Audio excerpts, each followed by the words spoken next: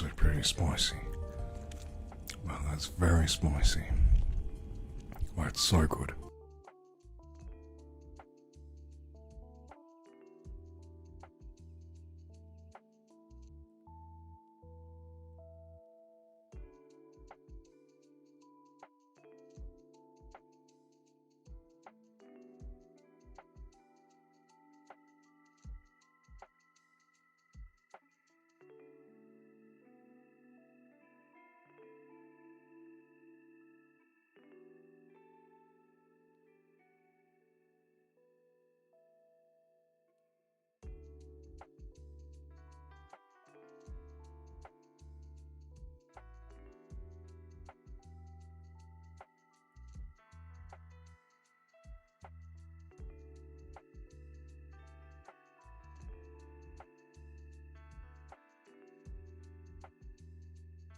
Good morning, mooncakes. It's lovely to see you. It is just about 8:30 here in my country, Philadelphia. And I think for like the first time in a week, I'm actually on camera. And I don't know how long that's gonna last. But hi, hello, this is my real face today, for now. Good morning, Salty. Congrats on being first in the chat and first in our hearts. It's lovely to see you. Good morning, Cress, and good morning, Kamesy. Congrats on being not first. Better luck next time, champs. I believe in you. Enjoy your lurk, Kamesy. I love you.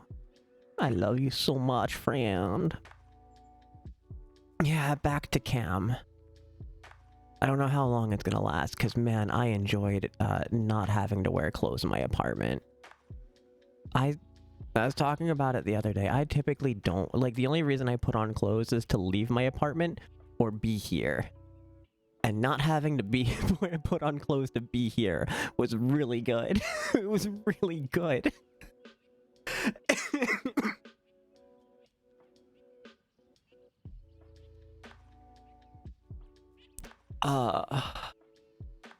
I could get used to it. I do enjoy being a face cam streamer though, but like maybe we'll hook up like an actual VTuber model at some point.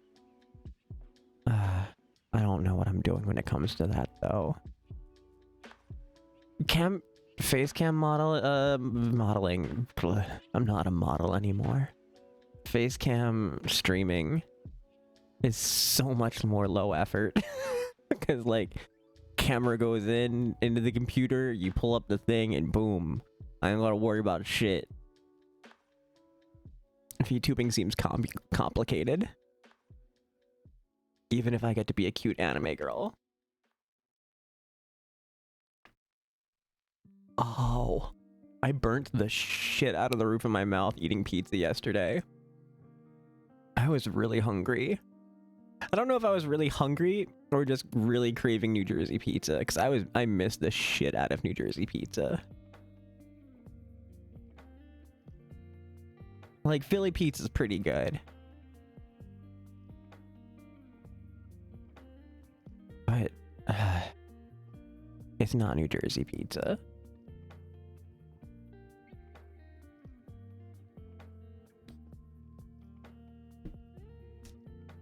I have 4 of these similarly sized Johns that Alpine sent me.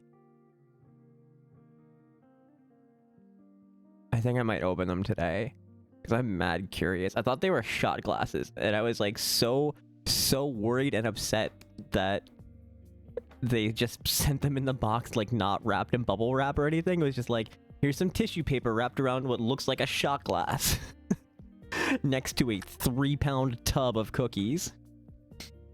I'm not even kidding. Hold up.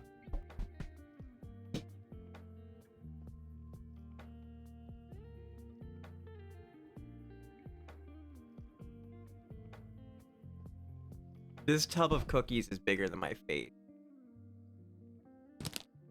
Like, thank you, Alpine. I love getting cookies from you every year. Massive Tupperware. Good morning, Crest. How are you?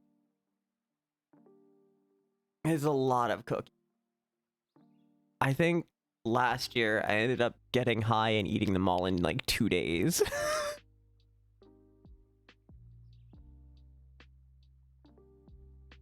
Which is par for the course for me, honestly. You're well doing your nails? Hell yeah. So, I know Alpine's not here, but like, let's open one of these.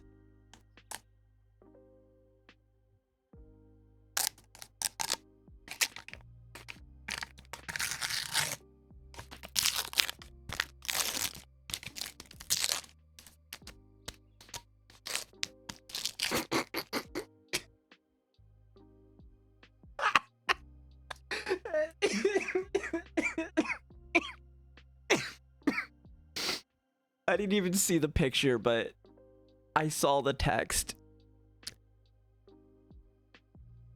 Come on, focus, motherfucker. Hey, you. You're finally awake. And it's got the... What even is this? Oh, it's a little candle.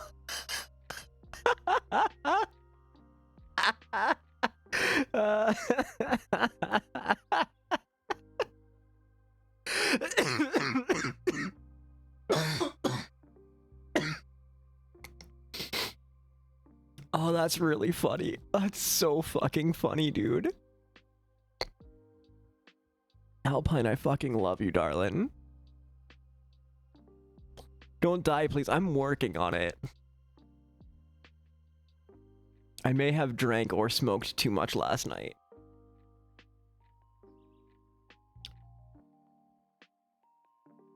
Could it be drank and smoked too much last night? Probably, but I'm not giving myself or you guys the ability to decide that. It's one or the other today.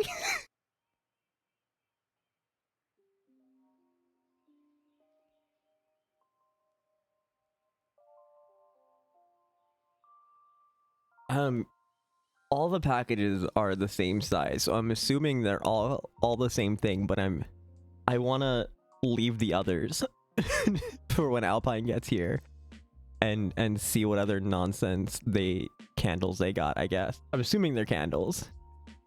I'm assuming they're all different labels of dumb memes, and I'm excited for that.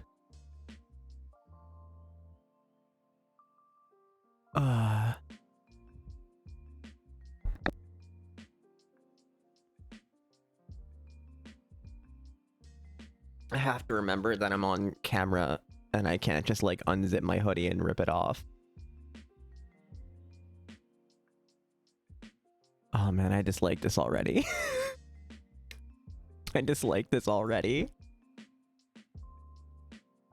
It definitely worked out well, the one... Yeah. Especially with me just rolling out of bed. I woke up like kind of stupid early, and I've been trying to like get a couple more hours of sleep to like no avail. I can show that stuff in DMs, but I can't do it on Twitch, and I've been streaming without a shirt for the past 3 days.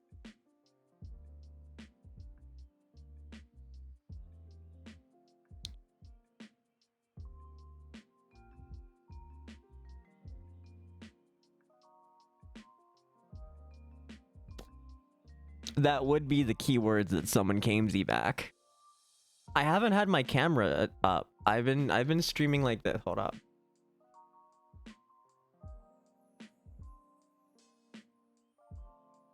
I've been streaming like this for the past like week. And since my camera wasn't hooked up, I was just like, I'm too warm for a shirt, so I'm just gonna take it off. And I don't have to worry about my titties being on Twitch and getting TOS'd. Because like, while I used to joke about speedrunning Twitch TOS and to get banned, it was mostly the content of my mouth and not actually getting naked on the internet. I have gotten naked on the internet several times.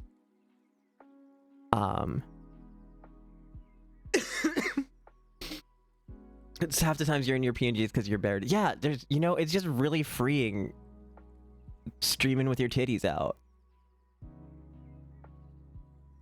I was missing on several life experiences by not streaming with my titties out. Free the PNG. Yeah.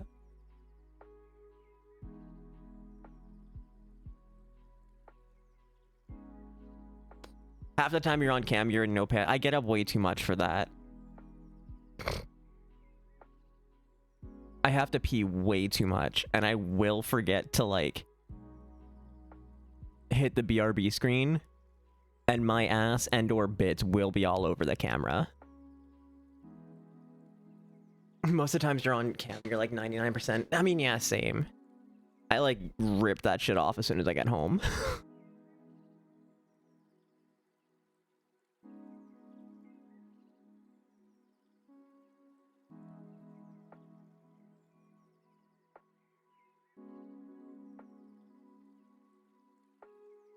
God, I'm not awake yet. I was trying so hard to get more sleep.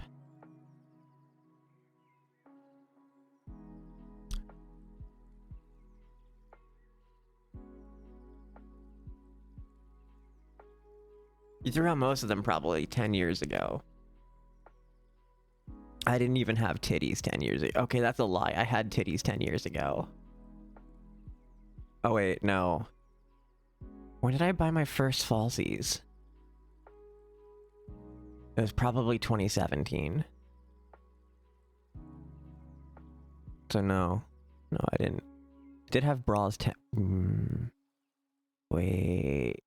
Actually, about 10 years ago is probably when I started realizing that I was trans. So, I think I was still borrowing my ex-girlfriend's bras that didn't fit her. Because she grew like 2 cup sizes while we were dating.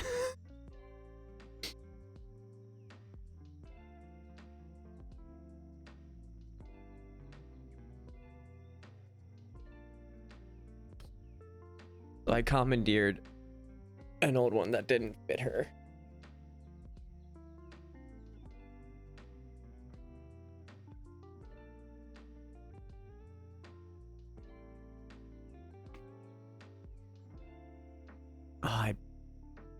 Drinking coffee after burning the roof of your mouth sucks.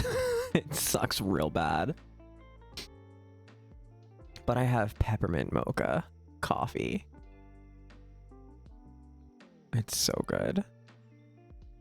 I don't care much for flavor for coffee. I burnt the roof of my mouth yesterday because I decided to eat what sucks other than you. Talk to me after class.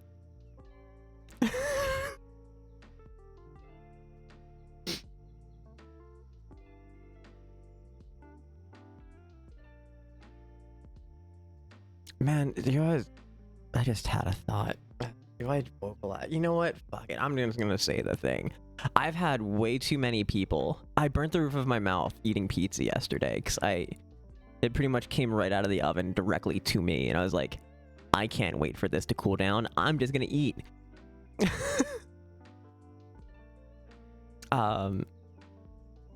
So yeah. Basically did the equivalent of like biting into a hot pocket or a pizza roll directly out of the microwave. You know, just fucking hot lava in the mouth.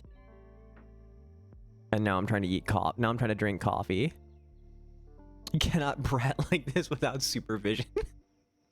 I'm not even the brat. I'm the brat tamer. What do you mean? What do you mean?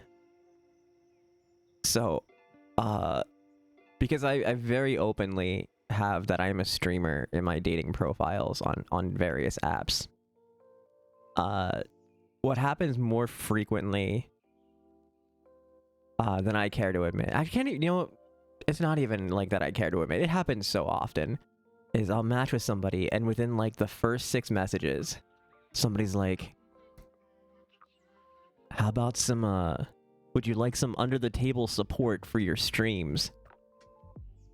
And you know, like thinking of the logistics of this, you guys would know, right? Because if I ever come into stream and my chair's like this, like, hey, what up? Because this is the only way that I could get... Like, my thighs are too thick for this.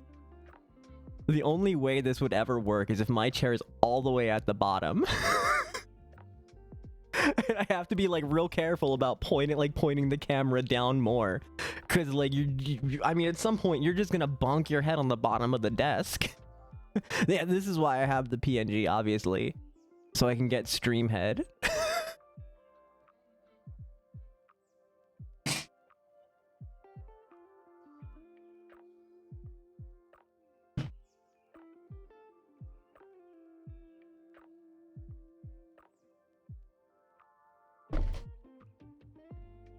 Bonk the bottom's head on the desk, you say? True. True, with the PNG, I don't need to sit.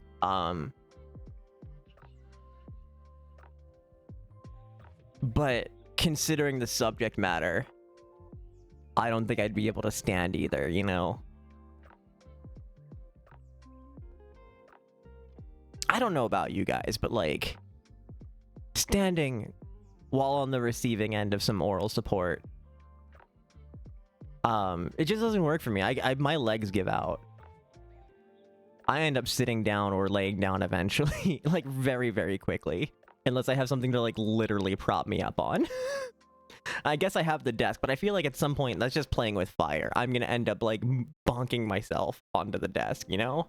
And like the whole point of doing that on stream is being discreet. It's just anti what you're trying to achieve.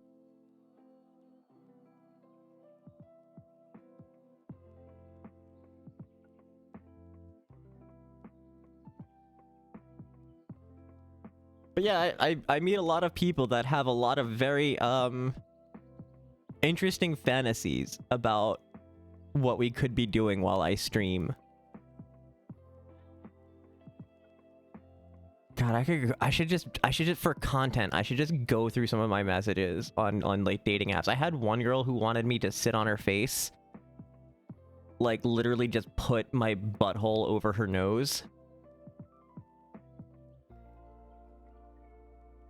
And just let it rip for hours.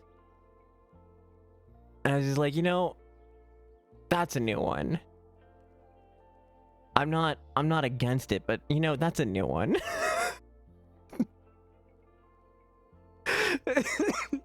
Also, I'm pretty sure my stream would be like, how does this work in your mind?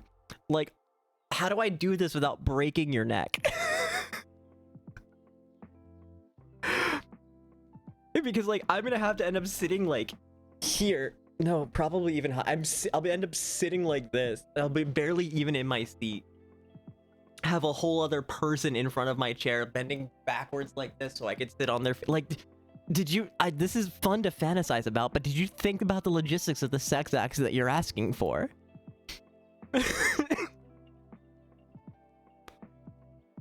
Yes, logistically challenging, and as the dom and the top, it's my job to figure that out. And I know that surprises everybody, but like that's on me, dude. That's on me. I have to be the tell you what to do and how to do it person. So I have to figure that out, and that just makes my life difficult.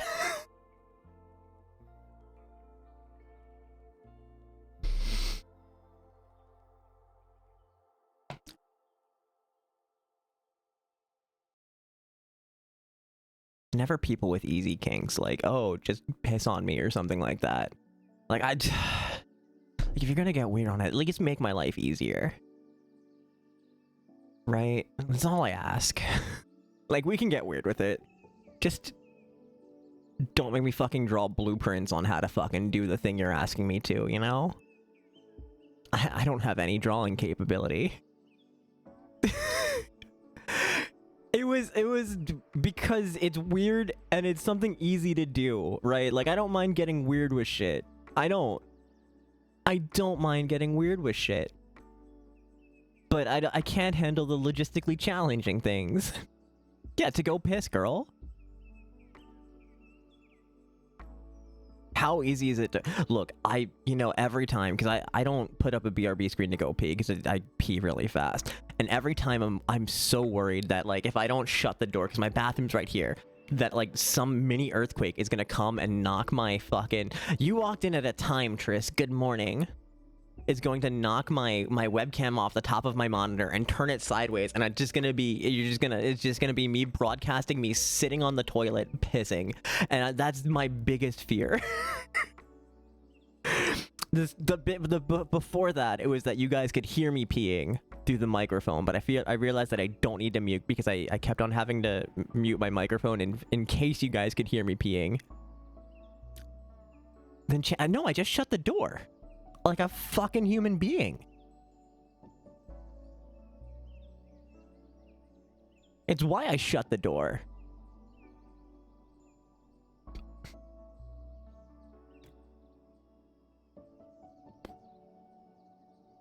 No, do both. I don't need to do both if I shut the door. But also the point was just to show how over-exaggerated my brain is. That I'm worried about like an earthquake hitting my fucking desk in fucking Philadelphia. Which would cause like my webcam is hooked onto like, so it would have to shake pretty violently. We don't get earthquakes like that here. We get maybe the kind that knocks over a lawn chair. Like in the past, all of my life, I've felt technically 3 earthquakes, and one of them I thought was just me taking a shit. I thought I was just pooping really hard. That's how weak earthquakes are here.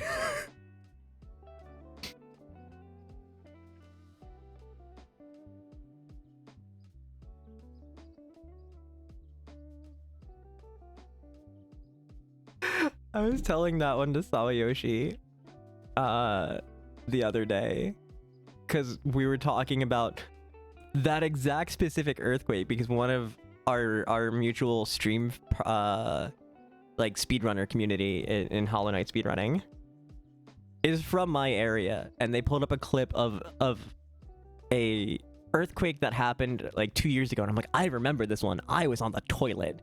Yeah, just pee yourself. Or no, pee by yourself. Sorry.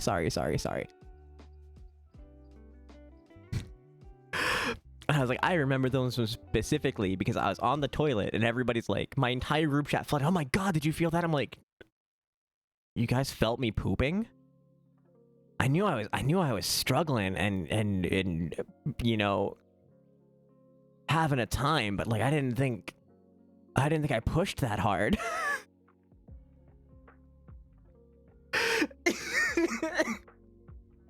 And they're like, no, you idiot, it's a fucking earthquake. I'm like, oh.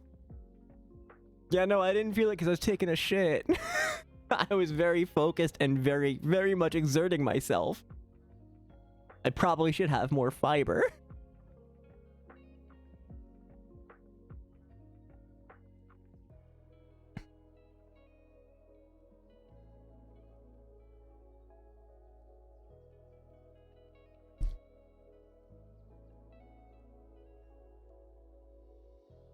Dun, dun, dun.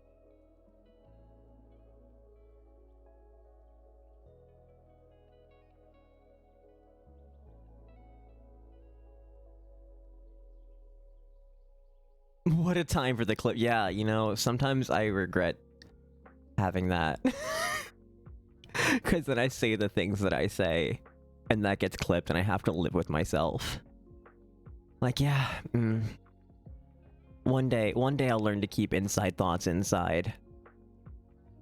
I never do. But maybe one day we can hope. It'll probably be my death day, honestly, but you know... It'll actually probably what'll do me in. Me and Comcast are not high enough fiber for your... Jesus Christ, Salty. Jesus Christ.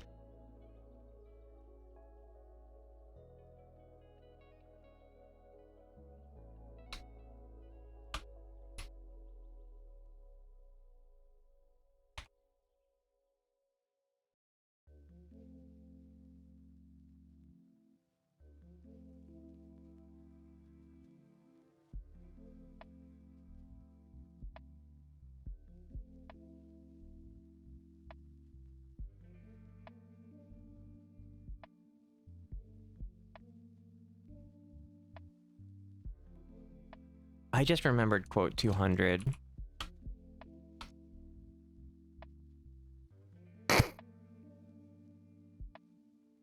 This is not a blowjob.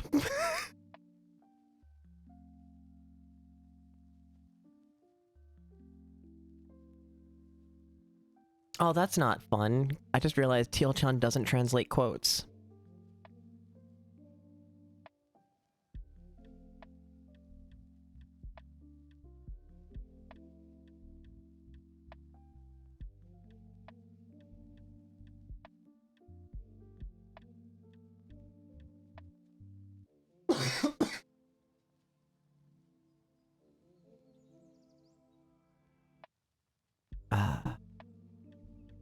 I think...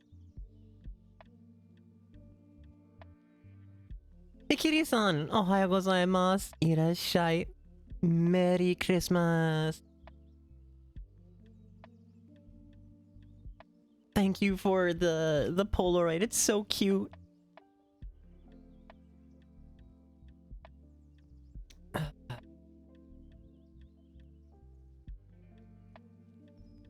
I picked a day to look like a bum. I look like a bum finally on camera, and Hikiri-san shows up. Oh no. I hope you don't mind.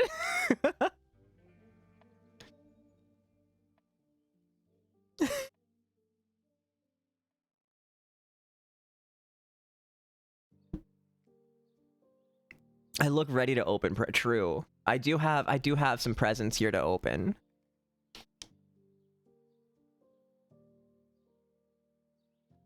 Friend and moderator Alpine sent me a whole package that I got yesterday.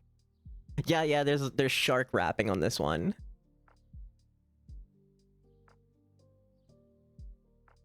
So first, they sent me a whole tub of Christmas cookies, which is they've done this like every year for the past couple of years. But I've got this little card too,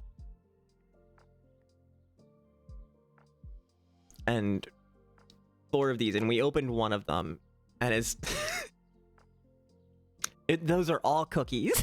They made a lot of cookies, and it's got the "Hey you, you're finally awake" line from Skyrim on it with the picture.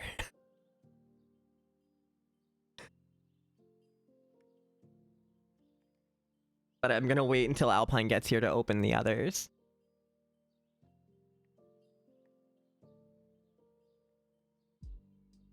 I think until that happens, I'm gonna... I think I'm gonna do this. Or I'll just go back to this.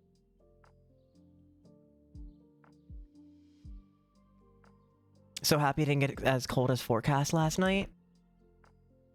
How cold was it supposed to get?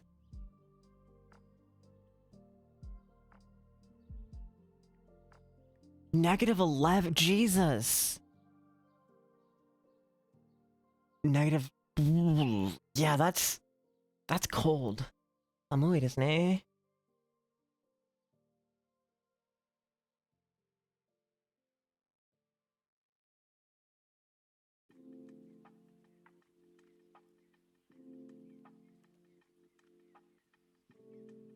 Mecha samui. Honto ni?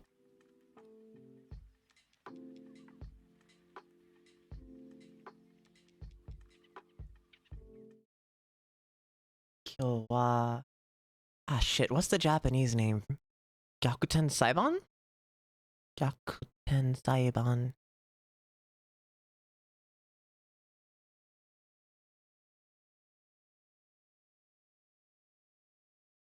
Ha! Yosh! I remembered. Ikiri-san, arigatou gozaimasu.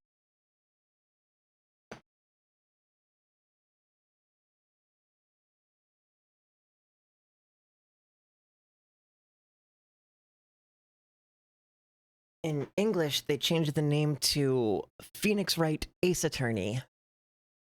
So most English-speaking people will know the series as either Phoenix Wright or Ace Attorney.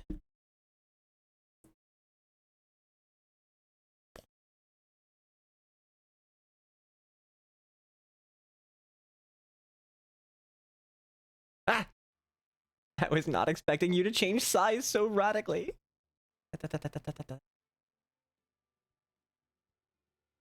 I thought I had everything set up well.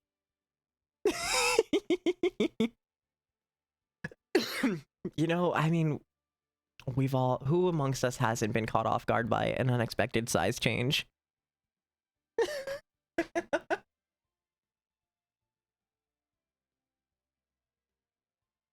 Ara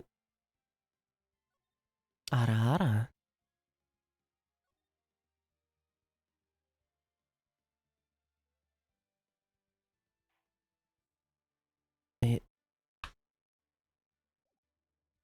Is there really no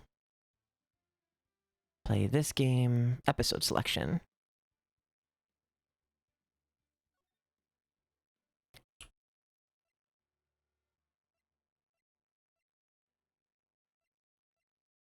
All right, so the goal is to get to episode 4. Faye goes live at 5:30 tonight, my time. Unexpected size change sounds like a tag on AO3 or other. Yep. Mm-hmm.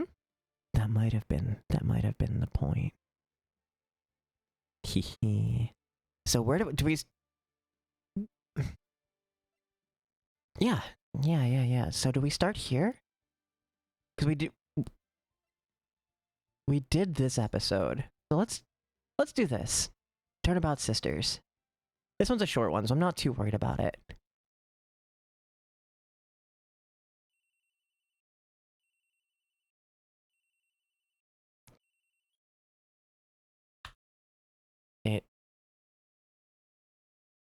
Hold up. Why is my audio so low?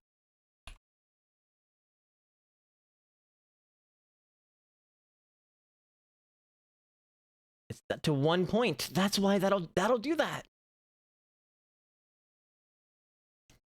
Yee-hoo. Hello, this is Maya.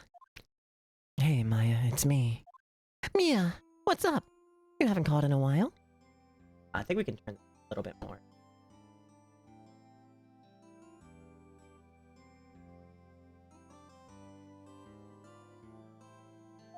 Sorry, I've been so busy. How have you been? Well, lonely, and it's all your fault. Nah, I'm just teasing. I've been great. I'm finally getting used to having my own place. That's good to hear. Actually, I'm calling because I have a favor to ask. I know. You want me to hold evidence for you? Sharp as always. There's a lot of buzz about the upcoming trial. I just don't feel safe keeping the evidence here. I gotcha. So, what is it this time? It's a clock. A clock? Yeah, it's made to look like that statue, the Thinker, and it tells you the time. I thought you might like it. You always liked toys.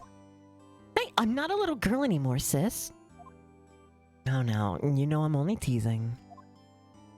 I should probably tell you, the clock isn't talking right now. Huh? It's not working? It's lame. I had to take the clockwork out. Sorry. I put some papers inside it instead.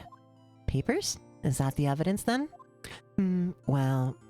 There's a possibility it might turn out that way, yes. Can you come by the office tonight, say 9 o'clock to pick it up? I'll be in a pre-trial meeting until then. Okay, sis, but I expect dinner. Something good. Like, burgers. I could really go for a good burger. Welcome to Good Burger, home of the Good Burger. Can I take your order? Okay, we'll hit the usual joint. Alright, it's a deal. Okay, see you soon. Yep, I'll be waiting, Maya. Conversation recorded, September 5, 9:27 a.m.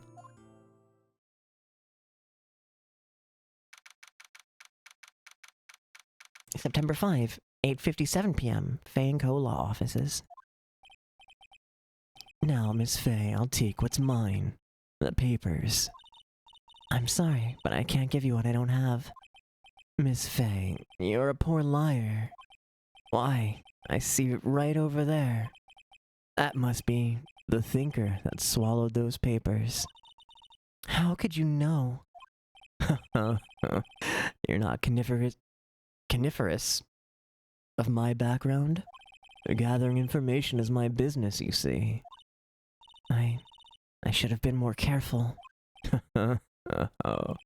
Oh, my dear Miss Fay, I'm so very sorry. But I'm afraid I must ask you for one more thing. Your eternal silence.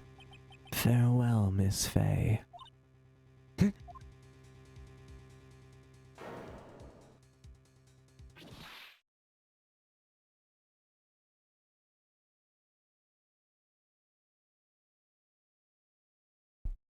Red, white, blue.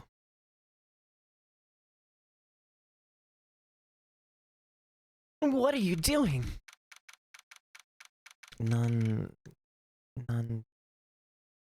Koto o suruんだ. September 5, 9:08 p.m. Fay and Co. Law Offices. Uh-oh, I'm late. Huh? That's strange. Guess the chief left without me.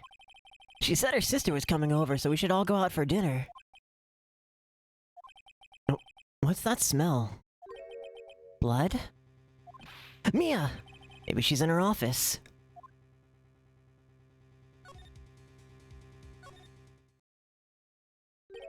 That smell. Blood. Sob. Sis. Someone's there. Huh? Chief. Chief? Chief! Snake!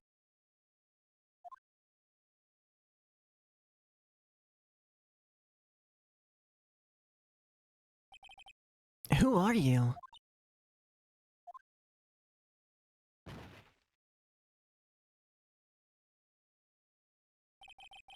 The strange girl dropped out cold. I left her lying on the office sofa. I went back to the chief where she lay under the window. Her body was still warm. I could feel it when I held her shoulder. Then, all too quickly, it began to fade. Until finally she was cold. Chief.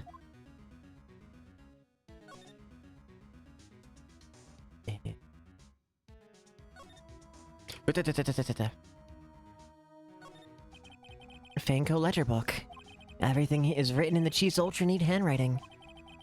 It's a small office, but it makes a good bit of money. Also, Hikiri-san, you have really good handwriting. Ah, shit, that didn't translate. Hello? Okay. Hikiri-san has really nice handwriting.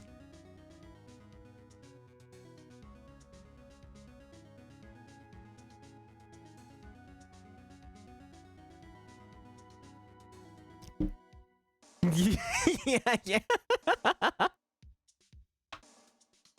Mine looks like a doctor wrote it. It's chicken scratch. Quiet as me. Funnily enough, my Japanese handwriting is better than my English.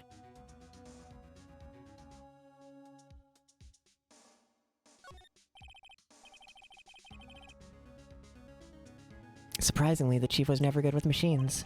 About all she used this PC for was email. She picked up this ancient model at some garage sale for practically nothing. Both of mine are messy. I actually got really good writing like Japanese with like a gel pen and like not getting it to smear, which was, I think, really impressive looking back on it.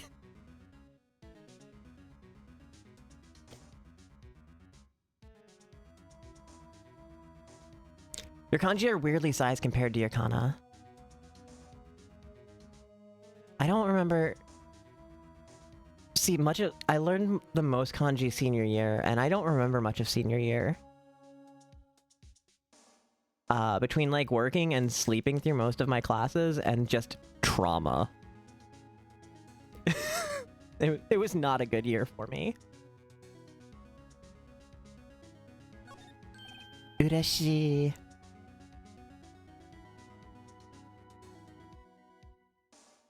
Right, I better call the police. Huh? That's funny. A few of the screws on the receiver are missing. It looks like someone was halfway through taking it apart. Police! Please come quick! What was that? Someone screaming from outside the window? Huh? She's staring right at me. She's holding a phone in her hand.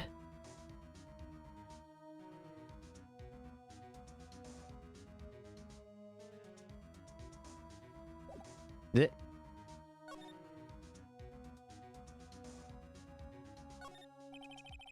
Phone receiver is missing a few screws. I'd better not use it.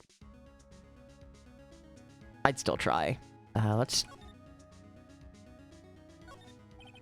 There's a large building right across from the office. The Gatewater Hotel, a nice luxurious place. Chief, it's hard seeing her like this, but if there are any clues here... She was struck on the head with a blunt object. She probably died instantly. The thinker lying next to her must have been the murder weapon. Are some glass shards near the chief's body? Must be pieces of the glass light stand lying broken in the back of the room.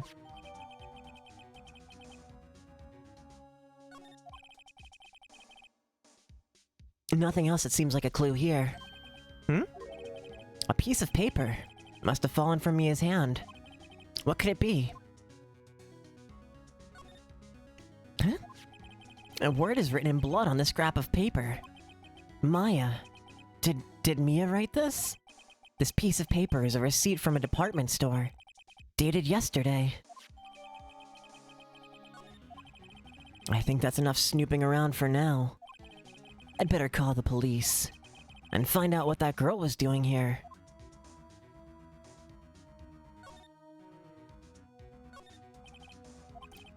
Do we have to... Hold up. Backspace. That girl just now. Where'd she go? I put her right there on that sofa. Uh-oh. I hope she didn't run on me. Yipes! Don't scare me like that. Excuse me, but who are you? It's okay. I work here. Maya? Maya Faye. Maya. Faye? Maya. So Mia was writing this girl's name. Maybe I should show her the receipt? I never thought there'd be a use for evidence like this outside the courtroom.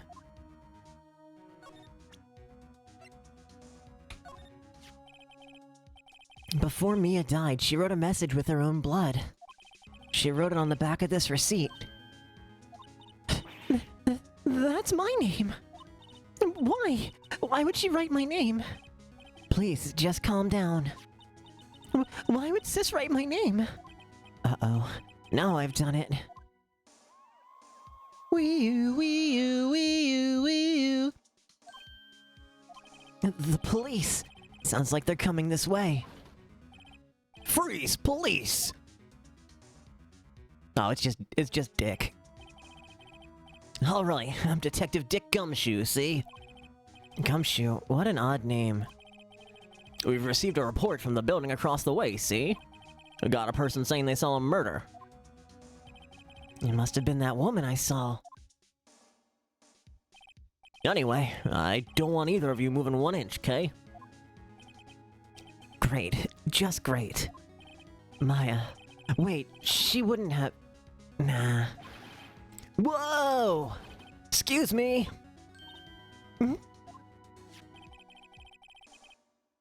Though this word Maya here mean anything to you? That's my name. What? The victim drew this here note in her own blood, see? With her dying breath, she wrote down the killer's name. Killer? Case closed. You're coming down to the precinct, ma'am. I'm not gonna be able to keep that voice up for him. What?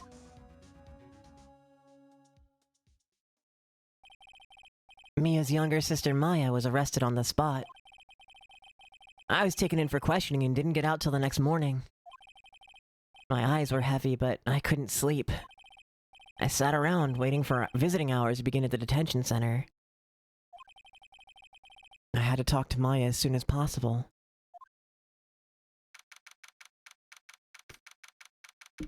September 6, 9:07 a.m., detention center, visitor's room. Wow, I have poor Maya locked up like a criminal. Are you... Oh. It's you. The lawyer. Good morning. Good morning. She looks so tired. Are you going to be my attorney? Well, that's what I wanted to talk to you about. It's up to you. I'd better give it to her straight. It's up to you. Up to me? Yes, I don't think this is something I should decide. After all, you're the one in trouble here. They're never going to believe me, are they? Even you, when you found me in the office. You looked at me like I had done it. Did I look at her like that? No, I never thought. I've never thought a day in my life. It's okay. I understand. And I also heard about you. Heard? Heard what about me? I was talking to my sister on the phone the other day. Today was my junior partner's first time in court. Wow, really? How'd that go? It was quite the scene. Honestly, I was on edge the whole time. It's been a while. So he crashed and burned? He's a genius. One of those strike fear into the hearts of evil types. The only thing he's lacking is experience. Huh, sounds like it was fun.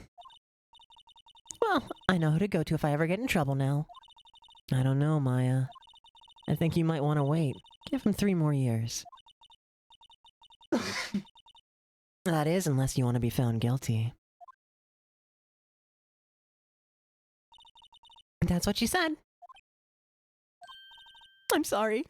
I didn't mean to insult you. No, it's okay. It's true, I guess. But at the same time, I can't just sit by and watch. When I think of the person who did this to Mia... I know.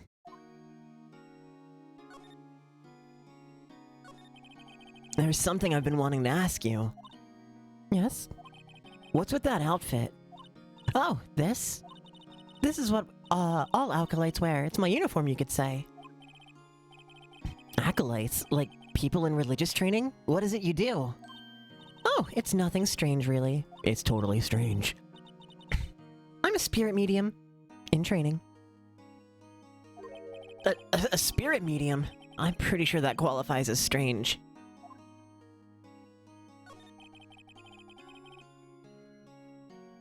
Oh, Hikiri-san, that's really high praise from you. 'Cause, like, I feel the same way about your voice.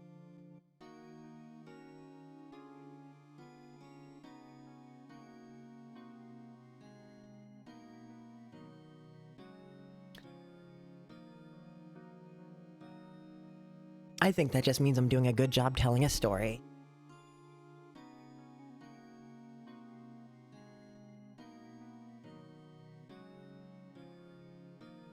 I just really like voice acting. Captions, please. I just really like voice acting. There we go. You don't... Daijobu.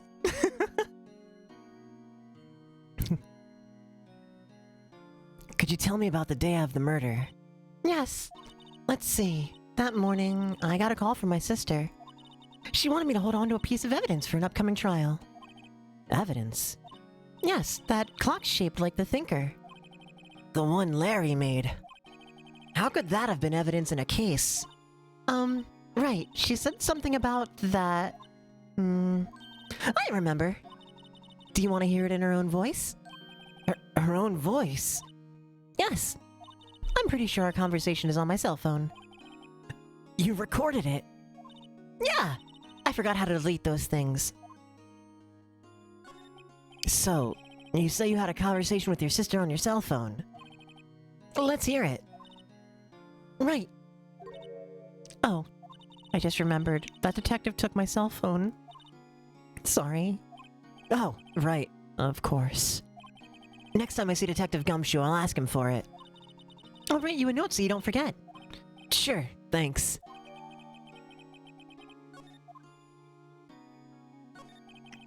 Could you tell me about the day of the murder? Sorry, I know it must be hard. No, it's okay. All I've been doing the last few hours is talking about it. I've kind of gotten used to it. Let's see. That morning, I got a call from my sister. She wanted me to hold on to a piece of evidence for an upcoming trial. That's the thinker clock that Larry made. It's practically qualifies as a serial murderer by now. So then, when did you arrive at the office? It was right around 9. The lights were off and I could smell blood. Then I found her. My sister. Kid, what are we screaming about? It's 9 o'clock in the morning. Bruh. Thanks, Maya. That's all I need to hear for now. So you're an acolyte, medium in training. That's right. The Fae family, especially the women, have always been very sensitive to the spirit world. Wait a second, you said the Fae family? So Mia was into this stuff too? Of course! She left the mountain to follow her career, she said. Her powers were first class too. I had no idea. Wait. What? So, you're a real, honest-to-goodness spirit medium? With ESP and all that? Espa.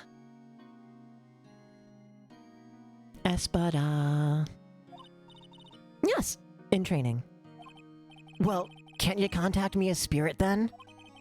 We could just ask her who killed her. I'm sorry. I'm still in training. I couldn't do something on that level. Ads are starting soon. この番組はご覧のスポンサーの提供でお送りします。 It feels much more anime when I'm playing a game like this. Like, now we'll pause for our commercial break. Find out what happens in... Find out what happens next after the commercials. I thought that'd be too easy. Huh? Something the matter? I was wondering, could I ask you a favor? Huh? Is it the address of a famous lawyer? My sister gave me this next time on Dragon Ball Z.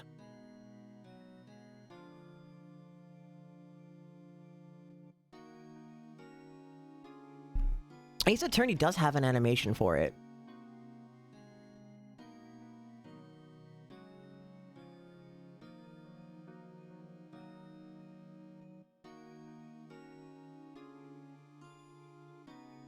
My sister gave me this a long time ago. She said if I was ever in trouble, I should call him. And, well, I'm in trouble. Do you think you can go ask him to represent me? Sure, why not? I'll go ask. Thank you so much. I have no one else to turn to. Say, what about your parents? I see. Don't worry. Leave it to me. Thank you. The trial's tomorrow at 10. What? Tomorrow? Tomorrow. What if this guy refuses? They told me if I don't find one, the state will pick one attorney to defend me. When will that happen? They're giving me until 4 this afternoon. And visiting hours are almost up. I'd better hurry. Right, I'll be back.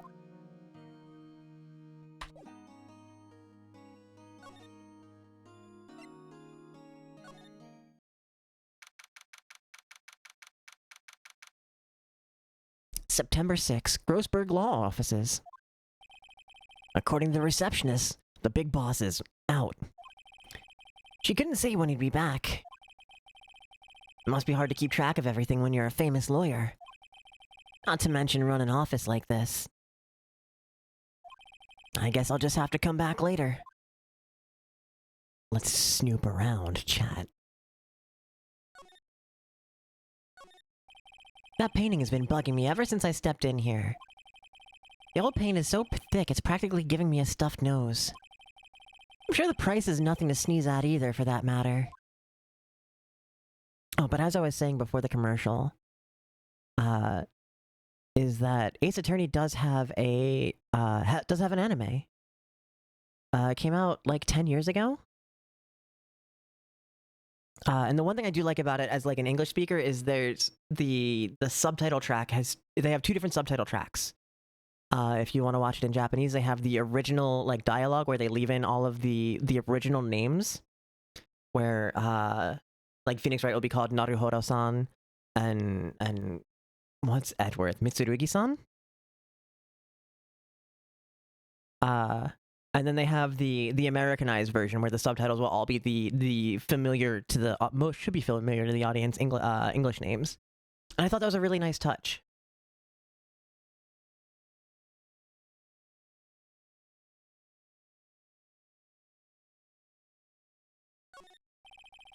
Expensive-looking mahogany bookshelves. It's filled with expensive-looking books. Funny. They don't look like they've ever been read. Solid mahogany desk. Wood's been polished to a deep luster. Table for clients. Elegant ebony case, and if I'm not mistaken, that lighter's made of solid gold. Even I can tell someone here has got money to burn.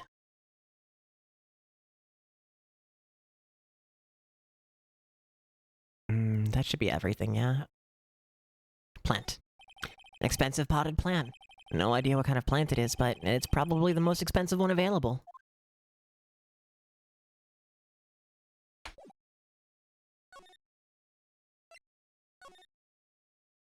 Hey! What is it? Did you meet the lawyer? Sorry. I haven't seen him yet. I see. I better go see if I can find this elite lawyer she's talking about. If we go back, will he be in? Nope.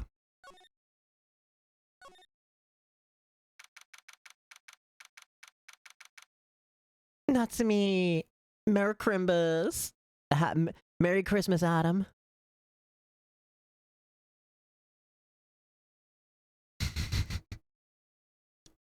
I found that post in my like Facebook memories, and it just brings me so much joy. September 6th, Fanco Law Offices. I hope you're doing well, darling. The office is filled with police officers. They're all busily searching for clues. Hey, you there!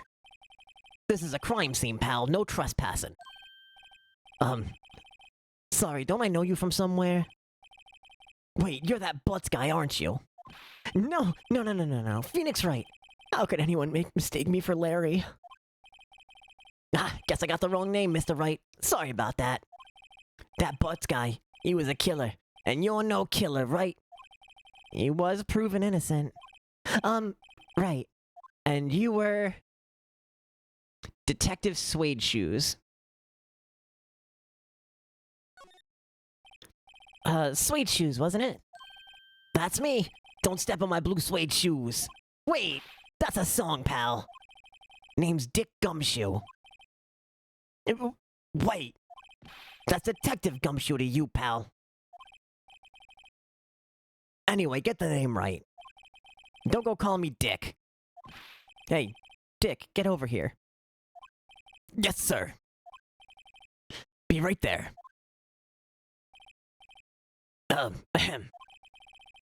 You're her lawyer, right, pal? If you got business here, you'd better do it quick. He thinks I'm Maya's lawyer. About Miss Faye, did you do an autopsy?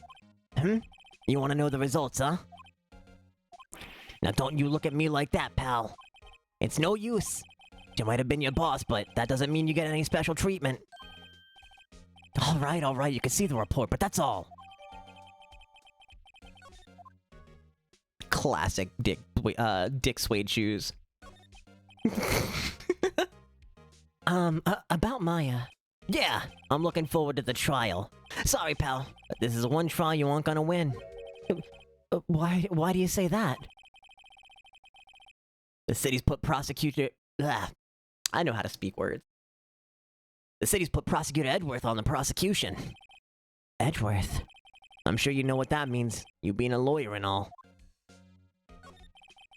Prosecutor Edgeworth? That's right, pal. Mr. Miles Edgeworth himself. Wait. You do know him, don't you? Of course I do. My childhood bestie. I know him. He's a feared prosecutor. He doesn't feel pain. He doesn't feel remorse. You know what that means. Unresolved sexual tension.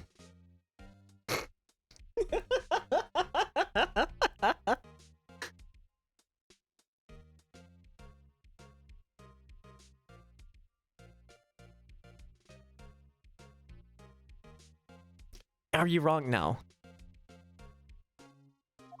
He won't stop until he gets his guilty verdict. Oh, don't talk about him that way. You make him barely sound human. Still, I'm afraid this pretty much decides the case. So, Edgeworth is on this one. He hasn't lost a case since he became a prosecutor at the incredibly young age of 20. Of course, there are rumors of back-alley deals and forged evidence. All I know for sure is that Edgeworth hates crime with an almost abnormal passion. I never imagined I'd be facing him so soon.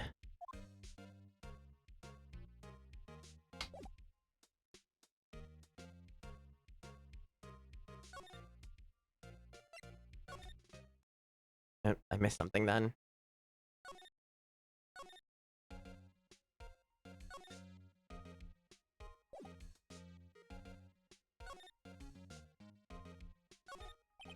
Mia's desk. Perfectly clean, as always. Only thing is missing is... Mia. Mia's favorite potted plant. I remember it had this bizarre name no one could ever remember.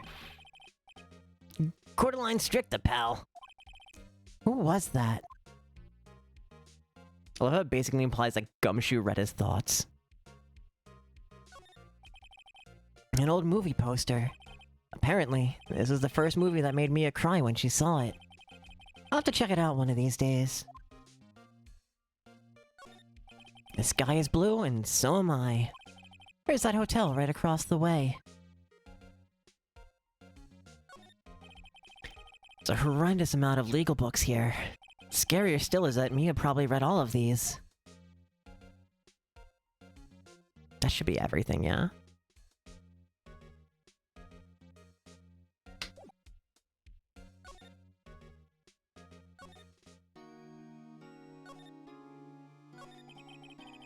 What about your family?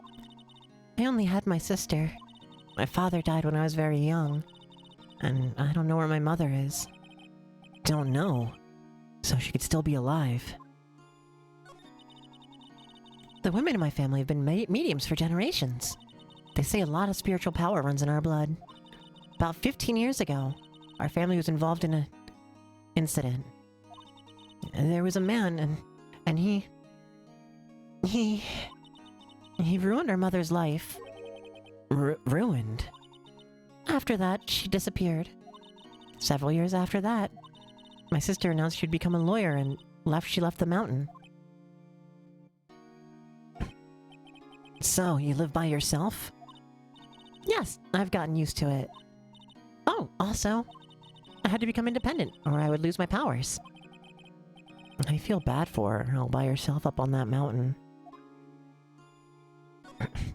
So, who was this man who, ruined your mother? About 15 years ago, there was an unusual murder case. Made quite a stir. Everyone was talking about it, apparently. The police were running out of leads, and they were getting desperate. Wait, they didn't use a spirit medium, did they? The police convinced my mother to try and contact the victim. Wow, so what happened? The case was solved. We thought. You thought? The man my mother helped the police capture was innocent. The police's consultation with the medium had been carried out in secret, of course. But the man found out about it and leaked it to the press. He told all the papers that my mother was a fraud, and the media jumped on it big time. My mother became the laughingstock of the nation. I see. White. Excuse me? White? That was his name. My sister told me. White. Alright, I'll be back in one moment. I gotta hit the bathroom.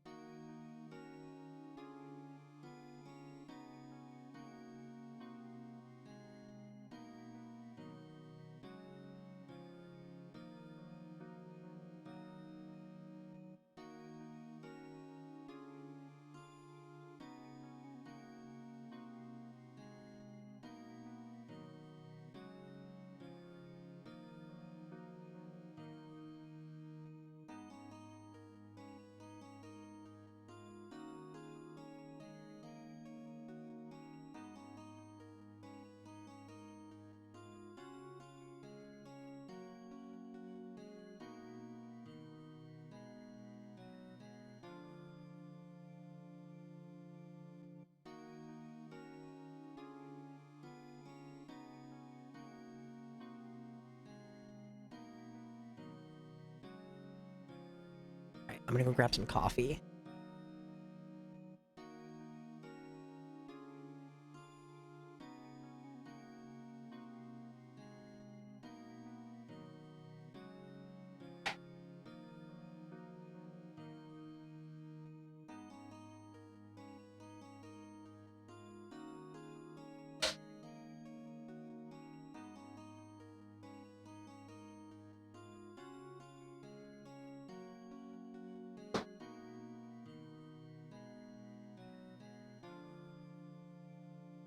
Tadaima, madorimashita.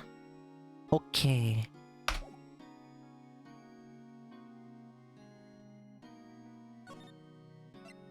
Can we do the thing here yet? No. Oh wait, maybe we have to... Hold up, I think I remember what we have to do. Present... Present... I was wondering, did you see Maya Faye's cell phone? Oh, that... Hold up. What was the voice I did for him again? Oh, that! I have that. Do you think you could give it back? Sure, I mean, wait a second, pal. Tricky lawyer. Uh-oh. He's on to me. Tell him straight. If I tell him why I want it, there's no way he'll give it to me. Something the matter? Oh, no, it's just, detective. Nope, I know nothing, pal. That cell phone has a lot of numbers on it, like her boyfriend's. A cell phone holds all a little girl's sweetest and spiciest secrets. You're trying to confuse me. Sorry, pal. I already checked all the numbers in memory. Impressive. You're quite the detective. Uh-huh. Oh, here, you can have the phone back. There weren't any suspicious call records in there after all. Seems he didn't notice a recorded conversation. I guess I've asked all the questions I need to. You all done, pal? Yes, thank you. I'll be heading out now. Itakimasu. Oh, wait. One more thing I wanted to mention to you. I don't suppose you're planning on talking to that witness. Anyway, you'd better not. No influencing the witnesses with your lawyerly ways, pal. The detective, he's such a himbo. I love it. He's gold of heart, dumb of ass. I love it about him.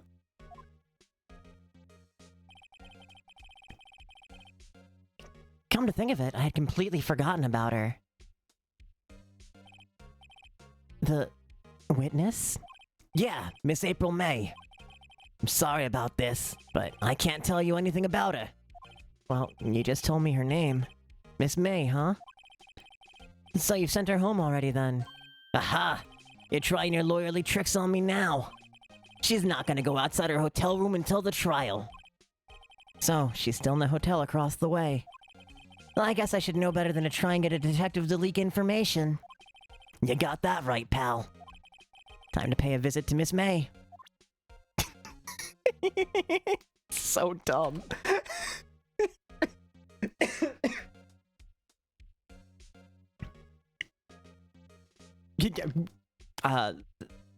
This is, as they would say in the South, bless his heart.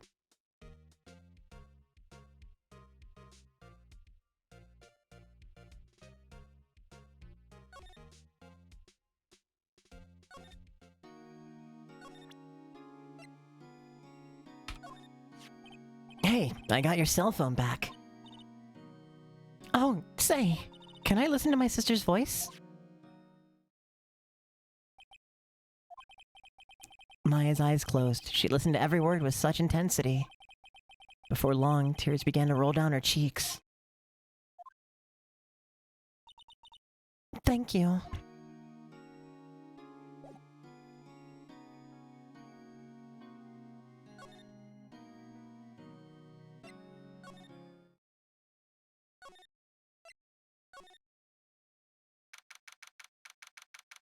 September 6th, Gatewater Hotel, room 303. How did we get the room number? Well, hello there, handsome. Hi. Smooth, right? Real smooth.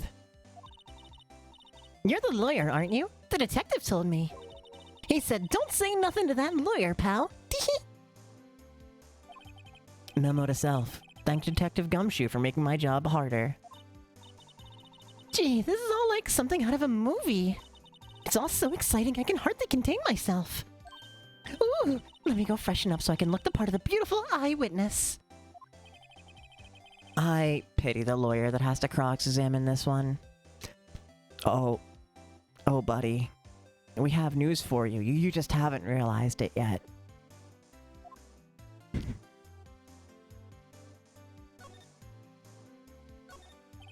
There's a screwdriver stuck in this drawer. Not me. Congrats on being not first. Better luck next time. I believe in you, champ. I'm gonna go grab my coffee.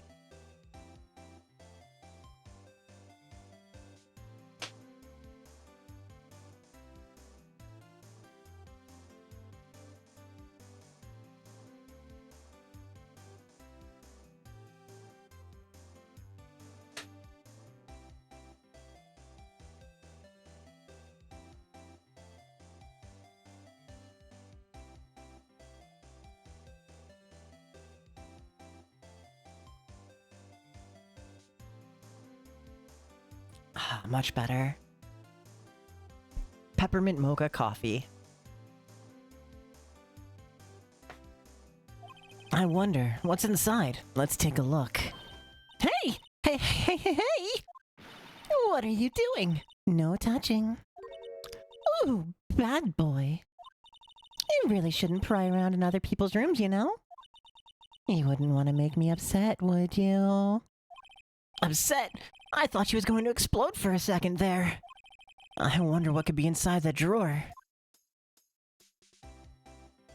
Dun, dun, dun, dun. Do you think you could tell me something? I need you to describe what you observed at the time of the incident.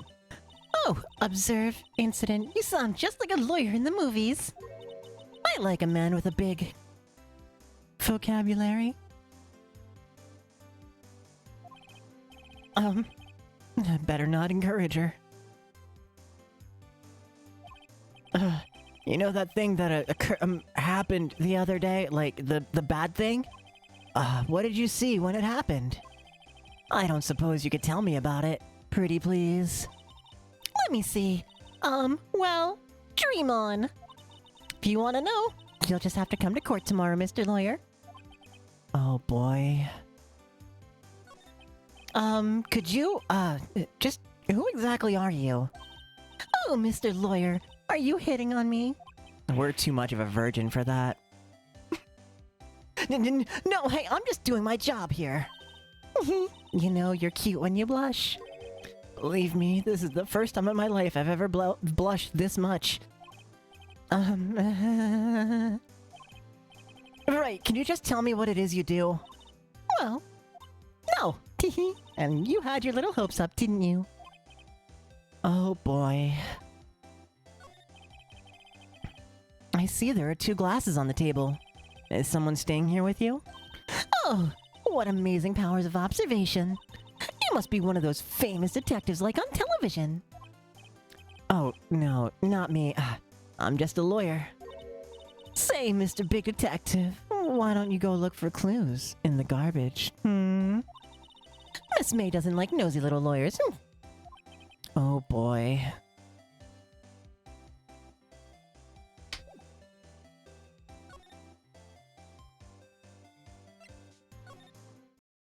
There we go. Seems like Mr. Grossberg is out. Well, maybe I should just wait here for him to come back. Ahem. If that wasn't the most over-the-top clearing of the throat I've ever heard. Aha! So, you're the one they say has been looking for me. Yes, that's me. He looks even grander than I imagined. That badge on your collar. Ah, so you're a lawyer, are you now? Yes, well, yes. And what do you want? I'm not particularly busy these days. Please proceed. Hey, Tori. How you doing, BB? Not busy? Then how come no one could get in touch with you? Something the matter? You came to see the one and only Marvin Grossberg, did you not? You're awake? Ohayou gozaimasu. Congrats for being awake. Okte... No, okta?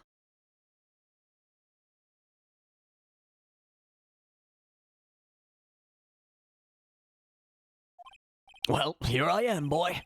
What do you want? Out with it. Well... Sir, actually, it's about Maya. Maya Fey. Ah, yes, Maya Fey. Go on. Why the strange reaction? Cha-cha-cha. I'm really quite busy here, son. I can't go taking cases on a day's notice. No, it's quite impossible. Wait a second. How did you know the trial was tomorrow? Ahem. Anyway, I'm afraid it's entirely impossible for me to represent her. Sorry, end of discussion. What's going on? He refused me before you even got the chance to ask him. What do I tell Maya? How could you just refuse like that?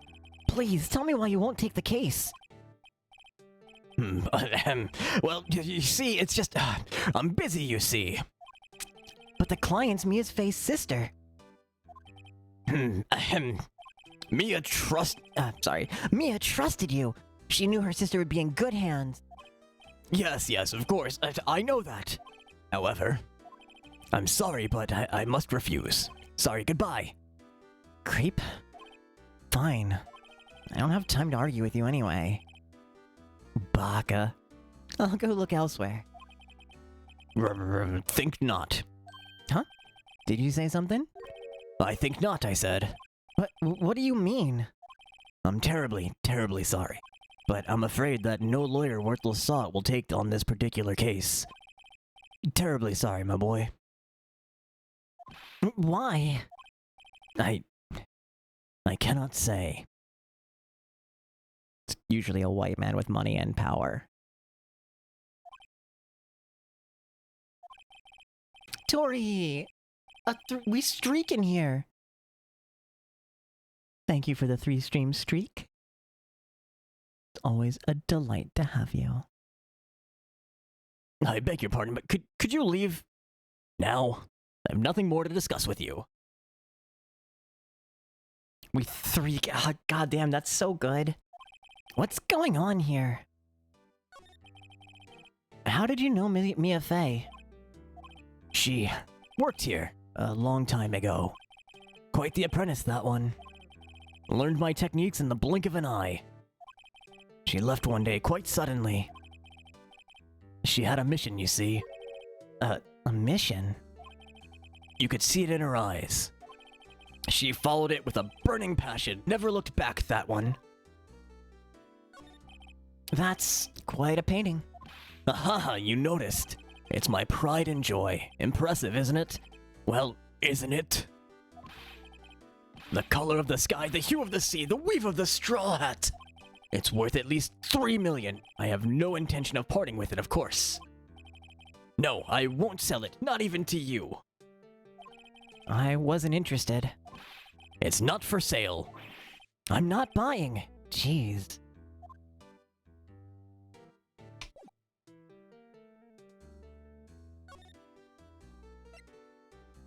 Sadly, you must go to work. Have a good day at work. Oshigoto ganbatte kudasai. Ads are starting soon. この番組はご覧のスポンサーの提供でお送りします。September 6th, 3:42 p.m. You're venturing out for some things. Good luck in... Oh, you're in retail? I'm so sorry. Godspeed. Get yourself a well-earned drink after work. You're venturing out for some things. Have a good venturing out. So, like some drugstore and the drugstore. Hell yes. Get them drugs.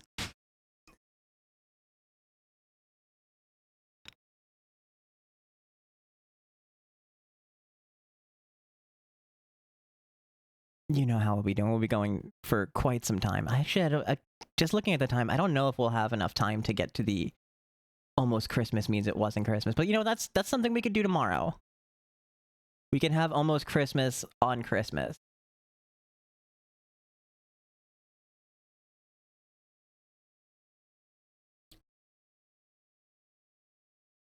My happy drugs and my happier drugs. Hell yeah.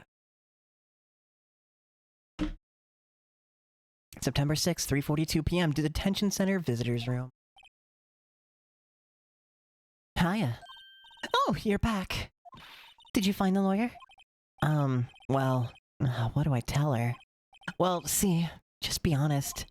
I really don't think you should use that guy. He didn't seem healthy. He was all skin and bones. What really happened? You don't mean he refused to help? I see. I've been abandoned then. Just a little longer now before the state-appointed lawyer comes, I guess. 4 p.m. Time's up. What should I do? Do I just leave her and go home? I've made up my mind. I'm going to defend you whether you want me to or not. Why? Why? Well, I can't abandon you. We've watched too much Super Sentai. We're a hero of justice. No one is as sad as a person without any friends. Oh, that's the most. That's so tokusatsu.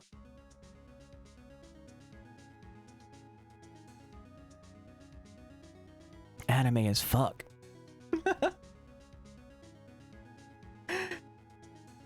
Sotre no anime. I know, I've been there a long time ago. Why did I become a lawyer in the first place? Because someone has to look out for the people who have no one on their side. Maya, I won't abandon you. You can count on me. That's so kind of you.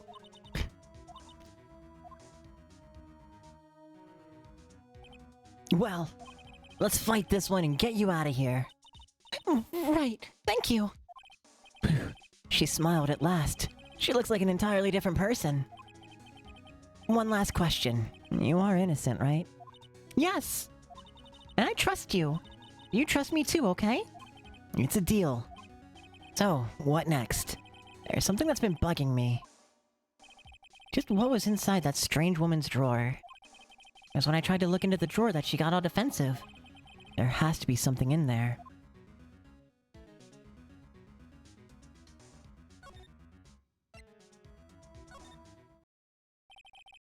Good afternoon, sir. Excuse me, you are... Ah, I beg your pardon, sir. I am the bellboy of this establishment at your service, sir. Oh, right. I've just come up to deliver room service, sir. Do you know where Miss May might be? Ah, I believe our guest Miss May is currently using the, facilities. If you've no need of anything, I'll be taking my leave. Please, stay as long as you like. Enjoy. Yeah. Wait, no, hey! Why does it seem like every time I come here, I end up embarrassing myself? Wait, now's my chance to snoop around a bit. Ah, I almost forgot. You came back quick. Might I ask you to inform Miss May that there's a message for her? Please tell her that Mr. White of Blue Corp phoned. Oh, right. Sure. Mr. White of Blue Corp? Where have I heard that name? Why, that was his name. My sister told me. White was the name of the guy who ruined Mia and Maya's mother. Could it be a coincidence? There's a screwdriver sticking out of that half-open drawer. Now's my chance to see what's inside. What do we have here? A wiretap? What would a woman like her be doing with a thing like this? There's definitely something suspicious about this Miss May. Why would she have something like this in her hotel room? There's a story behind all this, I know it. Alright. I'll be using this bit of evidence in tomorrow's trial, that's for sure. For Maya's sake. I'll get to this woman's bottom. Wait, no, you know what I mean. Oh, bellboy, still there? Uh-oh, time to scram. I look forward to tangling with you tomorrow, Miss May. In court. I have to specify in court, otherwise it's just very sexual.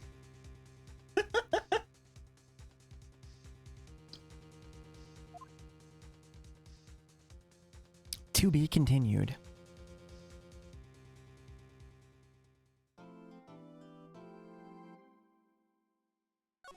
Hi.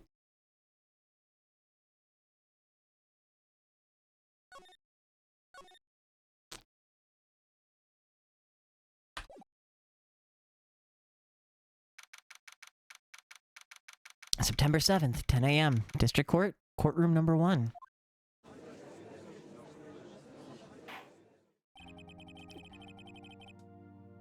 I can't look at the judge seriously anymore. Jeff ruined this.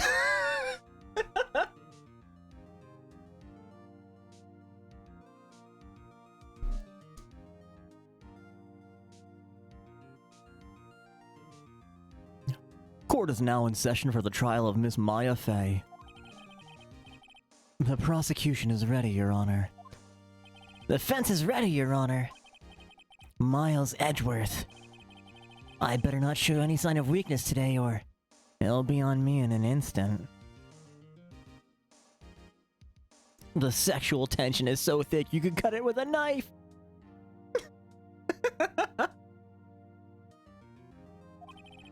Mr. Edgeworth, please give the court your opening statement. Thank you, Your Honor. The defendant, Miss Maya Fey, was at the scene of the crime. The prosecution has evidence she committed this murder, and we have a witness who saw her do it. The prosecution sees no reason to doubt the facts of this case, Your Honor. I see. Thank you, Mr. Edgeworth. Let us begin then. If we may call out our first witness, Your Honor. The prosecution calls the chief officer at the scene, Detective Gumshoe.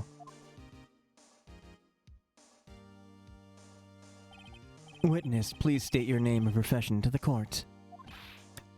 Sir, my name's Dick Gumshoe, sir. I'm the detective in charge of homicides down at the precinct, sir. Detective Gumshoe, please describe for us the details of this murder. Very well, sir. Let me use this floor map of the office to explain. The body was found by the window here. And the cause of death? Oh, sorry. And the cause of death? Loss of blood due to being struck by a blunt object, sir. The murder weapon was a statue of the thinker found next to the body, sir. It was heavy enough to be a deadly weapon, even in a girl's hands, sir. The court accepts this statue as evidence. They're still calling it a statue. Now, Detective. Yes, sir. You immediately arrested Miss Maya Fey, who was at the scene, correct? Can you tell me why? Yes, sir. I had hard evidence she did it, sir. Detective Gumshoe, please testify to the court about this hard evidence.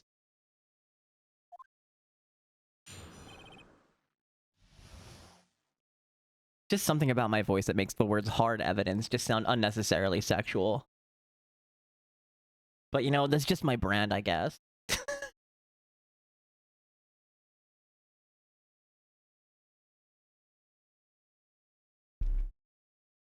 Maya Fey arrest. Hormiga, good morning. How you doing? Merry Christmas.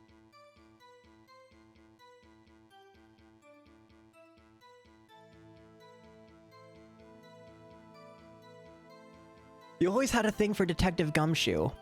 Merry Chrysler. Merry Crisis. Which just gets more real every year since the invention of that. Was it a Vine? A TikTok? I don't know. Merry Crisis. As soon as the phone call came in, I rushed to the scene. There were two people there already. The defendant, Miss Maya Fey, and the lawyer, Mr. Phoenix Wright. I immediately arrested Miss Maya Fey. Why? We had a witness account describing her. The witness says she saw Miss Maya Fey at the very moment of the murder. The very moment, you say? To shreds, you say? Very well, Mr. Wright. You may now begin your cross-examination. Yes, Your Honor. Cross-examine what? Cross-examine these nuts! Got him! I couldn't see a single contradiction in that testimony. Whoosh. For a detective mystery-solving game, the ladies in this sure do have tiggle bitties. True. It was definitely aimed at, teenage boys, huh?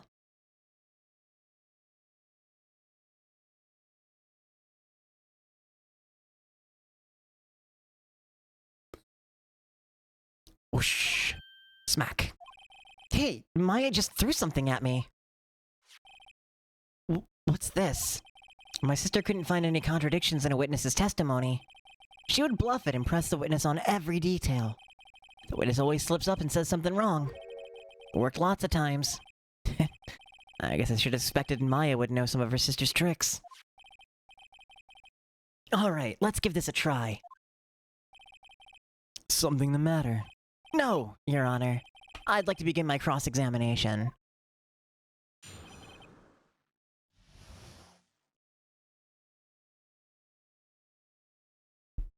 Maya Fey's arrest. Alright, I'm not gonna reread all of his statements, but I will read the press. Who did you say you got a call from? Hey pal, don't play dumb. You know who. The call was from a customer at the Gatewater Hotel, right across from the crime scene.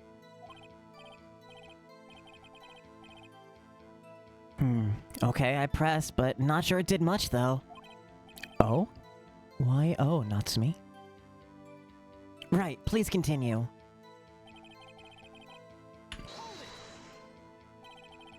Detective Gumshoe, how long would you say it took?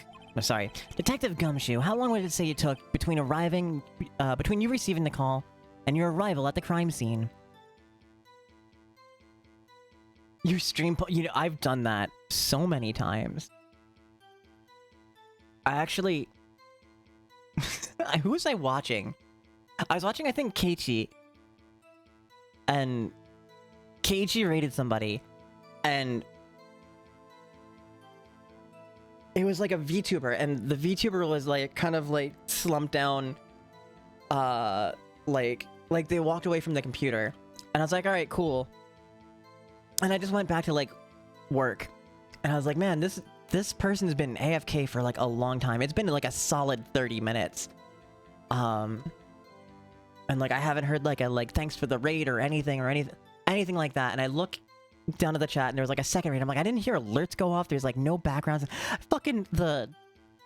My pocket paused the stream as soon as we raided in. It was really funny.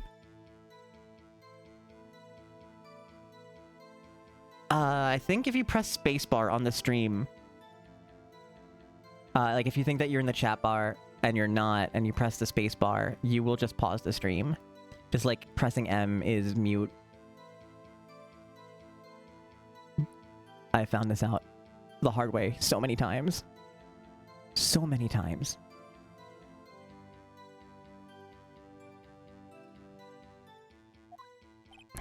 Right. I'd say it was about 3 minutes. That's pretty fast. Our motto this month is quick response.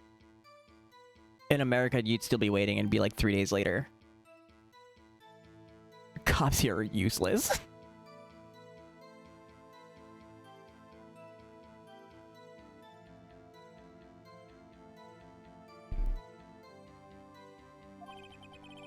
That's how I got there before the killer got away. Indeed. So, tell us who the two people you found on the scene were. Yes, sir.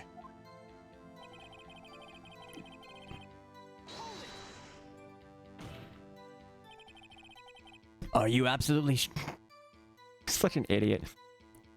Are you absolutely sure it was us? Listen, pal, your dumb act will only get you so far.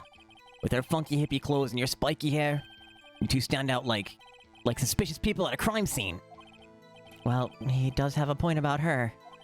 She is pretty unmistakable. I should pick my points to press with a little more care.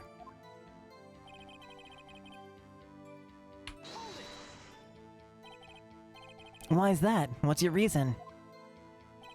Why? We had a witness account describe. Oh. Hold on, just 1 second. Yeah? If I heard correctly, you said you arrested her because you had hard evidence she did it, correct? Huh? Did I say that? Me? I heard you say it. You did say it. You said it. Exactly what about the suspicious woman in pink claim was hard evidence? Oh, sorry, wrong voice.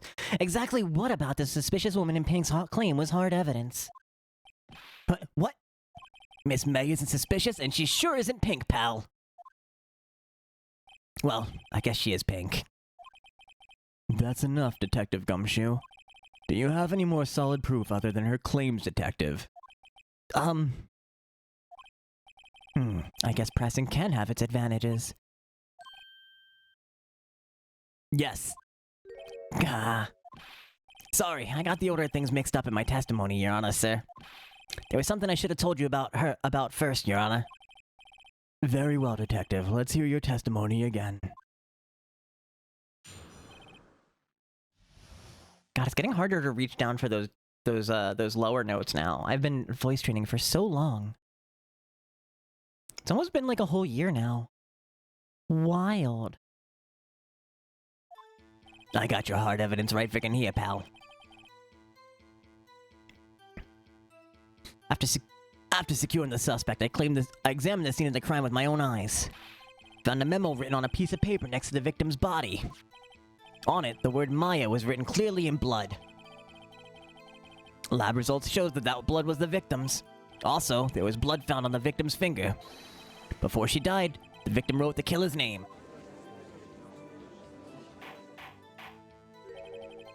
How you like that? That's my hard evidence. Boom! Got him. Mic drop.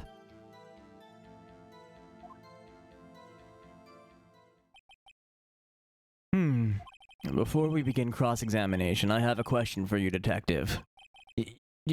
Your Honor? Why didn't you testify about this vital piece of evidence the first time? I know. I'm real embarrassed I forgot about it, Your Honor, sir. Try to be more careful. Very well. The defense may begin its cross-examination. A little more grit in the judge's voice, I think.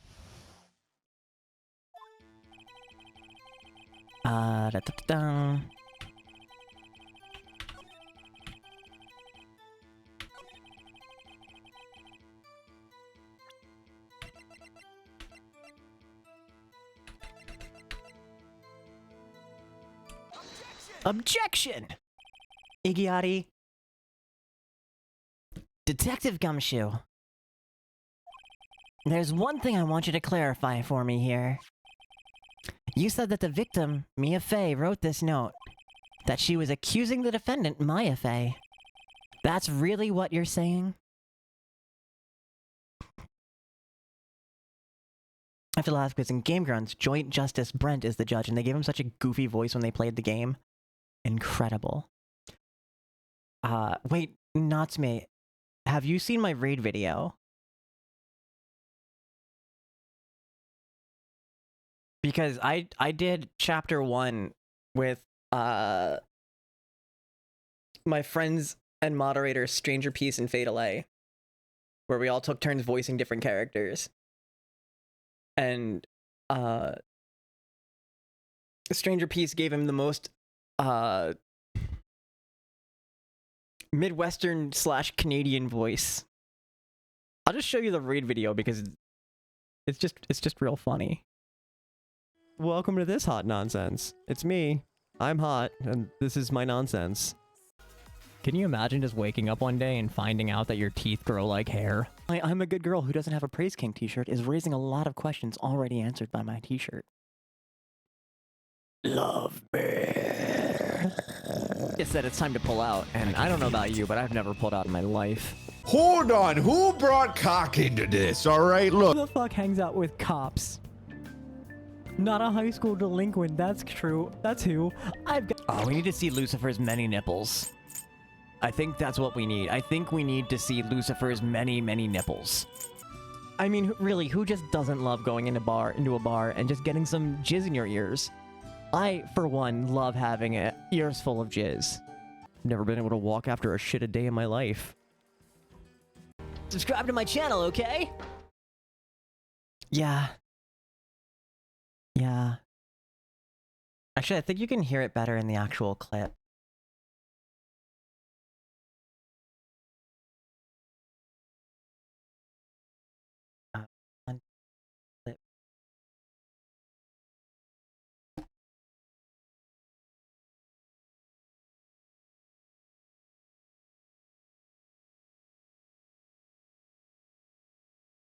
Hold on, who brought cock into this, alright? Look, it's one thing here to have a shit stain talk, and it's another thing here to talk about shitting yourself and no biohazard. It's another thing here to have everyone inexplicably, having a thyroid condition and sweating to the point of just moistening every single fiber that ever talked them. And now all of a sudden there's cock? All of a sudden there's cock? That's the first I've heard of it.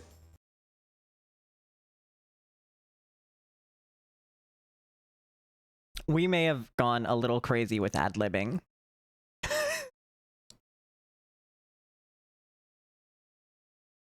I think by the end of the stream, we replace all instances of Your Honor with Daddy.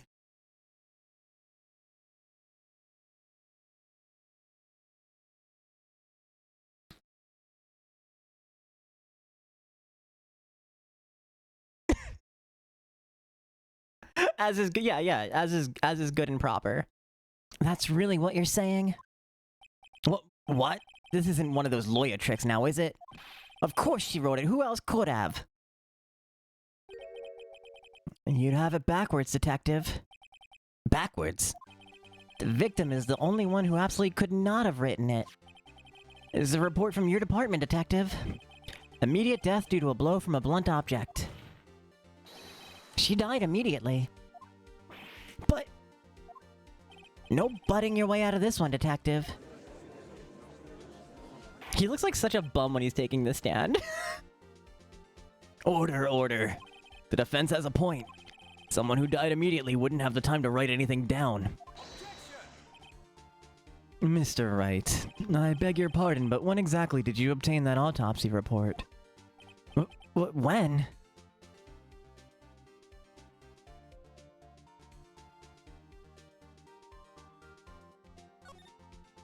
It was the day after the murder. The prosecution's point being... that autopsy report is outdated, Your Honor. What? A second autopsy was performed yesterday at my request. Death was almost immediate due to a blunt blow from a blunt object, but there is a possibility the victim lived for several minutes after the blow. I received these results this morning. No way. I love how like almost every bit of this would just not pass an American court. Because like, what do you mean you were withholding evidence?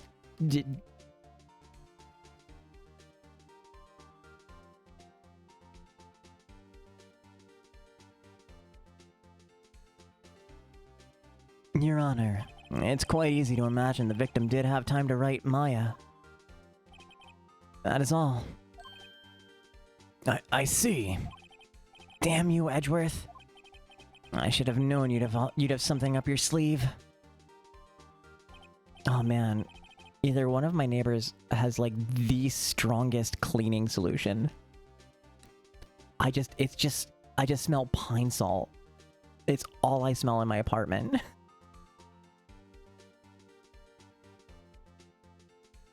It's fucking lemony fresh, I guess. Why, Mr. Wright, you look shocked. Something you want to say?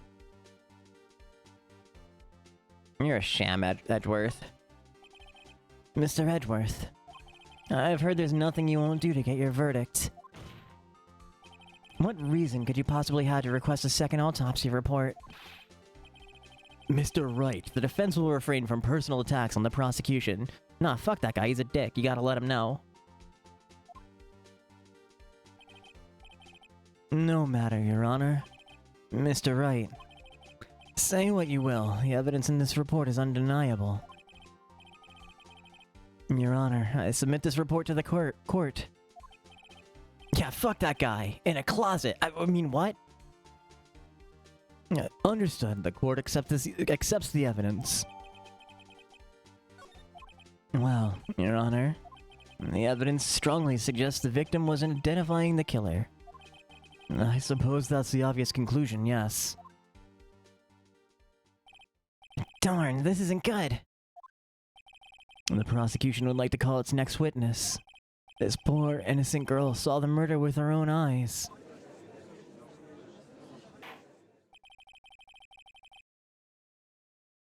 Let the witness, Miss April May, take the stand. Exactly what part of her is innocent?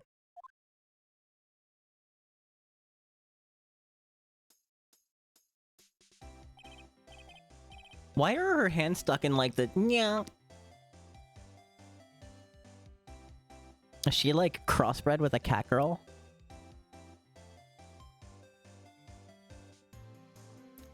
Dun, dun, dun, dun, dun, dun, dun, dun, dun. Dun, dun, dun, dun. Witness, your name, please. April May, at your service. Wink. I like to think that she says wink.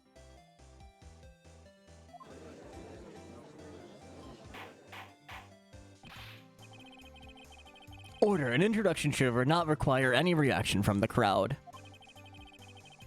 The witness will refrain from wanton winking. Aw, yes, Your Honor. This is not good. He's already captured the heart of every man in this courtroom. Tell us where you were on the night of September 5th when the murder occurred. Oh, gee, I was like, in my hotel room. Teehee. I checked in right after lunch. And this hotel is directly across from the Fay & Co. law offices. That's right, big boy. Please testify to the court about what you saw. The poison for Cusco. Cusco's poison.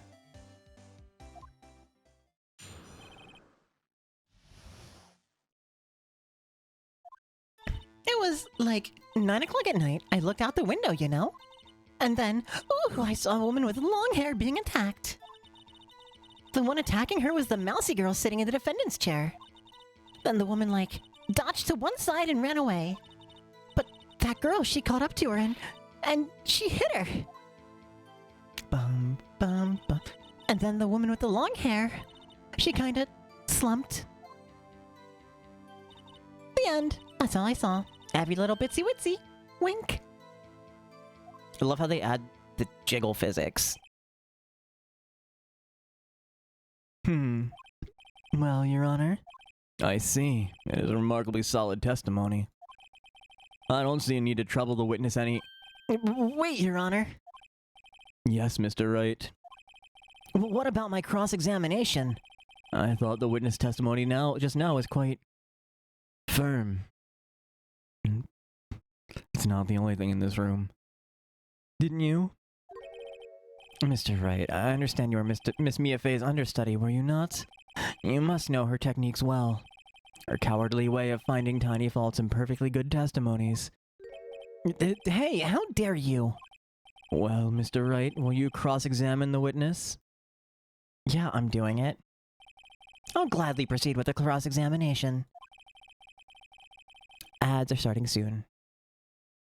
If only because I have a feeling Edgeworth doesn't want me to. She has to have some weakness. Very well. You may begin your cross-examination. Tuning into a firm testimony. Also, good morning. Shy, good morning. Welcome in.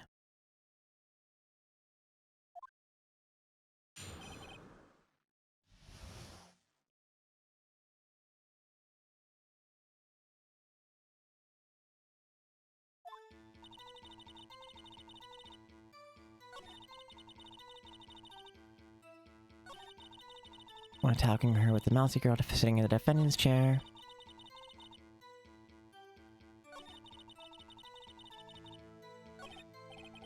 That's it. Nothing really jumps out as a contradiction. There's gotta be something in there somewhere. Alright, so we do have to press. Okay.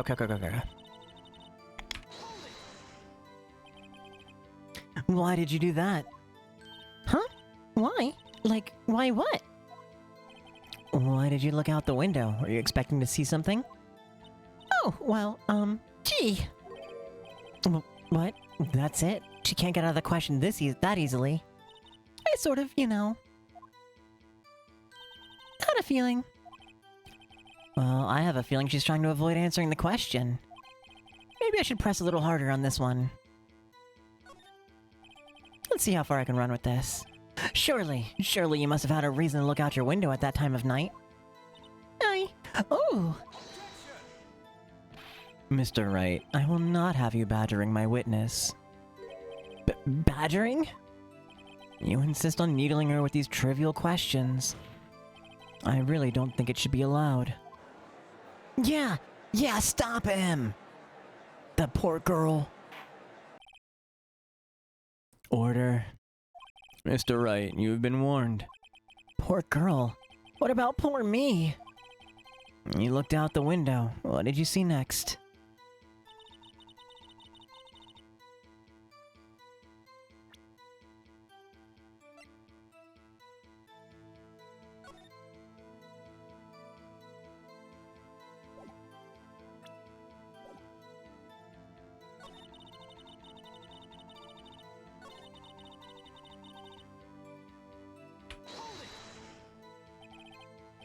She dodged. Dodged what? Well, the attack. Please continue your testimony.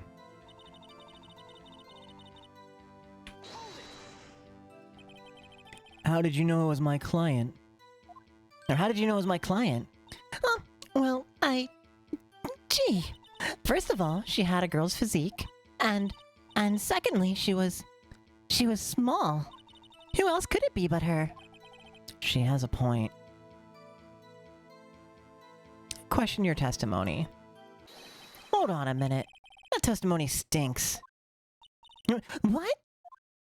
Miss May, I'm willing to bet that...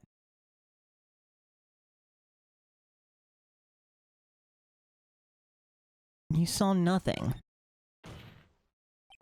Did you really see the defendant at all?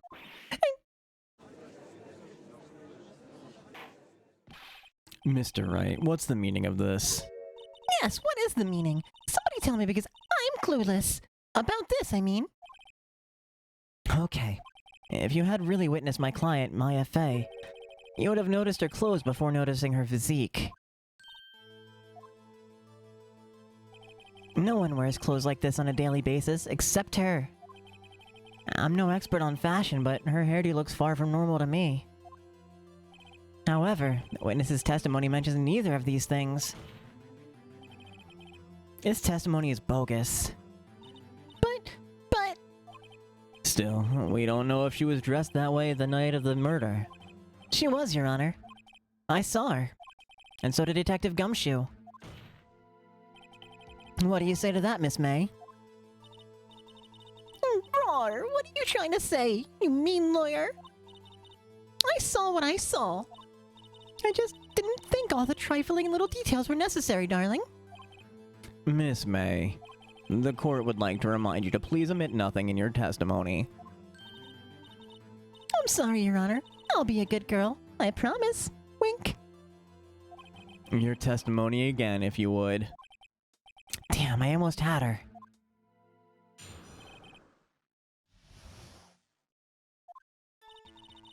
I did see everything, I did. The victim, the woman dodged the first attack and ran off to the right. And then the girl in the hippie clothes ran after her. And she hit her with that weapon. I saw it, I did. That clock, the kind of statue-y clock, the thinker, I think. Well, does the accuracy of my report not startle you? Teehee. I see. I only wish you'd been so detailed from the beginning. Please, begin the cross-examination.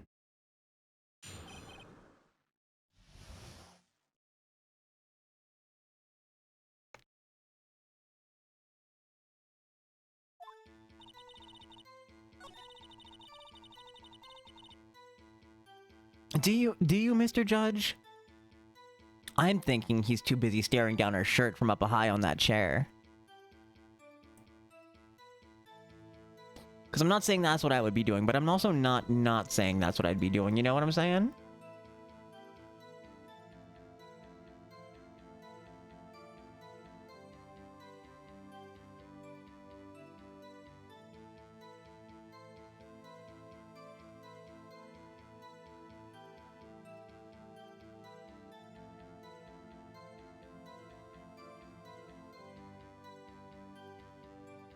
Sorry, I just had to open some lurk tabs up on some friends. Oh.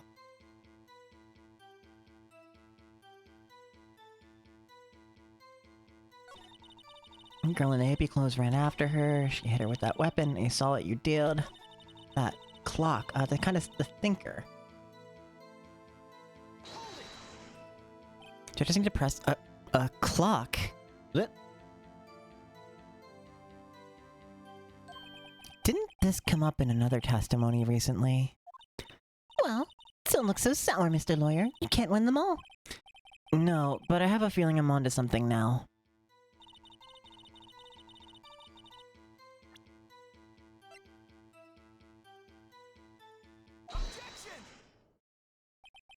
Miss May, what you said just now was quite, revealing. Revealing? Ooh, you'd like that, wouldn't you? Naughty Mr. Lawyer.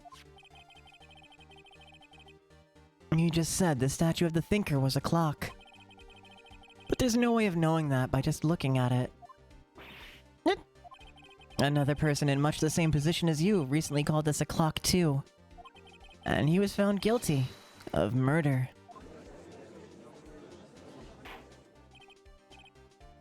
Order. Miss May, can you explain how you know this was a clock? Oh, The witness saw the murder with her own eyes. That's all that's important here. The defense is trying to confuse the issue with trivial concerns. Yes, of course. You will withdraw your question, Mr. Wright. I will the fuck not. But questions are all I have, Your Honor. And as you may recall, I've caught murderers with these questions before. Well, only once.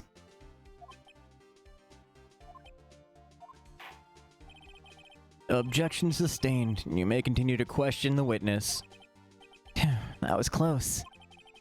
If you stopped me there, this trial would be over. huh? What? So what happens now? What happens now is you answer my question. How did you know it was a clock? What? That's... because I heard it? Yes, I heard it say the time. So, you've been to the law office of Fay & Co. No, I didn't say that. Why would I go there? I heard it from my hotel room. The law office of Fay & Co., where the murder took place, is very close to the hotel. She could easily have heard the clock. Well, Mr. Wright, are you satisfied? No, Your Honor. I can't give up now. I'm not satisfied because... it couldn't have rung. Your Honor, members of the court. It is inconceivable that the clock in question rang. That clock is missing its clockwork.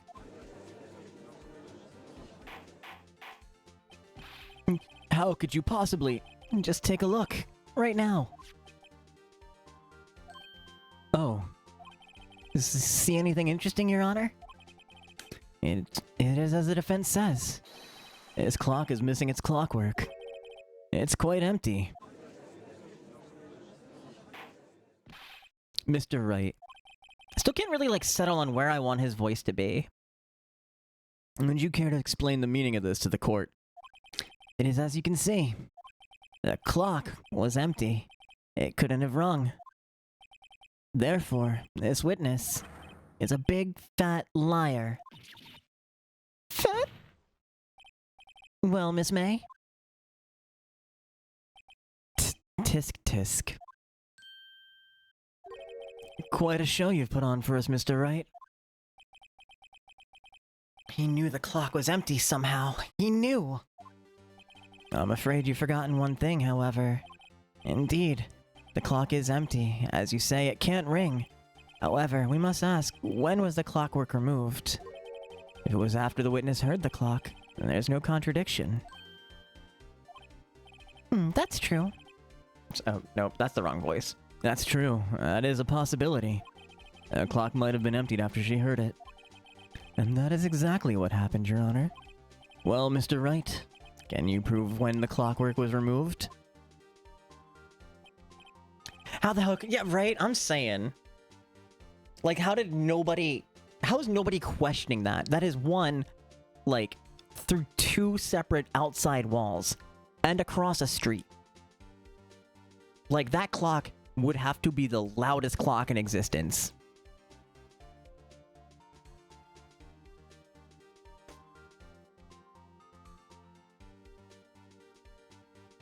Oh, impossible, of course. I have proof. What? Wasn't it you who told me proof is everything? Well, I was listening. And now I'll show you the proof you like so much. It's called pudding. The proof is in the pudding.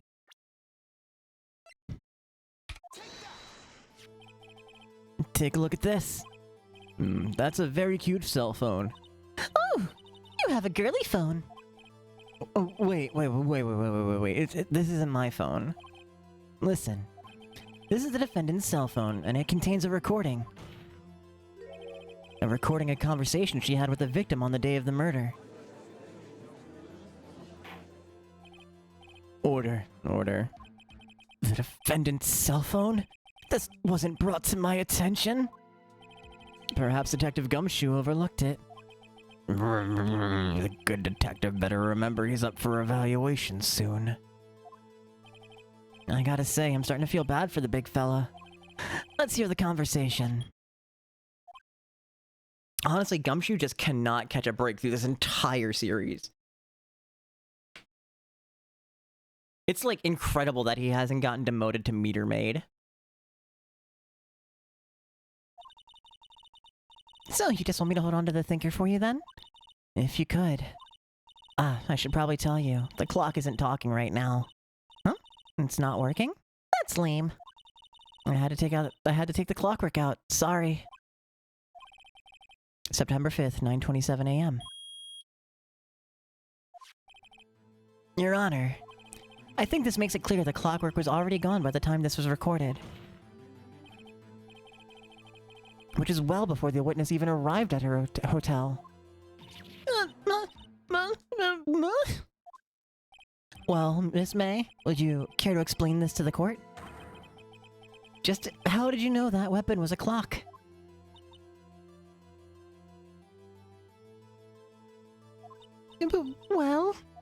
Well, isn't it obvious? I saw that clock before. What store is that at again? I go to so many. Oops, I forgot. Wink. So the witness has seen it before. That would make sense. Does the defense have any objections, Mr. Wright? The witness claims she had seen it before, but this directly contradicts a piece of evidence already submitted to this court. Well then, let's see it. Please produce this evidence that will provide the witness had not seen the clock before.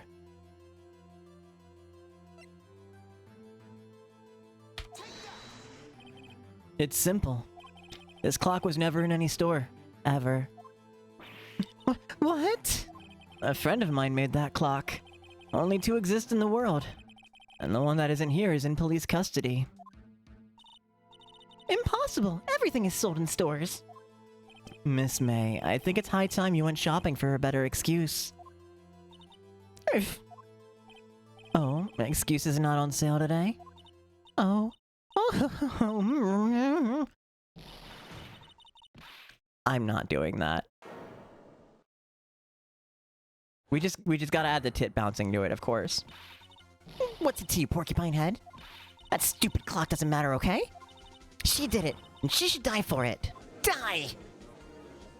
Her tits, though, for real. Like, I've played through this all, and I definitely don't remember boobs bouncing breastily around nearly as much. Bouncing boobily all over my screen. Whoa, let's not get ahead of ourselves. This is a court of law, and the witness will remain calm. Jiggle! Yeah, she breasted boobily. Thank you. That was what I was trying to remember. Jiggle! Jiggle in the court. Ba-da-da-ding. Boing! You know, like, the judge slams the gavel down and just makes that comical boing sound.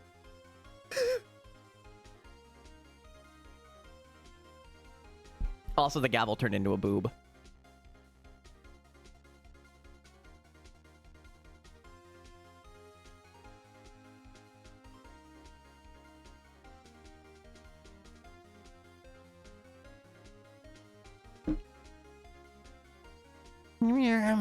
Oh? Oh. Oh, ho, ho, ho. Silly me. The gravel makes a squeak toy noise. Yeah. Did I, like, lose it? I guess I did. Tee wink. Scary. Miss May, let me ask. Tell me, how did you know the weapon was a clock? Oh dear. Does the defense have an opinion on this behavior? Okay, this is it. Yes, Your Honor. Allow me to explain how I see the truth of the matter. Miss April May, you knew the weapon was a clock because you'd heard about it. The witness had never held the clock in her hand. However, she heard that it was a clock. She heard. That is correct, Your Honor. There's no other way she could have known the thinker was a clock. And I can show you the proof. Well, this is interesting. Let's see it then. Show me evidence proving the witness had heard the murder weapon was a clock. Have a look at this. I found this in Miss May's room. Mr. Wright, please explain to the court what this is. Miss April May, you were tapping the victim Miss Mia Faye's phone, were you not?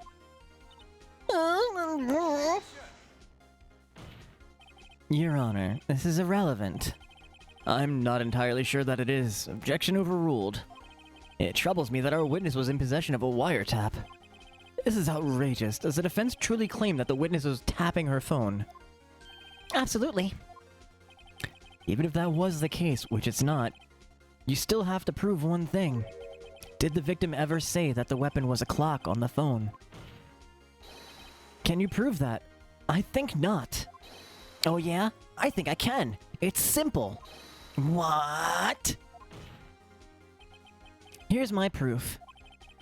The proof that the victim said on the phone that the weapon was a clock is literally the phone conversation we listened to earlier. I present the defendant's cell phone. Yes, we've seen that.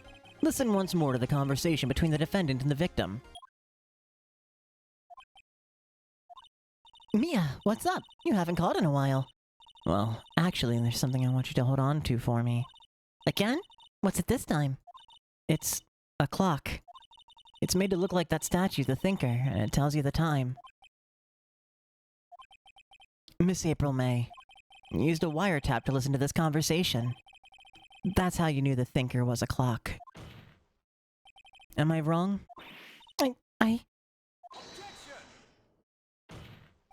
Your Honor, this is ridiculous. Your Honor, look at the witness's face. Does she seem amused to you? The defense demands an answer. Witness, answer the question. Did you tap her phone? Miss May. Shut up, all of you. Gives you the right to talk to me like that. You lawyer.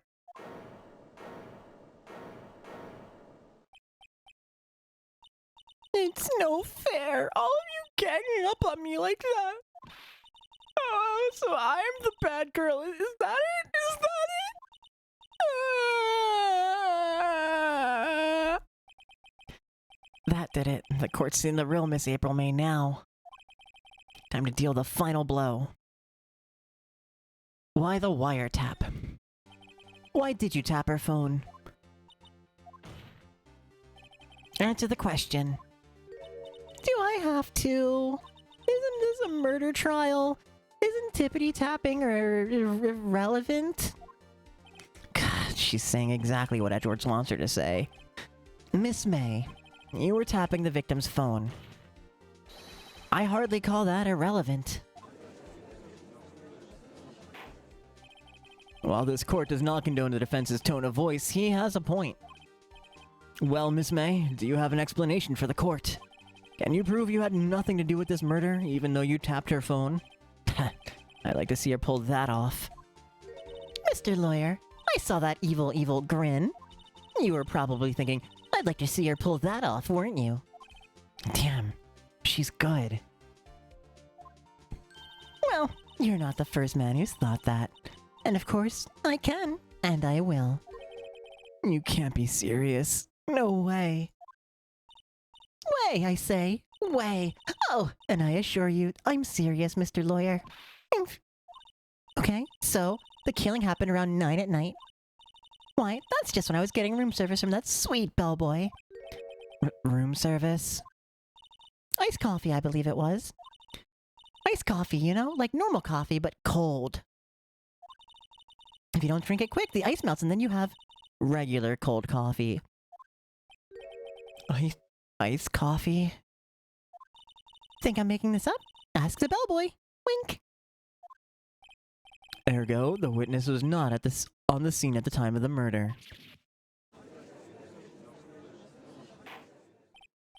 So, where does that leave us? It is my great displeasure to inform you that the witness appears to have been tapping the victim's telephone. However, that is a separate crime with no bearing on the current case whatsoever. Her testimony stands. She saw the defendant, Maya Fey, commit murder. She did not explain why she was tapping the phone, like, whatsoever. No, they're just gonna let her walk away. There's no way I can win this unless I tie Miss May to the murder somehow. Well, does the defense have anything to say? Well, come on, think of something.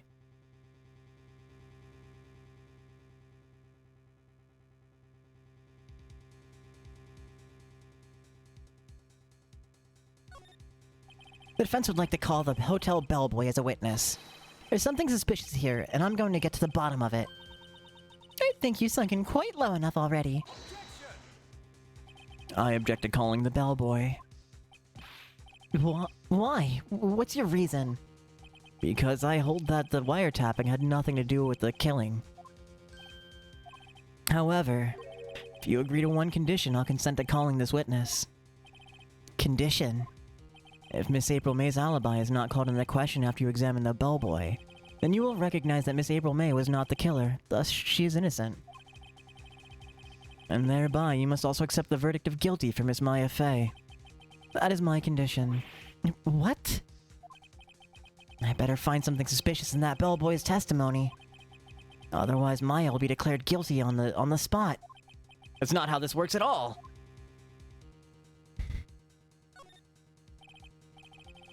Alright, I've got nothing to lose for, well, everything. Understood. I accept your condition. Fool. You fell right into my trap. Reverse card open!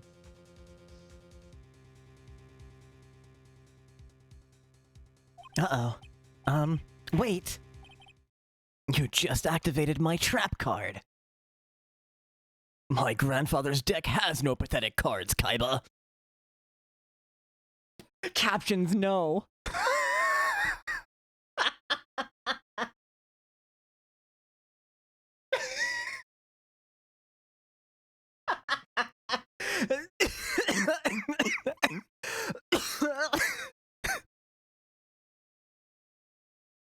Jesus Christ, dude.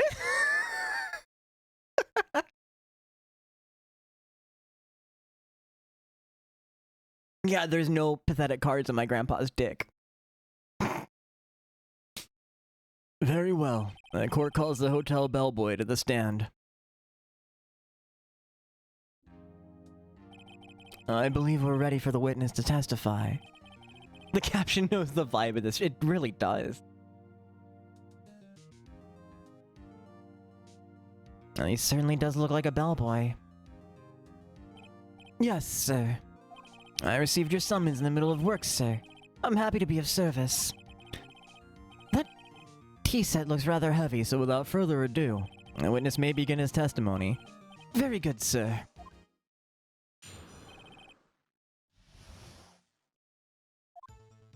I am the head bellboy at the fine Gatewater Hotel, in business for 4 generations. I believe I received a call after 8 in the evening from our guest Miss May. She asked for an iced coffee to be brought to her at 9 o'clock on the dot, sir. I brought it to her precisely the time requested, of course. And I delivered the iced coffee to our guest Miss May herself. I love that he's just straight up staring at her tits. I see. The defense may begin its cross-examination. Right. I'm ready. I hope. This is it.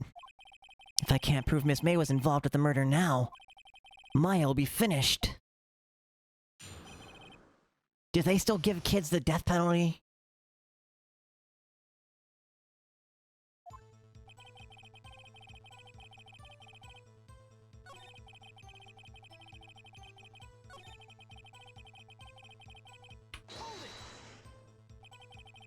Nine on the dot, you say? To shreds, you say? Yes, I confirmed that detail several times. She was watching a program on the TV in which to drink it after she was finished, sir. 9. The time of the murder.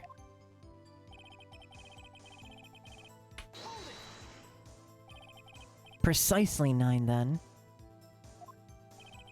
Precisely, exactly, and most definitely, sir. 9 p.m. How can you be so sure? Miss May was quite insistent that it be brought then. Oh, bellboy, tee-hee, I'd like iced coffee at like exactly 9 o'clock. Something like that, sir. Therefore, I knocked on her door at the crack of 9 o'clock, sir. Why would she be so particular about the time? And I delivered the iced coffee to our guest, Miss May herself. You are sure it was Miss April May herself? Absolutely, sir. Absolutely? Yes, sir. As in, so very absolutely, sir. It's an endearing mannerism of mine. How come you're so very certain? Well, when I brought the room service, sir, the guest, sir, she favored me with, an embarrassed... Wait, no, embrasser?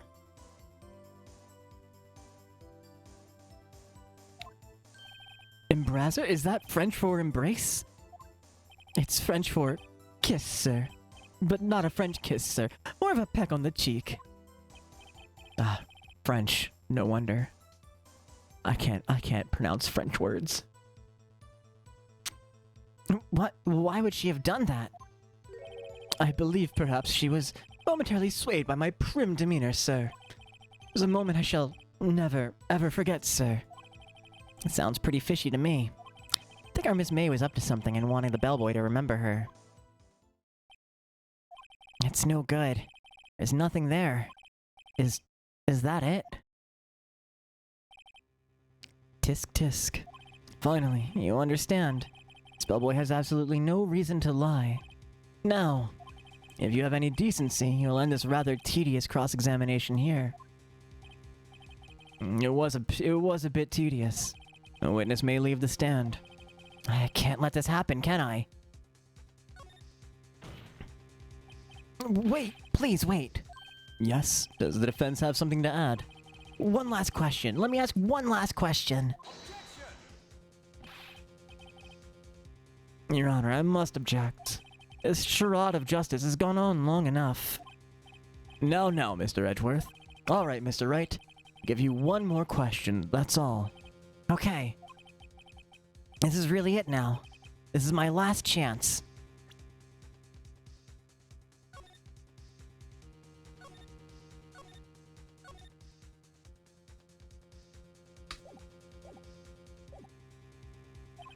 What do I ask him about?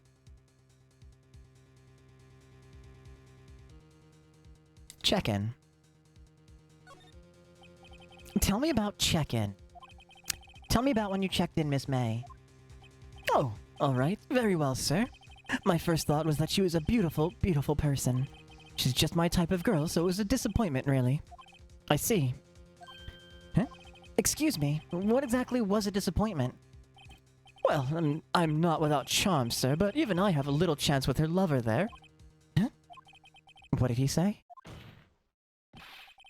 What did you say? Rather, quite. Bellboy, tell us the truth now. Did Miss May check in with another person? I object. That was objectionable. Objection overruled. The witness will answer the question. Yes, I see. Why did you not mention this in your testimony? Well, sir, you You didn't ask. Nice try. That's the sort of thing you're normally supposed to mention. Yes, quite, indeed. It was the good barrister there, Mr. Edgeworth, who... He asked me not to mention it if I wasn't specifically asked, sir. You fool. Baka. I've done it. I've won. Miss April May checked into a twin room with a man, correct? Yes, sir. Then, when you brought them room service, you didn't see that man in the room. That's right, sir. Your Honor, we have just learned of another person involved who may have been the murderer. In lieu of this new fact, I hold that it's impossible to judge the defendant. Wouldn't you agree, Mr. Edgeworth? And who, Mr. Wright, is this other person? Simple. It was... The man was Miss May. The man who checked in with Miss May. Your Honor, as has been previously revealed, Miss April May was tapping the victim's phone, yet Miss May herself has an alibi at the time of the murder. However, that does not clear the man who was with her. The bellboy saw no one else in the room at the time of the murder. My, what a convenient little setup, but it's too late. Too late? I suppose you'd like it if it was too late, wouldn't you? After all, it was you who hid the presence of the other man from this court.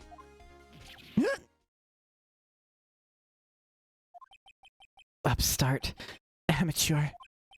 These accusations are ludicrous.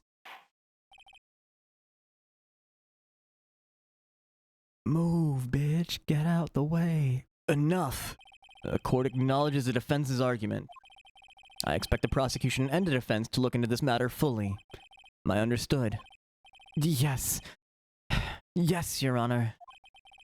That is all today for the trial of Miss Maya Fey. Court is adjourned.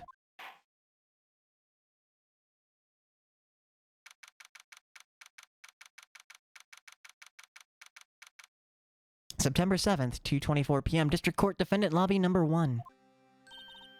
Mr. Wright, you were amazing in there. Really? I think I might be your newest fan. Oh, I was just doing my job, you know? And again, the other attorney was pretty cool too. Huh? That face of his, with his eyes wide and trembling lips? Oh, it sends shivers up my spine. If you say so. She's definitely writing gay fanfiction in her head right now.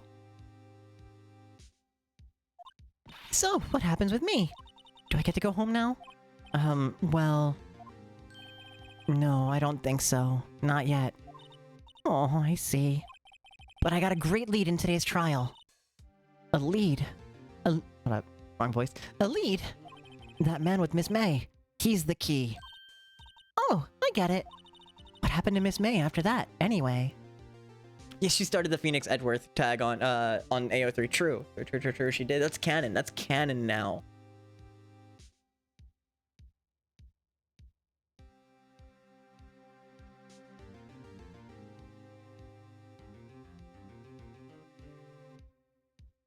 I mean, she's into, like, tokusatsu, so, like, it wouldn't surprise me if she's a Fujoshi.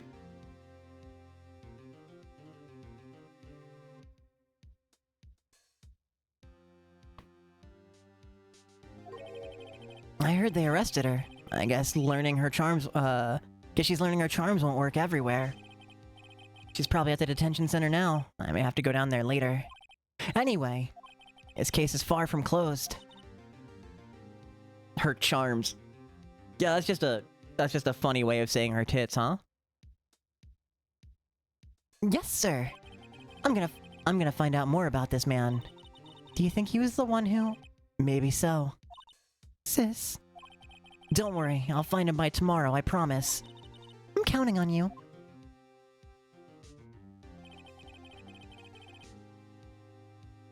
I asked for a full record of April May's testimony. I thought it might come in handy during the trial tomorrow.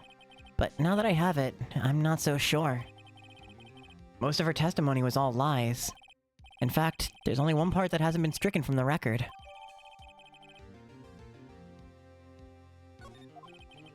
I don't know how much good this will do me at all now. Anyway, time to hit the pavement and do some investigating.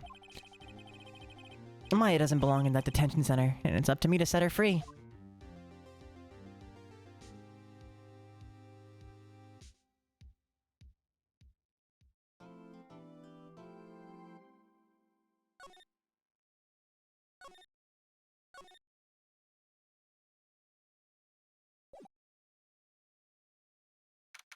September 7th, 3:11 p.m. Detention Center. Visitor's room. Well, hello. I didn't expect anyone to visit me in such a dank place as this. It's really quite moving. Not. Stinking lawyer, I hope you die. You come to laugh. Yes, laugh at the fallen Miss May. No, not really. There's something I wanted to ask. Unfortunately, there's nothing I want to be asked. Haven't you done enough questioning, you spiky head? Here we go again. Please, you're scaring the security guard. So, what does he wish to ask of me then? For starters, how did you get to be so totally whacked?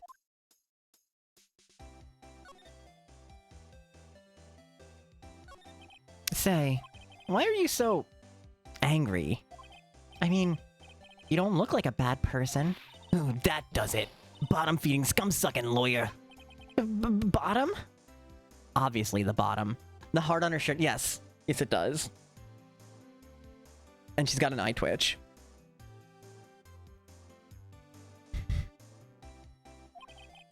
I can't tell, does she have a thing against lawyers or just against me? Could be two things, bud. Why did you place a wiretap on Mia's phone? Oh, when you say it like that, it sounds so cold, so criminal. Tapping people's phones is a crime, Miss May. Oh, and I suppose you learned that in lawyer school, Creep. This woman is impossible to talk to. Phoenix, I bet you think all women are impossible to talk to. That man! About the man who stayed with you in your hotel room. Can you tell me about him? Where is he? Come on! No way, Jose. Maybe if I had something to get her to talk. But,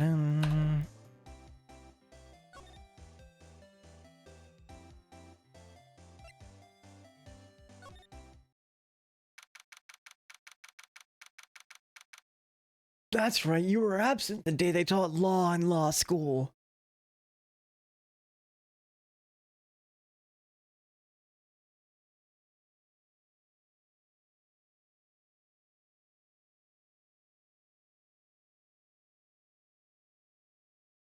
September 7th, Gatewater Hotel, room 303. Welcome, sir. Quite the performance today, if I dare say so myself. Oh, thanks. Sorry for putting you on the spot like that. No, not at all, sir. Your efforts today can only help the Gatewater's rep, as they say. Huh? Rep? Yes, our reputation will swell as a hotel where the murderer used a wiretap. We can charge a premium for the room, of course. It'll be great for business, sir. Whoa, Miss May hasn't been charged with murder. I too will become famous. The bellboy who brought the murderer iced coffee. Why do I feel like we're both stuck in the same bad dream?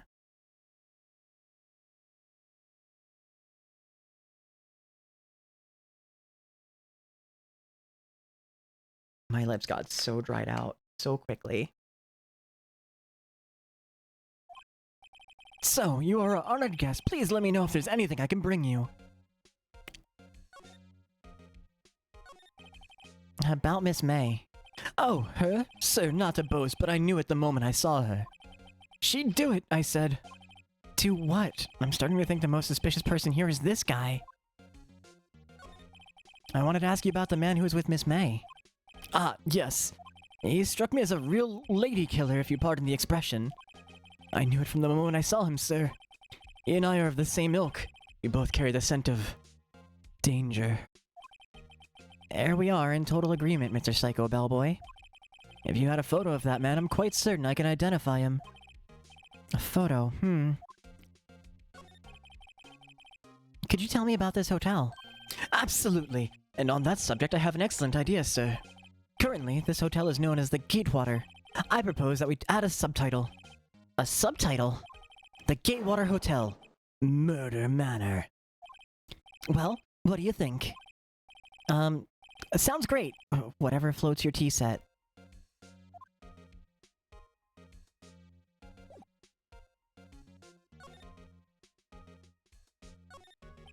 A bottle and 2 glasses rest on the table. Why hasn't he cleaned these up by now? Ah, I beg your pardon, sir.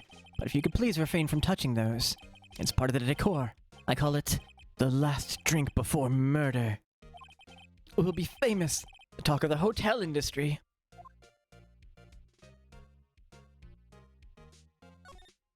Ah, a still scene painting. Wait, should that be still life? Whatever. One of those is hanging on the wall.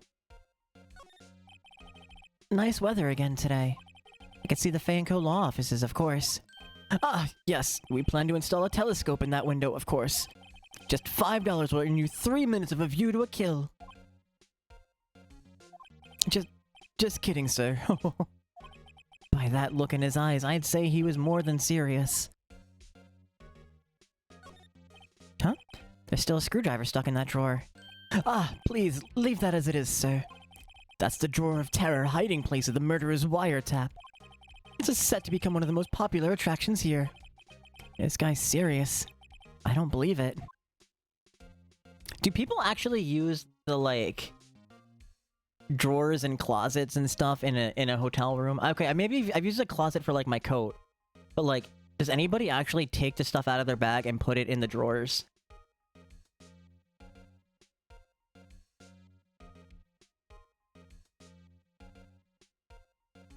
You've used the drawers at cons. I've had, way too many people in a hotel room for that to happen. Because, like, I think almost every con I've been in has had, like, 8+ people shoved into a room. Aside from, like, the cons I did with Ash.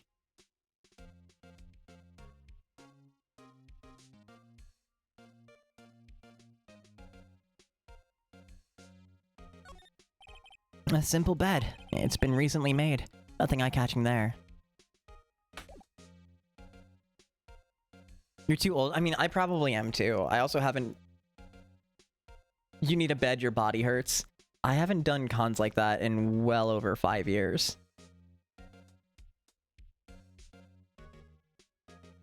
When was the last time I did a con like that? You know what? There was the con that I did with Iron Camel, and there was only like 4 of us in the room. Was it 4 of us? Something like that. Felt really bad for our one friend that stayed with us, because it was basically like me, Iron Camel, and my one friend who I don't talk to anymore, just chilling in the bed.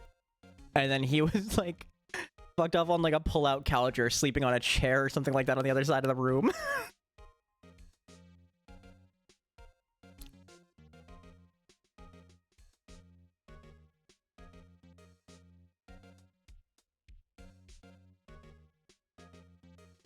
I was a menace that con. I think you remember what... I don't know if you were there, but it's the one very local to us.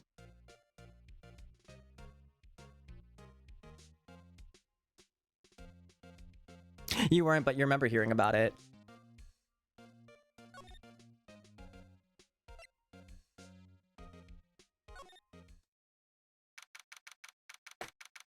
September 7th, Grossberg Law Offices. Huh, looks like Grossberg is out today. Again. Maybe he's avoiding me for some reason. Wait a second. Wasn't there a giant painting hanging on that wall? Also, I'm sorry if you've heard anything about me at that con. I drank way too much tequila. And I think I ended up keeping my con roommates awake.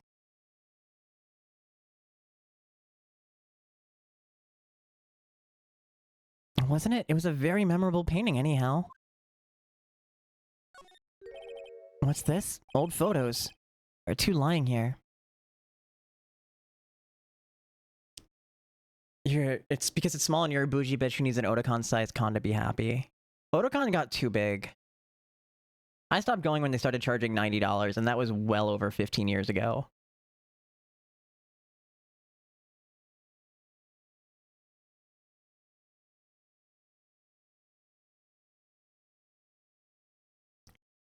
Like, maybe their infrastructure got better. This is the first con, so that was a standard your brain set for yourself. I think MomoCon and definitely Dragon Con is much bigger.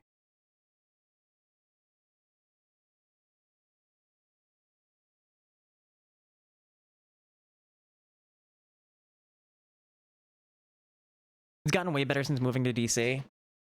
I've heard their infrastructure has gotten better. It was the infrastructure set up was shit for when it was set up in Baltimore.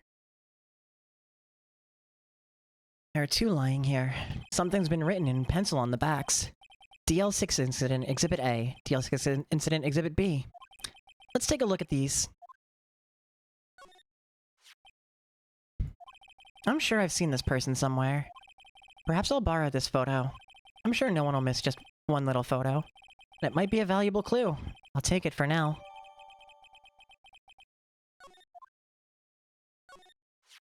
Photo lies on the desk. Maybe I should switch it with the one I took. I think I'll swap them.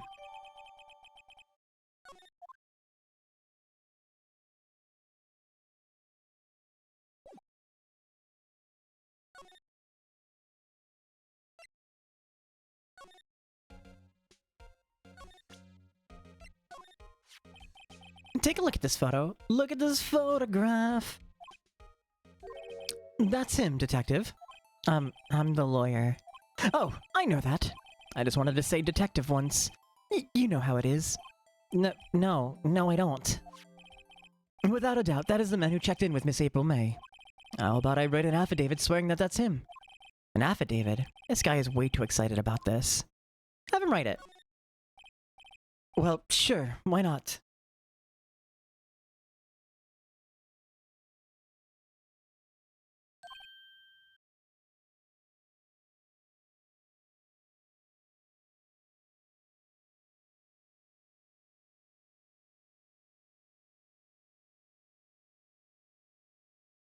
Kid, why are we screaming so loud?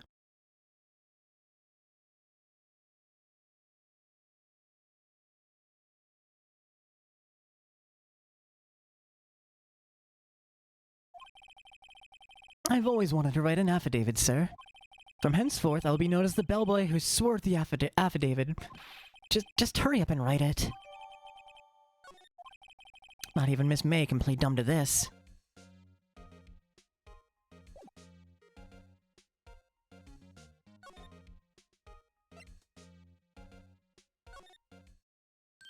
You again? Can't you take a hint and stay gone?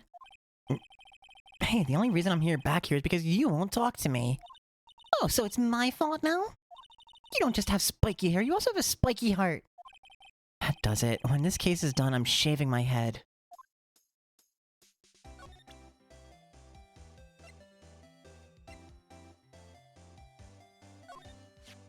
Could you have a look at this? What's that? The bellboy's affidavit tells us everything he saw, such as the man you checked in with, who was most definitely this guy. Now I'm getting somewhere. Push her hard.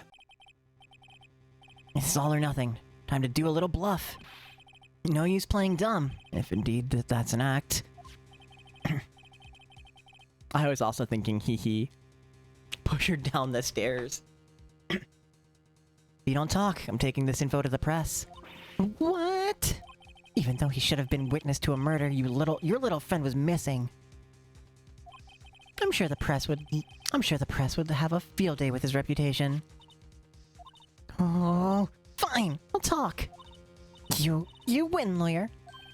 Yes, man, that felt good. It's great to be alive. Why are you pumping your fists in the air?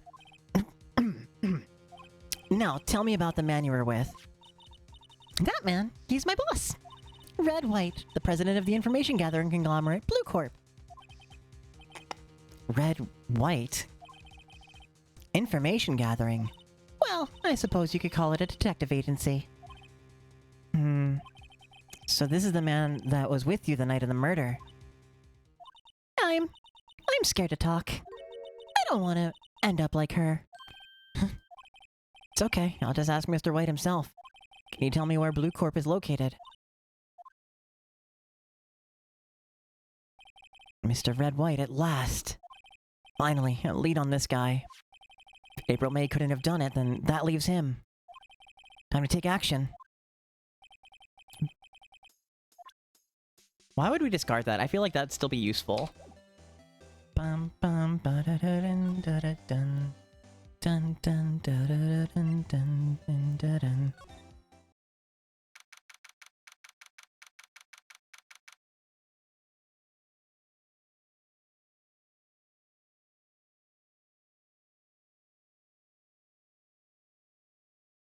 September 7th, Blue Corp Inc., CEO's office. Bruh, my boss just said you could stop working for the day. Woohoo! Hell yeah! Congrats on not working anymore.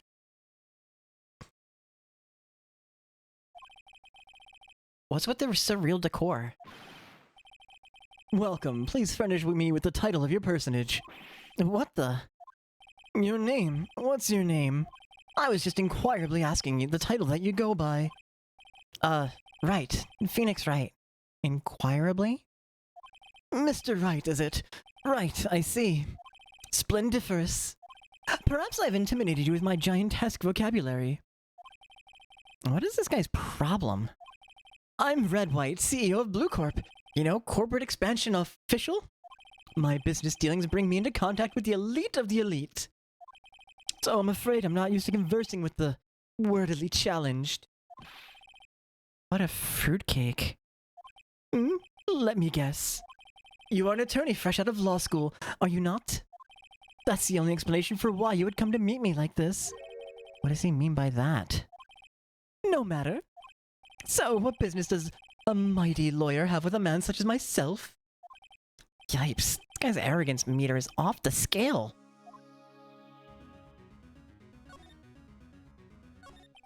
Miss May is... sorry, wrong voice. Miss May is an employee of Blue Corp, is she not? Correct. She was my secretariat. What a shock it was to hear what she has done. What she has done? You mean the wiretap? Indeed. She's paid to answer phones. Tapping them is not in her job description. She does gather information for us as part of her duties. But I assure you, we do not condone illegal methods. It is ineffable that she would do this. Sounds like he's just trying to turn Miss May into a scapegoat. On the night of the murder, were you in April May's hotel room? Who can say? I seldom pay attention to mundane details such as time and place. My motto is, don't worry, be happy. Still, Mr. White. Still, Mr. White, the hotel bellboy has stated on the record that he does remember you very clearly. No matter. The bellboy can say what he pleases. I still won't talk to you. If you want me to speak, put me on the witness stand. Although I doubt you'd be capable of doing that. He raises a good question, actually. Why didn't the prosecution call him as a witness? He should have seen the same thing as April May. Oh ho ho! The police, the courts. To me, they are mere toys, playthings for my amusement. What kind of company is Blue Corp anyway? Excellent question. We buy and sell various kinds of information. We are a company of the future. You might say, we are the future. Sell information? In just 10 years, I've built this business up into the grand office you see now. And in case you were wondering, Blue Corp was named after the color blue. I, Red White of Blue Corp, as founder and CEO, named it so. And why, you ask? Because I like the color blue, of course. Fantabulistic, is it not? There's something that's been bothering me. Yes, what might that be? That big painting on the wall over there. I've seen it before. You know, I've actually seen that painting before. Oh? Just yesterday, actually. Your point being? My point is simple. Rather, my question is simple. Why is that painting hanging on your wall? Mr. Wrong, was it? Right. It appears you do not fully grasp your position here. I ask again. Who are you? Huh? A lawyer. No, my feeble friend, a mere lawyer. Worth nothing. Zilch, zippo, nada. Just like that sorry excuse for an attorney, Grodyburger. What? Ugh. Ugh. Ugh. He punched me. Well, Mr. Lawyer, what will you do, eh? Charge me with assault? Charge away. I welcome it, for it is you who will be found guilty. What? Heed my exposition. The police, the courts, they all do my bidding. So you say. But I wonder, is that kind of control really possible? I don't expect you to understand. It's a world beyond your compensation.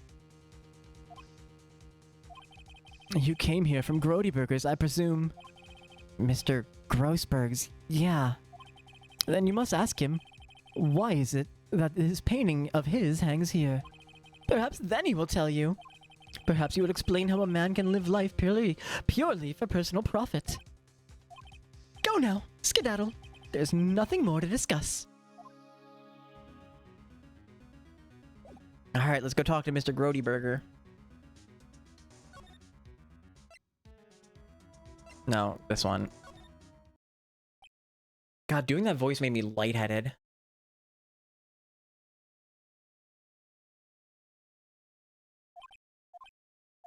Huh?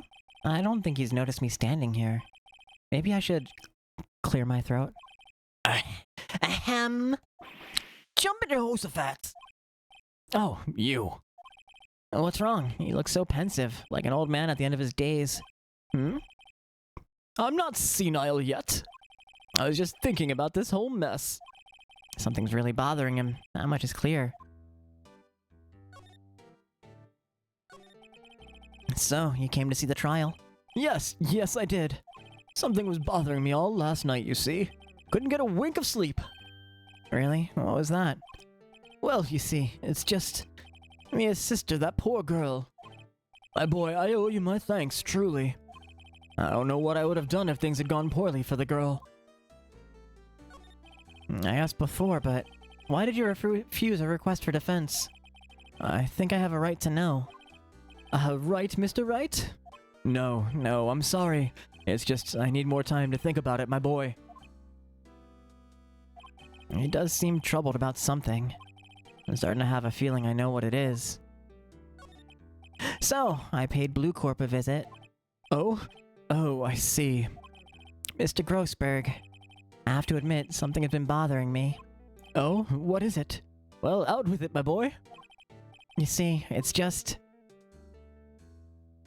that big painting. Mr. Grossberg, sir. There was a giant painting hanging right there the other day, was there not? The one you said you had no intention of parting with? Well, I saw it. Today. It's in the CEO's office at Blue Corp. Red White's office. So, you noticed. I suppose I should have guessed you would. It is a large painting.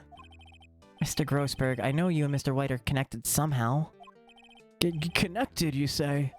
Yes, and I know what it is. He's blackmailing you.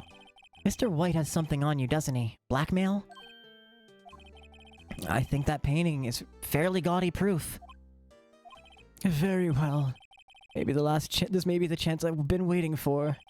Maybe it's time to get this off my chest so I can finally rest easy again. After all, you were Mia's understudy. Perhaps it was fate. What's he talking about? Red White is a man who makes his living through intimidation. Blue Corp is a company that excels in finding people's weaknesses, I'm afraid. I've been paying them for 15 years now. 15 years? All because of the DL6 incident, as you may have guessed. Name on the back of those photographs. As you suspected, I could not stand a defense of Maya because of this. White would have destroyed me if I did. So that's the connection. It's hard for me to tell you this, my boy. But arresting Red White will be nigh on impossible. Impossible? Why? As information on everyone, it gives him an iron grip. He owns judges, attorneys, prosecutors, police, and politicians. What? They're bound, unable to do harm to themselves, and therefore, to him. Don't look at me like that. What you see is nothing more than the weight of many years. What is the DL6 incident? DL6 is nothing more than the sorting code the police gave the case. It's 15 years ago now. I received a request from a medium. A spirit medium. A medium? Her name was Misty Fey. Faye?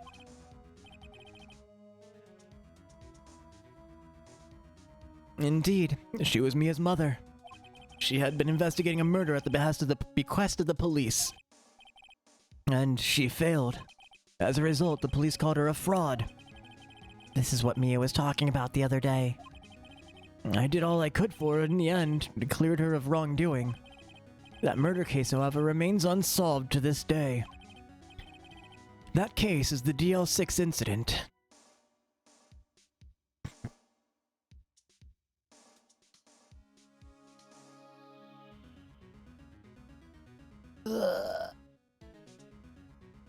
Ooh. I stretched and something started pulling at my back.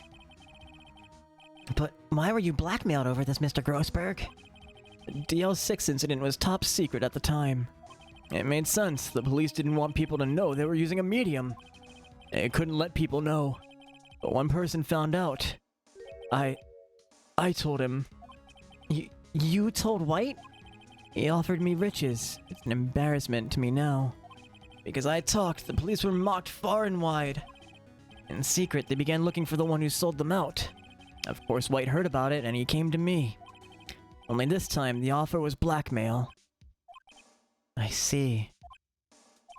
White controls the law of this country as he sees fit. Yet if you were to still challenge him, have a close look at Mia's office. Mia's office? She followed his every move for years. She may have recorded something of what she found.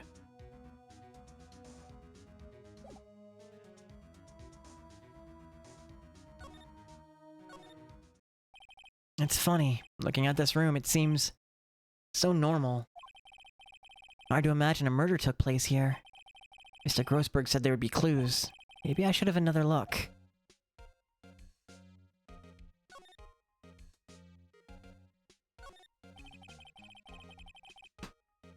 All the cases the chief ever worked on are filed here.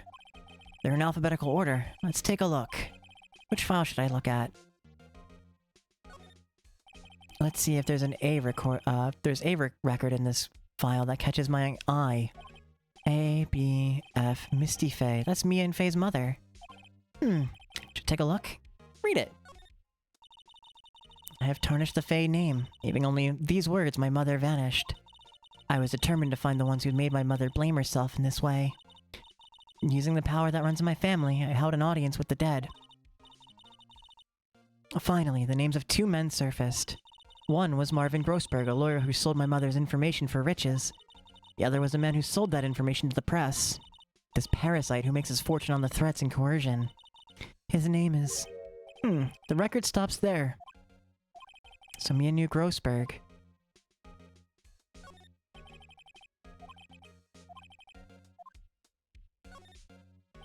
Let's see, J through S. Nothing much in here. Maybe I'll just skim some of this. Skim! Well, no harm in flipping through a bit, I guess. The biggest part's here at the end in S. Suicide? Ew! There's a collection of suicide reports. There's politicians, policemen... There's writing on most of these in pencil. White? This is Mia's handwriting. Wait, I get it. Mia thought he was involved in these suicides. White drove them all too. I can use these newspaper clippings. Let's find the most disturbing one.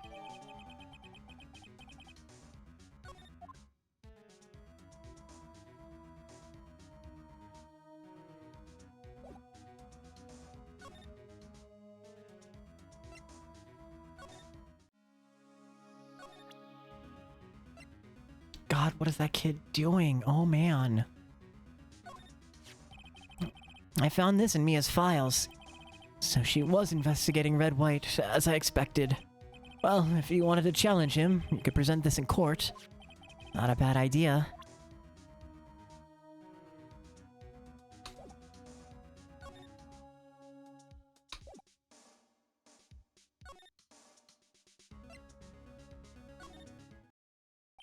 Well, aren't you persistent? Sorry, but there's something I have to ask you.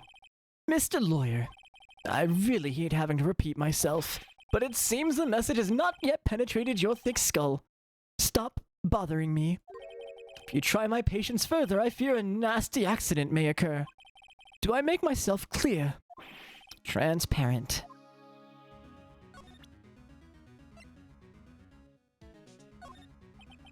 This is the only clue that Mia left me. I better make this one count. Mr. White, see this? It's an article describing the suicide of a politician. He was embezzling secret government funds. Then, one day, word got leaked to the press. The very next day, he took his own life. And this concerns me how? I found this article in Mia's office. Miss Mia? She had a little file with articles like this. Every one of them was labeled with a single word. White. Mr. White, I know what you did to this politician. You were blackmailing him. Blackmail? Not just him, either. You were threatening and coercing hundreds of others. And you were involved in all of the suicide cases that Mia investigated. This company is built on blackmail. I'm right, aren't I?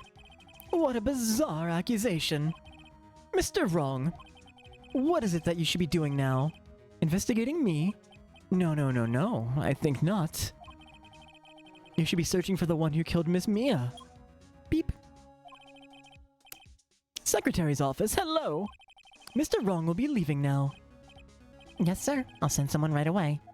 Wait a second. Mr. White!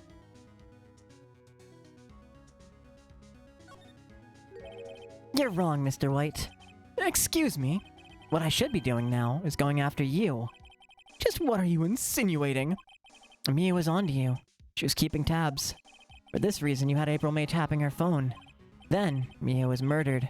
All the documents about you mysteriously disappeared. So, the culprit would be... Even a child could work it out, Mr. White. You did it. beep. Secretary's office.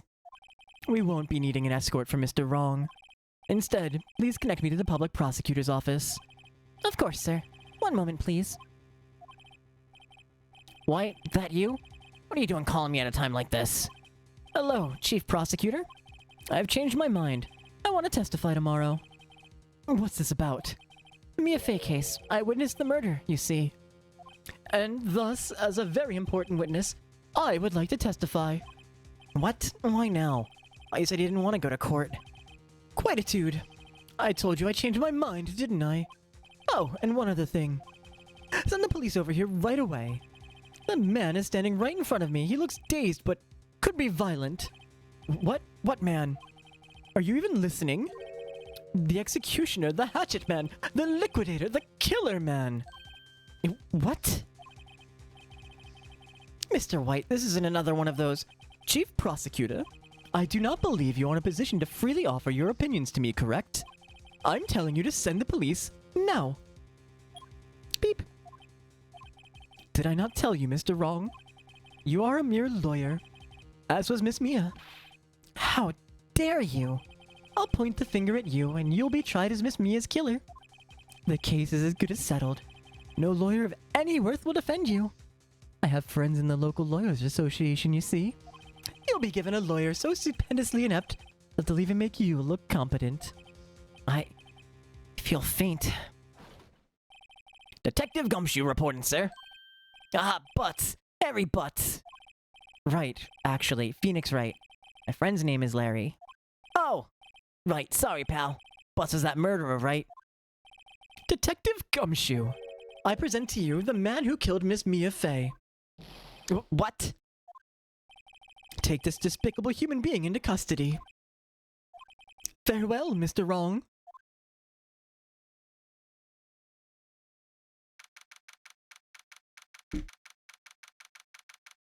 September 8th, 3:37 p.m., Detention Center, Visitors Room. I can't believe it's only been days since the first trial. My trial begins tomorrow. White's gonna set a trap for me. The prosecution will be in on it, of course, Edgeworth included. An attorney was assigned to me by the state yesterday. I refused. I had an idea. Right. Mr. Wright. Oh, Maya. Great, they let you out of detention. Just now, yes. It's all thanks to you.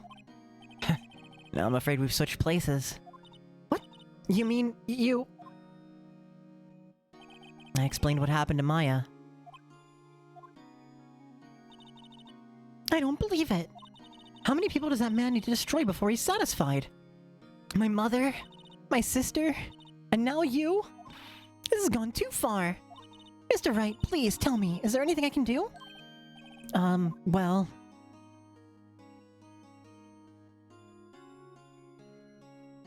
Cheer me on in court. Well, you could cheer for me in court. Cheer for you? You mean, like a cheerleader? Huh, yeah, like that. Alright, leave it to me. Huh? I better go get a uniform and some pom-poms. Wait. What? I'm kidding. It was a joke. No way. No, really, I was kidding, but thanks. It's good to know you're on my side. And there really isn't anything you can do for me anyway. But I can't just sit here and do nothing. I've gotta give that man a piece of my mind. Just a piece? Okay. Then, come to the trial tomorrow. Okay, I'll be there. I'll show them a thing or two.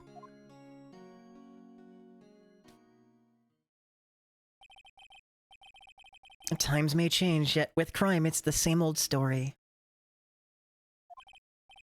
In fact, it's gotten worse. Lengthy court proceedings are no longer realistic.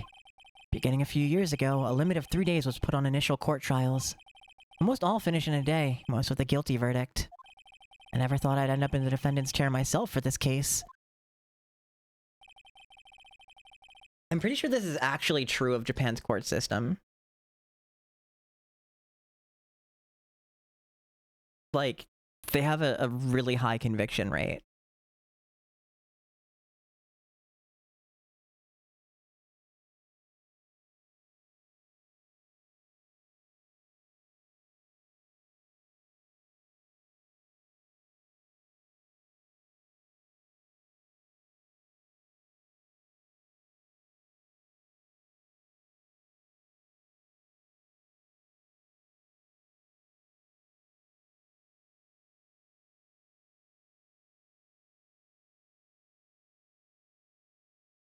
Just had to close some lurk tabs.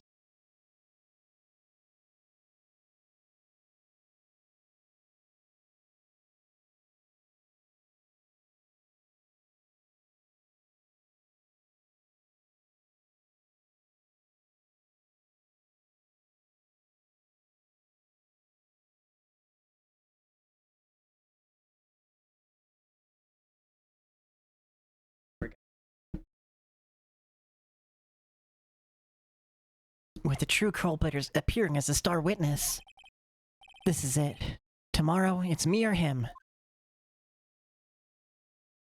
To be continued. Dun, dun, dun.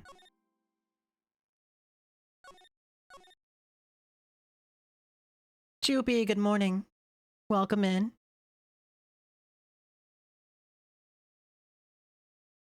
How you doing? Merry Christmas.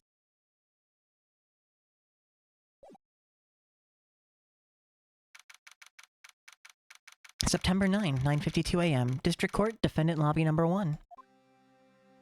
Had a nap? Yo, hell yeah. Well, I guess this is it. Yeah. Tired from stream yesterday? Were you running something? I saw you go live, but I had a lot going on. I couldn't join the stream or anything. One way or another, this case gets decided today. Ah, Phoenix, look! Prosecutor Edgeworth. I received a call from the Chief Prosecutor's office yesterday. I was told that whatever Mr. White says today, it will be the absolute truth. No matter how you try to attack his testimony. If I raise an objection, I have it on good faith the judge will listen to me. You had a birthday stream, played all of the Devil episode 2 since it literally released literally on the same day. Yo, hell yeah. I don't know what the Devil episode... Or the... Devil episode... Guessing Devil's the name of the game? I've never heard of it. But also, hey, happy birthday. What, does White have the judge in his pocket too? He did say outright yesterday that he did. So, you're saying that I'm going to be guilty, end of story. I will do anything to get my verdict, Mr. Wright. Anything. What? Why? Why? How can you torment an innocent person like this? Innocent? How can we know that? The guilty will always lie to avoid being found out. There's no way to tell who is guilty and who is innocent. The name is Of the Devil. Ah. Okay. All that I can hope to do is get every defendant declared guilty. So I make that my policy. Edgeworth, you've changed. Phoenix, you know him? Don't expect any special treatment, Phoenix Wright. Now kiss. Phoenix? Well, court will be starting soon. What? But wait! Your defense attorney isn't even here yet. They're not. I'll be defending myself. What? Okay, let's do this.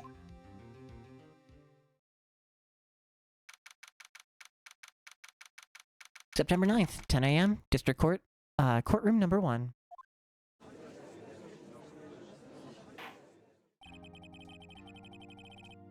I don't know what that says, so now I'm the equivalent of the blind judge. Yeah. This sign can't stop me because I can't read. Court is now in session for the trial of Mr. Phoenix Wright.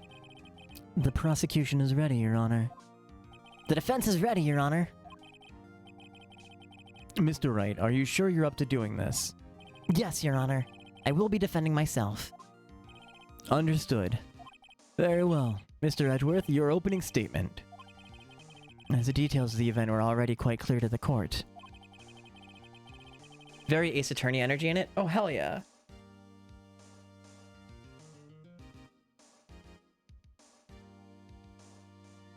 Today we will hear the testimony of a witness to the defendant's crime. I see. The prosecution may call its witness. But Toxic, Yuri, and Cyberpunk. Okay.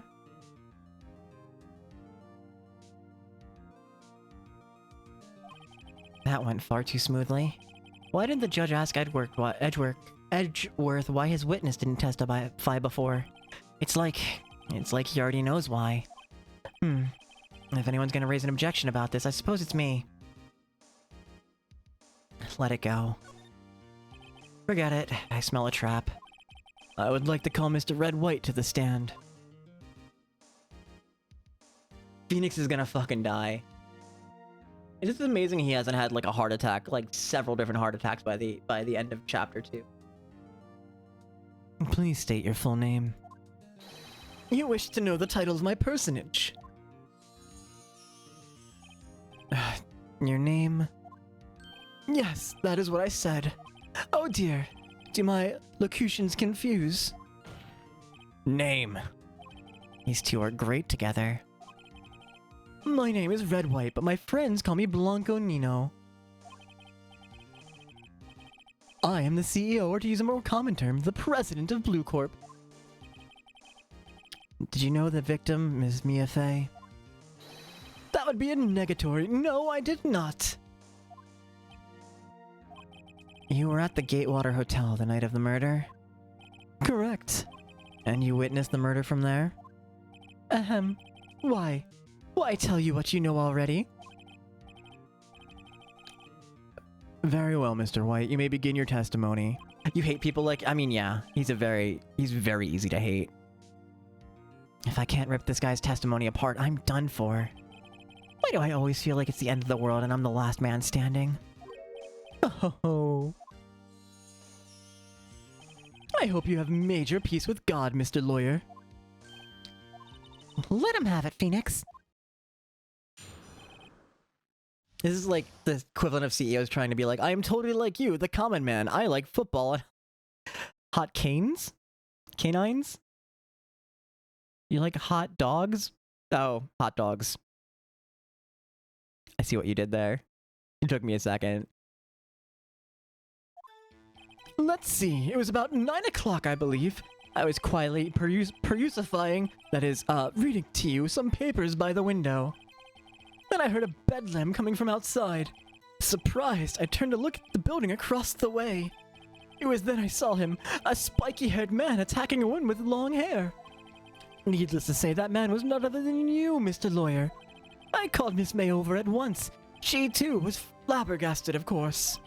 The victim, she ran away, but you gave chase.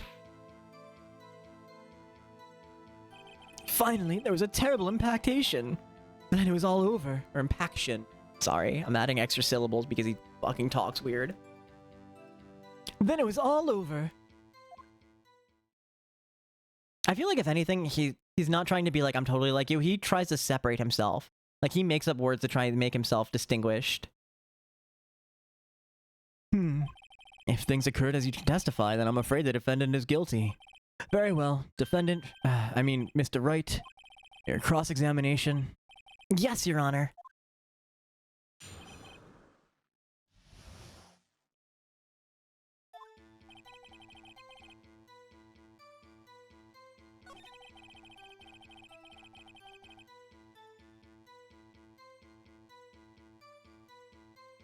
Hypercorrections in linguistics are language mistakes born out of attempting to be zealously correct in their own grasp of the language they're speaking.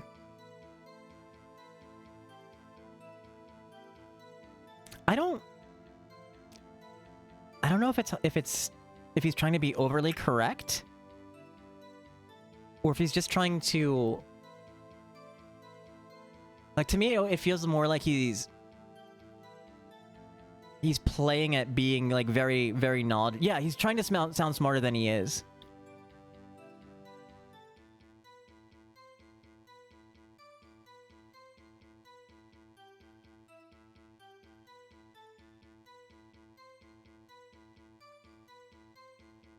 But maybe I'm misunderstanding what hypercorrections are.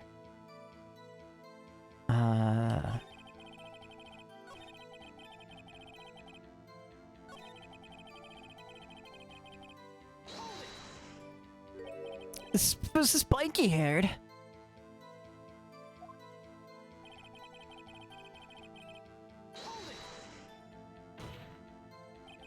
What you just said directly conflicts with Miss May's testimony. Miss May clearly stated that the assailant looked like a girl. Doesn't matter the intent being proving. Okay. So the intent doesn't. Okay.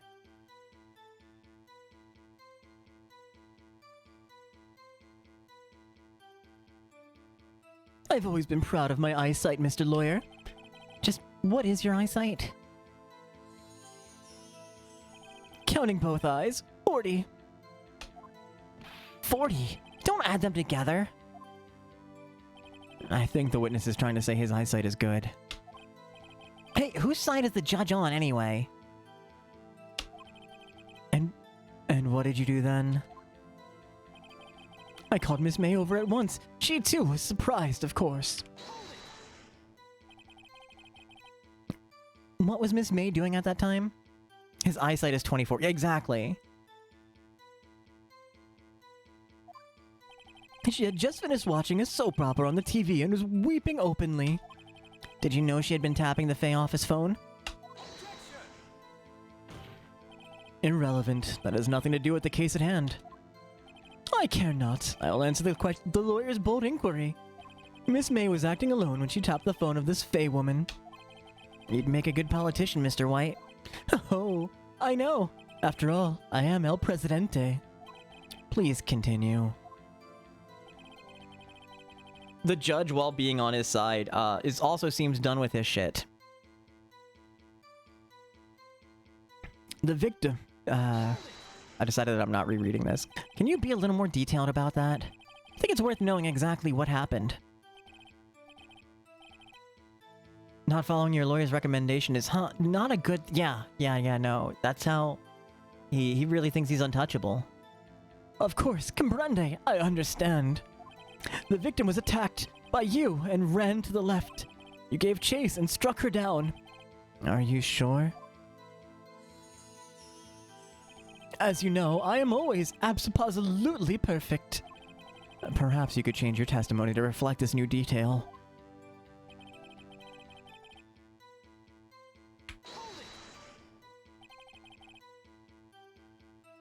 They all sound... I mean, they really do. Like, Miles very clearly is taking no joy in this. Are you sure about that? Oh, sorry, wrong voice. Are you sure about that? How many times must I say it? I am absolutely perfect. End of story. How many times must I hear that? Psst, Phoenix. Doesn't something about that strike you as a little odd?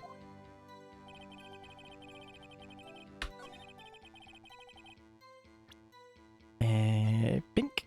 Bink. Objection! Nope. We fucked up.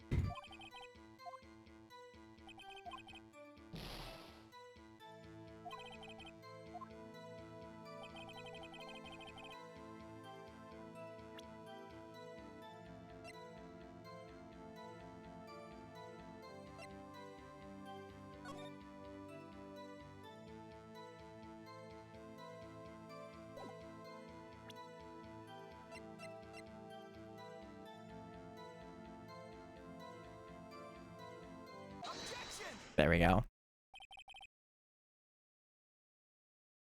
Wait right there. Mr. White, you've dug your own grave. What is this? You said the victim ran to the left, but that directly contradicts Miss May's testimony. She clearly stated that the victim ran right. Oh ho ho. It is simple. You have misheard her. I think not. Look at the floor plans. The killer was here, and the victim here. The victim ran to the left, as you claim she did. She would have been running directly away from the door. She would have been running into a dead end. Don't you find that odd? Very strange. I did see her run to the left, I did. Phoenix, look at his face. I don't think he's lying about this one. True. Maybe he really did see the victim run left. So he did witness the killing. Wait a second. Mr. Wright? Yes, Your Honor. Miss May says right, and Mr. White says left. Can you explain this contradiction to the court? Both are right. Both witnesses are telling the truth, for once. I doubt it. Rather, that does not clear up the contradiction. There is one scenario that would explain their conflicting accounts. What? Obviously, the witness was not viewing the crime from the hotel. Mr. Wright, what do you mean? Yes, what do you mean? He was not viewing the crime from the hotel. If he was not in the hotel, where could he have been?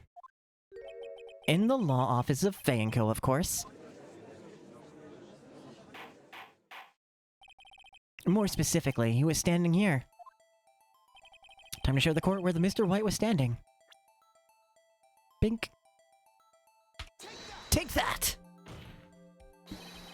This is where he was. There's one thing I did like about the DS version of this game, is because the DS had a microphone.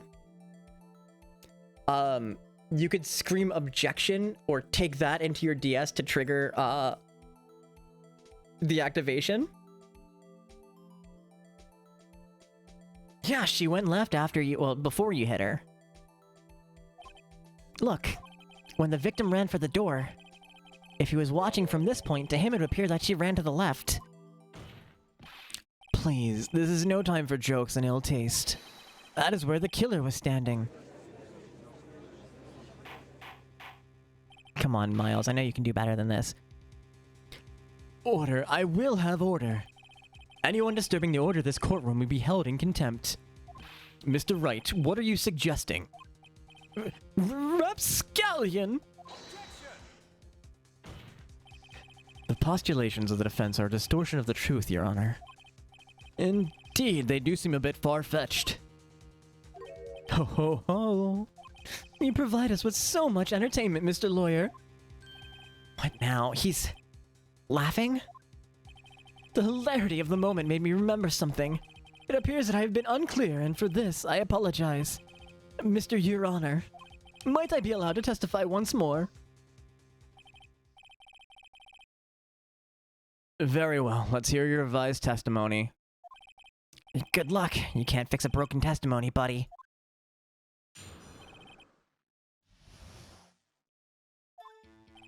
Miss May's testimony was correct, as was mine. When you assaulted the girl, she first ran to the left. And then you hit her savagely, that's what I saw. Next, with the last of her strength, she ran to the right. You chased her and delivered the final blow. Dun. That is what Miss May saw. You see? You hit her twice. Don't you remember, Mr. Lawyer? That does seem to make sense. Will you be cross-examining the witness's testimony? You bet I will. I mean, yes, Your Honor.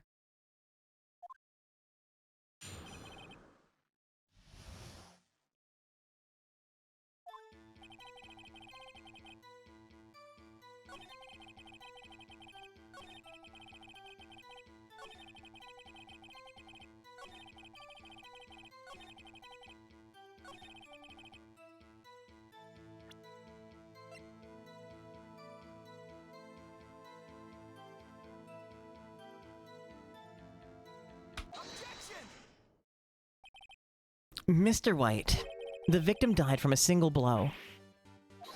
What do you have to say to that? Now's my chance to hit him where it counts. In the dick. Mr. White, wasn't it you who told this court that you were absolutely perfect? I will refrain from using this phrase from now on. Your Honor, if you could ask the witness for a new testimony. Oh, you gotta grab his dick and twist it! Twist his dick off! If this is how Japanese courts work, you're beginning to see how the whole 99% conviction rate thing happens, you know, other than the forced confessions after torture. Yeah, I don't know if it's 1-to-1, but it's pretty close.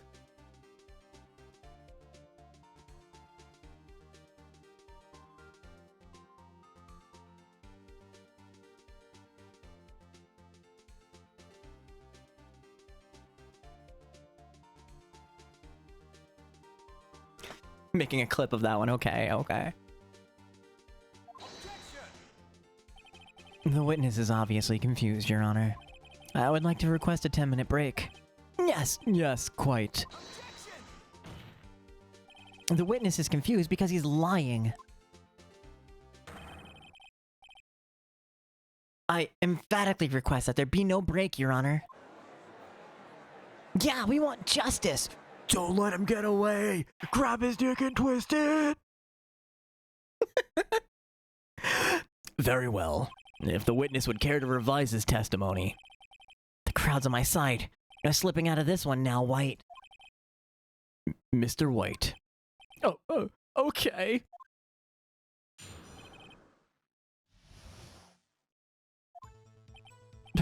Well, see, I looked at the other window when I heard that thing fall. Then, the next moment, I saw Miss Mia run to the left. The killer, you, attacked her, but she dodged. And then, she turned and ran for the door. Then you did her in with a single blow. Thwop! Thwop, thwop, thwop, thwop, thwop. Thwop indeed. Very well, you may begin the cross-examination. Mr. Your Honor, my stomach, you see, it is hurting. It's called anxiety, bud. Deal with it. Deal with it. This is almost over.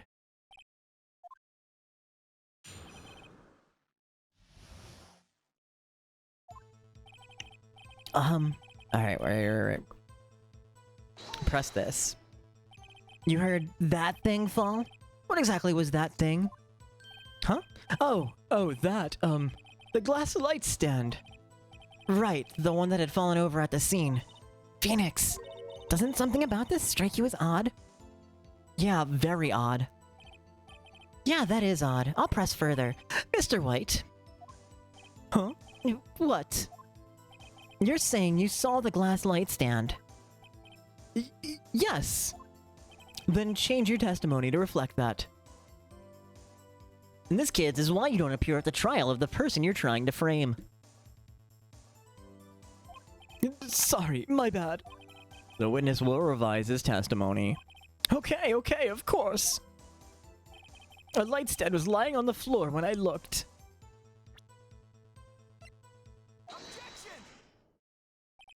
Mr. White. Sorry, hold on, let me get more anime on that. Mr. White, it was impossible for you to have seen the glass stand. What? Look at this. These are the floor plans at the scene of the murder, yes? Correct, Your Honor. Now, look. If you were to look through the window at the office, this is the area that you'd be able to see. Here. Well, note that the stand is not within the visible area. Well, Mr. White, what do you have to say to that? Ridiculosity! Mr. White, if you were in the Gatewater Hotel as you claim, you could not have seen the stand before it fell over. In fact, you wouldn't have been able to see it after it fell either. There's no way you could have recognized the broken shards as a glass light stand. So, when did you see the stand, Mr. White? It must have been in the moment that it fell. And the only place you could have seen that from is inside the Fey Law offices. In other words, you were at the scene of the crime when the murder took place.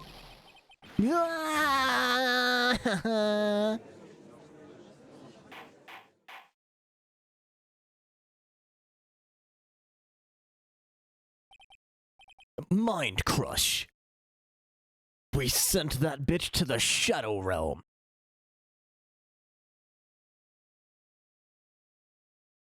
Mr. White?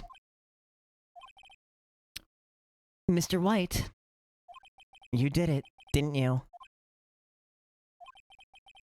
Mr. Your Honor, I Miss Mia. Looks like we're about to get our verdict. That's far enough, Mr. Phoenix Wright. What? I forgot about Edgeworth. Mr. White, I think the time has come. Shouldn't you confess your crime now, What? I said you should confess your crime. Ergo, confess that you placed the wiretap. The wiretap?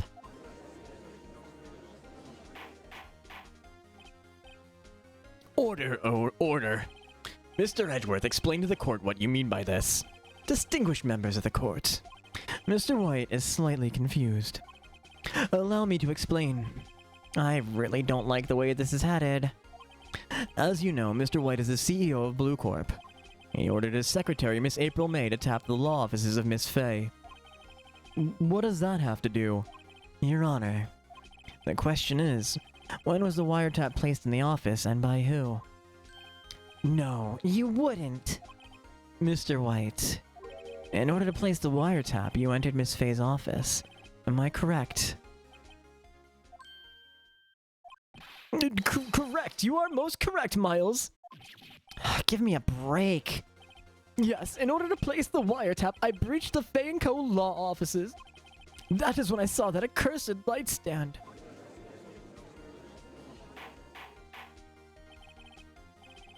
Now I'm confused. Please explain to the court what all this means, Mr. Edgeworth. Gladly, Your Honor. Mr. Phoenix Wright has made his position quite clear. He's determined that Mr. White knew the glass stand was in the office. He has shown that there was only one time Mr. White could have seen the stand, at the very moment of the murder. Thus, Mr. Wright would like you to believe that Mr. White was the murderer. I see. However, it is a fact that Mr. White has been to that office well before the murder took place, when he went to place the wiretap. He could have seen the glass light stand then. Ergo, Mr. Phoenix Wright's theory is revealed for the baseless conjecture that it is.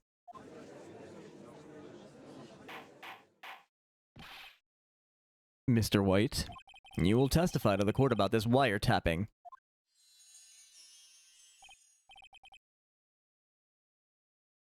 So he entered without authorization, could still be tried for that later. Yeah, you know, but Still a lesser crime than murder. Ahem, leave it to me. I feel faint.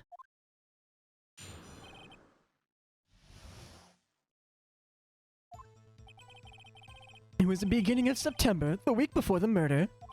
I had entered the Fainco law offices. Of course, I had done so to place the wiretap. That is when I saw this glass light stand. So, you saw the stand before the night of the incident. And this is how you were able to identify what had fallen over, by the sound? Correct, that is right. I see. Very well, Mr. Wright. You may cross-examine. What am I supposed to do now? Good luck, Phoenix. Ganbatte kudasai.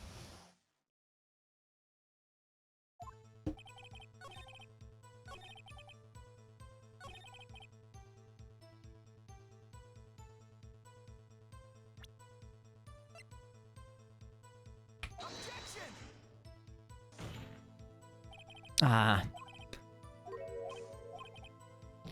I need to press something first, I think.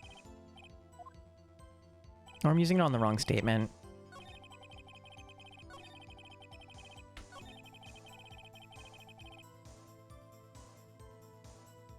Let's try it here. Nope.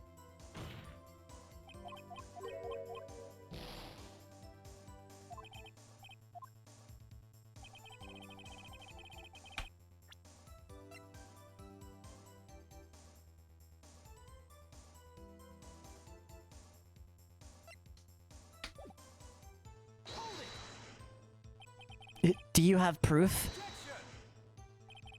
Miss April May knew the details of Miss Faye's phone conversation.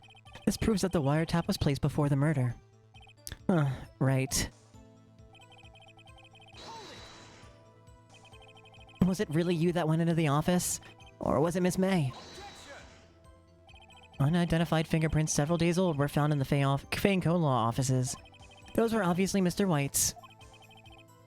Beginning of September means it wasn't September, or whatever. And if I know Edgeworth, he's already run a check on those prints. Now, Mr. White, tell us why you went to the Fainco law offices.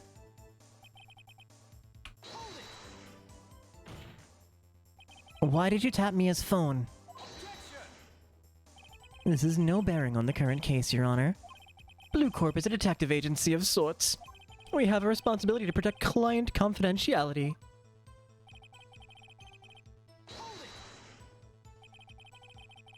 Why did you notice something as innocuous as a light stand? The light stand was made entirely out of glass. It was quite stylish, so I guess it made a lasting impression on me.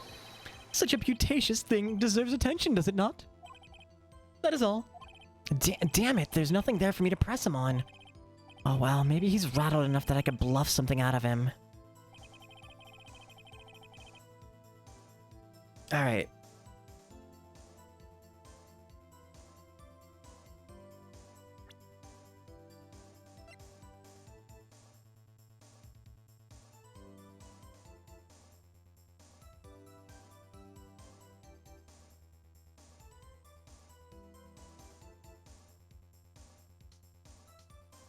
So the thing is I know that the receipt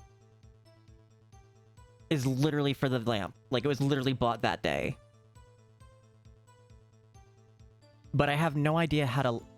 Can you... yeah. So we have our badge, which is just always in our inventory. We have the autopsy. Died from a blunt... blow by a blunt object. May have lived a few minutes after being hit. We have Maya's cell phone, which has the recording between Maya and Mia about the thinker. You have the glass shards, broken beyond all recognition. We have the thinker, clock in the form of a statue. The clock's gears have been removed, made by Larry Butts. We have the wiretap found in Miss May's hotel room. We have the department store receipt with letters written in blood on the back. We have May's testimony. The victim dodged an attack, then ran to the right, but she was caught and struck. And we have the floor plans.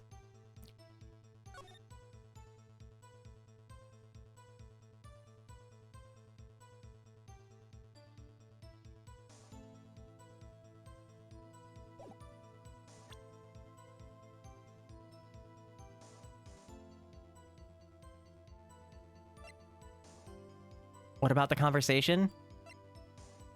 The conversation doesn't mention the... Like, it just proves that, like, we know they were listening because it proves that they knew that the thinker was a clock. Because other than that, it looks like a statue. And we know that it was wiretapped, so, like, I don't think that's gonna help us. Because it's just proving things that we already know. That the conversation was that, like, they were wiretapped and they listened to that phone conversation.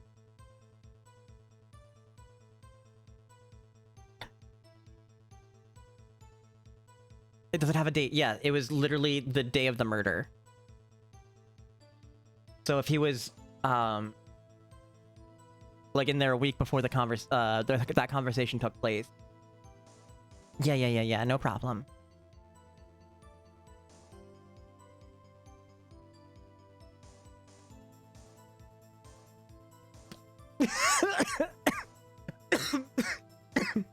Okay, that's really funny.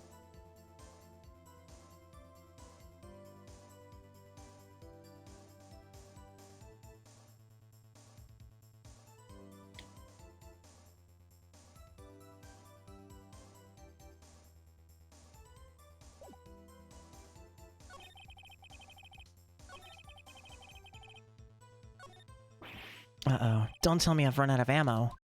Okay, this is what I had to do. Okay. Tisk tisk, I'm afraid that's as far as you'll go, Mr. Wright. The time has come for you to admit to your defeat.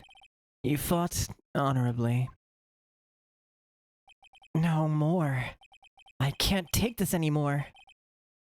Mr. Wright, are you giving up? Yes, Your Honor. Phoenix! Phoenix, over here! I know that voice. Mia! Never give up, Phoenix. Mia?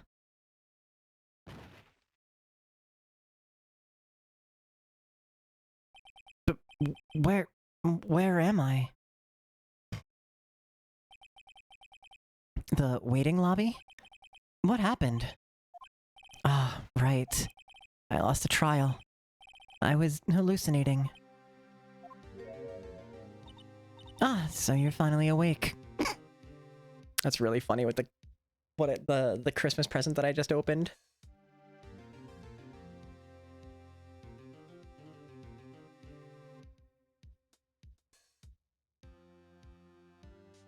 Hold up.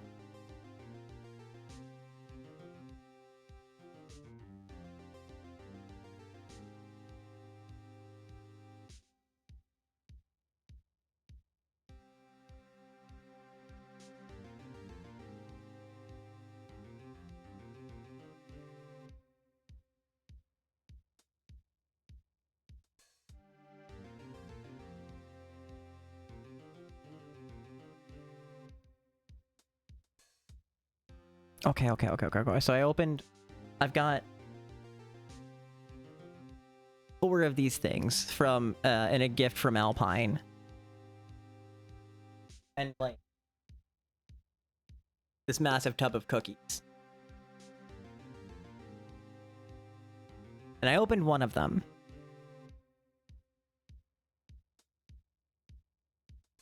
Hey you, you're finally awake. And then it's got the little guy from Skyrim.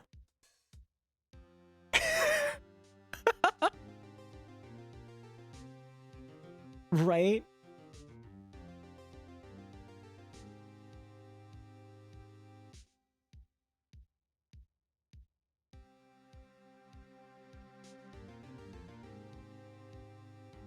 It is a candle.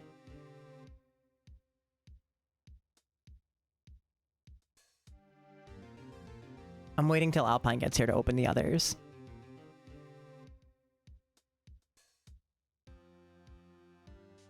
What's its... Oh, I didn't even check.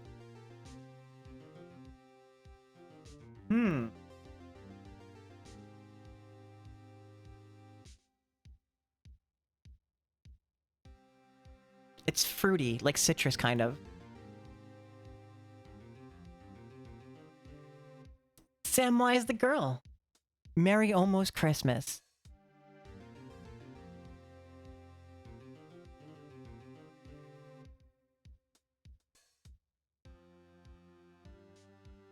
Ah, you're finally awake.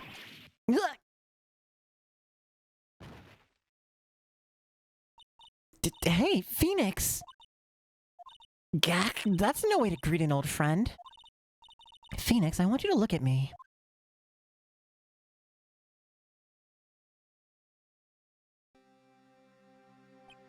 You're... Maya? Didn't you know the Fae women have strong psychic powers? When you accepted your defeat in court. It appears that was enough of a shock to awaken Maya's true powers. So, Maya is channeling you, Mia? You always hated... Yeah, it gets a little creepy when you think about it, huh?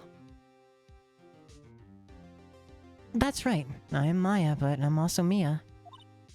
Now, I want you to listen to me, Phoenix. Maya never gave up, so you can't either. That's what I came here to tell you. But... We don't have much time, Phoenix. Now listen. You've already won. Huh? You have that receipt in the court record, right? Oh yeah! The one you wrote Maya on. Phoenix. White wrote that, not me. So what do I do with it? Like, I understand the difference in why you need to show, or like, you understand why you needed to show the difference in aura, but like, why the yeah... It's even worse when Pearl does it.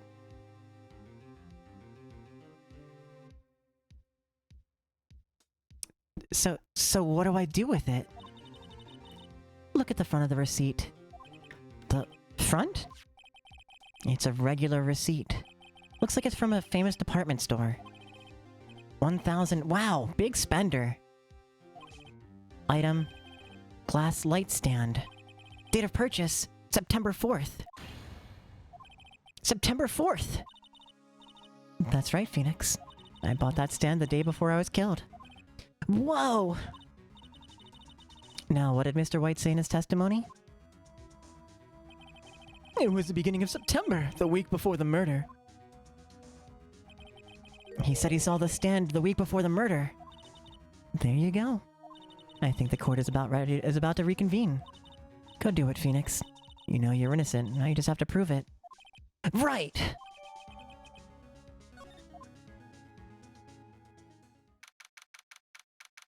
September 16th, 1:16, or September 9th, sorry, 1:16 p.m. District Court, courtroom number 1.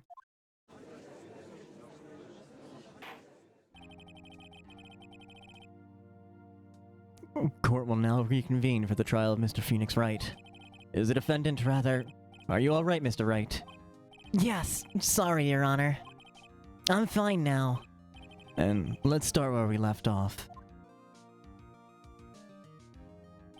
Your Honor, there is nothing left to go back to.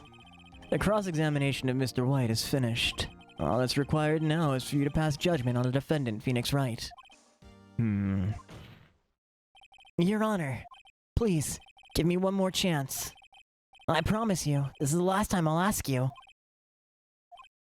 But as Mr. Edgeworth noted, the trial is more or less finished. Mr. Edgeworth, do you have an opinion on this matter? I say, let us give Mr. Phoenix Wright his last chance. Very well. You may begin your cross-examination. Why is it up to him and not the judge? Like, bro, you're leading this court. Why are you asking the prosecution? Like, what he thinks doesn't matter. It's your choice, bro. It's your court, dog.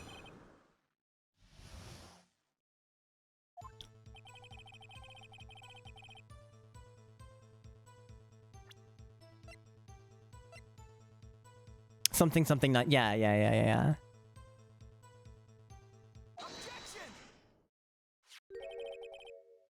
Look closely at this. See the word Maya written in blood?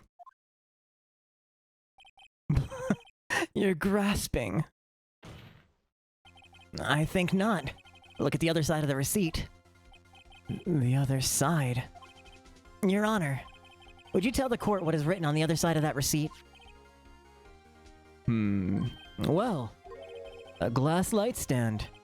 And the date of purchase. Why, that's the day before the murder. You see? Mr. White, when you allegedly entered Fay & Co. law offices at the beginning of September, the stand could not have been there. I'm not reading all that. Well, Mr. Wright, can't get out of this one, can you? No, it's impossible. Mind Crush. My grandfather's deck has no pathetic cards, Kaiba.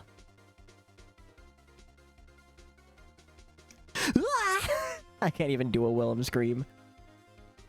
Uh-oh, he's losing it. Well, Your Honor, I understand there must be quite a bit of pressure on you.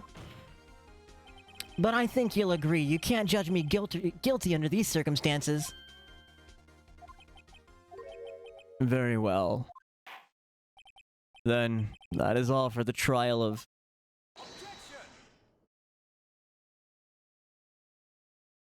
Not so fast, Phoenix Wright. Eh? What? No way he can worm his way out of this one. Oh, wait, I forgot. It's Edgeworth. There is a certain thread of logic to the defendant's claims. However, there is no concrete proof that Phoenix Wright is innocent. Ergo, I would like to request one more day before Phoenix Wright is granted his freedom. I need time to make one more inquiry into this matter. Celia, good morning. How you doing? Also, ads are gonna start any moment now.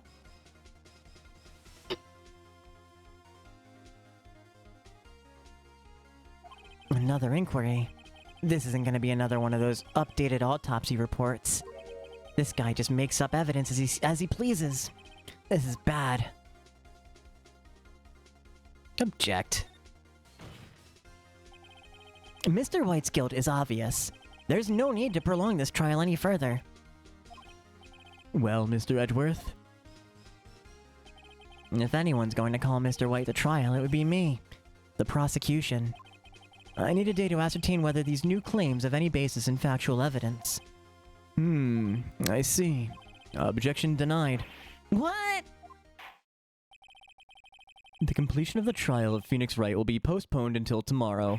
No! There's no telling what'll happen if I can't end this now. Edgeworth is sure to come up with, or just make up something. And after Mia showed up to help me and all. Mr. Your Honor, may I go home? Of course. Thank you for your time. Gah. The witness will stay. Mia. Phoenix, read this note out loud. Mia, what's this?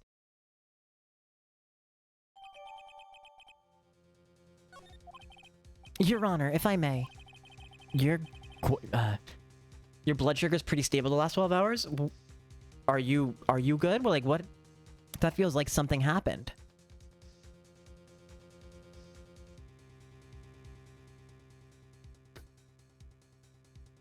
You're quite persistent today, Mr. Wright.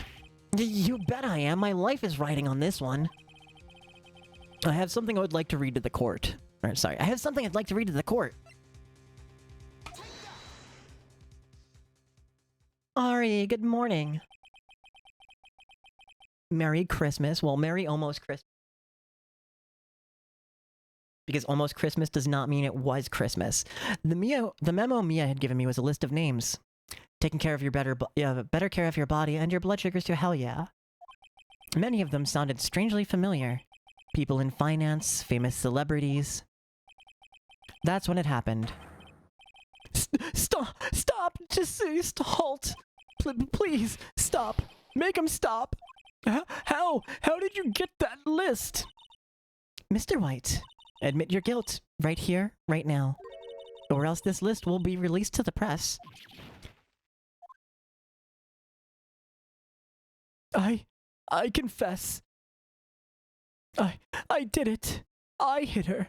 I hit Miss Mia with the thinker. Case closed, Your Honor.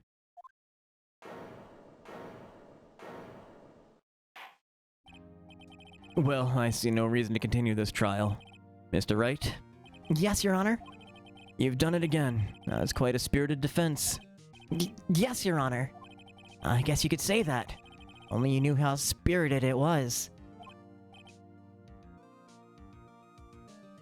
Well, this court finds the defense, rather, the defendant, Mr. Phoenix Wright, Not guilty. Let's fucking go! That is all. Court is adjourned.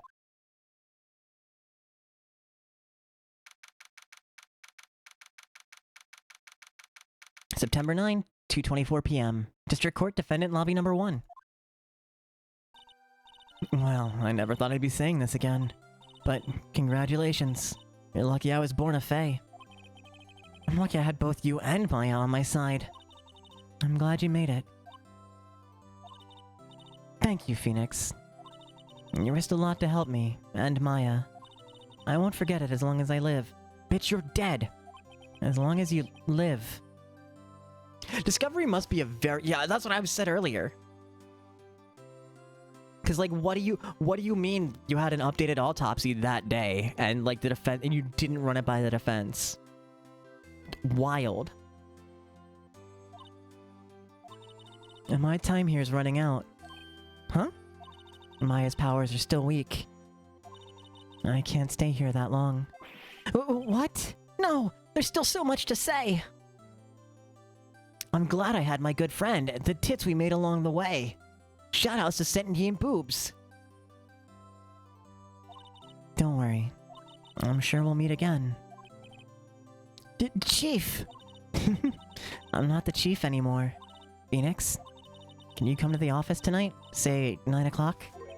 The office? I'll see you later. Chief, Mia!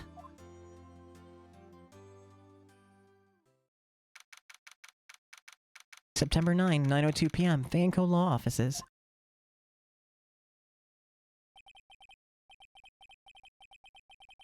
Being here, it's hard not to think about that night. You came! Mia, I was kind of worried you might not. Huh? Of course I came. Well then, I'm pretty hungry. How about a burger? Mia? You should see your face. Mia! What are you talking about? It's me, Maya. Maya? What, did I look like my sister? Look like you were her. I might be able to use that. Oh, Phoenix, go to the store and buy me lunch, would you? Maya, why are you here? Because of this. See? Mia wrote me a letter. Take care of Phoenix for me. Take care of... Huh? She means the office. This office. Someone has to help with the new Wright & Co. Law Office, right? And who better but me? Maya Faye reporting for duty. Wait, no, on second thought, let's make this casual. Yo, Nick. Maya here. Ready to get down to business. You don't mind me calling you Nick, do you? It's a great name. Mia said that's what your friend Larry calls you. Nick? You know what this means? We're partners.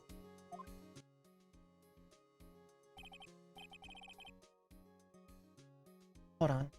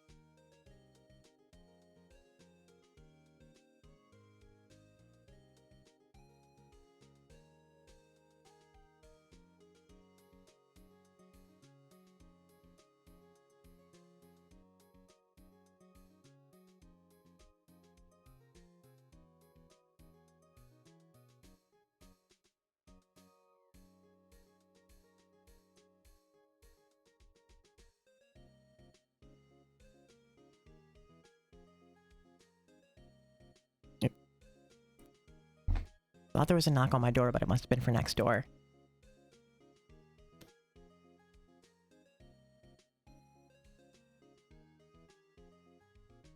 You know, when I think about it, it is Maya's fault I'm here now. But if it wasn't for her, I'd probably be in jail. Right in co-law offices. It's got a good ring to it. Yeah, thanks, Maya.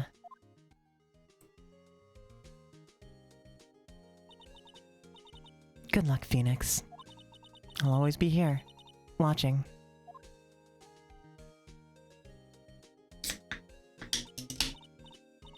That's your streams uploaded and programmed for the next few weeks. Let's go.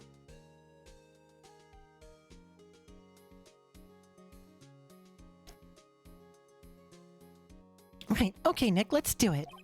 Huh? Do what? Burgers, dummy! Burgers! There's a great burger joint just down the street. Come on!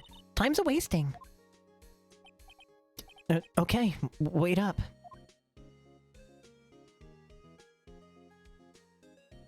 I always want burgers. Like my favorite food.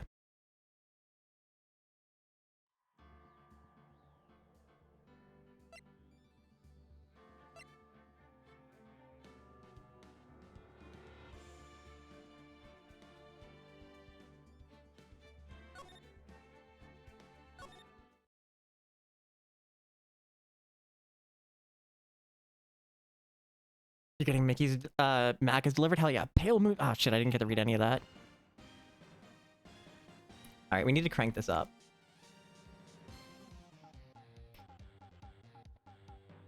For it'll be the last moon you ever see.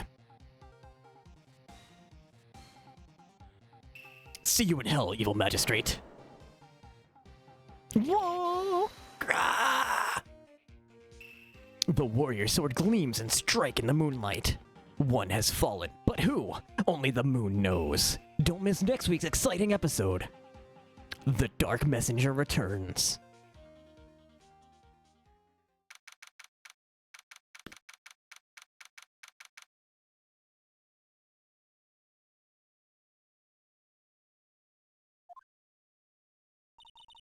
That rocked. See you in hell, evil magistrate. Whoa! Stop waving that broom around. Oh, Nick, I didn't know you were here. Of course I'm here. What was that surreal show you were watching? What? Nick, you mean you don't know the Steel Samurai? Friend, you're spending New Year's Eve is gonna make quesadillas and you're so yo, hell yeah. He's only the most popular TV hero for young people. Young? Like, how young? 10 years old?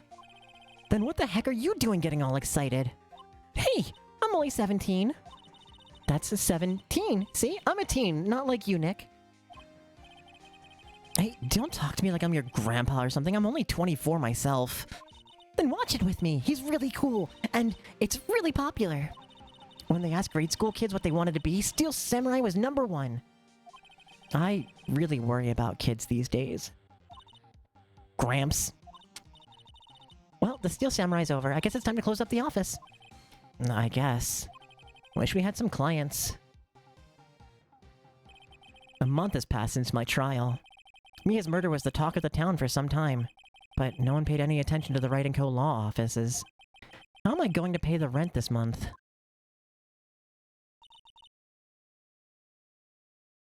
Maya actually reminding us she shouldn't be sexualized by having the past ghost of her cousin inside her. Exactly.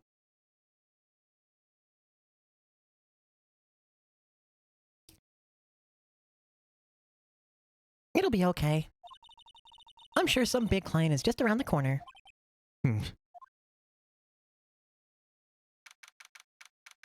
October 16, 8:14 a.m. Phoenix Wright's bedroom.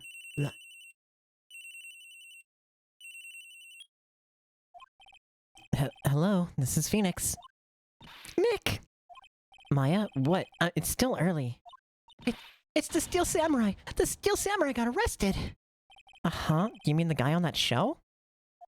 Yes! They're saying that the Steel Samurai killed a villain. Isn't that what he's supposed to do? Yeah, on TV. Yeah, on TV. No, I mean like he actually did it in real life. He skewered a villain with his samurai spear. Nick, you gotta help. The steel samurai's dick fell off.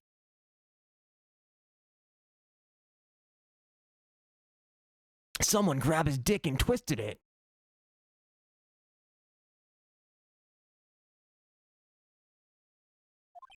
I have absolutely no idea what you're talking about. Just come to the office, quick! Please, Nick!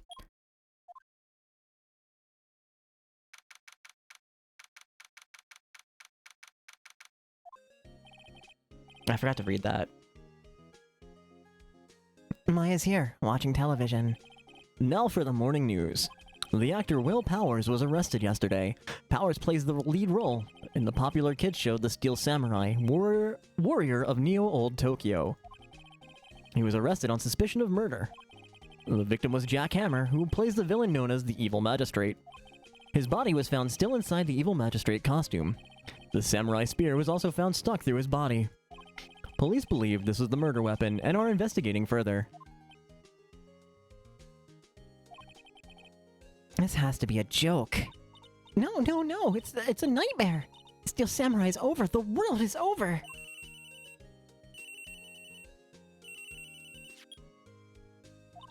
Yes, right in Cola offices. What? Nick, it's the Steel Samurai. What? Yes, of course. We'll be right there. Let's go, Nick. Go where? They have the Steel Samurai down in detention. So what? So I've decided this will be our first case. Well, what should we do? What should we do? How can you just sit there like that? We have to get down to this detention center and meet the Steel Samurai. Does she want to investigate the case or just do sightseeing, I wonder? My money's on sightseeing. We don't have enough information to make a case yet. Just admit it. You don't have a clue. Just admit it. You don't have a clue what happened. No, we just don't have enough information.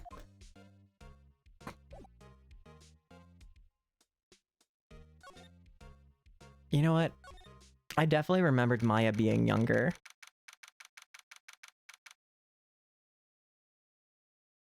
Like, I definitely thought she was, like, 13.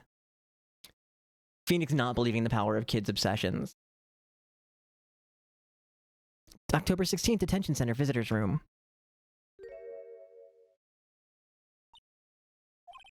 What's wrong, Maya? It's him, in the flesh. Is that guy really him? What do you mean, that guy? Of course it's him. Will Powers, our client.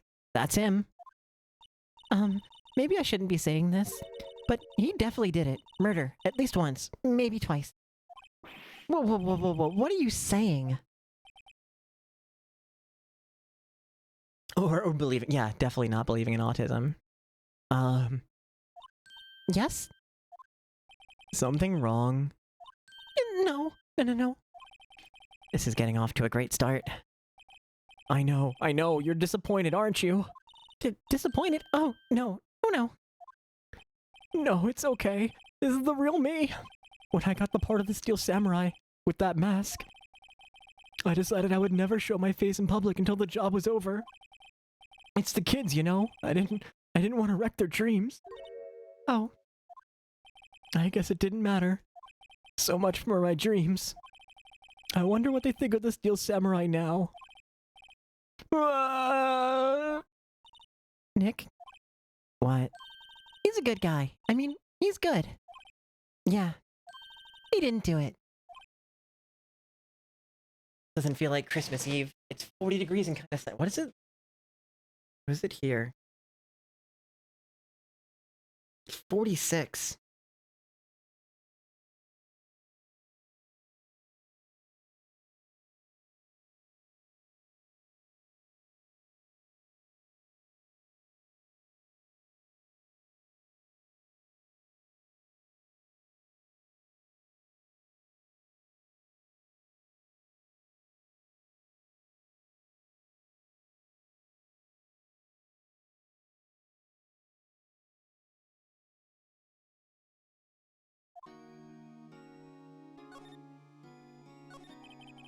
Maybe you could start by telling us what happened. Yes, of course. It seems like it was only yesterday. Actually, it was only yesterday. The cast had come down to Global Studios for a run-through. We went through a few action sequences at 10 that morning. There was a rehearsal scheduled for 5 in the afternoon. But when 5 came around and the staff gathered at the studio, the evil magistrate was found lying in a crumpled heap near the set. They took off his mask and discovered that it was Jack Hammer, dead. He'd been expertly skewered with the samurai spear. The samurai spear? Yes, it's a long spear that the steel samurai uses as a weapon. Maybe you could explain to me just what the steel samurai is? Yeah, Jack Hammer is the name of the victim.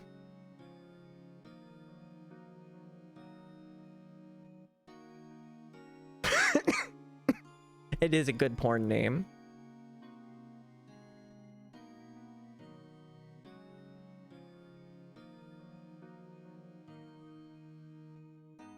Nick, how could you say such a thing? I'm sorry, sir. I apologize for my partner. He's new to this and a bit out of touch with the world. Hey, who's new to this? No, it's alright, really. The Steel Samurai is the lead character in a popular kids show. He walks the streets of Neo-Old Tokyo, fighting battle after battle against the evil magistrate and his minions. Of course, he's never really defeats the evil magistrate. Although, I guess he did defeat him this time. Ah! I see. Neo-Old Tokyo? Who comes up with these names? Now, where were you on the day of the murder? Well, that morning I came to the studios at 9. We worked through some action scenes until noon.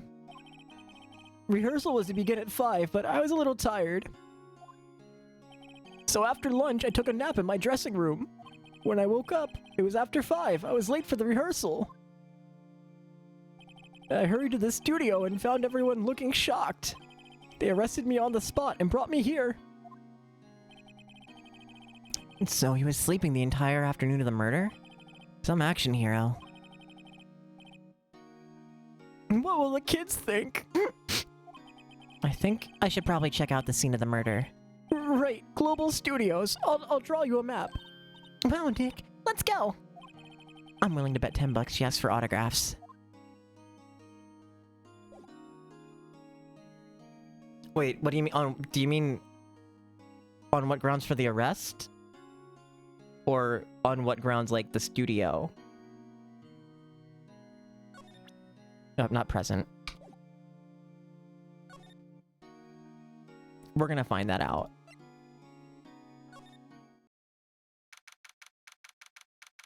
October 16th, Global Studios main gate. Wow, so this is where they make the Steel Samurai show. Awesome. Aren't you excited? Hey, you there!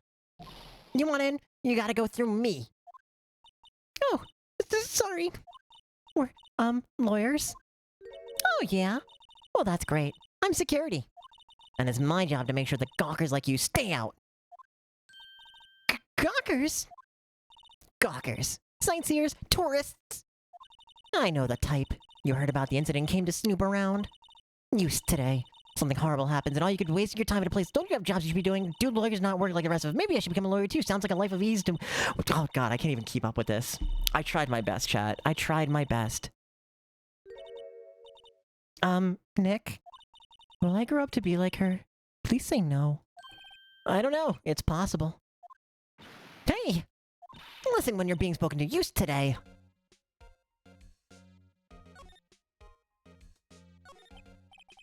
You're doing great, sweetie. So, what did you do here at the studios? At Global Studios, we make children's dreams come true. In fact, in my younger days. No, you were a star? Only a little twinkle between the stars here, I'm afraid, dearie. Wow. This place has really gone downhill, you know? But 10 years ago, now that was the studio of dreams. Hammer was a big star back then, too, he was. Hammer? The victim, dummy. The evil magistrate. He's been reduced to playing villains now. Not exactly the best material to work with. Can you tell me about Will Powers? He's not a bad kid, but don't be fooled by his mask. You wouldn't want him on the silver screen without it, believe me. That old ladies watching would lose their lunch. That's probably why you thought that Steel Samurai was a big chance. No one thought he was capable of doing what he did to poor Jack Hammer. He doesn't look so bad. Definitely not, like Japanese taste for a face actor, for sure. Not at the time that this was made.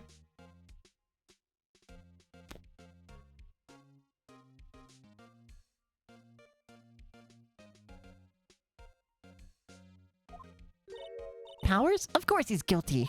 How do I know? I know everything. That's my job. What kind of person was Jack Hammer? What kind of person? Oh, if only you knew. Jack Hammer will live on in many hearts as the ultimate action hero. He was simply dashing in the Dynamite Samurai series. Should I have heard of that? But there was an accident during filming 5 years ago. He got an unlucky break after that. Reduced to playing the villain on a children's program. What's more, I heard they were paying him peanuts. It's enough to make you cry. Why are you so certain Mr. Powers is the killer? I was standing right here yesterday, I was here from 1 in the afternoon to 5 when they found the body. Now the studio where the murder took place is the left here. So if you want to go to the studio, you have to go pass by me. Only one person went by here between 1 and 2:30 when the murder took place. And that person was Mr. Powers? Yep, I saw him. But Mr. Powers says he was sleeping in his dressing room. Oh, I'm sure he would say that. He's no fool. But he was the only one that walked by. He's the killer. You can bet your biscuits on it. Isn't it about time for you to be heading home? There's nothing to see here. Move along. Actually, we're here at Mr. Powers' request. I thought you were suspicious looking. Show me a letter of request. And maybe I'll just let you in. This lady here thinks she owns the place, obviously. Back to the detention center we go. Hello? How is the studio? They all think I did it, don't they? No, not at all. Isn't that right, Nick? Right, not at all. At worst, you're a suspect.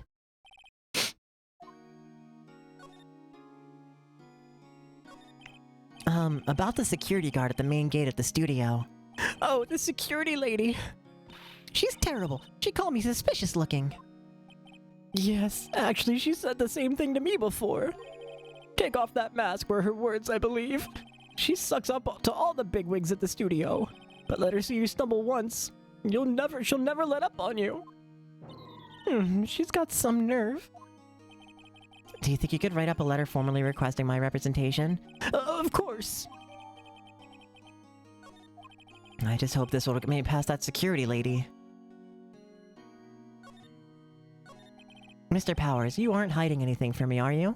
What? No, I'd never do that. Earlier you said that you were sleeping in your dressing room after lunch. Yes, like a baby. But the security lady said she saw you that day. She said she saw you heading towards the scene of the crime. What? That's not possible.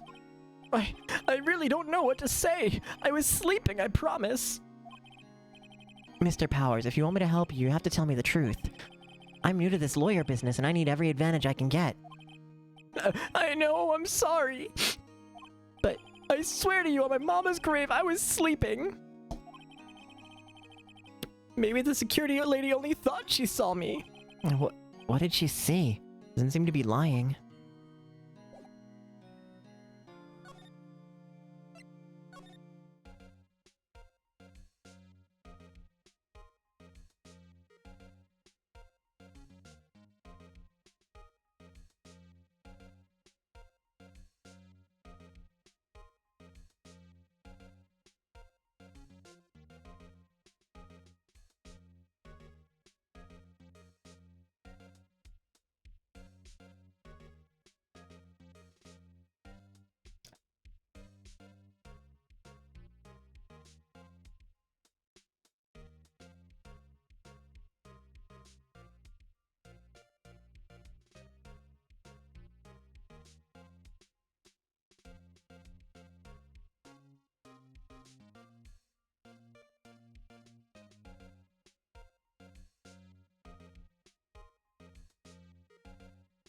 Oh my god.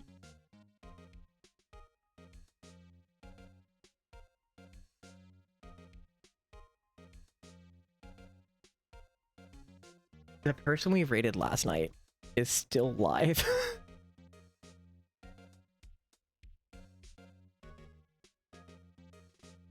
Wild.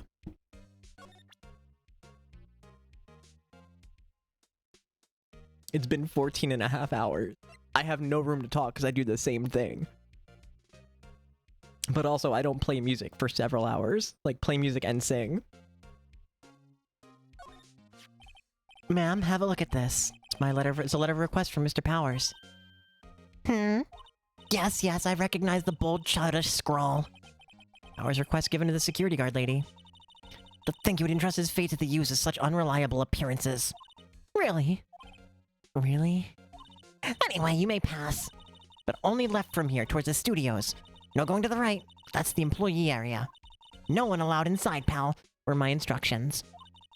The good detective told me himself. Hey, Nick! Huh?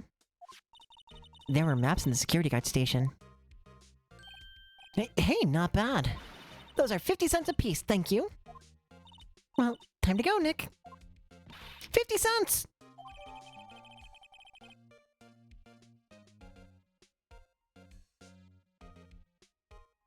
I think it speaks to the time when this takes place.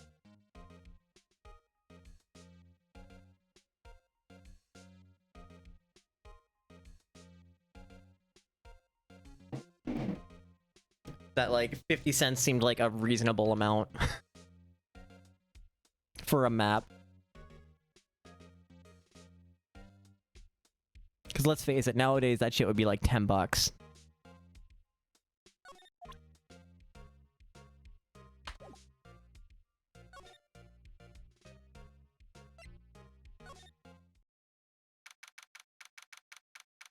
October 16th, Studio 1 entrance.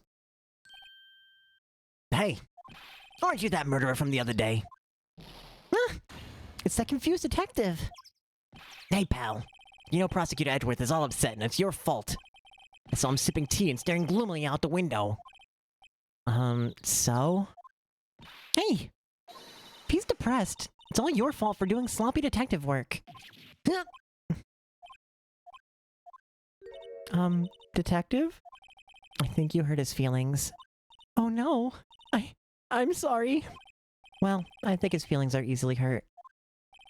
You're right, pal. It's all my fault. I can blame other people all I want, but I know the truth in my heart. Hey, don't take it so hard. There's always the next case. Yeah, I suppose you're right. Hey, What exactly you two doing here? He's being very gay, sipping tea at the window, preparing his next sexy prosecution. He's hard at work imagining the sexual tension in the courtroom and how to best turn it into fan fiction.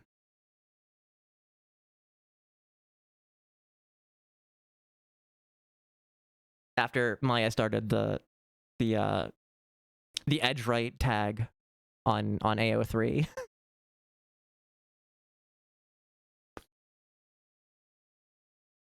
well, we're on this case too, pal. Huh? Hey, you can't just go around saying pal like that. That's my endearing character trait. I'd say he's a character, all right. So, how's your investigation going, detective? Well, hey, I can't tell you that, pal. Nick, maybe you need to be a little more indirect with your questions. Right, so, detective, mind if I take a look at what you got? What I got? The autopsy report. Latest version, if you please. Oh, sorry. The autopsy report. The latest version, if you please. Right. Sorry about what happened last time, pal. Why was Mr. Powers arrested? Simple, pal. The murder took place right over there in Studio 1. Now, the victim entered Studio 1 at approximately 1 p.m. At that time, there was no one other than the victim in the studio. According to the autopsy report, the time of death was 2:30 p.m. Only one person went to the studio between 1 and 2:30. And that person was none other than Will Powers. No one else, pal. If you think I'm lying, ask the security lady at the main gate. Nick, if that's true, anyone would think that Powers did it with that kind of evidence. Thanks for cheering me up. About the security lady. Oh, that sweet old lady? What a charmer. Huh? Are we talking about the same person? When I showed her my badge, she gave me a donut and some coffee. Remember what Power said? She's a sucker for authority. She even gave me a piece of valuable evidence.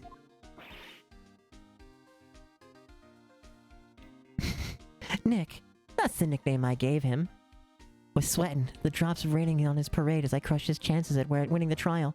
Oh, you guilty mess, feigning for my prosecution. Too bad that asshole White was ruining the mood.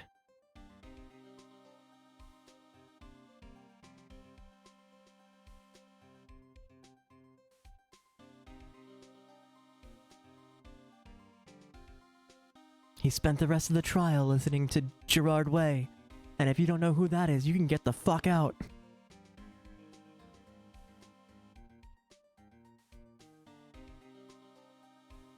You just gotta throw in a line from My Immortal in there, just for.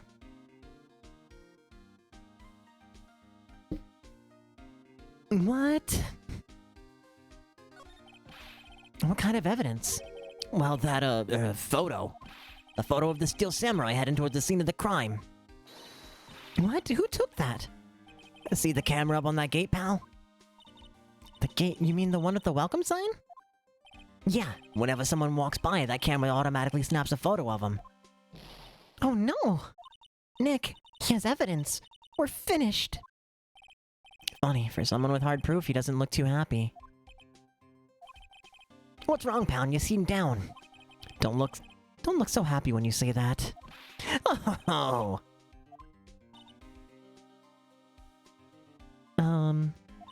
We'd like to ask the employees here some questions. Sure thing, pal.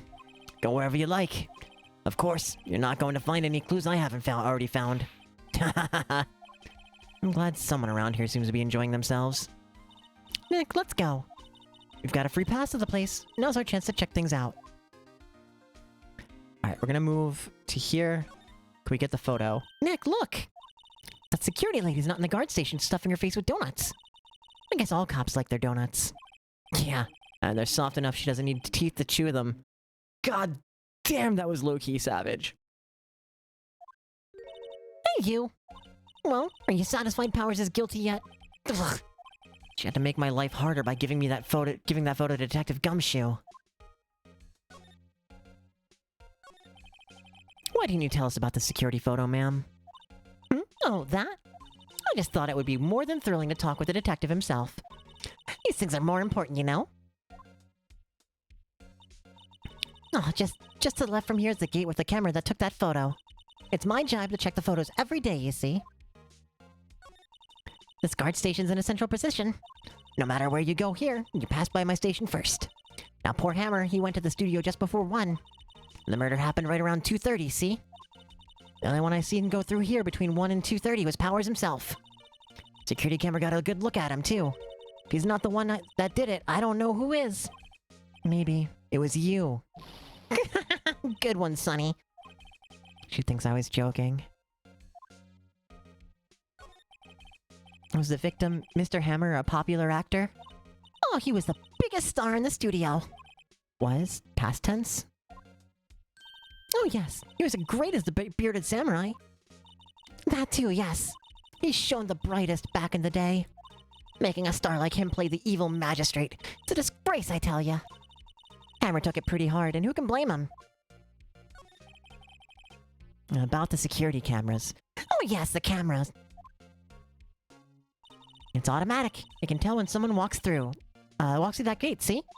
Then it snaps the photo. Apparently, it records the time when it takes a picture, too. But I don't bother myself with those details. I just view all the photos on the computer over in the security guard station. I check them every day before going home, I do.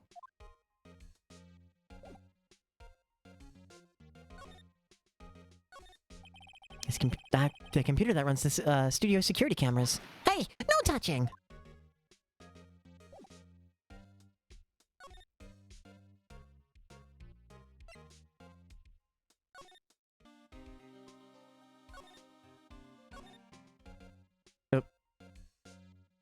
Okay, so we gotta go to the employee area first. October 16th, Global Studio, employee area. Nick, this is where they do all the behind-the-scenes stuff. Hey, look, there's Power's dressing room. No one's here this soon after the murder, I guess. Let's take a look around.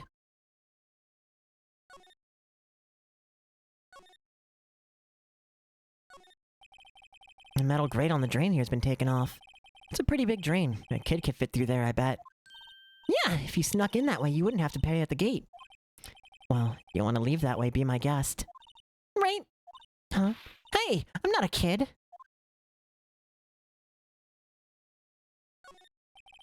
The remains of yesterday's lunch are scattered around. Everyone was probably too shocked to clean up. There's a T-bone on one of the plates, minus the steak. Larry hungry? Have a good feed, Larry. T-bone steak, that would have hit the spot. You just had a burger. Yeah, but I have second stomach just for steaks. What? There's a half-finished backdrop for a stage here. Looks like a castle. Probably neo-old Tokyo castle. A window into the dressing room. The glass is frosted so I can't see inside. The door to the dressing room. Not locked. Hey, Nick, let's take a look inside. Maybe we can find something as a souvenir. What do you mean, find? You never know. There might be something like the samurai spear. We don't need a spear. That's the murder weapon, for crying out loud.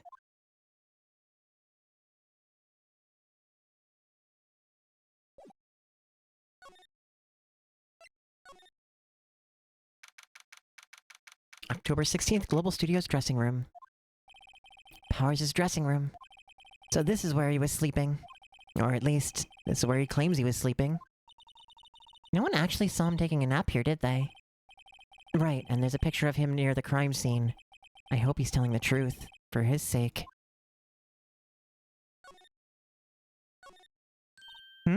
This must be Powers' bag. Hey, don't open that. Look! An employee card key. That must be Powers'. It says Studio 1. Let's take it, Nick. Borrow it, you mean. Borrow.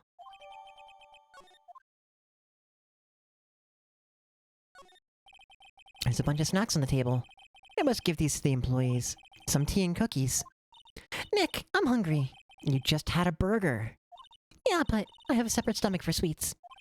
How many stomachs does this girl have? There's some regular suits among the costumes here. Those must be his own clothes. It'd be fun to wear one of the costumes. I'd say you were already wearing one myself. A vast array of cosmetics here. Oh, this is the wig you used in Samurai Boogie Woogie. Nick, try this on. No. And how can you tell the name of a show just by looking at a wig? I, kinda like samurai movies. Kinda? It's locked. Looks like he doesn't open his window much. Guess it is kinda dusty outside.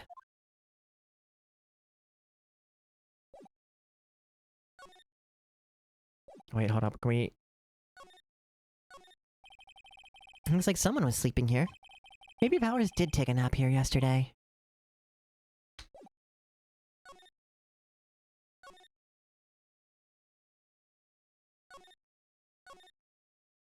Okay.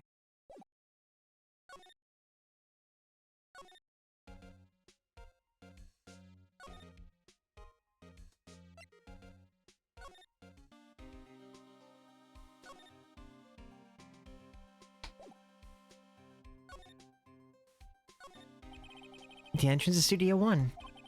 This is the studio where they found Jack Hammer's body. Let's go in and check it out, Nick. I wonder if this car key we borrowed from the dressing room will work. It opened. All right, we're in. She's way too happy for someone visiting a crime scene.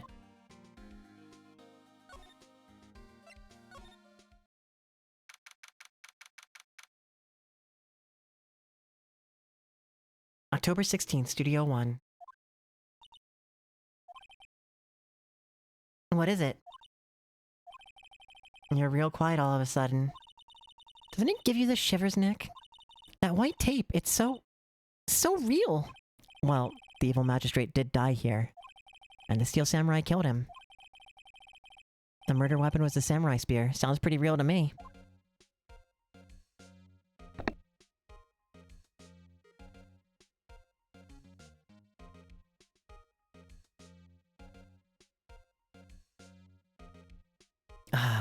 Alright, examine. They outlined where Jack's hammered body lay with tape. His body was found still inside the evil magistrate costume. Guess that's why the head part looks like a helmet. Funny, I expected a spear stabbing wound to at least leave a few bloodstains. Guess the costume must have absorbed most of it. Hey, look! That's the chair the director sits in. I've always wanted to sit in one of these. Hey, Nick, take a look at that. One of those black and white boards they clap at the start of filming. And look, a megaphone! A real-life megaphone! Ready, Nick? Action! This girl is more troubled than I thought. No clues here. Looks like a backdrop for a stage. This must be used in the Steel Samurai show. Of course! That's the mountain Neo Fujiyama. Doesn't the Steel Samurai take place in Old Tokyo? Can you even see Mount Fuji from there? Not Old Tokyo, Nick. Neo Old Tokyo. They always say leave a beautiful body when dying, but I'd say leave a beautiful outline after dying. You know, important things. Oh, right.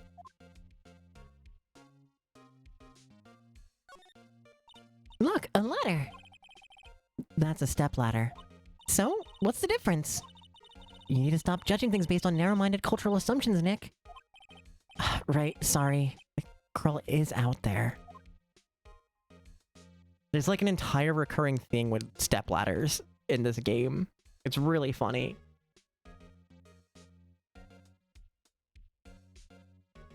I think there's an achievement for clicking on every ladder.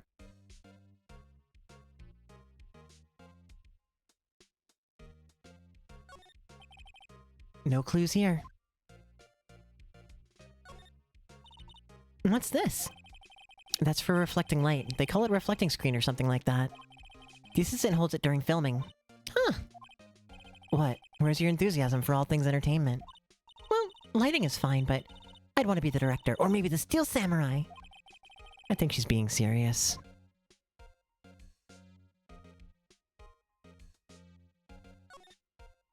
Wow, look at the camera! That must cost a ton. Yeah, so don't touch it. Whoa! It's heavier than I thought. Hey, you! No touching that! I'm sorry, my partner is kind of, you know... You know? No, I don't know. Who are you? Who, me? I'm an assistant here. I help with props and stuff. Moving them around, ordering new ones, etc. We're lawyers representing Mr. Willpowers. Oh! You're WP's people. WP? Oh, Willpowers. WP, I get it. I don't envy you guys one bit. But do what you can for WP, okay? He'd never hurt a fly. He has to be innocent. Don't worry, leave it to us.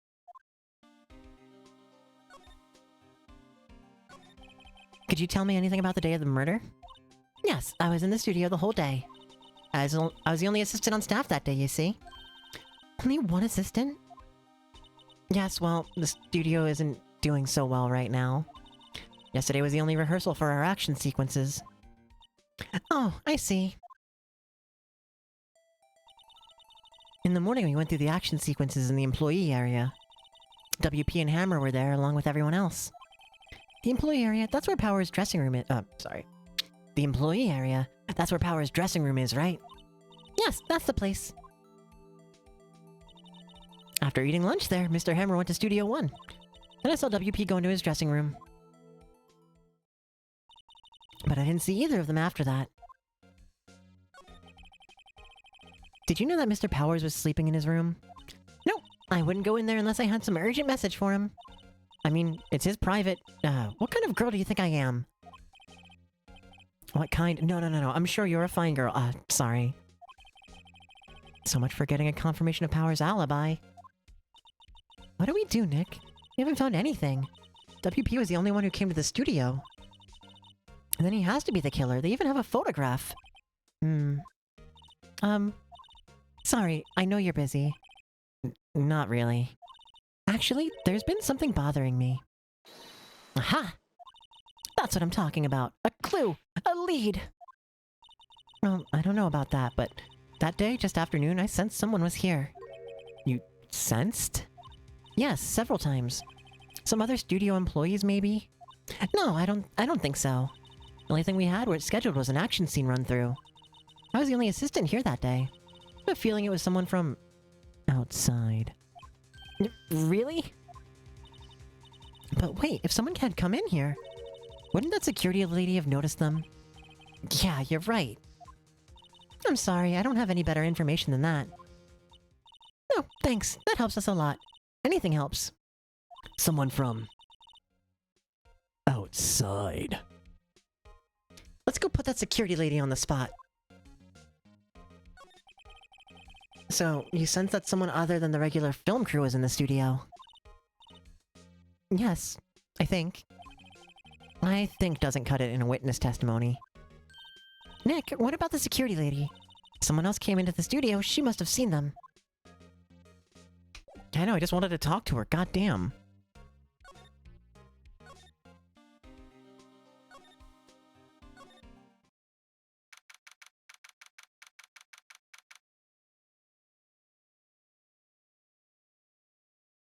October 16th, Global Studios main gate. What? You're still here? Really? You look as though you've seen a ghost. What? I saw that suspicious look on your face. I wanted to ask you again about yesterday. You came here at 1 p.m., correct? And the estimated time of Hammer's death was 2:30. Are you sure that Powers is the only one to go through here between those times? Sure as can be. But we have a witness who thinks there was someone from outside here that day. What? Are you absolutely sure you were here watching the whole time? Ma'am? Who was it? Who told you that? Who dares question me? Alright, you better tell me quick, you spiky-haired cretin. Someone's been complaining about the work I do, eh? We were just talking to the assistant in Studio One. Her! She's not even a full-time employee. All you youngins are like that nowadays, running your mouths like there was no tomorrow, saying this and that and the other thing. While I was young, we'd tell you we'd do a thing about respecting your elders. Back then, it's crying shame. You used today just poor. She left. One day I'm gonna get through her little running bits like that without tripping over my tongue.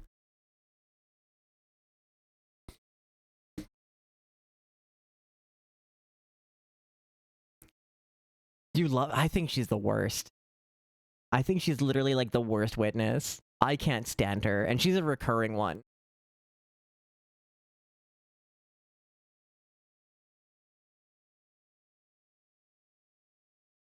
Well, Nick, this is our chance to do what we can without her looking over our shoulders.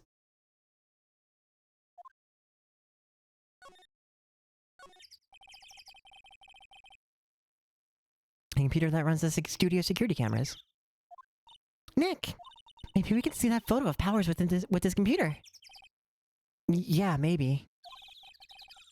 Should I try the computer? Try it! Okay, let's give this a try. You know how to work these things, right, Nick? Looks like I just have to enter in a few numbers. Let's see, first I need the date of the murder. It looks like the camera turned on at 1 p.m. that day. 1 p.m. That was when the security lady arrived at the guard station.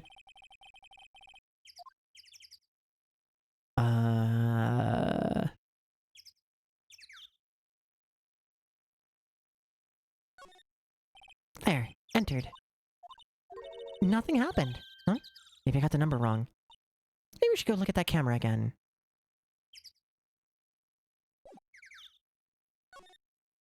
The bird chirping freaked me out.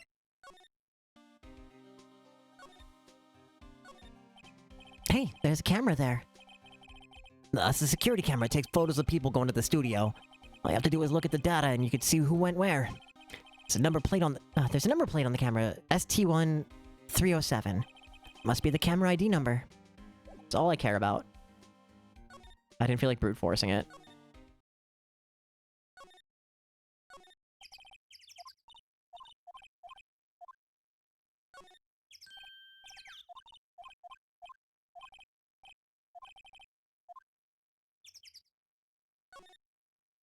There, entered. Hey, I printed out the data for that day. Let's see what we got. Huh? How is this a picture of Will Powers? Well, he is the one who always wears that suit. I guess that's why the security lady thought it was him. I don't imagine the detective was very happy with this photo as evidence. Something printed out on the back. Huh? October 15th, 2 p.m., photo number 2. What does that mean? Maybe there's more photo data from that day? Nope, that's the only one in the computer. Hey, Nick! Can't we use this photo as evidence for the trial? Yeah. We'll put that security lady in her place with this. Right, we'll put her in her place. Hey, that's what I said! Anyway, let's show her this photo and see what she says. Wait, let's not. Why not? It's never a good idea to reveal your hand to the enemy too soon. Nick, you're craftier than I give you credit for. Why, you could be the next evil magistrate. Hey, why do I have to be the villain?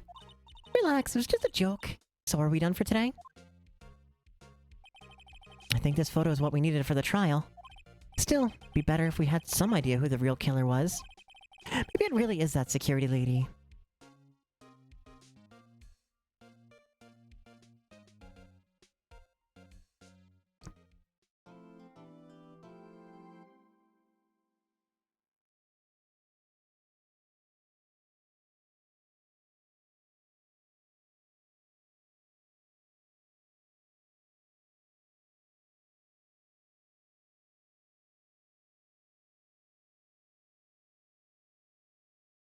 My phone's blowing up. Jesus Christ. It's not even like anything important. Like, here's 25 different YouTube video suggestions. I don't care.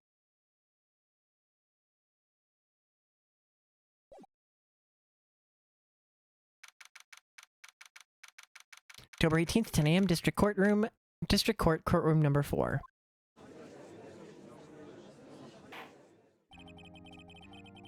Court is now in session for the trial of Mr. Will Powers. The prosecution is ready, Your Honor. The defense is ready, Your Honor. Very well. Mr. Edgeworth, your opening statement, please. The prosecution will show the court that at 2:30 p.m. on October 15th, the defendant, Mr. Will Powers, killed his fellow actor Jack Hammer in Studio 1 of the Global Studios. It is impossible for anyone else to have committed this heinous crime. The evidence presented during the trial will all point to this fact. I see. Very well. I would like to move on to some testimony. Bard, good morning. Enjoy your lurk. Merry almost Christmas.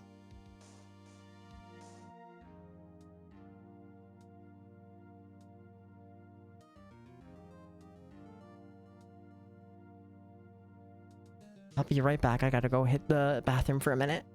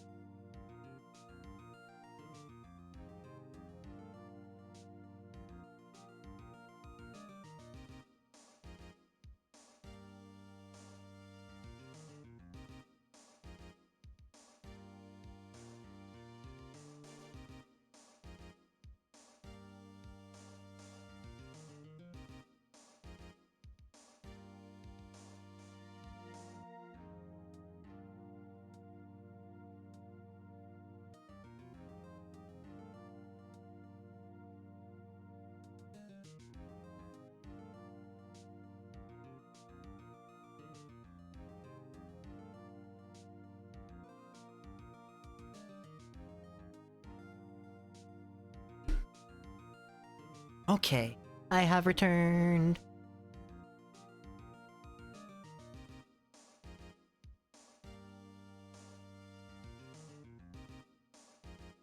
Mr. Edgeworth, the prosecution may call its first witness. Very well, I call a most familiar face, Detective Gumshoe, to the stand.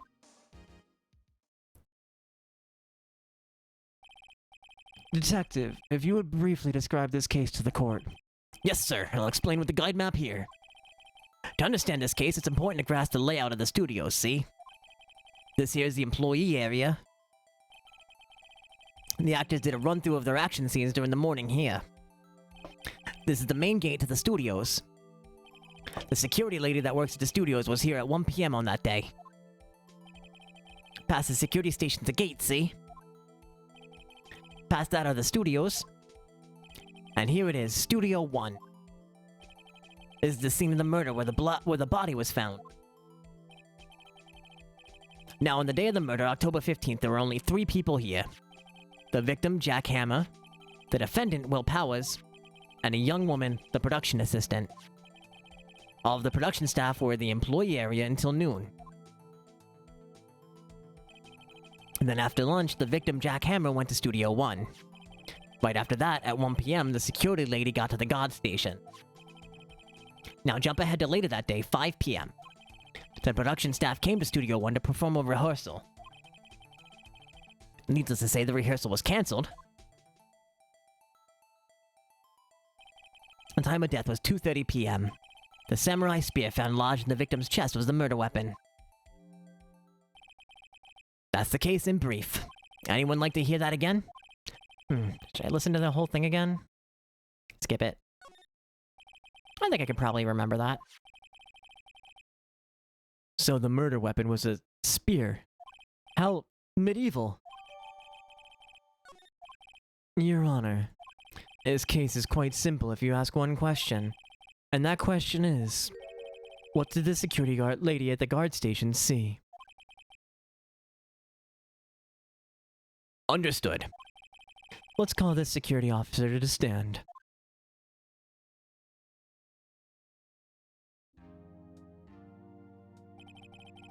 Will the witness declare her name? My, aren't you a handsome fellow?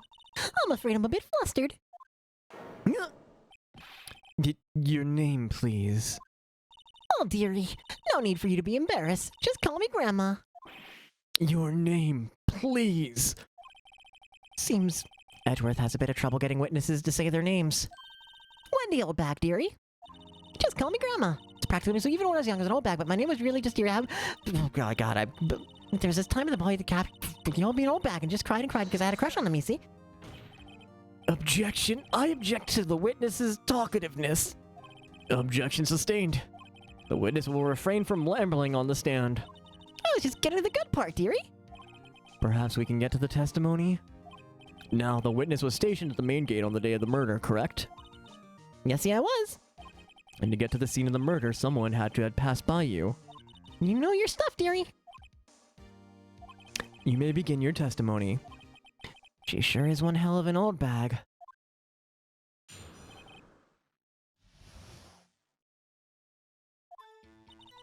On the day of the murder, I arrived at the guard station at 1 p.m. Poor old Hammer and the rest of them had been doing a run through there since the morning. I, well, had some errands to run that morning. Anyway, it was 1 when I got to the guard station. I was at the main gate from then until 5. Now then, the murder happened at 2:30 p.m., right? Interesting to me because a certain man walked right by me at 2 p.m. It was Powers, that man right there, and he was heading towards the studio. And you saw the defendant then, Very well, let's begin the cross-examination. Mr. Wright? Yes, Your Honor.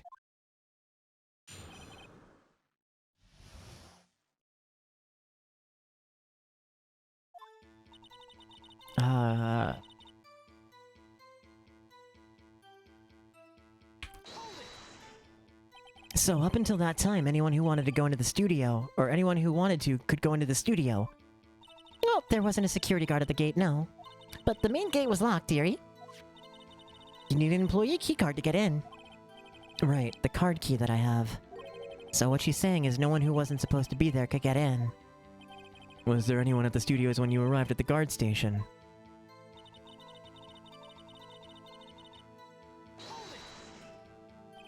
A run-through?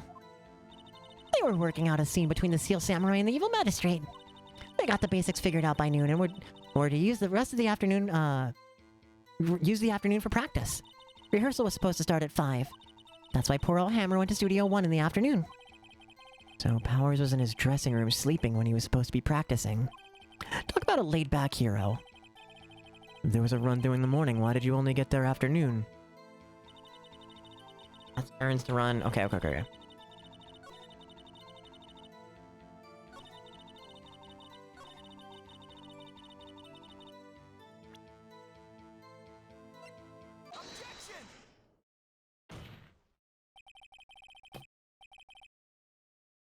Let me get this straight, old bag.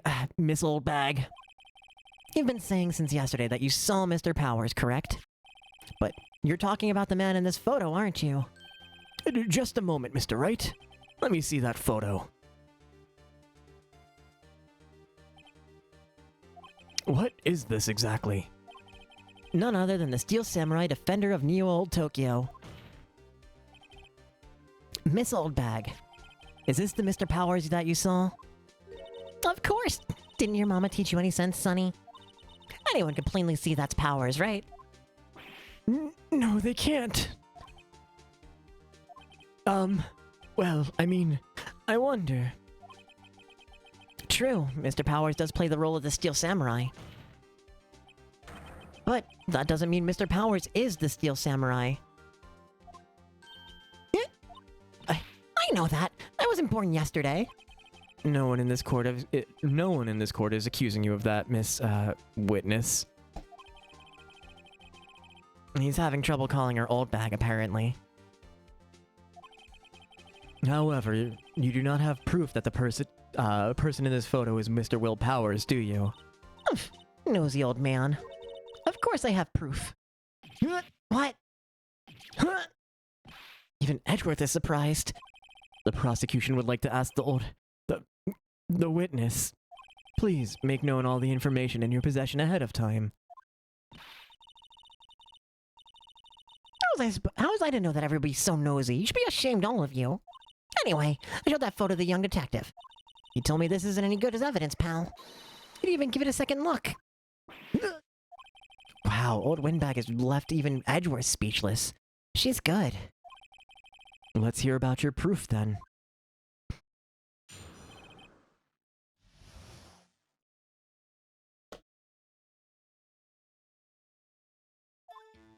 I never say anything I don't mean, mind you. That morning during the run-through of the action scene, I saw Powers trip and fall. He broke one of the props. It's a big mess. Apparently, he sprained his ankle pretty bad. Discovery was not made correctly. Mistrial. Will Powers will remain unjudged, right? Now look at that picture. You could see he's dragging his leg. See? Clear as day. And that's how I knew it was Powers. Happy? I keep losing the voice that I do for her. So he'd sprained his ankle. Very well. Mr. Wright, you may cross-examine the witness.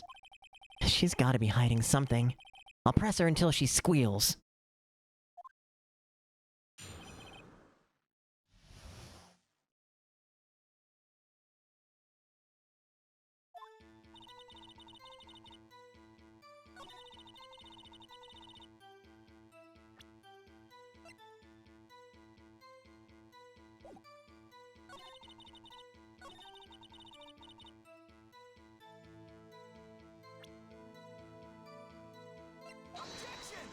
Nope, that's not it.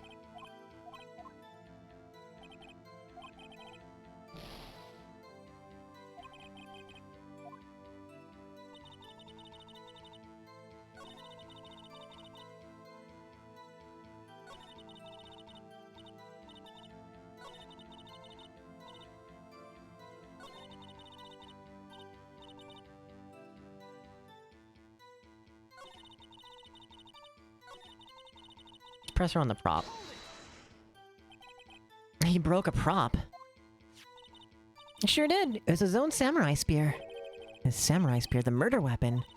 Luckily, I was there with my duct tape to fix it. Oh, I completely lost that.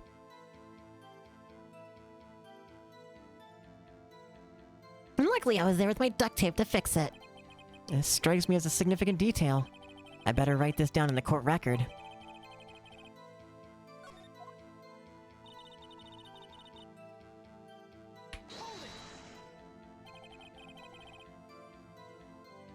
You'd think they'd make the spear tip felt right.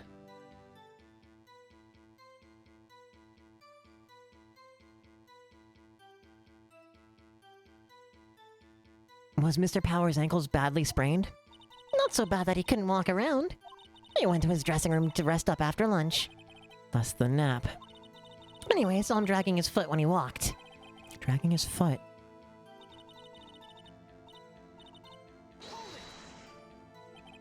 Are you absolutely sure? Let's take a look at that picture again. So he was walking strangely because he was injured. Does look like he's dragging his foot. See? And you didn't trust me, whippersnapper.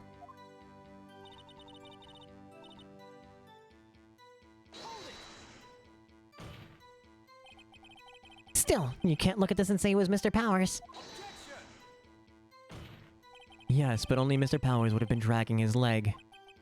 He has a point. It does seem quite likely that it was Powers. There's gotta be more to this. Better keep pressing her.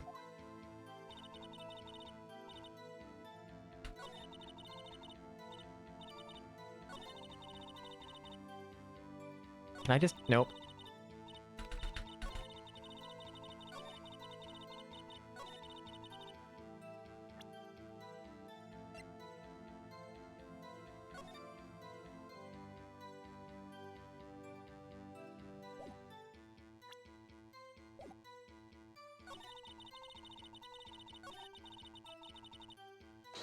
This is probably nothing statement, but I'm gonna press it anyway. Whippersnapper? I haven't even said anything yet.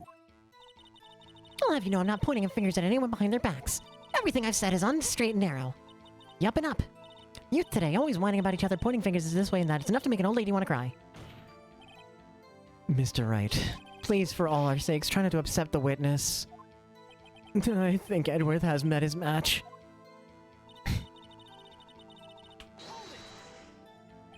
Who was present at the run-through? Well, let's see. There was Powers, he's the Steel Samurai, and the poor old Hammer, the evil magistrate. And me. And what exactly were you doing?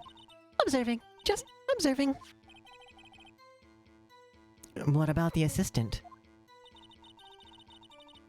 If you're framing someone, you can act like him, especially if you know he's been... Yeah, right? Oh, she was off moving backdrops around and such. So she didn't see the run-through then.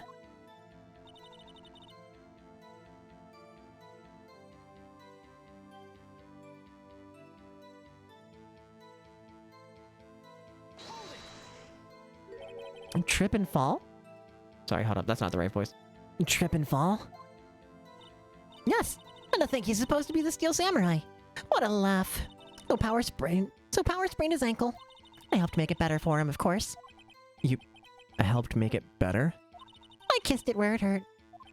Let's just skip over that part, shall we? Where was the assistant then? Sorry. Where was the assistant then? Oh, her.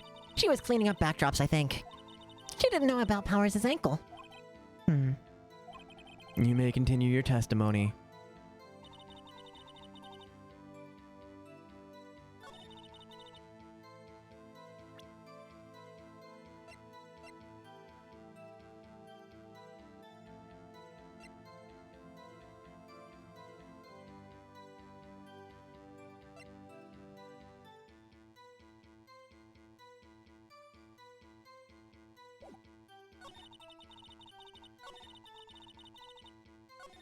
Shit.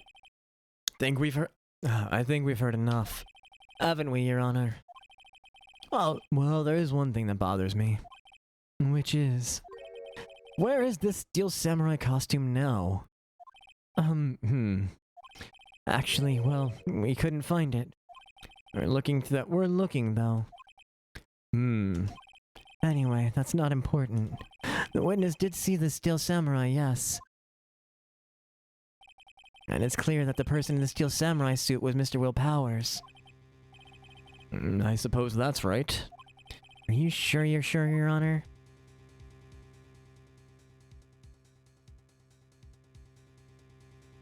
Fuck it, we'll object. Because I'm not sure. Hold it right there. We keep talking possibilities, but we have to agree that this photo shows the Steel Samurai. Nowhere in this photo can we see Mr. Will Powers. The defense has a point. I also wonder if someone else, not got caught on camera could have killed Mr. Hammer. We have to consider that a possibility also. Then allow me to remove that doubt from your mind, Your Honor. Will the witness continue her testimony, please? No need to ask twice.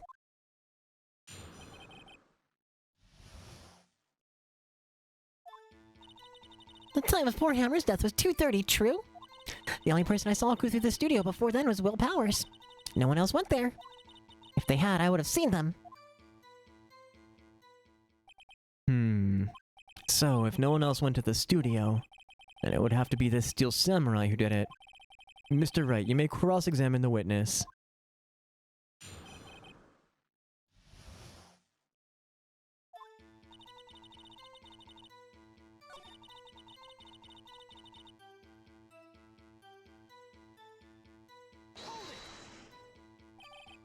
Are you absolutely sure? Oh, quite, Sonny. Nobody's suspicious looking passed by at all. Nobody's suspicious looking. Right. Nobody's suspicious looking. Right.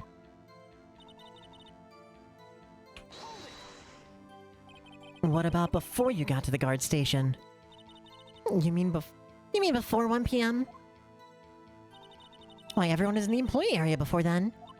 And I locked the main gate so no one could get in. Not to mention...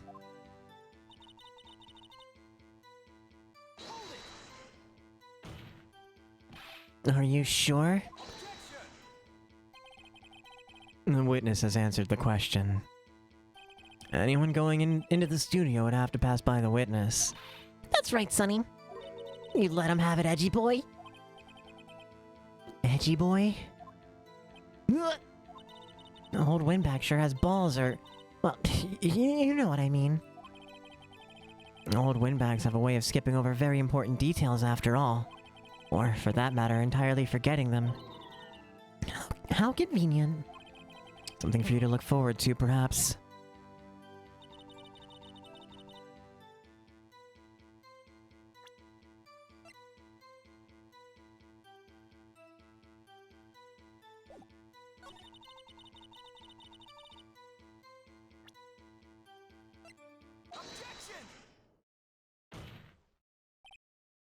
Hold on. Look at this photograph. One more time. This photo was taken by the camera at the gate for the studio, correct? Yes, sirree, Sonny. So, whenever anyone passes by here, it automatically takes a picture. And here I thought you didn't know your head from a hole in the ground. Right. Anyway, it's also true that the computer in the guard station records all security cam data. Oh, you know, if you wanted to work at the studio, we might have an opening. That very computer printed out this photo. Note that on the back of this photo are printed the words, October 15th, 2 p.m., photo number 2. Even I know that means it was taken at 2 p.m. on October 15th. Really, Sonny? Actually, I knew that too. The issue here is the bit at the end where it says, photo number 2. Photo 2? The computer only held data for one photo on that day. Don't you think that's odd? Shouldn't this photo be photo 1 if it really was the only photo? Order. Please tell the court what you mean by this, Mr. Wright. Actually, that's what I want to ask the witness. This evidence shows that not one, but 2 people went to the studio that day. Yet there's only data for one of the photos. Who could have erased the data for the other photo? Only someone with access, the security lady herself. Huh? You watch your mouth, young whippersnapper. The only person I saw that day was Will Powers. But the camera on the gate fired twice. That means 2 people went by. Well, yes, that's what it would seem to mean, but... Can the witness explain this to the court? I don't understand these newfangled computer things. Edgy boy, help! Believe me, I want to, but I don't know what this means either. Some help you are. Whippersnapper too. Whippersnapper? Something the matter, Miss Oldbag? Ah, that's right. I just remembered something. Let me guess. Someone else passed by the gate. Someone other than the Steel Samurai. Well, yes, I suppose you could put it that way. I see. Your testimony, please.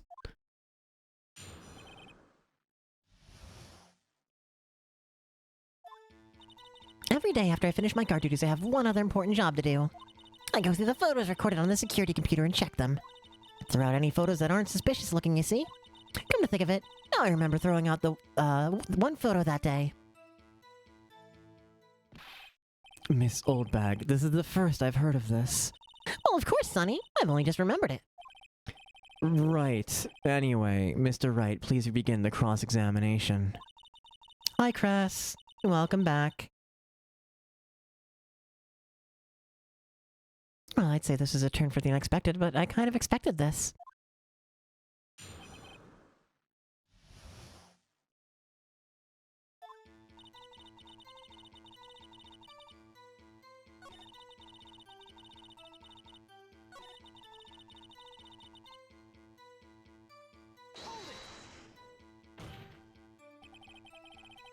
How exactly do you determine what isn't suspicious looking?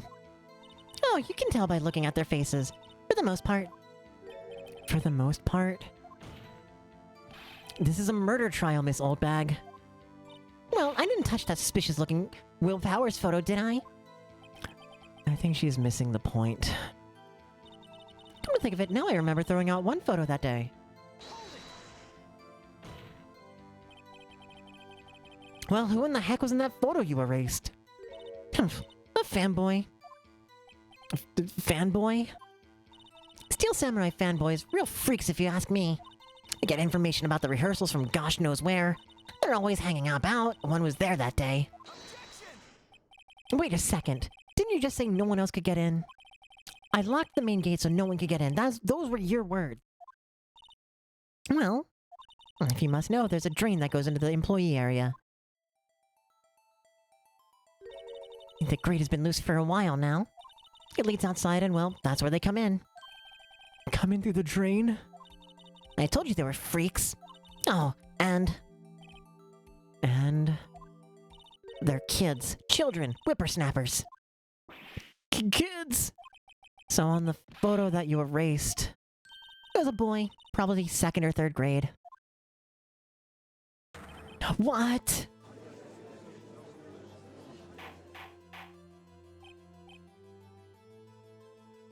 Order. Let me get this straight. You saw 2 people pass by the gate on the way to the studio that day. One was the Steel Samurai dragging his leg, and the other was a boy who looked to be in about 2nd or 3rd grade. Oh yes, well, we see this type there every day. Can't stop him, can't catch him. A boy in 2nd or 3rd grade, I assume it would be hard, if not impossible, for a young boy to wield the samurai spear. Impossible, I'd think. It's quite heavy. Right, as I said, I didn't pay him much mind. That's why I erased the data. Nick, what's going on? I mean, the boy was there, that makes him a suspect. Yeah, and they're already trying to unsuspect him.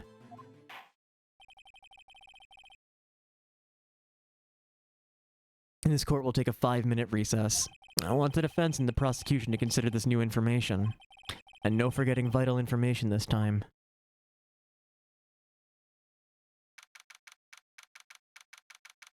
October 18th, 11:08 a.m. District Court Defendant Lobby Number 3. You're getting closer, you're gonna go shower? Have a good shower, Tori.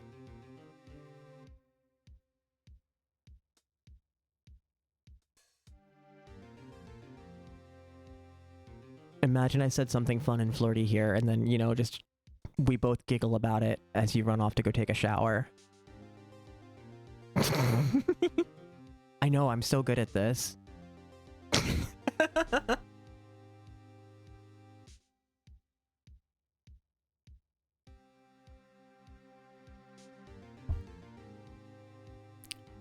Mr. Powers?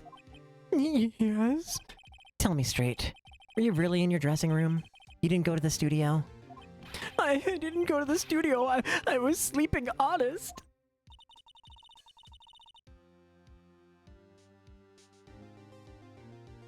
Congrats on hitting my goal for today. I had a goal today?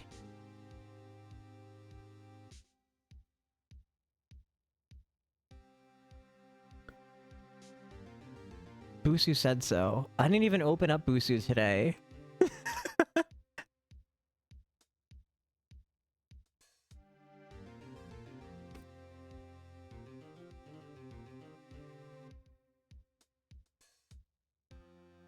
At least I don't think I did.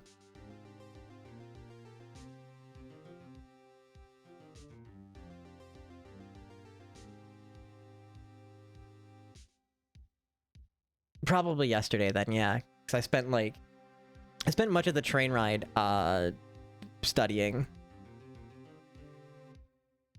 Because I had like an hour and a half train ride each way. So basically I did like an entire chapter in a single day. So, who is the Steel Samurai in that in the security photo? How should I know? The Steel Samurai costume was off in the corner of the dressing room. Anyone could have walked in and taken it, really. What? You should take better care of that stuff. I couldn't imagine anyone would want to steal a Steel Samurai costume. So, where does this leave me? It doesn't look good. You're the only likely suspect right now. Nick! What are we gonna do? First, we play for more time. We'll start targeting someone else that could conceivably have done this. Right. And it'll take them so long to shoot us down that we can get another day. Right, but if we pick the wrong person, we might lose on the spot. You don't sound very optimistic. I'm not optimistic at all, actually. Hey, Nick, it's time. Okay, let's go. What does that mean? Please don't sigh like that.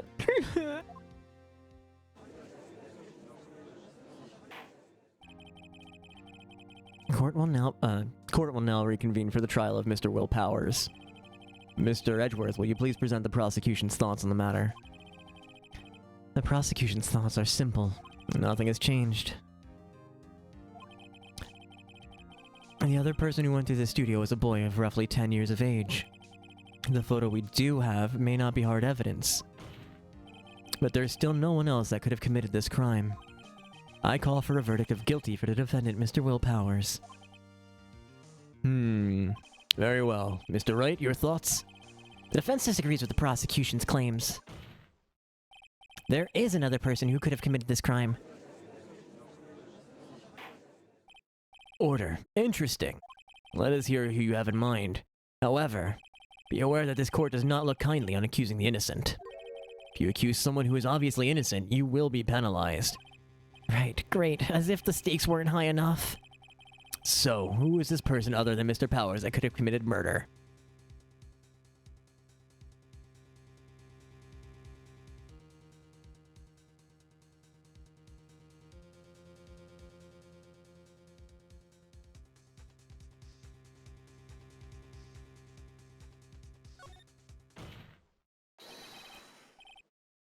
It was the security lady, Wendy Oldbag. Who? The Steel Samurai is dragging his leg in this picture. Sorry, that's the wrong voice. The Steel Samurai is dragging his leg in this picture. That means whoever was in the suit knew about that morning's injury. Maybe because they'd been watching the action scene run through. There's only one person other than Powers and Hammers who knew about the injury. The security lady Oldbag. What? Whippersnapper? Order. Is this true, Oldbag? Oldbag? It's Miss Oldbag to you? Miss Oldbag was standing guard alone at the main gate. She was by herself. In other words, she has no alibi. She could have briefly left her post to steal the Steel Samurai costume. Then slipped into Studio 1, the scene of the murder. Why would she go through the trouble of wearing the Steel Samurai costume? Simple, Your Honor. She knew the camera at their gate would take her picture. She was in his costume, she could point the finger at Mr. Powers. I see. Excellent deductive reasoning, Mr. Wright. Oh yeah, right here. Sherlock Holmes 2, baby. It's funny because, like, your great grandfather knew Sherlock Holmes, or Herlock Sholmes, I should say.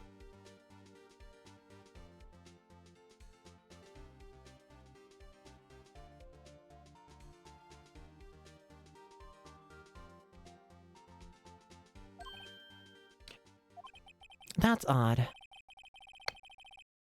Isn't this the part where Edgeworth pounces? Doesn't he usually jump up with an objection and some kind of new damning evidence? Well, Mr. Edgeworth, does the prosecution have an opinion on this matter? The prosecution has no meaningful objections at this time. What? What's that supposed to mean? Oh, so y'all think I did it? Is that it? Edgy boy, don't just sit there, do something! What's my move? Maybe now's my chance to take this the whole way. Press further. The very same reasoning that makes Mr. Powers a suspect in this case can be used to cast doubt on Miss Oldbag's actions that day. But why would I do something so horrible to poor Hammer?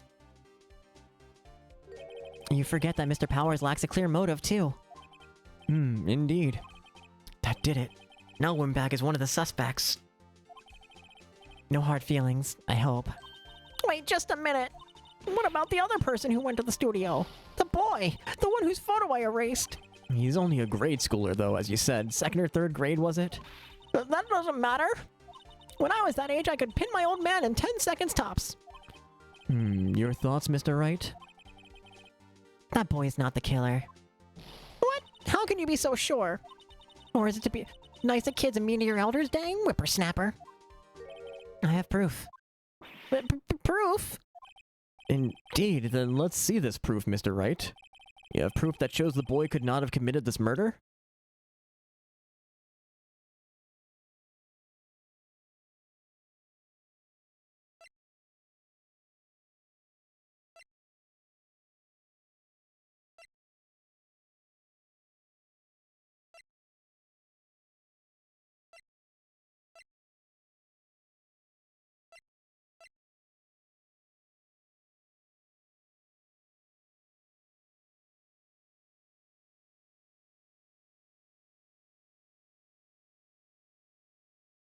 Is that knocking at my door? Let me go check.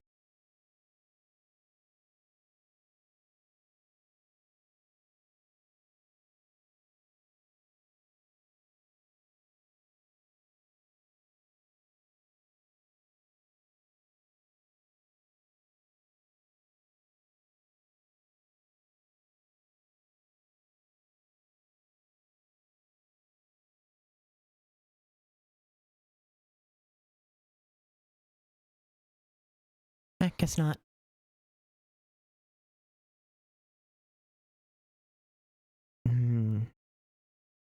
Gotta be the key card, yeah?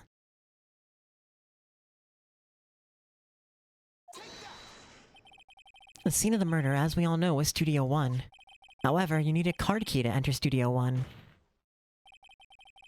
How could a boy with no formal relation to the studios have a card key? I see. Well, would the witness care to comment on this? The windbag. Speechless. This has gotta be a first. Very well. This court will suspend proceedings on the current trial for today. Mr. Edgeworth, please find out more about your witness, Miss Wendy... What was her name? Something Oldbag, Your Honor. Then, the prosecution will look further into this Oldbag before we continue. That is all. This court is adjourned.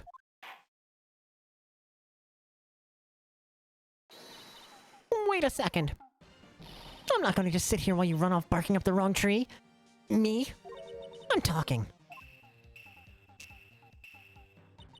Oh, great. Stop the presses. The windbag wants to talk. Miss Oldbag, what is this all about? Have you omitted something from your testimony? Actually, if you must know, there's something I was told not to talk about.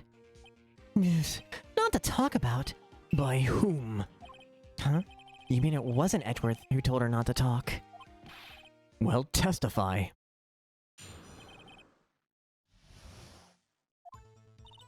Global Studios wanted me to keep quiet about something. There were some other people at the studios on the day of the murder. They said they had nothing to do with it, see? So they told me to just pretend they hadn't been at the studios that day. But if you're going to go accusing me, I'm not letting them get away scot-free. Miss Oldbag, this is crucial information. Why did you keep this from the court until now? Ain't you been listening? They told me not to. They told me to shut my trap, and I always do what I'm told. No, this isn't a bad dream, Your Honor. Witness the power of the old bag. Mr. Wright, your cross-examination.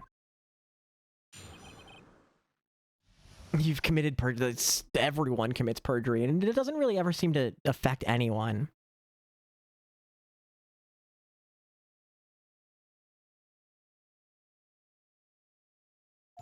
Also, welcome back from the shower. You're feeling warmer?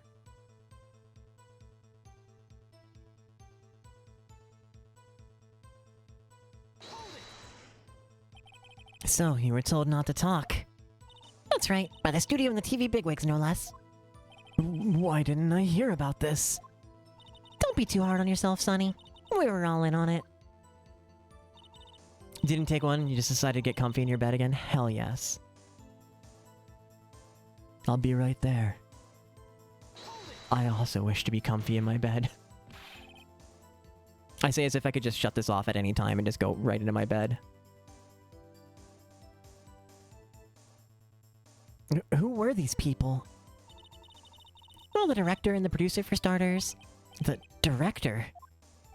Oh, we should have known something was fishy. How could they have done a run-through of their action scene without a director? Of course. Yes, well, I was surprised no one asked about it. So, where were these people? The director was in the employee area all morning for the run-through. He joined the producer around lunchtime and they had a meeting after that. Where? Oh, in the Studio 2 trailer. Studio 2? It was a Studio 2? Well, if you look at the guide map. Here it is. You go through the gate and all the way to the left. The path where the monkey's head was fallen over. Well, Mr. Wright, would you like to continue the cross-examination? I think I've already asked all my questions, but... Your Honor, we have learned there were others at Global Studio on the day in question. The director and the producer and some bigwigs were all present. Yet, as we stand here, they have not been questioned. I hold that it is impossible to declare a verdict on the defendant, Mr. Powers. The court acknowledges the defense's point. The prosecution will gather more information about the witness, Miss Oldbag, and more information on these other people who have just been told of. I understand, Your Honor. This ends the day's proceedings in the trial of Mr. Will Powers. That is all. This court is adjourned.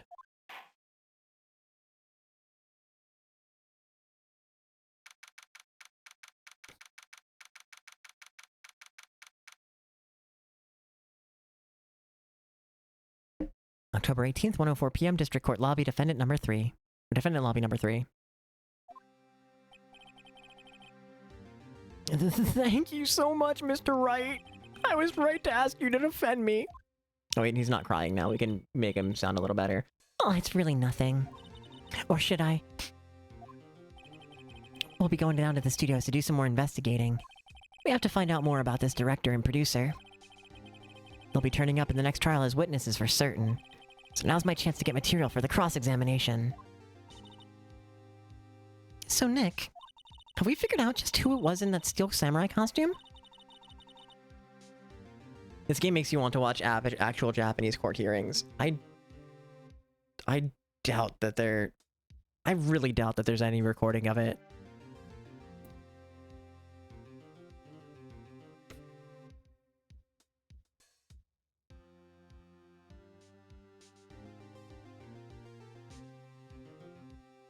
There is an anime for this, though. It does cover a good number of different cases.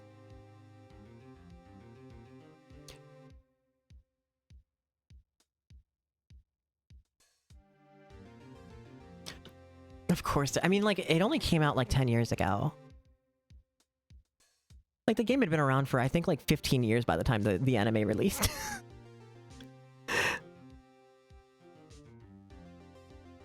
I was talking about it earlier. I'm like, I really enjoyed it because it has 2 subtitle tracks. One for the common English names that most people who in English-speaking countries would know, and it also has the original Japanese. But I thought it was a really nice touch.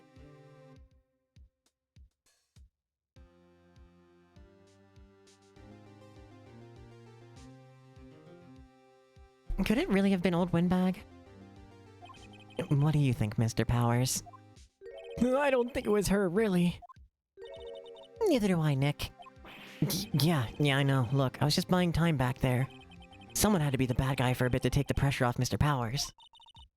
Poor old Windbag. I feel kind of sorry for her. Well, she wasn't winning any points in there with or without my accusation. Okay, let's get down to the studios. Hey, we'll be back to visit you soon. Thanks, guys.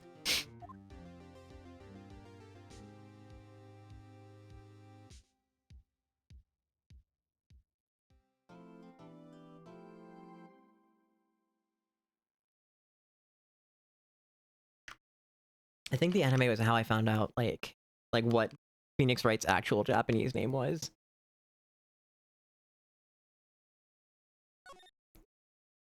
Naruhodo-san.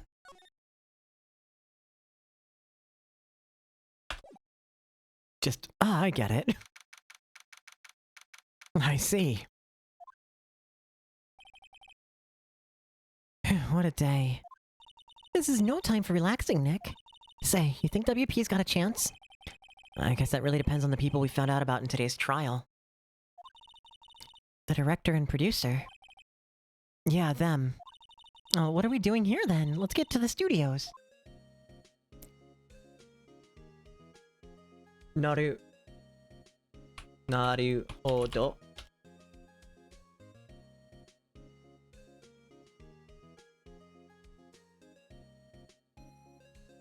Which basically means like, oh, I see.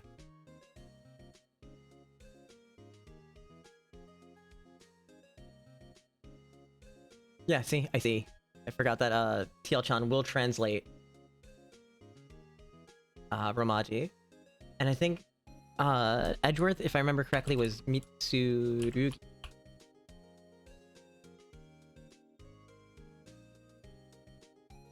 Ah, that one's an actual name though.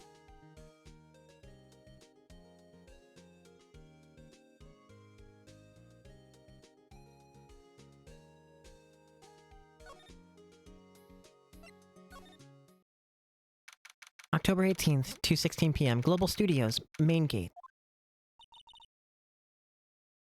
No one's here. Right now, they have Miss Oldbag in custody. I guess they don't have anyone else to replace her. Hey, in the guard station, look! She left her donuts. What? I wasn't gonna eat them.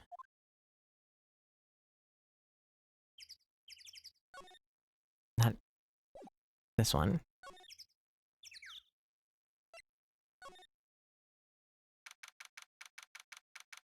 October 18th, Global Studios employee area.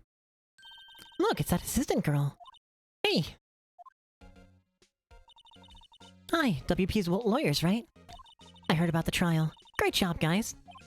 Oh, don't mention it. Is it true they caught the security lady? Oh. Actually, she just called me. She told me to cover up that drain. You mean that one? Wow, what a mess. I know. Not so good with handiwork. Some assistant, right? Yeah, but you do work on the props and the backdrops, right? Right, but just lots of times they end up looking worse than they did before I fixed them. Oh? Oh. Well, I'm sure these things happen. Nothing to worry about. You're right. I won't. Personally, I think she should worry at least a little bit. You'll excuse me, I have to get to the guard station. I'm supposed to fill in for Miss Oldbag. Right, see you later then. Good luck with your investigation.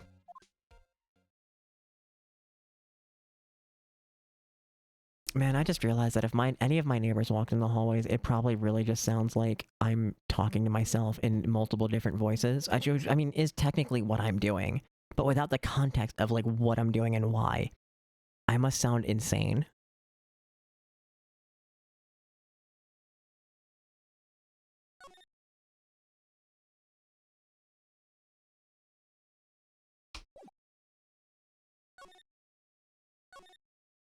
So the fanboy they were talking about in the trial today, he came through that drain? So it seems. I guess they covered it up in a hurry. Hey, Nick. If that drain's covered, that boy won't be able to get in. Yeah, I think that was the idea. I feel kind of sorry for him, though. Don't you? What, you want to rip the grate off? Really, Nick? We can? Whoa, she's serious? Uh-oh.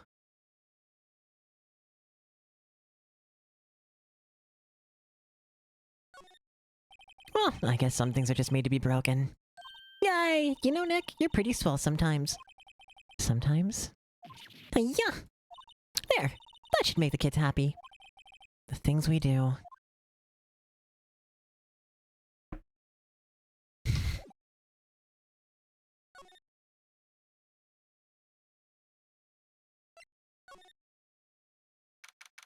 October 18th, Global Studios dressing room.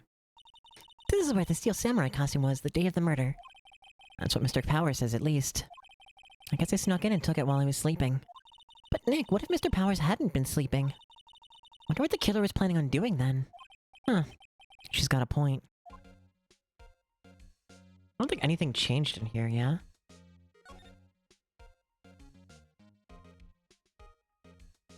I don't think so. Mr. Powers' bag. I wonder what's inside. Hey! Supermarket tabloids. Wow. I'm kinda shocked. Maya, leave those alone. Wolfmen found on Mars? I'll have to buy that issue.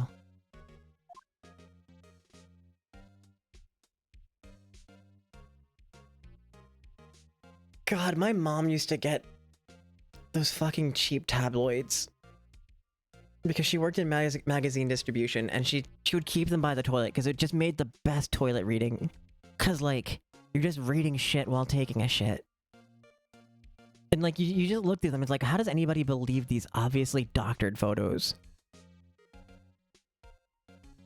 Like, they were just the worst Photoshop jobs, even for, like, the early 2010s. Like, they could have done so much better. Your aunt was the same? Alright, I'll be right back.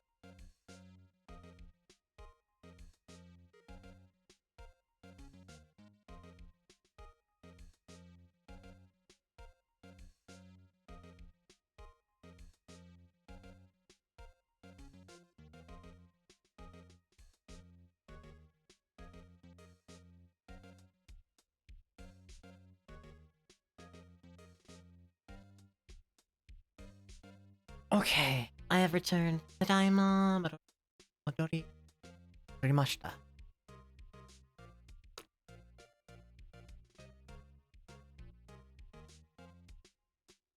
I so desperately did fluid. My throat was like closing up.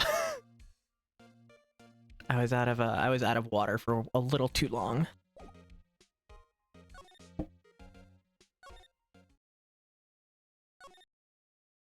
One thing I do dislike about this game is moving through. Oh, hello. Oh, you look a little out of place. It's the clothes, isn't it? I thought my camo vest might do the trick. Kind of an alternative fashion guard thing. She's adorable.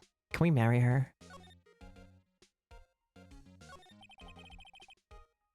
So, how are the studios doing? There's police wandering around everywhere. It's terrible. They won't even let me clean up. Don't want me disturbing evidence. I haven't even cleaned up our lunch plates from the day of the murder. Oh, you mean those plates with steak bones left over on them in the employee area? Yeah, can you believe it? Do kids sneak in here a lot? Well, I don't think there's that many of them, but I do see one in particular a bunch. He's always gawking at the sets or snapping pictures. You should see old Windbag's eyes flash when she sees him. It's a bit of trouble catching him, though. I heard something at the trial today. They said that the director and producer were here the day of the murder. Oh, sorry. I was in the prop storage room, so I didn't see them. I guess they were here, though. Studio head seemed pretty eager to keep us quiet. So, they were trying to protect the director. More the producer, really. The producer's our real star here. She saved the studios from the brink of disaster and kept them running. I don't think we'd still be in business if it weren't for that producer. The producer, huh?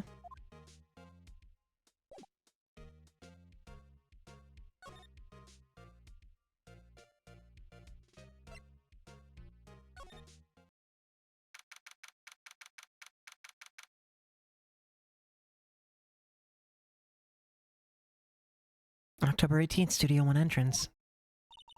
Hey, Nick. It looks like Detective Gumshoe isn't here today.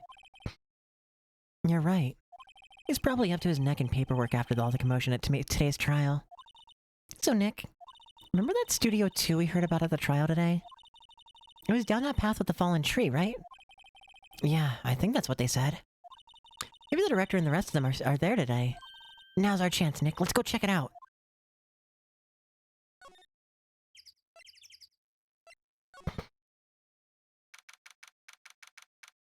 October 18th, Studio 2 entrance. This place is deserted.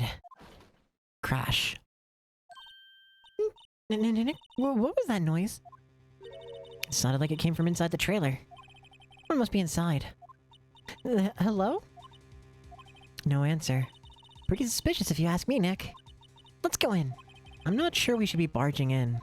Huh? It's locked. What? Don't we have a key? No, but there's probably one in the guard station at the main gate. Then what are we waiting for? Let's borrow it. You have to let us.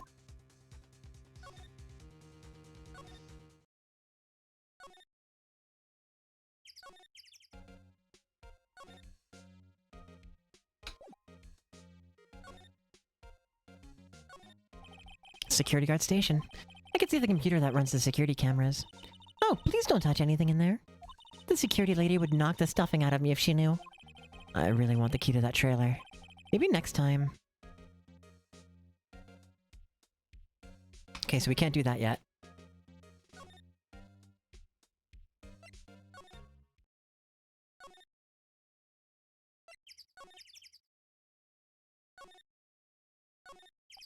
An incinerator. Apparently they just put this one in. It's already covered in soot. They must not clean it much. Looks like 2 people ate here. There's nothing left on the plates. Hey, so they ate T-bone steaks too. What is there with steaks around here? Hey, there's always room for steak. But something does seem out of place. What?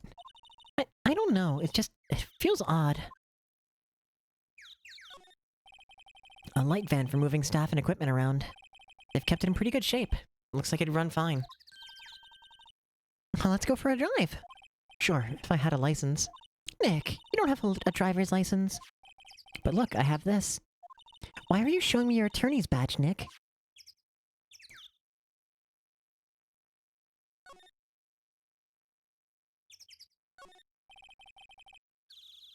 There are some flowers here. Wow, so pretty. You're taking good care of these. Don't get too close, that fence looks dangerous. Trailer door, it's locked. Key's probably in the security guard station. I doubt they'd let us borrow it. On closer inspection, this trailer looks like it's been here for a while. I don't think this is part of some temporary film set.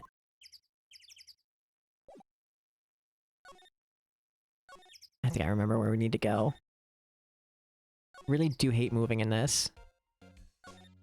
Like, could you just list all of the places and not just, like, places connecting to stuff? Like, I get why you do it this way, it's just annoying.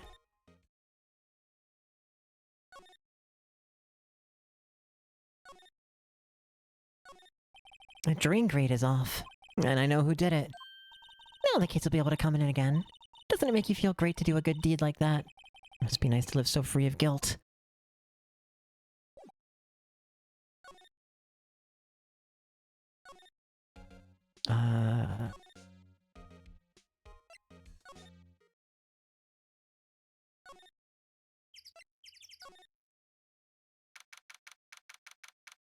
October 18th, Studio 1.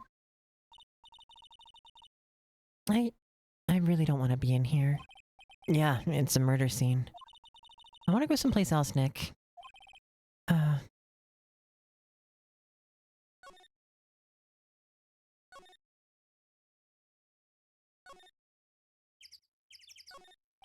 Studio mascot.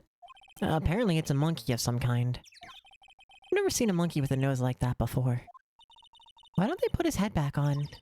Maybe we should ask the assistant. I'm not sure we really want her fixing anything. And you'd probably need to carry a crane to move that thing.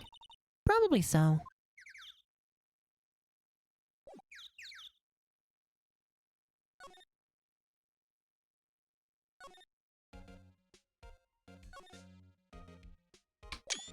Yep. That was the wrong button. I accidentally took a screenshot. October 18th, Detention Center. Visitor's room.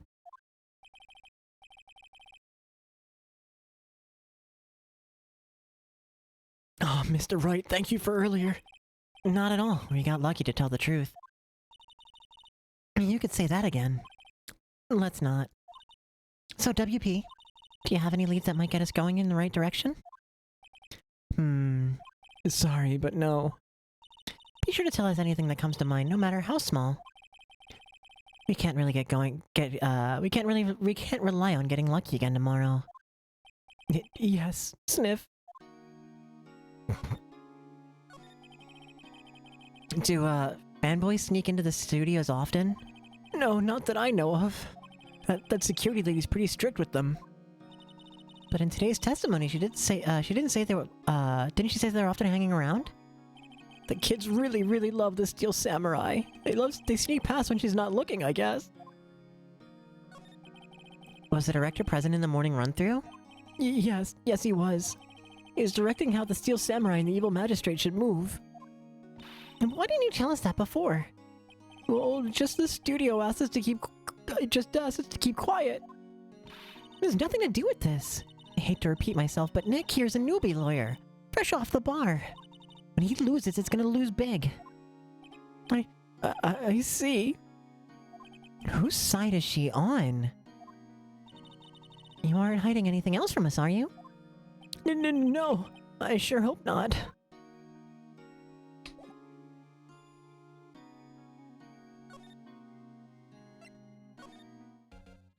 Can we present her with something to get her to move? Say, you work with the props, right? About that murder weapon. You mean the samurai spear? Yeah, it's a prop, but it's still pretty heavy. I hate having to carry that thing around. You have to be pretty strong to use that as a weapon, it sounds like. Why is Mr. Powers the only person I can think of?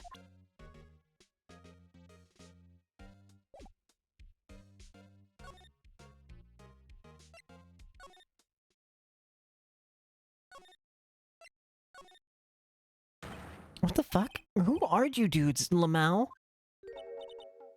Huh? Wait, you first. Who are you? You look pretty suspicious to me. Whatever, lamers. How could you not know the great Salmonella? I made the lead shows. The Steel Samurai, mine. RTFC, read the film credits. Really? You're the Salmonella? I'm so sorry. You looked so sorry. No. Quite alright, really. It's fine, Raffle.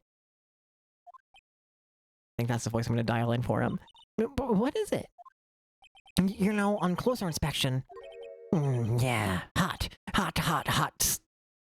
Hey, do you do a lot of cosplay? Because that costume rocksers. Roxors? What? Hey, you're drooling. Huh? Long buffer overrun. You've triggered my creativity powers. Yes, it's coming to me. Pink Princess. The sequel to the Steel Samurai, Pink Princess, Warrior of Little Old Tokyo. Raffle Lamau. Pink Princess? Why's it gotta be Little Old Tokyo? Why can't it have a cool name like Neo Old Tokyo? Maya, we really need to talk about cool. Did you notice anything unusual on the day of the murder? Oh, I know who you dudes are. The security lady told you about us, huh? That's right. It's a pretty regular day. We had a run-through for an action scene in the morning. And a meeting from lunchtime in the Studio 2 trailer. I was so busy I didn't even get a chance to eat lunch. A T-bone steak, was it? Yeah, sucksers. I hate missing out on food. Nick, what does sucksers mean? No idea. Anyway, I was in a meeting from noon until after 4. With the producer and some bigwigs from the network. Mr. Hammer's estimated time of death was estimated at 2:30 p.m. If he's telling the truth, that meeting gives him an alibi. About the producer who was meeting with you at the meeting with you. Oh, you mean Dee Vasquez? She's a genius, mad skills all the way. Scary, though. She brought these studios back from the brink of destruction. She's the one who made it possible for me to make the Steel Samurai. You had a meeting with her on the day of the murder, right? Yeah, we were together from noon till 4 p.m. for the whole time.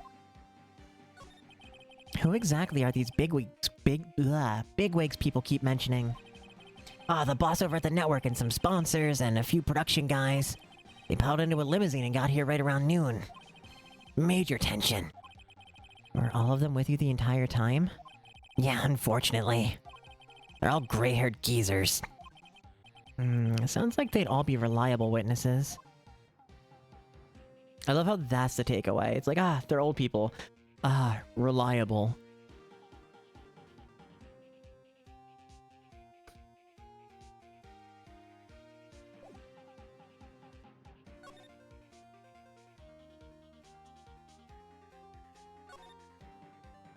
There's some regular suits among the costumes here. Supposed to be Powers Club.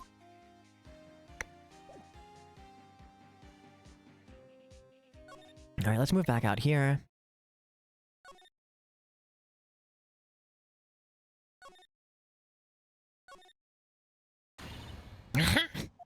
You again. Don't rude acting like you've seen a ghost. You certainly got back... Sorry, wrong voice. You, certainly got back to your post quickly. Oh, the police took me away, they did.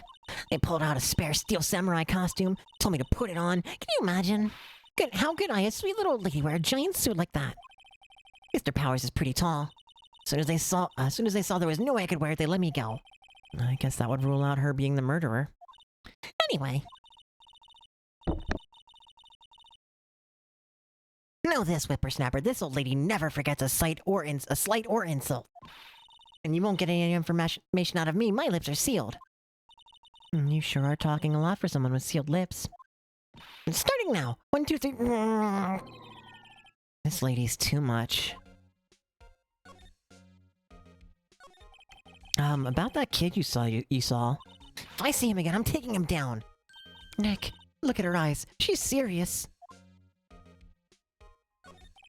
About the director, the one who was here on the day of the murder. If I see him again, I'm taking him down. I think she's losing it.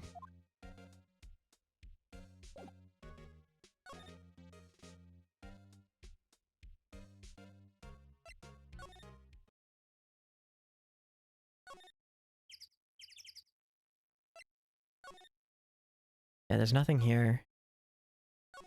go back to Studio 2.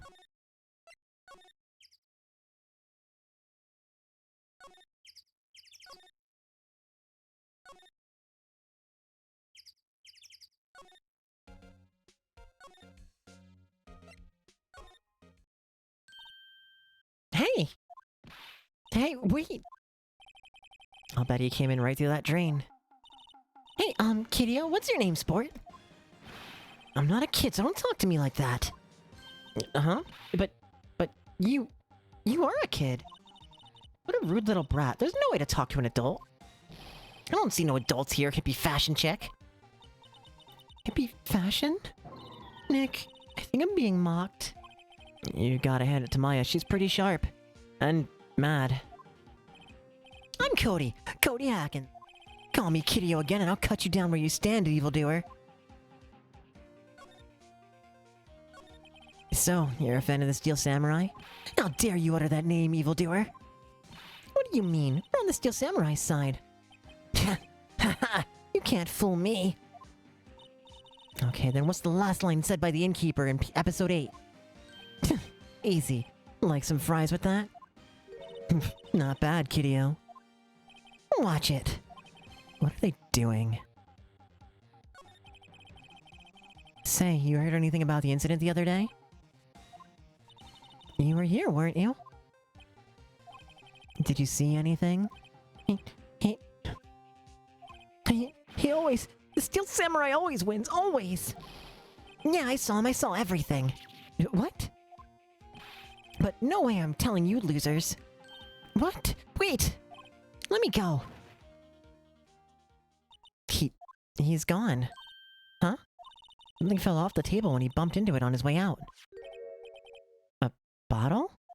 Why was this sitting there, I wonder? The label reads sleeping pills.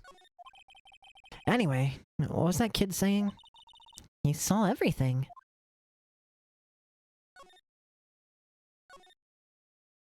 Huh? Where's that old lady windbag? Out of her to leave her post. Hey! Nick, that was her. Stop, whippersnapper! Yeah, sounds like she's chasing after that boy. Natch! Uh-oh, she tripped. Maya sure looks happy. Hey, Nick. Now's our chance. Let's check out the guard station. Good idea. Oh, this is it, Nick. The trailer key. Key to that trailer in Studio 2. We'll be borrowing this, right, Nick?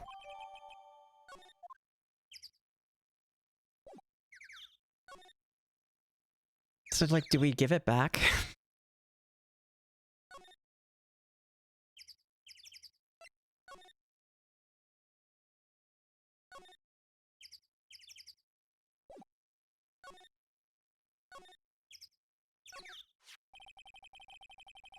I wonder if the key we borrowed from the guard station will work.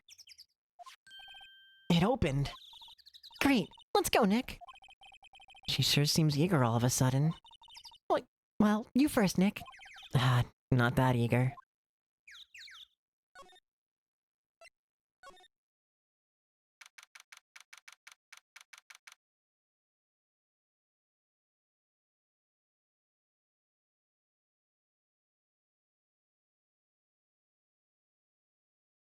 October 18, Studio 2 trailer. Someone's in here. Names. Our names? We're WP's lawyers and, I see. And who might you? Dee Vasquez, the producer. Dee Vasquez, she is quite beautiful.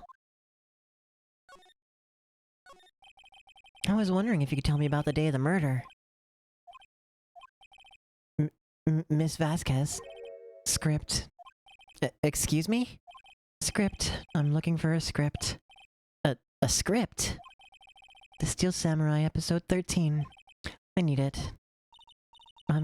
Could we ask you a bit about the day of the murder? I need to read it. We're getting nowhere fast. we'd really like to ask you about the Steel Samurai. Miss Vasquez? It's on TV every week. That's all I have to say about that. Nick, she's telling us to go watch TV? It's a nerve of her. Hey, don't get mad at me. About the director, Salmonella, was it? What exactly is his role here? Perhaps I didn't make myself clear. I'm looking for a script. Can't be bothered with anything else. Nick? Are all people in the entertainment business this... weird? It's starting to look like it, yeah. Nick, let's get out of here. Isn't there someplace we have to check? Yeah. Wait. Yes? If you see Manila, give him this. Why do we have to do your errands?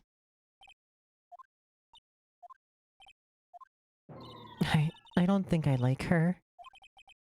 Don't cry. She'll take it as a sign of weakness. Alright, we'll give it to him if we see him.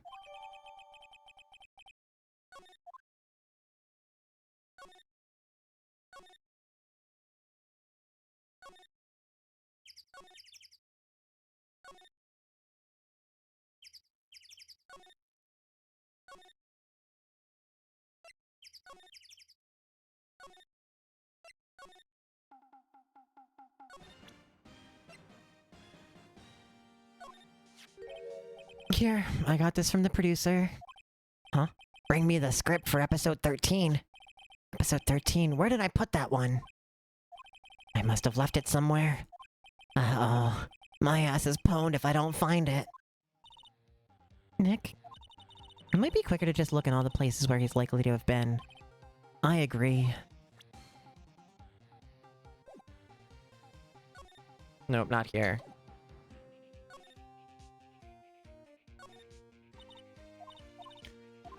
Not here.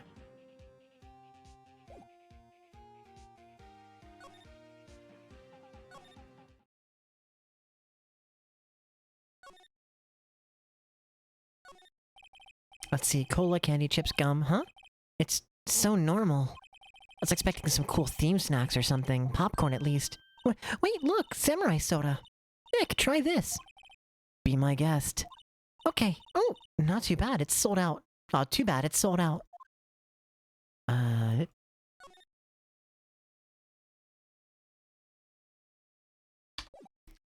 think we need to move to... Studio 1.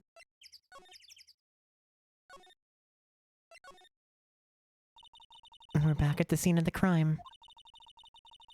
Let's find what we need and get out of here quick, Nick. Hey, look! That's the chair the director sits in. I always wanted to sit in one of these. The director. Maya, take a look around that chair for me, would you? Remember that script the director was talking about? Didn't you say he'd left it somewhere? Uh-huh! Found it, Nick, the script! Good work.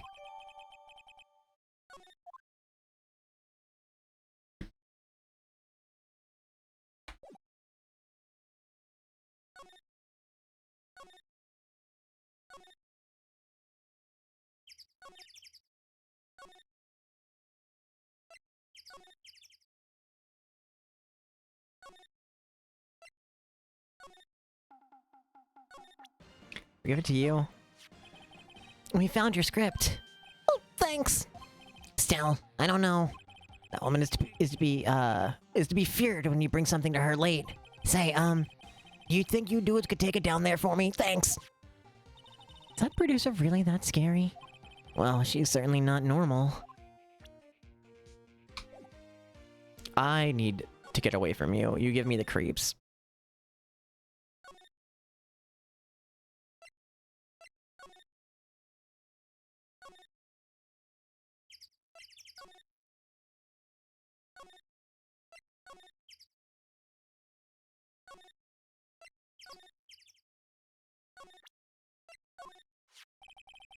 Here, we found it. Your script.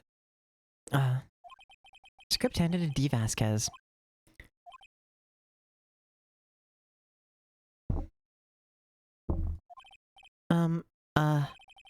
You're not gonna talk to us? Quiet. I'm reading. Just you hold on. What's the big idea? Who do you think you are anyway? And do you even know who we are? Powers as lawyers. Right. Am I a suspect? No, it's just, well, no, but... You wanted to know about the day of the murder. Yes, anything you could tell us would be a big help. You know, there is a meeting here at noon. Yes, with the director and the people from the network. Correct. Now listen closely. None of the people in this trailer that afternoon went to Studio 1. It was impossible for us to leave. Impossible? Why? The path was blocked. The path?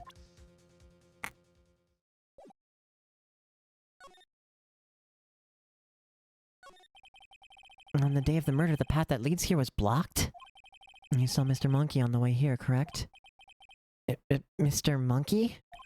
The monkey with the broken head. Oh, right, that. What an original name. Its head fell over in the wind on the day of the murder. It didn't start moving the head out of the way until after 3. It's after 4 by the time the path was unblocked. Capice? Everyone in this trailer was stuck here until the path was cleared.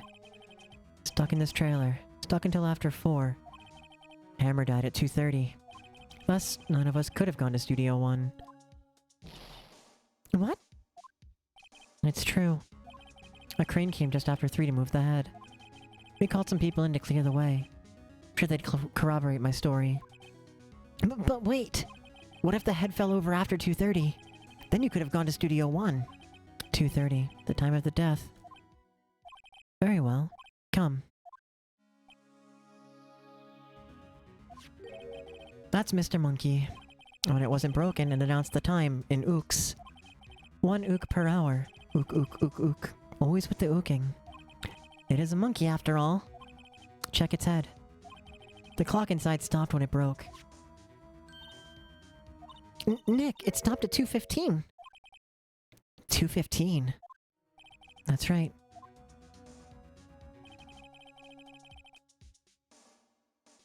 His path was blocked from 2:15 until after 4. Therefore, we're innocent. Mr. Hammer died in Studio 1 at 2:30. See? Goodbye.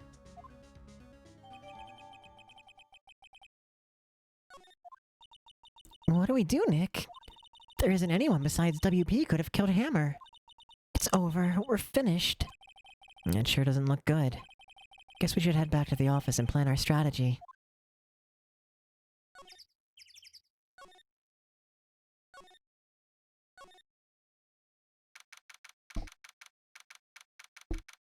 Right and Go Law Offices, October 18th.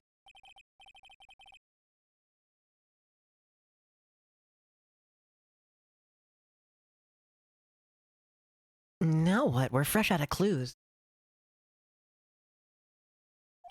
Everyone's alibi is watertight. We don't even have any promising leads. Things are looking pretty grim. It's a little early for giving up, don't you think? Huh? You've got one lead. Mia, it's you. What took you so long? Sorry, Phoenix. Maya has trouble calling me unless she's really in trouble. Right. Oh wait, I guess that means we're really in trouble. I'd say so. What did you mean? We have one lead. The boy, of course.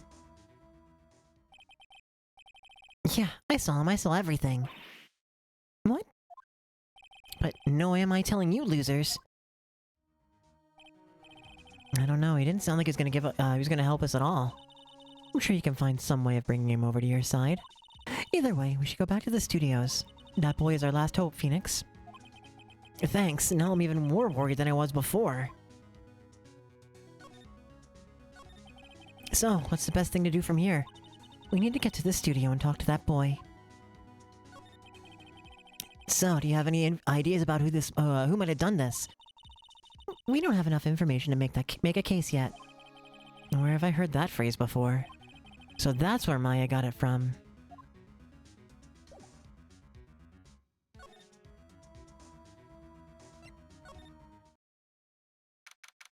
October 18th, Global Studios main gate.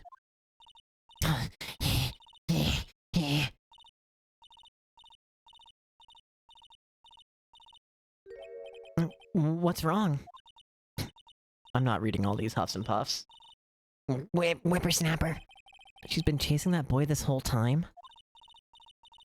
When I catch him, It sounds like she hasn't had any luck catching him. I got a hostage now, Whippersnapper. A hostage?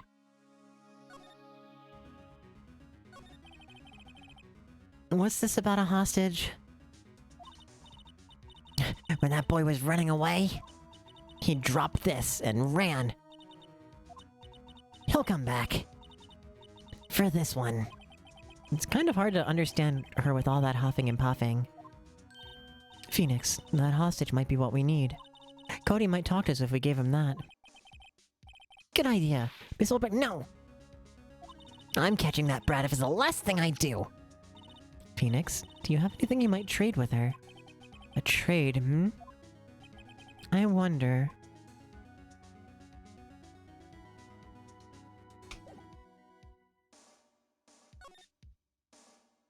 Let's go to Outside Studio 1.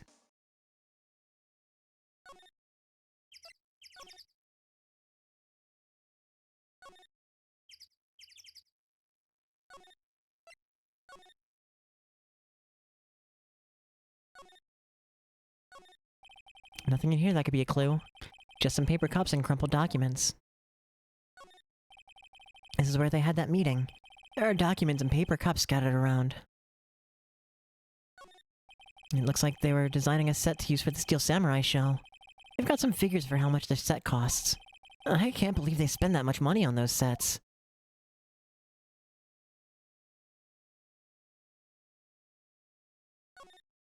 Another old movie poster. The Singing Samurai starring Jack Hammer.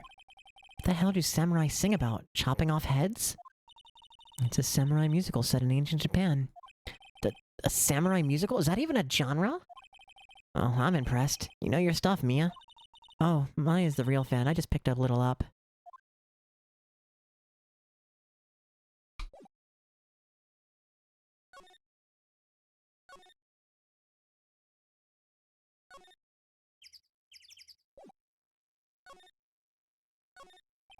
And light fan for moving staff and equipment around.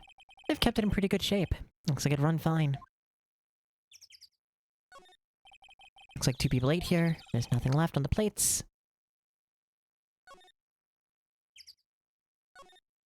These look like materials for making a movie set. They've been sitting here for quite some time. This might as well be a junkyard. Go to Studio 1.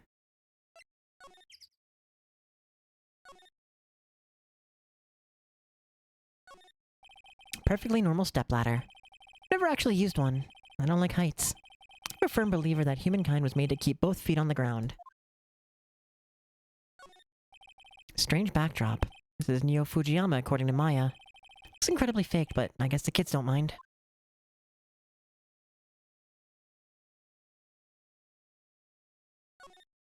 The outline where Jack Hammer's body lay with tape. His body was found still inside the evil magistrate costume. This is why the head part looks like a helmet. Funny, but a spear stabbing would leave at least a few bloodstains.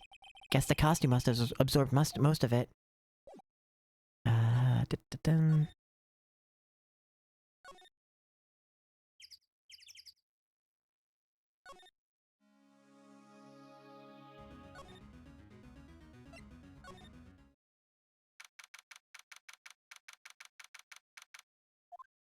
Global Studios employee area. Hey! Hey, you! Wait a sec! Phoenix, was that the boy? Yeah, his name's Cody Hackins. I think he ran into the dressing room.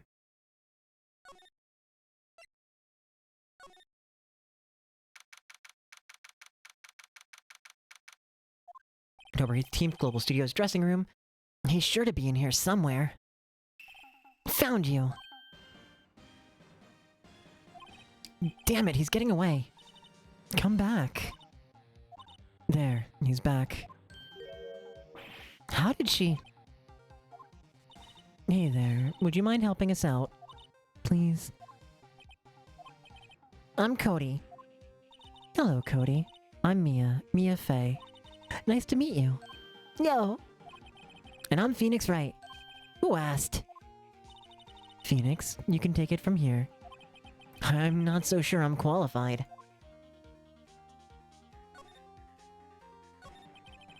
The Steel Samurai's so cool. I think he's, the bomb. What would a lamer like you know about the Steel Samurai? Hey, watch that attitude. Phoenix, you really shouldn't yell like that. He's only a kid. Yeah, don't yell at me like that. I'm only a kid. So, do you know anything about what happened here? Could you tell me, please? No, nothing. Looks like a little persuasion's necessary. Maybe a bribe?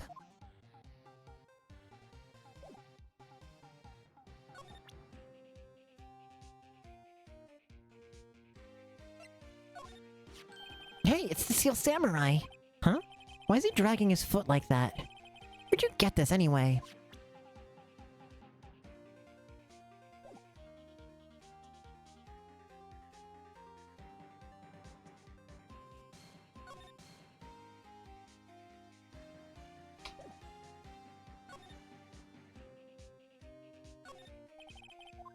Now, Phoenix, it's not polite to look through other people's belongings. Hey, don't look at me! Tell that to your sister.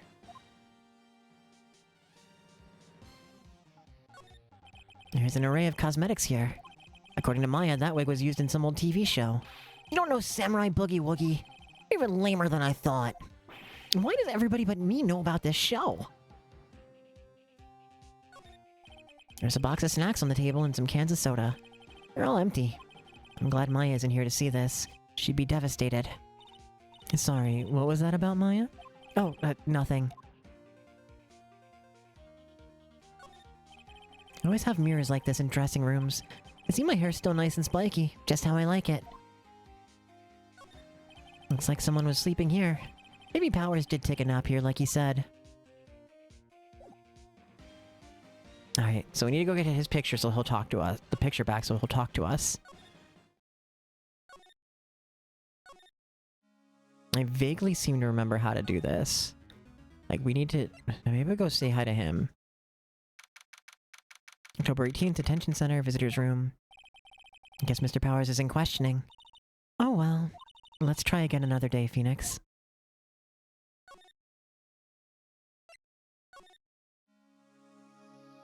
Nope, not here. Move. Outside Studio 1. Move. Outside, inside Studio 1.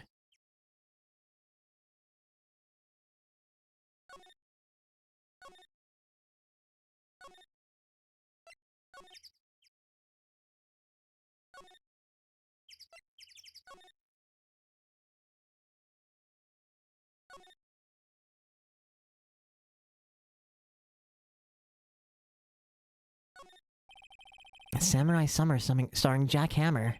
This poster looks like it's been hanging here for years. This is one of Maya's favorite movies. Maybe we should replace the poster in the office with this one. That would be kind of sad. An old movie poster. Dynamite Samurai starring Jack Hammer. I guess Mr. Hammer used to be quite the star.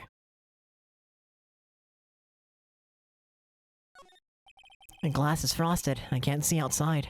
This far into October, the dimming daylight makes it feel like the winter's coming.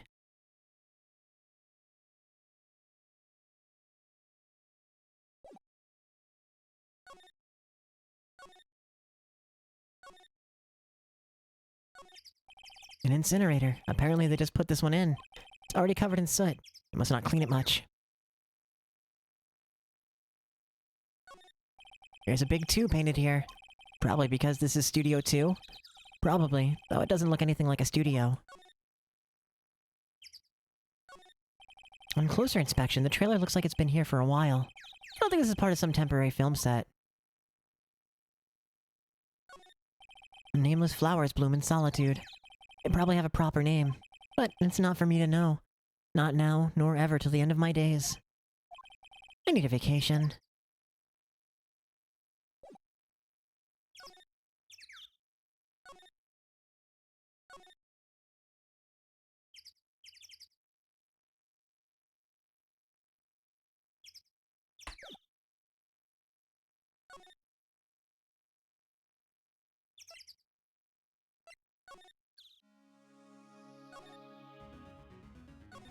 What happened to the boy?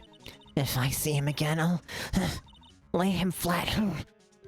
My, what a violent old lady. Actually, I just met with the director just now. Eh?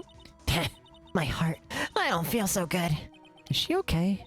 Before I go, I'd like to visit the place where poor Hammer died.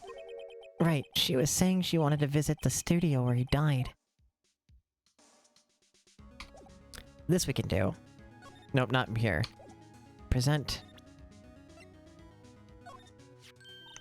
Hey, that's a card. Studio 1?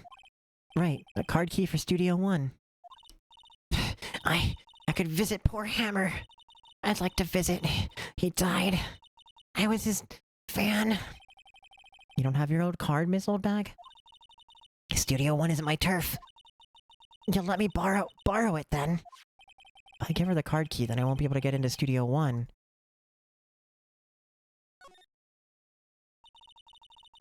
Why don't you let her borrow it, Phoenix? I guess it can't hurt. Here you go, Miss Oldbag. Listen to me, Sonny. I don't like having debts to no whippersnappers. You take this and we're even. Deal? What's this? A Steel Samurai trading card? That sneaky kid dropped it. I figure it's pretty important to him, though. Thank you. I may have a use for this.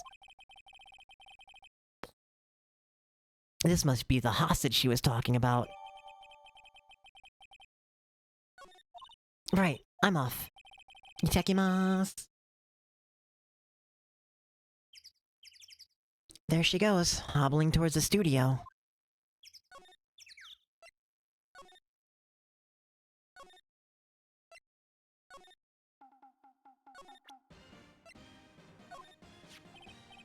Cody, this look familiar?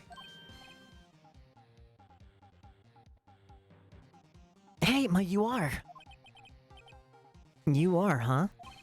You are, ultra rare. That card's really hard to get. Man, for a grown-up, you sure are dumb. I'll give you this, if you help me. But that's my card. By offering me something I already own, you're in effect eschewing the very basis of our consumer society, namely the principle of fair trade. Man, for a grown-up, you sure are dumb. What do they teach these kids in school these days? Quantum physics? Whatever, I don't need that card. Huh? I got a double. Just keep it. It's yours. What? After I went through all that trouble? If you want to trade, find me a really rare card. Really rare? You mean there's something rarer than an ultra rare? Ultra rare premium cards are way rarer than plain ultra rare cards, come on! And for a grown-up, you sure are dumb. Premium rare? Why do I feel like we're talking about steaks? Alright, so now we need to go find Penny.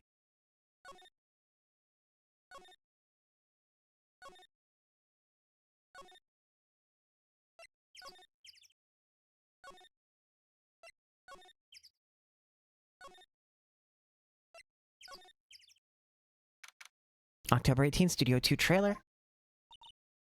Oh, hi. Hello, what brings you here? Oh, well, I had to arrange some stuff. Yes? The, girl with you, doesn't she seem a little different? Like, is she even the same person as before? Nope, she's the same as always. Same as always. Okay, whatever you say. I think she's like the only person in this series to point out the difference. I don't remember offhand, but like I know it comes up in a trial. Like that she physically changes appearance, but like that's the only time I think in the series that someone outside is like, huh, you seem different. Do you know anything about this? Hey, that's a Steel Samurai trading card. I collect those, actually. I'm one card away from a complete set. A complete set? Yeah, a set of one of each card. Huh. Wait. That's it! That's the one card I need! You don't know how long I've been looking for it! I don't care what kind of girl you might think I am, I need that card. Please, I beg you, trade with me. Trade with you? Yes, trade cards. Look, I'll even trade you an ultra rare premium card. Trade me up, huh? Yes, it's a good deal for your ultra rare. Please.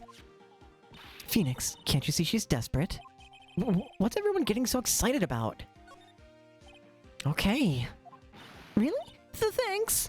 These are for you. Burp card. Added to the court record. Yahoo! And there she goes. Doesn't doing good things like that make you feel great? Yeah, it does.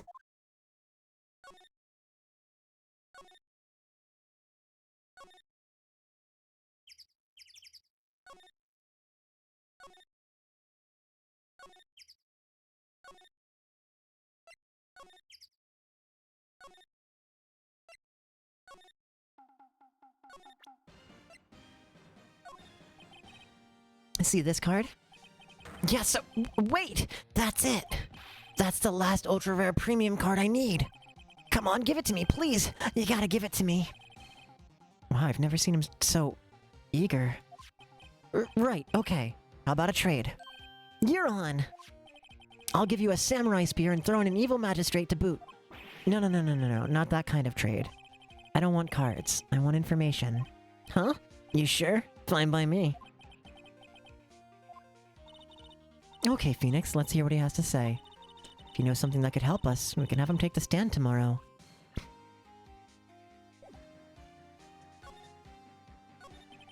So, you like the Steel Samurai? He's so cool! I guess. You're judging him by his looks. You have to look at his actions, at his life. Being lectured on life by a grade schooler.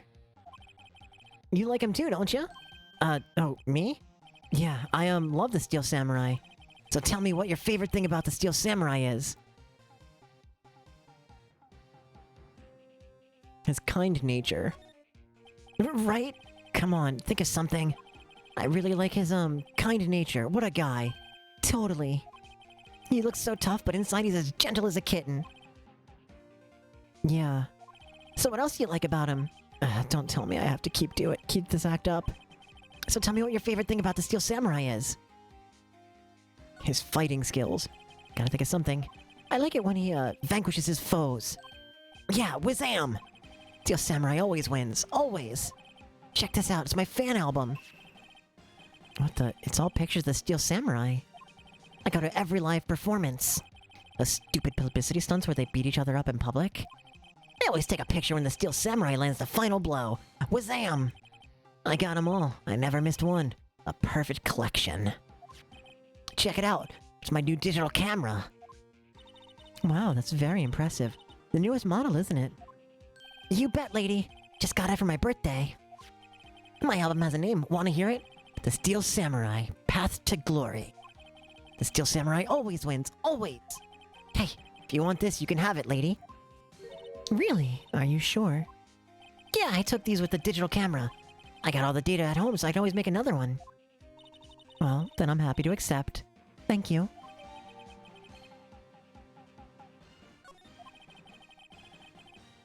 What's with people always giving stuff to Mia? What a life.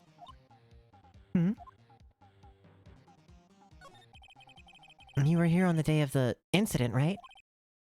Yeah. Did you see anything unusual? Cody, he needs to know because he's fighting for justice. Isn't that the Steel Samurai's motto? For great justice? You have to help us fight for great justice, too. I saw everything. Well, we might get some useful information out of him yet. Cody, I need to ask you something very important. What did you see on the day of the incident? I got here that day around 2. I had to come in through the woods right out the, woods out back so that old lady wouldn't see me. I got kinda lost though. I was in there for half an hour or so. And I finally got to the studio. After that... What is it, Cody? The Steel Samurai killed the bad guy. He used a samurai spear, just like always. 1 shot, 1 kill. It happened so fast I got scared. I went home after that. I see. It must have been hard for you. Man, you say those nice things, but it's obvious you aren't speaking from the heart. Right. Mia? Yes? I think we could say for sure this means Steel Samurai did it. True enough. And the director has an alibi, so it wasn't him. Indeed. So, the only person left who it could have been is Will Powers. Have to admit, it's kind of a shock. But if you put this boy on the witness stand, your client will be guilty for sure. Let's not call him then. I think that would be wise. Best to leave this one alone. Not so fast, pal. I heard everything. This boy here is a key witness, and he's under police protection starting now. Come on, son. You've got a rendezvous with me down at the precinct. No, I ain't going. That didn't go so well. We're back to 0 leads, and now we have a serious handicap in court. What are we gonna do, Mia? Well, I really need to be going. Don't worry, Phoenix. I'm sure you'll be fine. Whoa. Come to the trial tomorrow, please. I need you there. Phoenix, can I ask you something? Do you really believe that Mr. Powers is innocent? I believe. Of course he is! That's all I wanted to hear.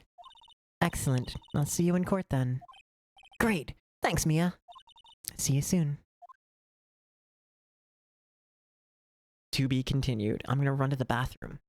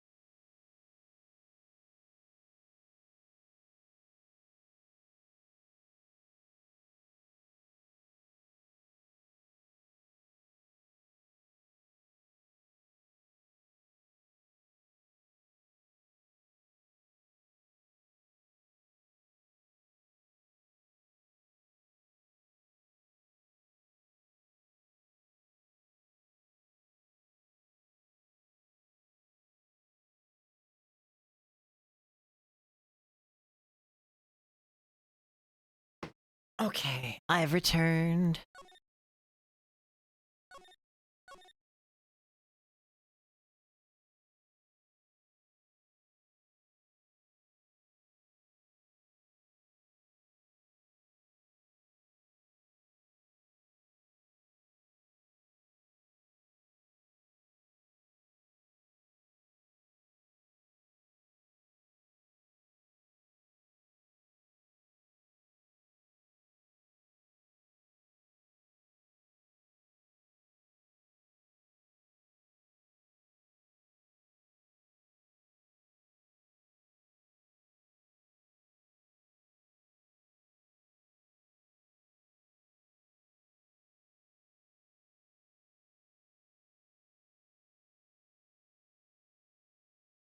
Just had to fix some tabs.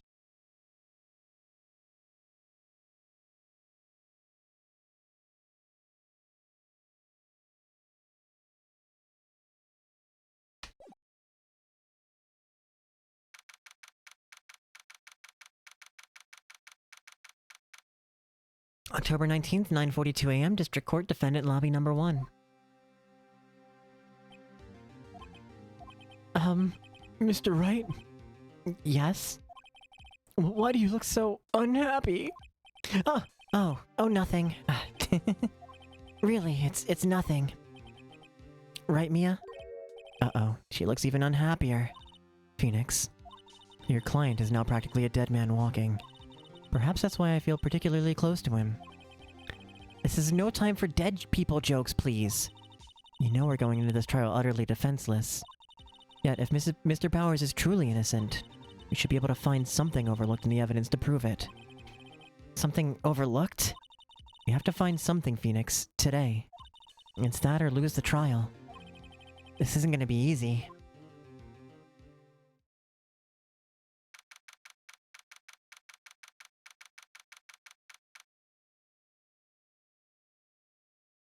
October 19th, 10 a.m., District Court, courtroom number 4.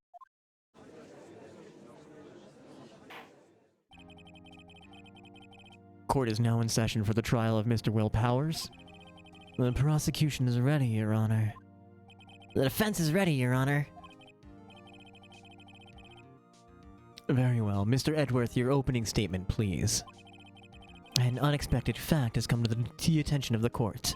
Yesterday, we learned that there were other people present at the studios. Today, I would like to show evidence proving they had nothing to do with the murder. Very well. You may call your first witness, Mr. Edgeworth.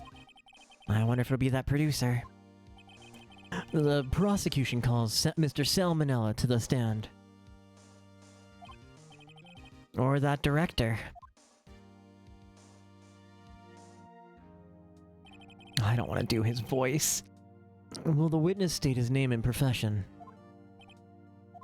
How rude can you get? You don't know me? I'm the director. I make Steel Samurai, noob. Raffle. Salmonella. I'm a director. Television. Were you at Global Studios on the day of the murder? Yes, Your Honor. Very well. Please testify to the court about the events of that day. Phoenix. Let's start by picking this testimony apart. If Powers is innocent, you know what that means. Someone in the trailer on that day did it. Right. She doesn't waste any time putting on the pressure.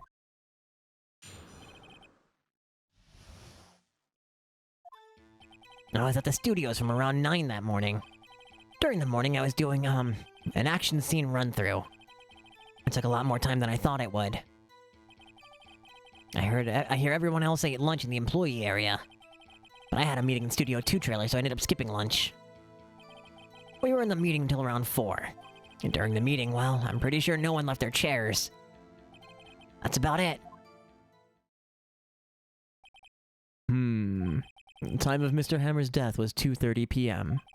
And according to your testimony, you were in a meeting at that time. Mr. Wright, you may begin your cross-examination. Yes, Your Honor.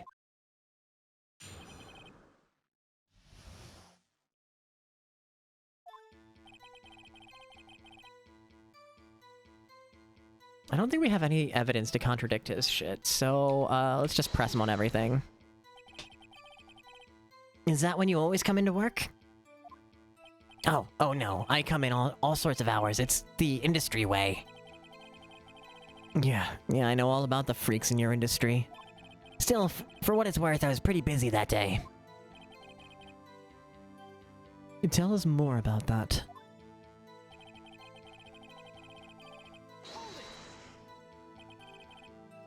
In the employee... wrong voice. In the employee area? And that's right. It was a fight scene between the Steel Samurai and the Evil Magistrate. Was anyone else at the run-through? Oh yeah, that security lady was sitting there watching the whole thing. Lol. She was cheering on Hammer, if you can believe it. She certainly has the lungs for it. Anyone else? Nope, just us 4.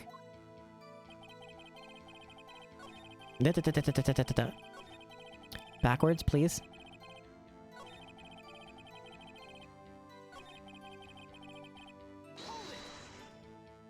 Why did it go on so long? I'm pretty sure you've already heard about this.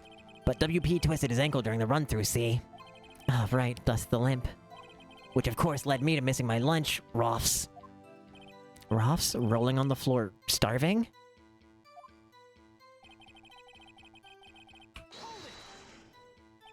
What exactly did they have for lunch? T-bone steak. The assistant cooked some up. What to think of it, there was a plate with some bones on it in the employee area. Everyone else, meaning the witness, did not eat with them.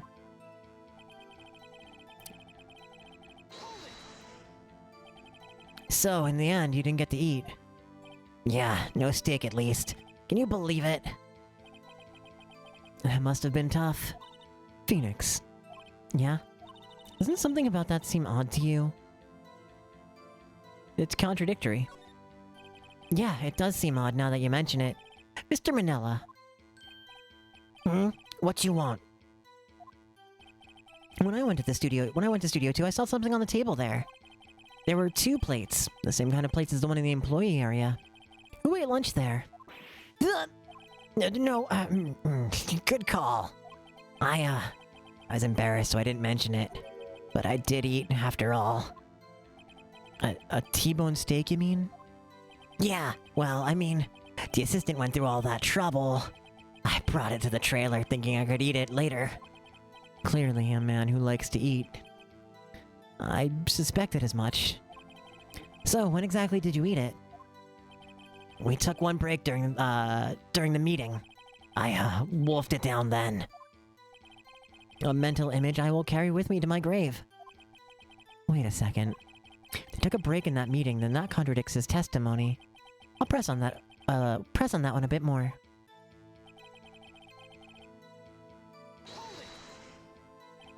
What were you discussing? The Steel Samurai story in our budget. Get this, the sponsors turn to me and say, Mr. Manella, those scripts of yours are not appropriate for children. Can you believe it? Actually, I kind of can. So, nobody left the table during the whole meeting.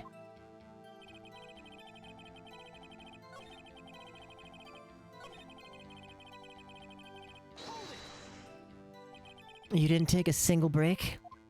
Well, yeah, not one. What's he sweating so much about, I wonder? Only I had an idea.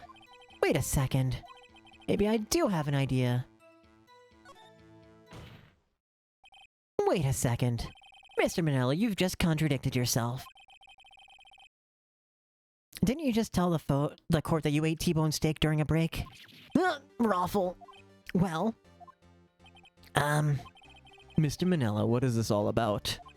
well, yeah, I guess we did take a little break. Phoenix, great job. If they took a break, one of them could have gone to the studio during that time. Your Honor, I call on the witness to testify to the court about this break. Very well.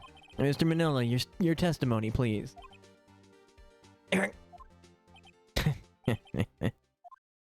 Uh-oh, Edgeworth is laughing.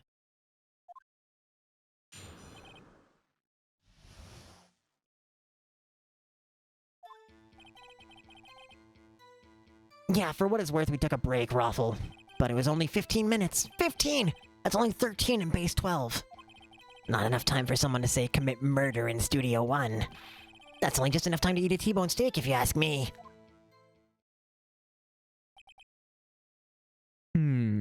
I don't think it would even be enough time for that, but that's just me. Very well, you may begin the cross-examination.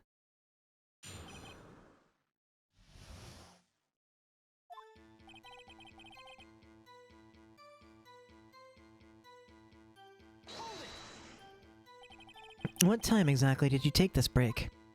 I'd say it was from around 2:30 or so until 2:45. 2:30. That's the time of the death. So he could have gone to Studio 1, killed Hammer, and came back. I guess it's possible time-wise.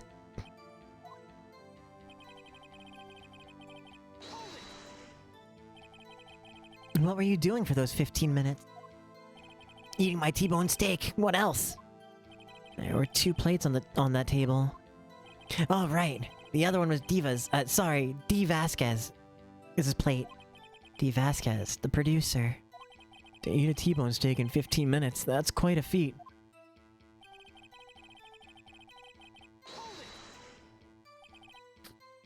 Why is that?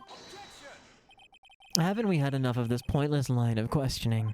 Your Honor, testimony at this point has made one fact painfully clear. The people in the trailer had nothing to do with this murder. It was impossible for any of them to go to Studio 1. What? Something wrong, Mr. Wright? Surely you aren't suggesting that one of the people in the trailer went to Studio 1. Well, Mr. Wright? Phoenix, this is critical. Think about it before you give your answer.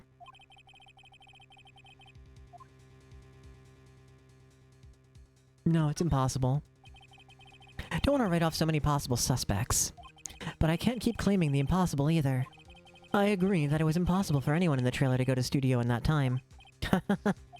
I thought you might be thoughtlessly treading on thin ice again. But I see you had at least an inkling of the truth. What do you mean, Mr. Edgeworth? It's quite simple. True, the break in the trailer meeting came right at the time of death. However, the path from there to the scene of the crime was blocked. The fallen Mr. Monkeyhead was barred the way. And around 2:15, a strong gust of wind knocked off the studio mascot's head. Ergo, when the people in the trailer took a break at 2:30, the way to the studio was blocked. Blocked by Mrs. Monkey's severed head. It's actually Mr. Monkey, but Edgeworth has a point. And somehow I feel no desire to correct him. I believe we have seen enough evidence. I would like to relieve Mr. Manella from the stand. What? It's over?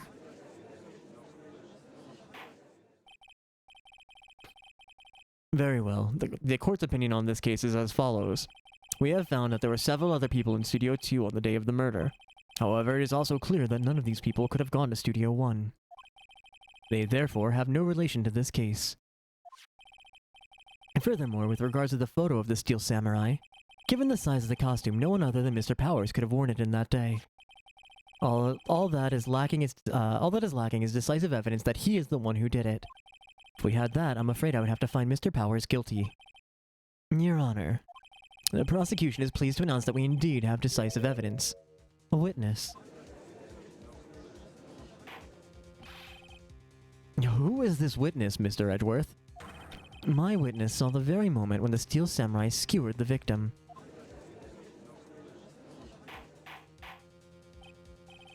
Order. I will have order.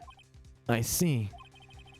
The court will take a 10-minute recess, after which we will hear your witness. Court is adjourned for recess.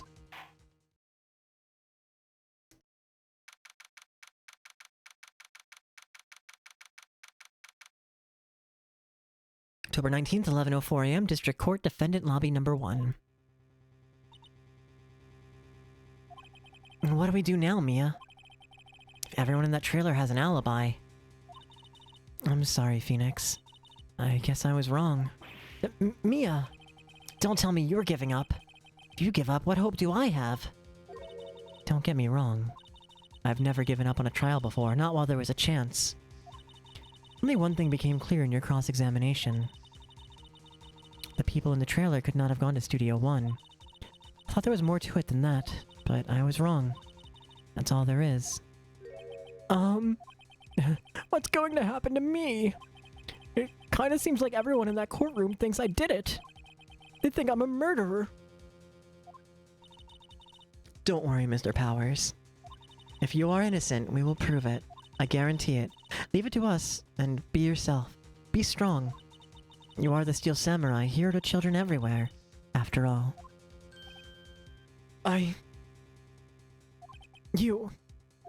Thanks. Okay, Phoenix. This one's for the kids. Let's do it.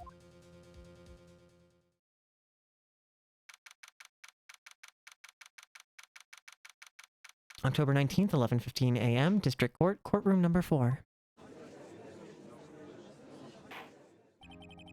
Court is back in session for the trial of Mr. Will Powers. The prosecution has a concern. As our witness is a grade schooler of tender years and this is a murder case, we worry that the defense might cause unnecessary trauma with his cruel questioning. Nice to see Edgeworth taking the moral high ground. However, we have no choice. The prosecution calls Cody Hackins to the stand.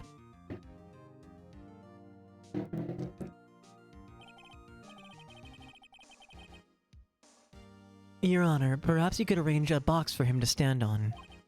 Oh, right. Guard, please bring him a box. One of those donut crates should do.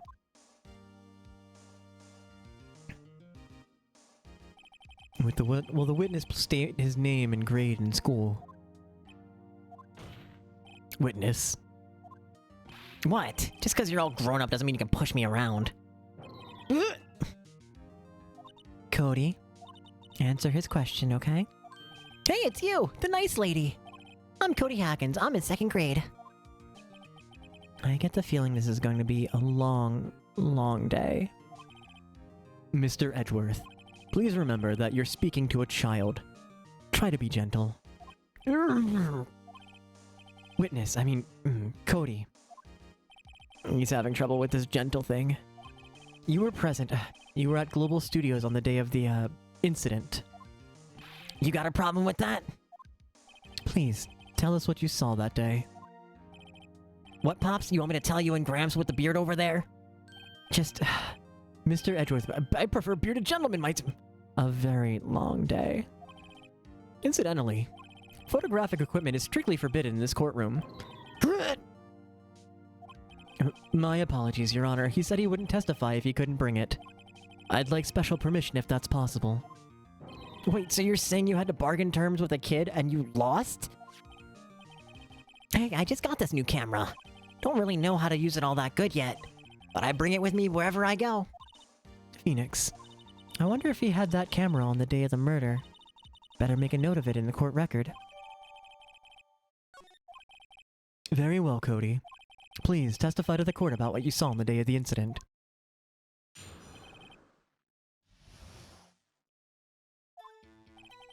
I wanted to see a Steel Samurai rehearsal just once. I found a map on the internet and went to the studios that day. I went through the woods off the path so that old lady wouldn't catch me. I was going for the studio. I got kinda lost on the way though, for about 30 minutes. When I came out by the studio, there was a Steel Samurai. It totally rocked. Right before my eyes, out came the bad guy. Of course, the Steel Samurai took him down. Pow! If I had my camera with me, that would have been the time for the shot, I tell you. Anyway, I couldn't get into the studio, so I went home. Very well. The defense may begin its cross-examination. But be gentle. Remember, you're talking to a child. This kid is tougher than most adults we see in here, honestly.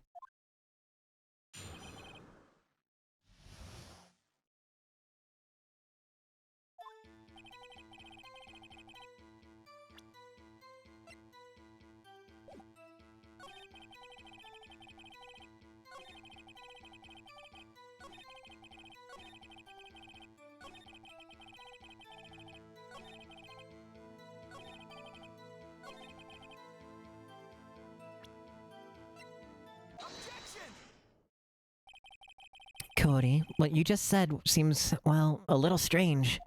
Didn't you say before that you always bring your digital camera wherever you go? You were quite clear about that. Huh? Cody, you shouldn't lie here. You understand that, right? Mr. Wright, a word with you. Uh-oh. Was I putting pressure on him too much? Your motorcycle sounds like a fart, dude. Like, it just sounds like you just sharted all up the street.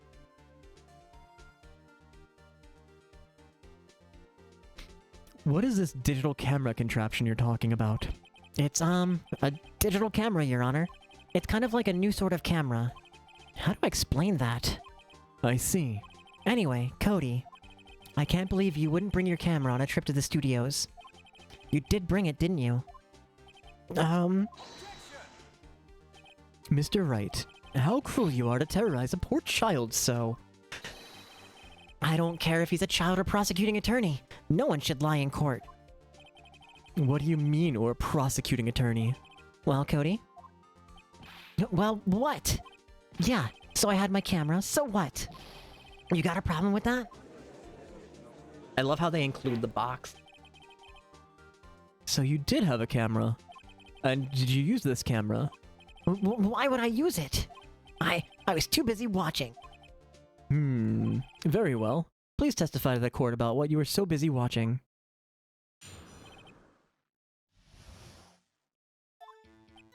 Yeah, I had my camera with me, but I was glued to the action. I couldn't take my eyes off of it. The Steel Samurai, he goes for the bad guy, wham! Then, the bad guy stopped moving. He's so strong, the Steel Samurai rules.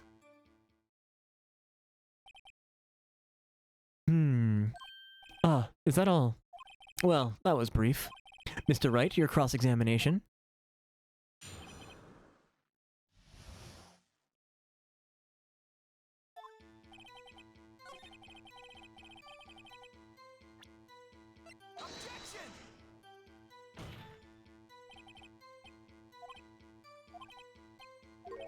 Messed up. Dun, dun.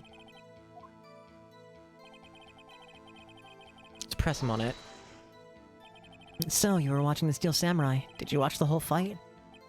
Yeah, of course. You didn't turn away, not even once? No. Okay then, tell us exactly what happened. Yeah, I'm getting to that.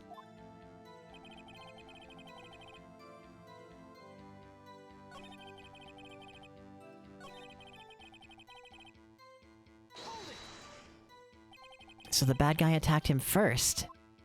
Yeah. What sort of person was this bad guy? I told you, a person. He was a person. How is he dressed? Or how was he dressed? I kinda don't remember. I was too busy watching the Steel Samurai. I see. And what happened next?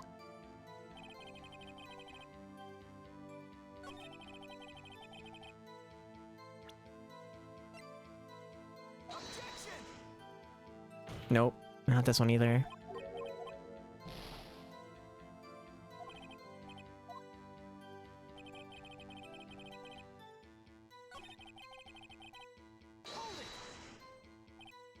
Why? Huh? What do you mean, why? Why wasn't the bad guy moving? Well, 'cause the Steel Samurai brought him to justice. And how exactly did he do that? And how did he do it? With a samurai kick, and a samurai punch, samurai chop, samurai slap. Something like that. He's still being vague about this. What? Don't give me that look, Pops. How should I play this?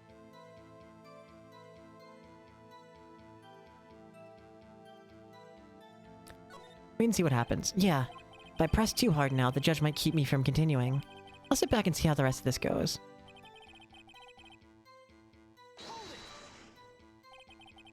What did you do after the bad guy fell, Cody? Actually, the fight was so intense that I got kinda scared. So I went straight home. Something isn't adding up here. Something about his account doesn't seem right. Phoenix, it doesn't seem right because he's being deliberately vague. Press him on the facts, Phoenix. Find out what he saw.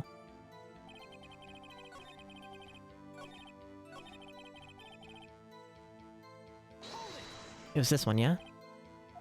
Yeah.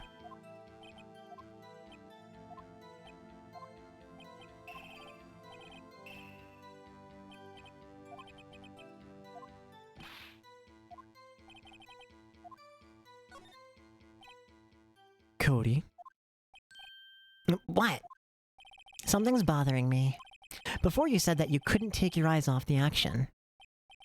Yeah, so what? Yet you missed the most important part. What is the meaning of this? The witness has stated what he saw quite clearly. You know as well as I do that he's being vague. Tell me, what kind of murderer uses a samurai slap? My point is this. Cody, you may have seen some of the Steel Samurais fight. But you missed the most important part, the killing blow.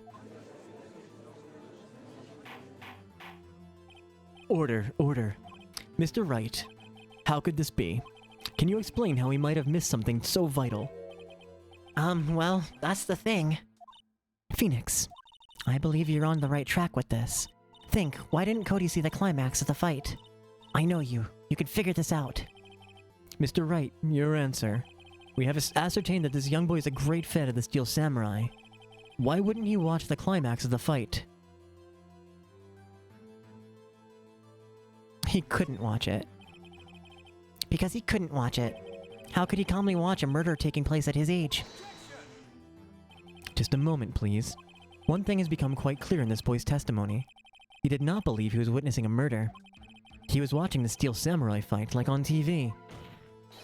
The more real the fight, the more he would have watched.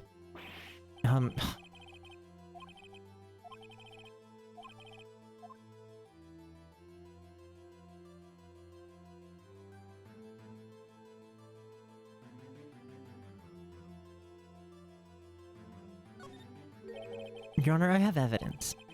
Evidence? Yes, Your Honor. Why did Cody look away from the fight? Here's my proof. Proof? Shit.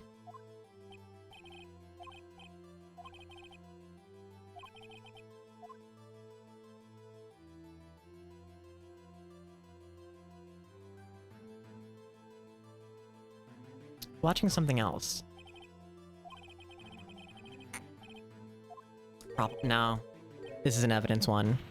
Mr. Wright, explain yourself. What could possibly distract this boy from seeing his idol, the Steel Samurai, fight? What do you claim he was looking at? Ugh. Come on, think of something. Think of something. Nothing.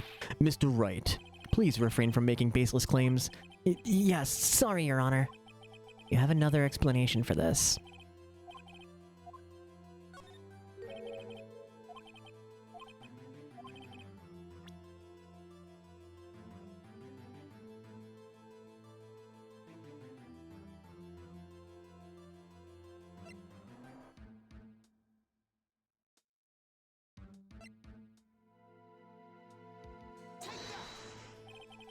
Nope.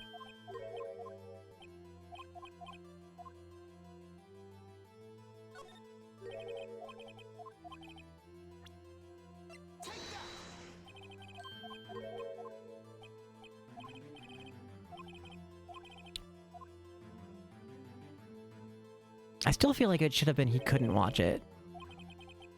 Like, I know why.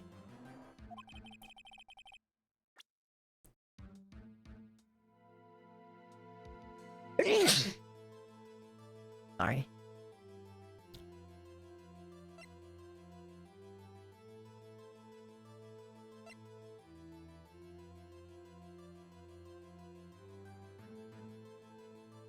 The camera? Here's my proof. What's that? What's that? The camera? The witness stated that he recently received this camera. Yes, I'm aware of that. He wasn't entirely familiar with its operation. I'm aware of that too. Correct. Why would Cody be looking somewhere else at the critical moment? Because he was looking at his camera. He was trying to take a picture. Hey! Bullseye. What's your problem, Pops? You got a thing for picking on little kids? Pressing, not picking. Good job, Phoenix. Cody was lying, clearly. Smart of you to realize there was no way he could just stand there watching his hero and not take a picture. Right, Cody. There was only one reason why you would have looked away from the fight. And that was because you wanted to take a picture. But having just received your camera, you weren't used to using it yet. So you missed the climax of the fight, correct? Yeah. Well, Phoenix, I'll bet you anything he's hiding more than that. Have him testify again. Right. Mia means business. Your Honor, the defense would like to request that Cody Hackins testify once more. Very well. Cody, could you please tell us about your camera? And about why you didn't take a picture of the fight? Welcome to the real world, kid.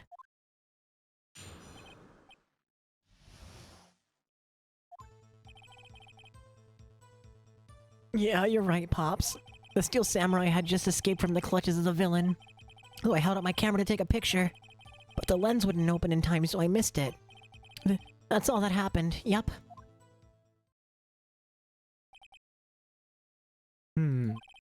Anything strange in that testimony, Mr. Wright? I'm not sure, but I'd like to proceed with the cross-examination anyway.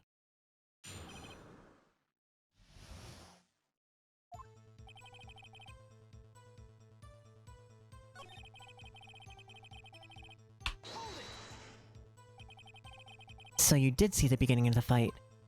Yeah. Did you notice anything unusual? I guess the Steel Samurai was moving a little strange. Moving strangely.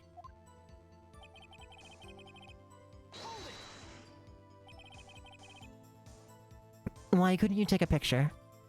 My new camera has too many buttons. I couldn't figure it out. Tried to take a picture, I really tried.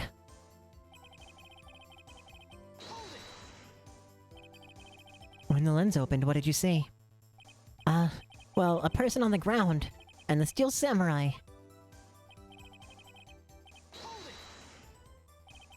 That's all? Yeah! I told you I didn't take a picture. I would have once I got that lens open. Did he really not take a picture? Not even one? No, he definitely would have taken a picture. There's gotta be something here I can use. Cody. Listen up, Cody Hackins. I know exactly what happened that day. You took a picture. Hey! Bullseye. How did you know? I see through all your lies, Cody Hawkins. It's one of my powers. Wow. This feels great. Yeah, I took a picture. Perhaps you could change your testimony to reflect this, Cody.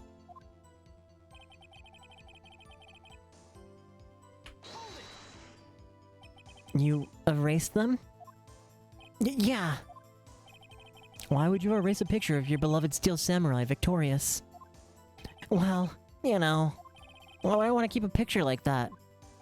He's becoming less and less cooperative. I better find a clear contradiction soon, with some solid evidence. How can I pick holes in such a short testimony? There has to be something. Dig up the dirt, Phoenix. I know what this kid's all about.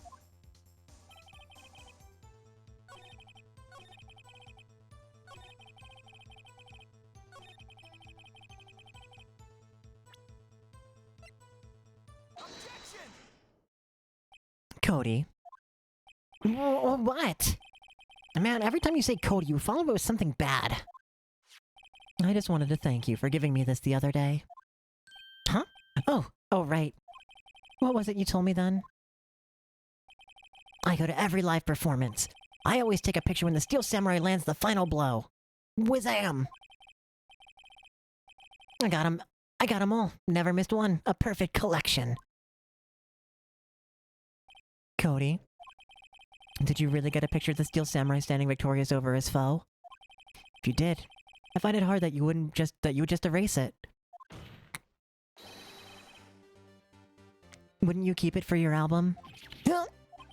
Mr. Wright, what exactly is this album? It's called Path to Glory. It's a collection of pictures of the Steel Samurai, all taken by Cody Hawkins. He claims it's a perfect collection of every battle the Steel Samurai has won. I see. Don't you find this very odd, Your Honor? Among all of his pictures of the Steel Samurai, none were taken that day.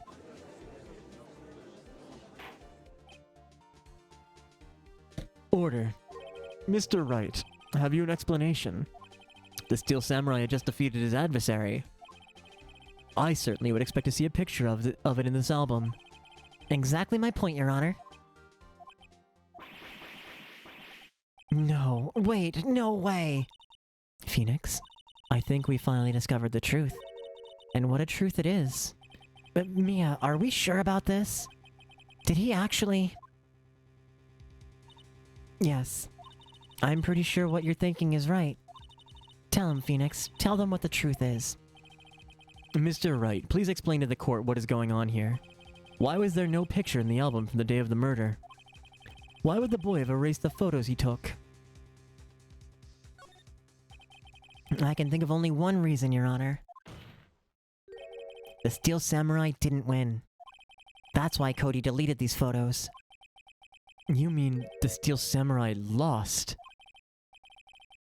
Well, Cody, I'm right, aren't I? Tell the truth. The bad guy defeated the Steel Samurai. No way! No! It's impossible. The Steel Samurai never loses. He never loses to anyone. Ever. Your Honor.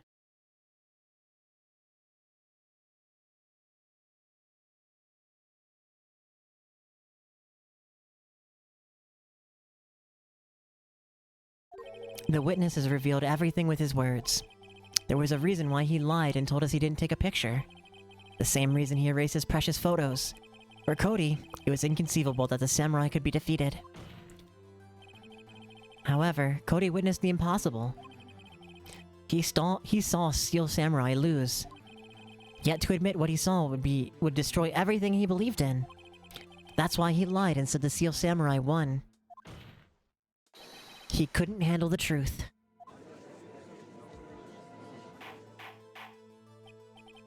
Order. I will have order. Cody, is this true? What did you see? Tell the court what you saw.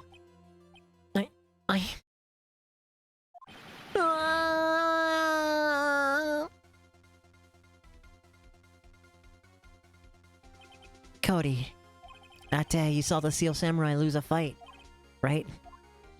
No. Okay. You're right. The steel samurai fell down. Then he didn't move. Ah.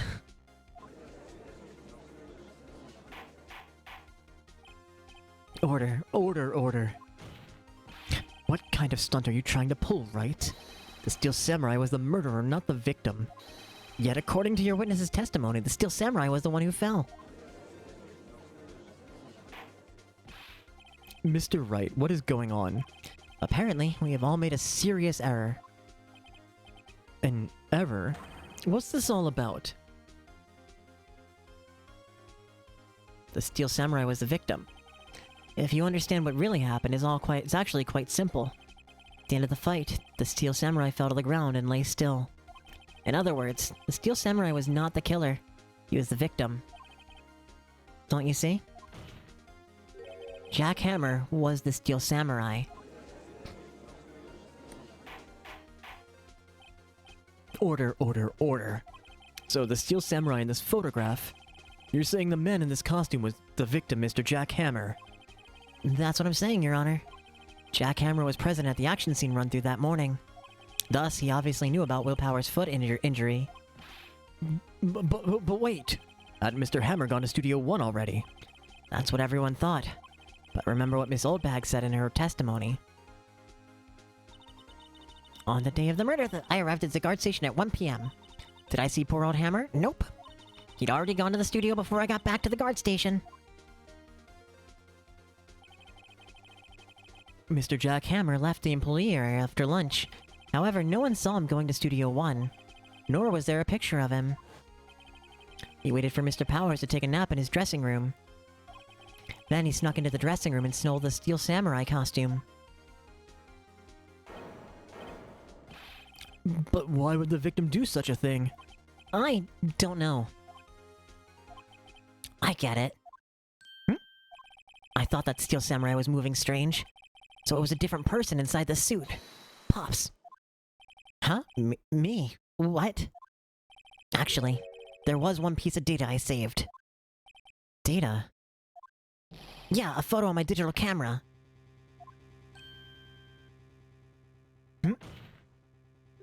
What? Show us, quick. No way, man. Not if you're gonna look at me like that. Now. Here, this is it.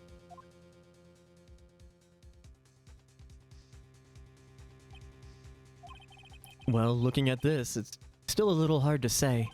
I'm afraid it could be anyone in that costume. Your opinion, Mr. Wright? I agree, Your Honor. This isn't decisive evidence. I'm sorry, it doesn't look like it's the proof that we need. I'll give it back. Wait, Phoenix. Mia? What? Look at that photo once more. That's it, Phoenix. That photo is all the evidence you need to win this trial. What?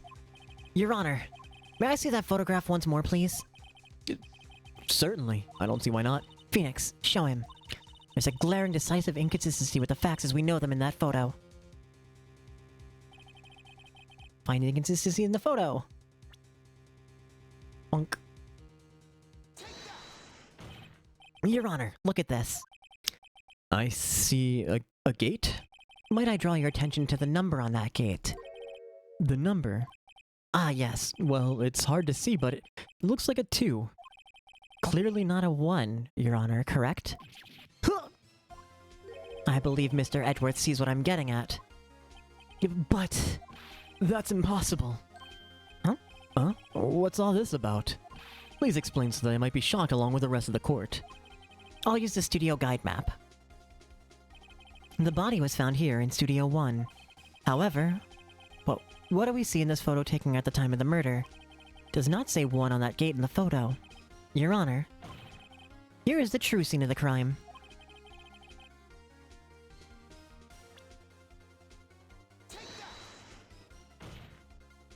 Here, at Studio 2.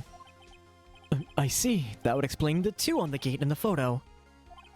Your Honor, I find it very significant that the murder took place in Studio 2.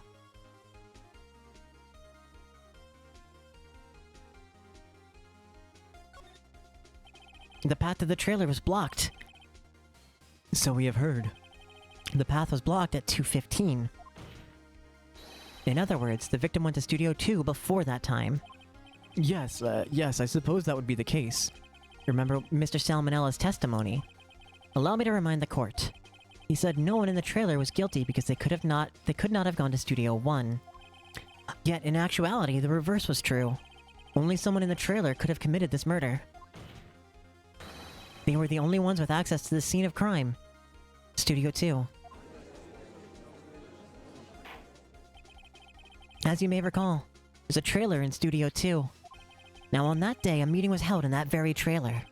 There was a break in the meeting corresponding to the time of death. During that break, Mr. Salmonella and Miss D. Vasquez were outside eating steak. They were at the scene of the crime. Order. The defense makes the following claims. The scene of the crime was Studio 2. The person that the security guard Miss Oldbag saw was the victim, Mr. Jack Hammer. Mr. Hammer, for some reason, stole a Steel Samurai costume. Then he went to Studio 2. This is madness. Jack Hammer is the victim? The victim? Why would he steal a Steel Samurai costume? Are you suggesting he did so to cover up the details of his own murder? Well, no, of course not. Or do you have proof? Give me proof that the victim Jack Hammer stole the costume. I have proof. I have proof. You do. You do, Mr. Wright. Now that they're so surprised, suddenly I'm much less confident. I think I'm right, though. Here's my proof that Jack Hammer stole the costume.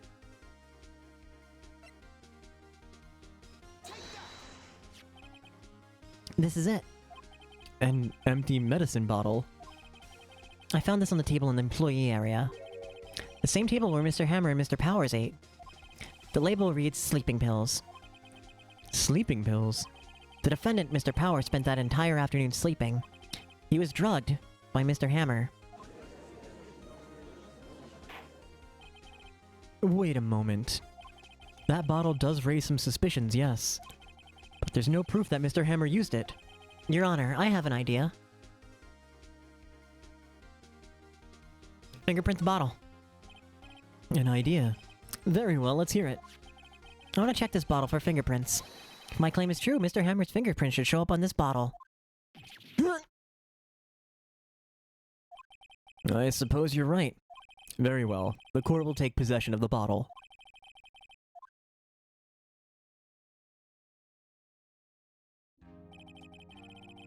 This court will suspend proceedings on the current trial for today. Cody Hacken's testimony has revealed new possibilities in this case. In fact, things may have happened very differently than we previously thought. The Steel Samurai seen by Miss Oldbag may have been the victim, Jack Hammer. The scene of the crime was not Studio 1, but Studio 2. And those in the trailer did have time to commit murder. Mr. Wright.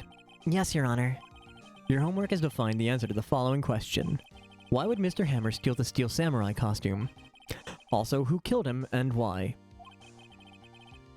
Find the answers for me by tomorrow. That's a lot of homework.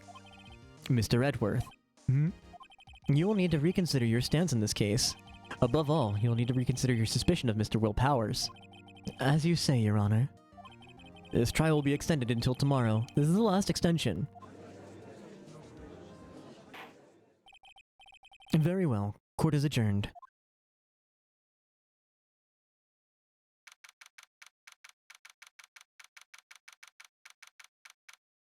October 19th, 2:47 p.m. District Court, Defendant Lobby Number 1. Whew. That was a close one. We were saved by a hair, but that's all that counts. I thought seriously about going home about 3 times during that trial. Me too. Really? You both seem so confident. Maybe I should take up a career in acting. I was ready to pronounce you dead about 3 times back there. Me too. Dead? Of course, we're kidding. Are you sure? I wasn't kidding. Now, Mr. Powers, we have to go and make our final investigation, but I promise you we'll find the true killer by tomorrow's trial. Right, thanks. To be continued, and now that's my chance to go to the bathroom.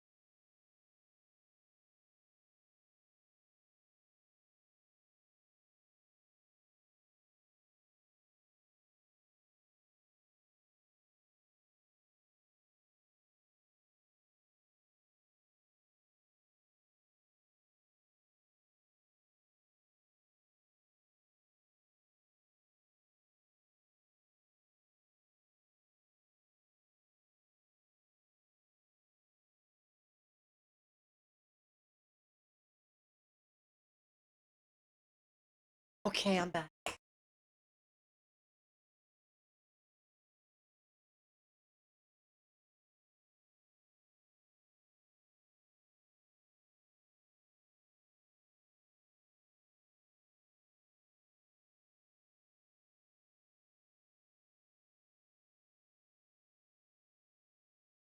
We've got about an hour and a half or so. We get out of here.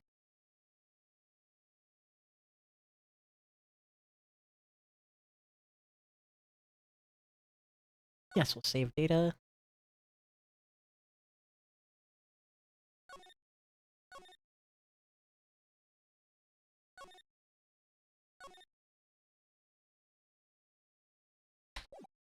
Okay. October 19th, 3:27 p.m., Write and Code Law Office. That was a close one, huh, Mia?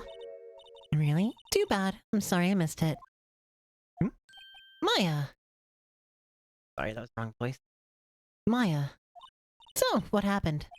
Well, I think I've got a pretty good idea who did it. Now all I need is a motive and proof. Wow, good going, Nick. Under the initial trial system tomorrow. Tomorrow is the last day we have. Initial trial? What's that? That's the new court system they introduced 2 or 3 years ago. They had so many cases in the system, they just decided to speed the whole process up. So under that system, trials have to end in 3 days? Yeah, pretty much. We have no time to waste.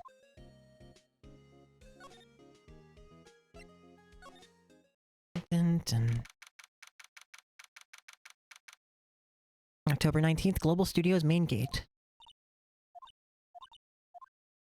The old windbag sure is quiet today. You know, this place is really peaceful like this. Nick? I think our guard's down. Yeah? I bet we could even eat these donuts in the guard station if we wanted.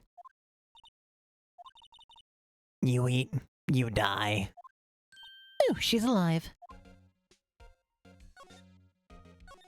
I was wondering about Dee Vasquez, the producer. Oh, the studio bigwigs love her. She always gets her way.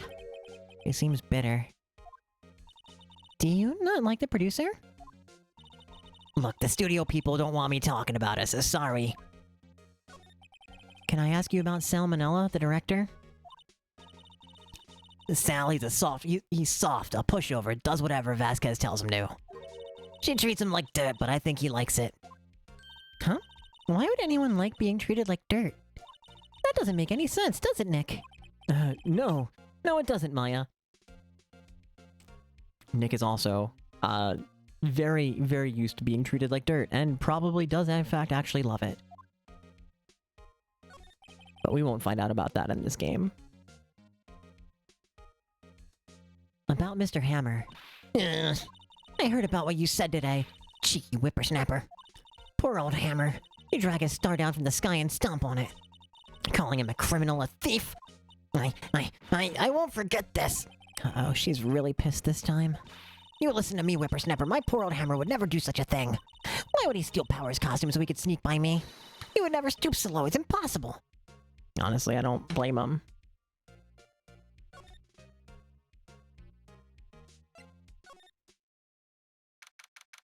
October 19th, Studio 1 entrance. Think back, Nick, to the day of the murder. Mr. Hammer put on the Steel Samurai costume. Then he left from here to go to Studio 2? Right. But why? I wonder if someone called him, like the director or the producer.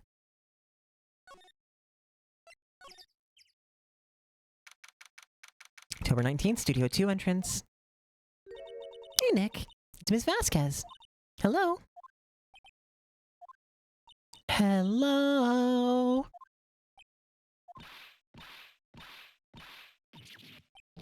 Maya, you should at least try to be polite. I'm watching the clouds. That's all she had to say, apparently. Excuse me, Mr. Hammer came here on the day of the murder and... Shh. Perhaps you didn't hear me. I'm watching the clouds. I'm not interested in talking to you. Do something, Nick. She's really ticking me off. Oh dear. Mr. Powers wasn't the killer. You don't have to cancel the Steel Samurai. I think I'm tired of the Steel Samurai. You did it. Nick, she did it. She's the killer.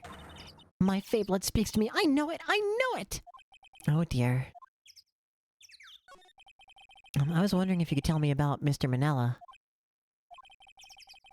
If you must talk about that man, perhaps you could talk about it in the trailer. By yourselves. Oh. Oh dear.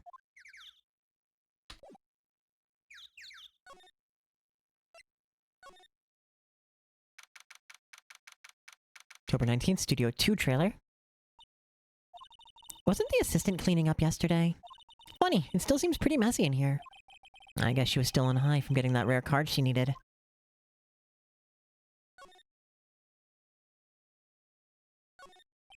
An old movie poster, The Singing Samurai starring Jack Hammer. What the hell do samurai sing about? Chopping off heads? Oh my god. That movie was the best. It's about a samurai who sings his way to fame and fortune. Mr. Hammer was a very accomplished singer, you know.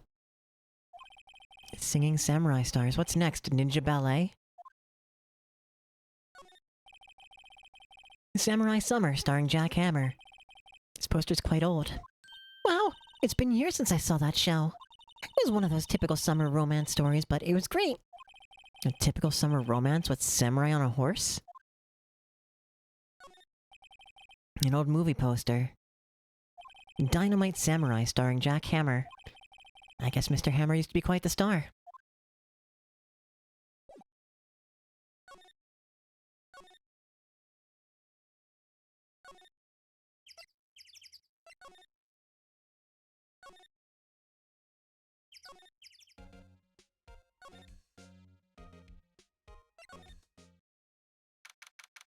October 19th, Global Studios Employee Area.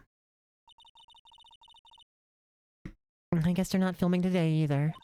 I did want to see them filming just one time. This trial will be over and done by tomorrow. You can come see them film later. I guess. This is where you found the bottle of sleeping pills, right? Uh-huh. I wonder if there are any other clues lying around. Yeah. No touching.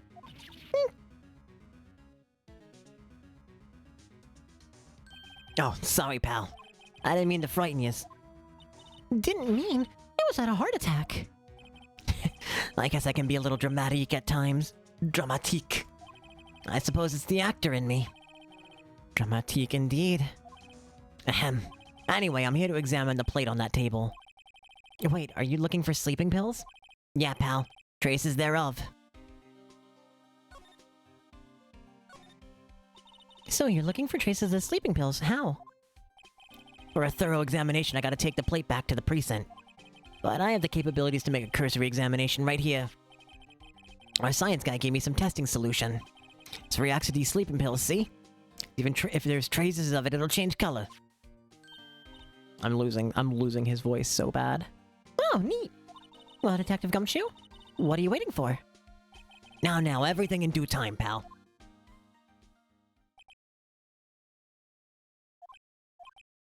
Well, the testing solution on the plate changed color, all right. But the food on his plate had been laced with sleeping pills. Sorry, that was the wrong voice. So the food on his plate had been laced with sleeping pills. Looks like it. How goes your investigation?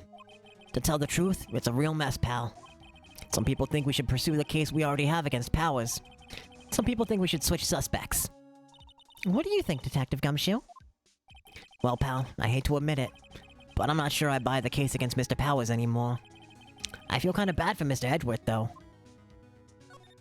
How is Edgeworth doing anyway? Mr. Edgeworth is out of control. He was in the waiting room and he crushed this paper cup with hot coffee in it. Whoa. Talk about burns, pal. Wow, the fury of Edgeworth. Yeah, crushing paper cups. Cups, bottles. Say, whatever happened with that empty bottle? Oh, the bottle of sleeping pills? Well, I got some good news for you about that. They found the victim Jack Hammer's prints on the bottle. So that means... Yep, it sounds like the one who put Powers to sleep was none other than... the victim. So I was right.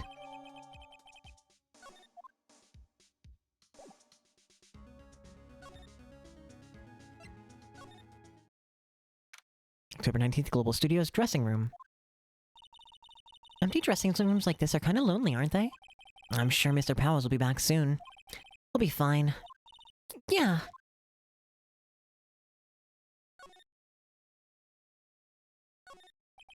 Mr. Powers' bag. I hope WB can come pick it up himself soon. Soon. I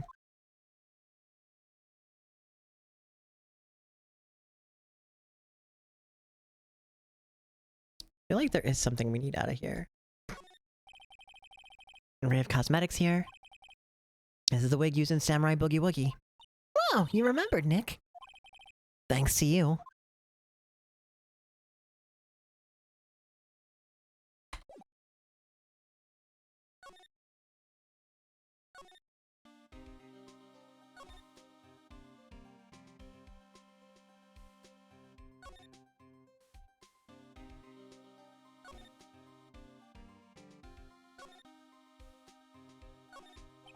The remains of the employees' lunch are scattered around. Everyone is probably too shocked to clean up.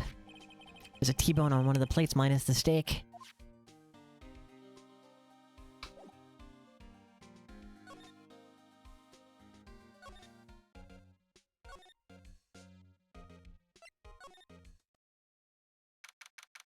October 19th, Detention Center, Visitor's Room. Mr. Wright, you did very well again today. Thank you. Oh, thanks. Could you not look like you're about to burst into tears? Well, Nick, you must have really wowed him in there. And could you wipe that grin off your face? Hey, WP, only 1 day left. Let's make it count. Yes, though there's not really anything I can do to help. I'm not really sure what I can do either. Please, this is no laughing matter. Could you tell me more about Miss Vasquez? Oh, the producer? She is well respected in the industry. They say she's a genius. A genius? She's been at Global Studios for 5 years now. Right or wrong, nobody dares tells her different these days. Why is that? Ever since she came on board, we've had nothing but hits. Global Studios was on its knees, but she picked it up and made it shine. Oh, and what? Nothing. Forget it. I've only heard rumors anyhow. Can you tell me anything about Mr. Manella? Oh, he used to be a minor straight-to-video director, but something in his work caught Vasquez's eye. She brought the Steel Samurai idea to him. Now everyone knows the name Salmonella. I hear he's pretty much at her beck and call, though. Whenever she says jump, he asks how high and all that. I can imagine him being at her beck and call, though. I can't imagine him jumping. I was wondering about Mr. Hammer. He's a big star back in the day, right? But then he just dropped off the face of the earth. Oh. Oh. Yes, you're right. In fact, he was my role model when I started in the business. But he just stopped taking on big roles. That's when he began appearing in little productions at Global. How could he do that? I was really looking forward to a sequel to Samurai Summer. He just gave up being a star 5 years ago. Actually, now that I think about it, I was right about when Miss Vasquez came to Global. 5 years ago.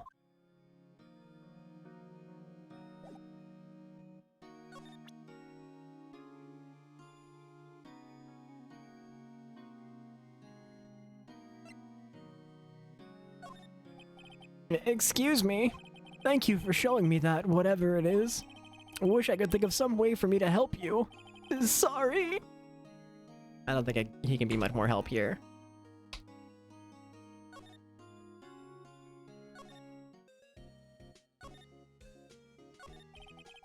I don't get it, Maya. Why would Mr. Hammer steal the Steel Samurai costume? What? You mean Mr. Hammer was wearing the costume? Yeah. But Mr. Hammer was the victim, Nick. Why would he go through the trouble of stealing it? That's what we have to find out. What happened with the director's testimony? Well, it's pretty clear that the producer and director were both in the trailer. Huh. Which means that the killer has to be one of them. Really? Why? Because the real scene of the crime was Studio 2, where the trailer is. What? Was Maya always this excitable? Yes. Yes, she was. Well, have you noticed anything that might help us? I can't see what's going on when Mia's here. So no, I haven't noticed anything. Right. Maybe we should go back to talk to what WP... WP Powers, right.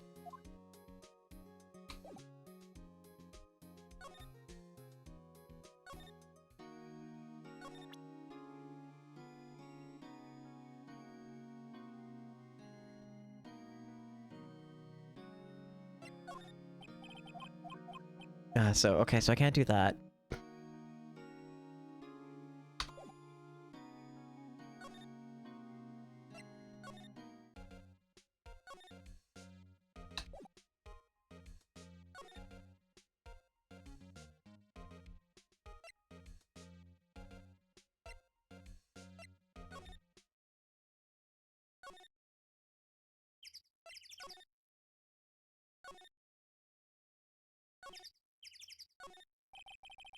There's some flowers here.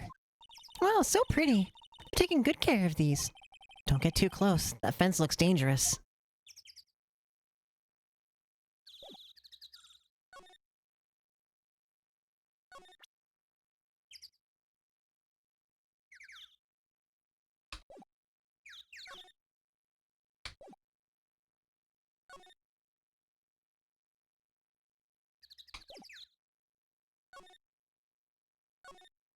An incinerator. Apparently they just put this one in. It's already covered in soot, so they must not clean it much. A light van for moving safe staff and equipment around. They've kept it in pretty good shape. Looks like it'd run fine. Let's go for a drive. And we don't have a license. This dialogue hasn't changed.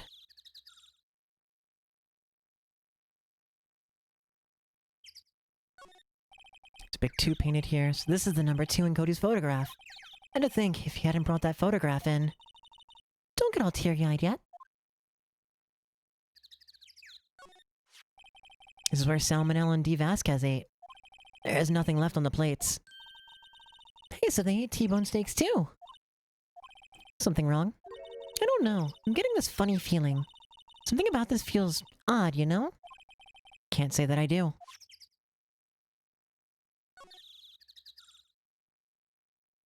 I know none of that's useless. None of that's useful, so...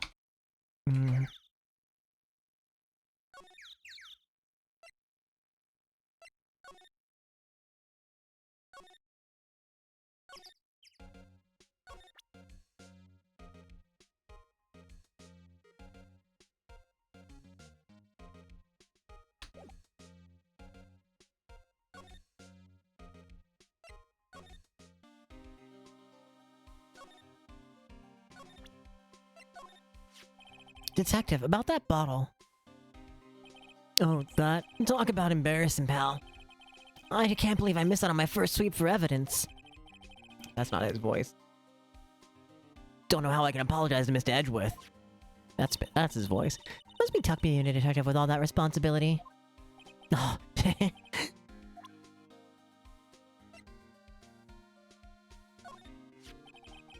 It's looking like Will Powers was drugged.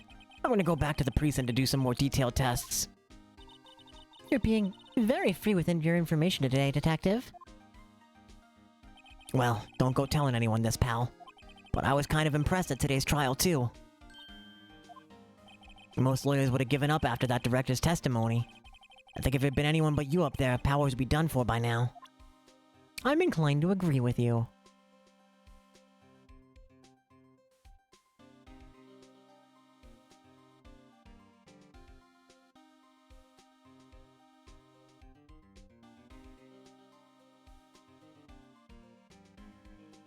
I'm actually kind of at a loss at what I'm supposed to be doing here.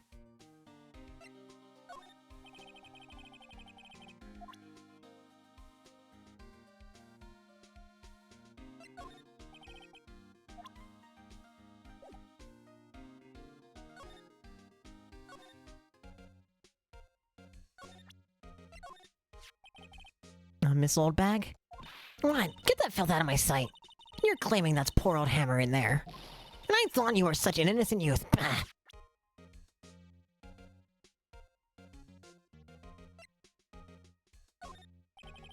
Miss Oldbag, what do you think of this? Think? I'm not in the mood for thinking, thank you very much. Okay.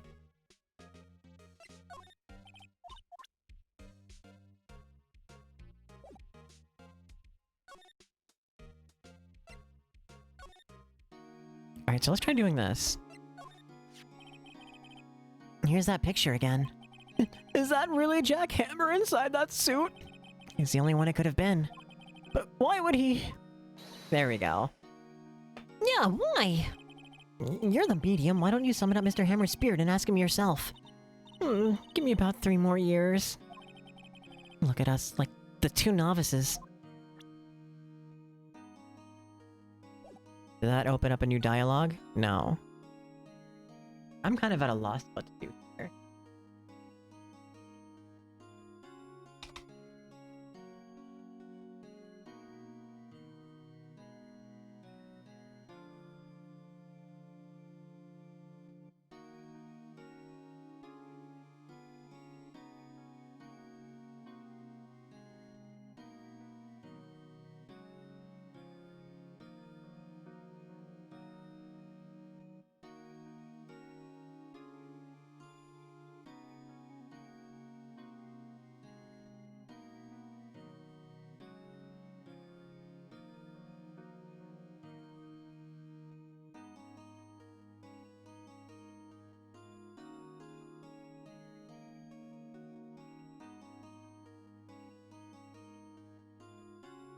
Okay, so I haven't gotten a person yet. That's why I missed what I'm supposed to be doing. So let's try heading back to... Maybe I needed to talk to him first before this person would show up. So back here. There we go. Oh, hello. What are you doing here? I was just cleaning up the dressing room. I guess WP won't be using it anymore, so... What? Why? But WP's innocent. Yes, and I'm really grateful for all you've done. But... this week is the last episode of Steel Samurai. What? No! I was wondering if I could talk to you about Mr. Hammer. Yes? On the day of the murder, he went to Studio 2. Huh. I thought he went to Studio 1. He stole the Steel Samurai costume, too. What? Why would Mr. Hammer do something like that? Oh. I guess the rumor must be true, then. The rumor? Yeah, Miss Vasquez, that producer, had some kind of hold on Hammer. She had some dirt on him. He'd do anything she said, apparently. Some dirt? What dirt? Dirt. You know, bad stuff. I know what dirt means. About 5 years ago, they were filming a movie starring Mr. Hammer. They were using the new studio, Studio 2. Some sort of accident happened during filming. After that, they never used Studio 2 again. They left the film set the way it was, too. The film set? Was that the trailer? Was that trailer part of the film set then, too? What do you mean, the last Steel Samurai? I know it's a shock, but nothing can be done to save it now. Whoever really did kill Mr. Hammer also signed the Steel Samurai's death warrant. No. No. Also, I hear that Global Studios is going to change its programming. They're not going to make kids shows anymore. What? Why? I don't know. It's sad, but that's what Global Studios decided. Why aren't they going to make kids shows on air anymore? Studio bigwigs don't want to make Steel Samurai around anymore. Don't want Steel Samurai around anymore. They want to forget all this ever happened. They want it quiet, you understand? How can they just do that? What about all the kids who love Steel Samurai? It's okay. I'm sure the kids will be fine. They'll find a new hero to follow. No, that can't be true. If the program just ends, they'll be heartbroken for sure. Nick, say something. Yeah. I think evidence rather than words is what's called for here. Here, take a look at this. And this is... a fan collected all of these photographs. The kids love Steel Samurai. The show shouldn't be cancelled just so some adults can save face. I would think you would understand that better than anyone. You're right. Okay. But what can I do? Well, for starters, you can tell me something. Tell me what it is that Global Studio is so intent on hiding. Tell me about this accident 5 years ago. Okay. Could you tell us what happened 5 years ago? Well, I can tell you what I heard. Apparently 5 years ago someone died. And it was Hammer's fault. Someone died? It was an accident, of course. Anyway, the producer, Miss Vasquez, managed to hush it up. And that's the dirt she had on Mr. Hammer? Oh, sorry, wrong voice. And that's the dirt she had on Mr. Hammer? And that's why Mr. Hammer would do anything Miss Vasquez asked him to do. But it was an accident, right? Why didn't they just make it public? Well, you know Mr. Hammer was a big star back then. They were afraid about what would happen to his career if word got out. Ads are gonna start any moment. I see. You know who knows more about this? Miss Oldbag. She was here at the studios back then, you know? Thanks, we'll try asking her. If she'll talk.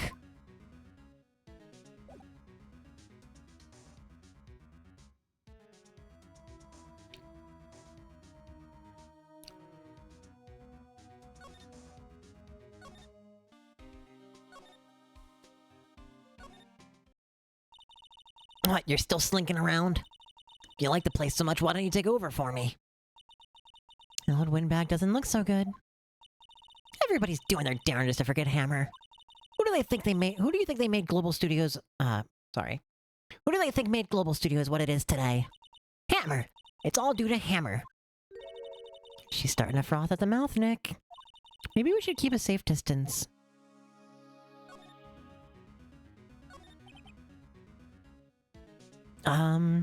I wanted to ask you about 5 years ago. Who told? Who did you hear that from? Huh? Nichols. Nichols? Nichols, Nick. Penny Nichols. That's the assistant we talked to. Oh, right. Anyway, we heard about the accident. It was during filming with Jack Hammer. He killed a man, didn't he? Whippersnappers. Dredging up dirt on someone's past like that. And the recently departed, no less.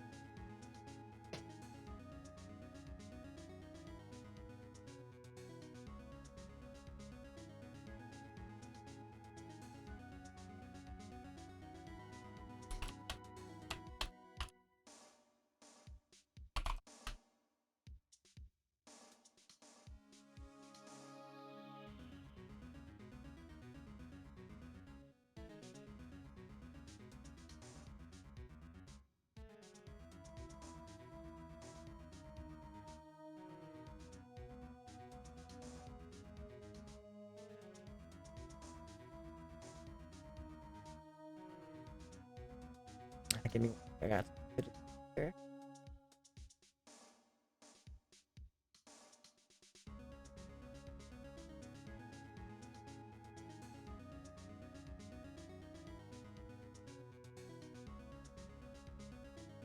Okay.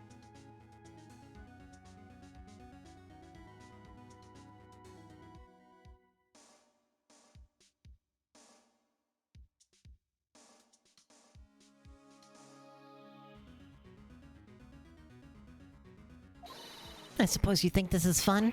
No, I'm just doing my job. Nope, sorry, wrong voice. No, I'm just doing my job to protect Mr. Powers. And you claim that Hammer stole Paul's, And you claim that Hammer stole Powers' costume? You expect me to believe that rubbish? Do you have some kind of proof? Proof that Hammer stole Powers' costume, huh? I have proof. I'm sorry, Miss Oldbag, but I do have proof. I can prove that Mr. Hammer stole Mr. Powers' costume. Here's my proof. What's a little empty bottle supposed to prove? It's a bottle of sleeping pills. With Mr. Hammer's fingerprints on it. What does that prove? I'm sure old Hammer had some sleepless nights. Or is it proof that he used those pills on Powers? I'm losing my ability to do her voice. I wasn't very solidified with it anyway. Mr. Powers ate a T-bone T-bone steak for lunch, correct? Well, yes. This is the plate that he used to eat that steak. There are traces of sleeping pill powder on the plate.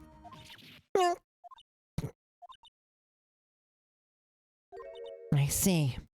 Poor Hammer. You did wrong, Hammer. Rest your soul.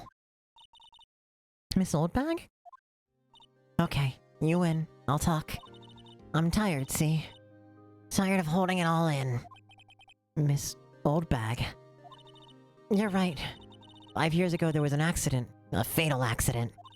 What's worse, a paparazzi took a photo of it. That photo, well, it caused quite a stir. And guess who made it all better? Vasquez. She has ties to the Mafia. She silenced that paparazzi. That was the beginning. After that, she became a force to be reckoned with here at the studio. I see. But you have to understand. Poor old Hammer never meant any harm to anyone. Miss Oldbag. Hold on a minute. Poor Miss Oldbag. Here, take this. A photograph?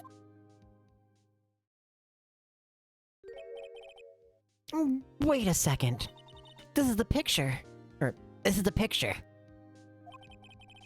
Is this the trailer in Studio 2? Hammer was supposed to fight the bad guy on top of those stairs there. He pushed the other actor and the man fell onto the flower box fence. But how did you get this? It was a long time ago. I don't feel much like talking about it. I understand.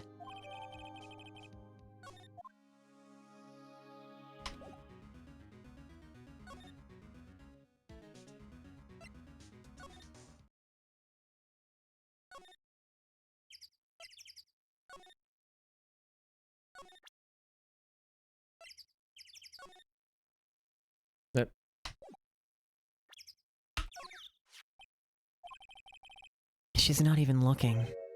Where? What? Where did you get that? Well... Old bag. Oh... She means the security lady, Mrs. Security lady, Mrs. Oldbagnick. Right, anyway. Miss Vasquez, you hid this incident from the press, didn't you? And used to control Mr. Hammer. The wind. Huh? It's gotten stronger, don't you think? The wind. Your conversation interests me. Let's talk about it more, inside the trailer.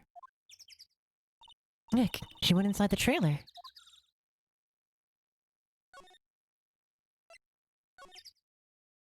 You came. Well then, what was that you were talking about? Why is she so eager to talk all of a sudden? Miss Vasquez, you were using that accident. You were blackmailing Mr. Hammer so you could control him, weren't you? That's why he was doing kids' shows for petty change. So I'm a blackmailer now. Well, that's what it was, wasn't it? I mean, sure, it was an accident, but used it to drag Mr. Hammer down from his rightful place as a star. Oh? I haven't pulled anyone down from anywhere. Mr. Hammer's career went sour of its own accord. But... you were the cause. You pressured him. To think it was just an accident. Excuse me. What is this all about? You keep saying accident, accident. How are you so sure? What do you mean? Must I spell everything out for you? Think. What would it be if it wasn't an accident? No. No way. You mean Mr. Hammer did it on purpose? That is what I mean. Where's your proof? Can you prove it? Just think. Would he have let me run his life for 5 years over a mere accident? And I ran him hard, believe you me. But the security lady said it was an accident. Oh. Well, she was a big fan of Hammers, you see.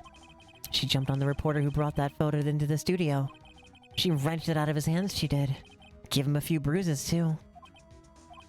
So that's why she had the photo. She's an old fool. Of course, all the reporter would need is the negatives. He could have made a copy. But he didn't. The only copy of that photo is the one you hold. Give it to me. Now. What? This is valuable evidence. Boys. Who are they? Professionals.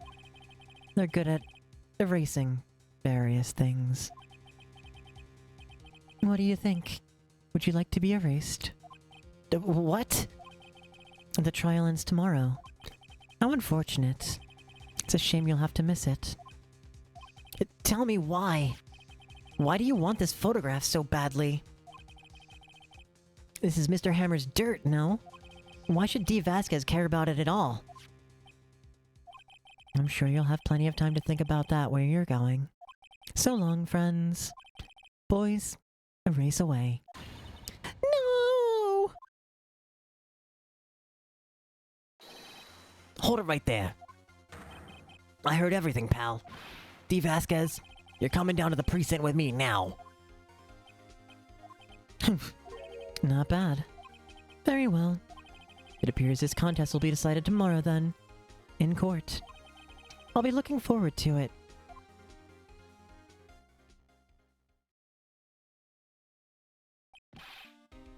Hey, you okay, pal?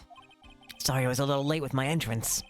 Don't get many chances to practice that sort of thing. Detective Gumshoe? Thank you, thank you, thank you! I was really scared. Huh? Don't mention it, pal. Just doing my job.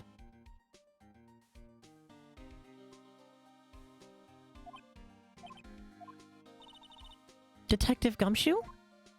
Sorry, it's just... I've wanted to say that line ever since I became a detective. Okay, I've got one more job to do today. I'm sure we'll run into each other again soon. Well, Nick, it looks like we're getting close to the bottom of this. And who's at the bottom? D. Vasquez.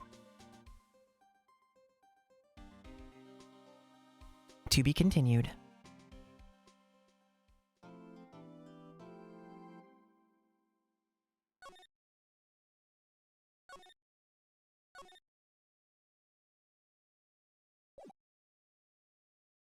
Go get another drink.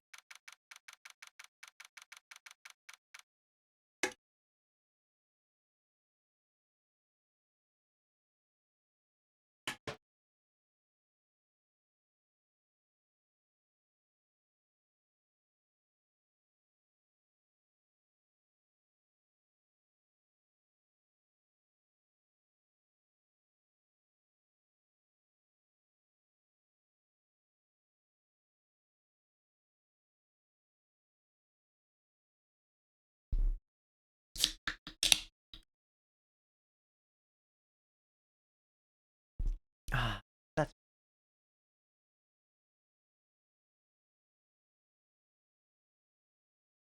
think it's time for a cough drop as well.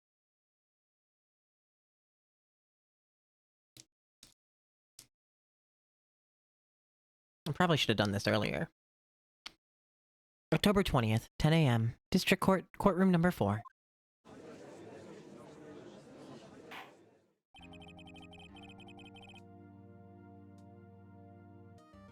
Court is now in session for the trial of Mr. Will Powers. The prosecution is ready, Your Honor. The defense is ready, Your Honor. Today will be the final day of this trial. I hope both the prosecution and the defense will be able to present decisive evidence. Very well, Mr. Edgeworth, your opening statement. In yesterday's... that's not his voice. In yesterday's session, the defense presented us with a new theory for this case. He claims that the scene of the crime was in fact Studio 2. Today, I will call on people present in Studio 2, trailer that day. From their testimonies, the truth will become clear. Very well. Edward seems a bit on edge today.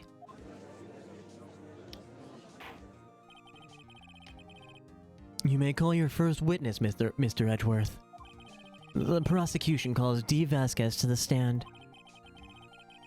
Miss D. Vasquez is a producer who was present at the Studio 2 trailer that day.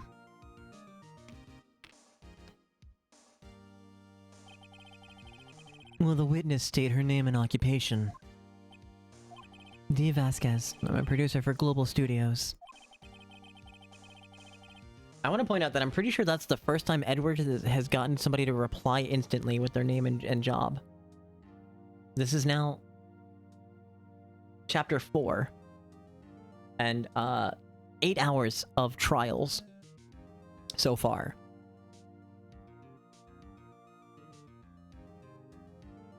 On the day of the murder, you were in the trailer in Studio 2. As everyone here knows, yes. I dislike needless banter. You must pontificate. Do it when I'm not here. Very well, Miss Vasquez. Please give the court your testimony concerning the day of the murder. Nick, I know she did it. Make her pay. Right. She's guilty. I'll catch her with her pants down, so to speak.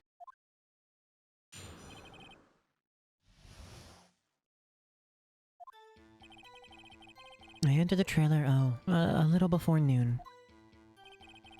The meeting began at 12 sharp. It ended at 4. There was to be a rehearsal afterwards, so we went to Studio 1. I was fatigued, so I had Sal take me. At 2:30, we took a 15-minute break in the meeting. Sal and I ate T-bone steaks on the table in front of the trailer.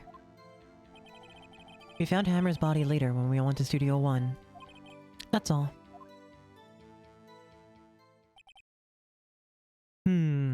I have a question about one part of your testimony. You were fatigued, so you had Sal take you. The van. Hmm? There's a van at Studio 2. I had him take me in that. Thought it might be risky to walk, what with that monkey's head toppling over. I see. Very well, Mr. Wright, your cross-examination. This is the final battle, Nick. Let's do it.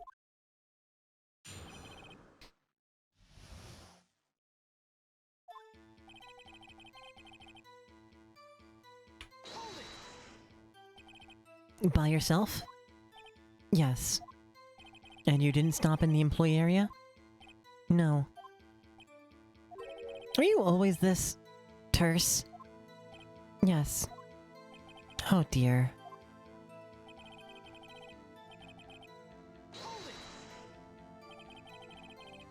Did no one leave during the meeting? No one.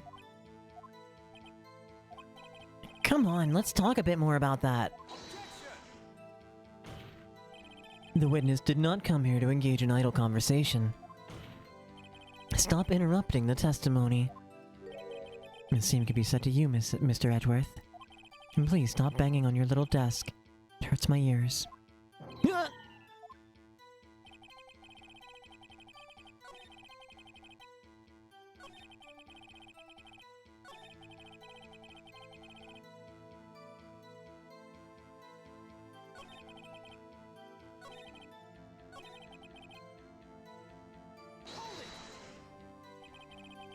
And what exactly was that?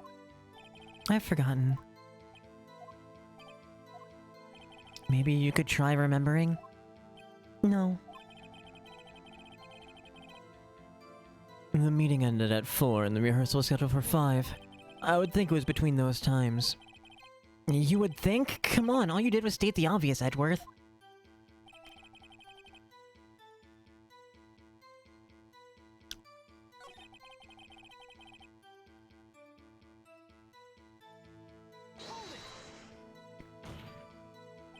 And what were you doing during that time?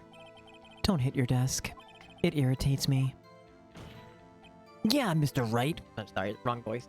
Yes, yeah, Mr. Wright. Oops. It was a 15-minute break.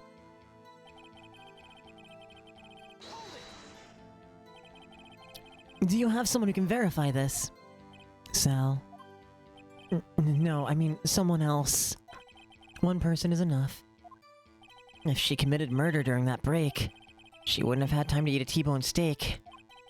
I had some evidence that proves she didn't eat that steak. Well, Nick, find anything? Kind of wish she said a little more. It's hard. I think she's pretty used to being the boss. But I'm sure you'll find some kind of contradiction in what she said. Somewhere.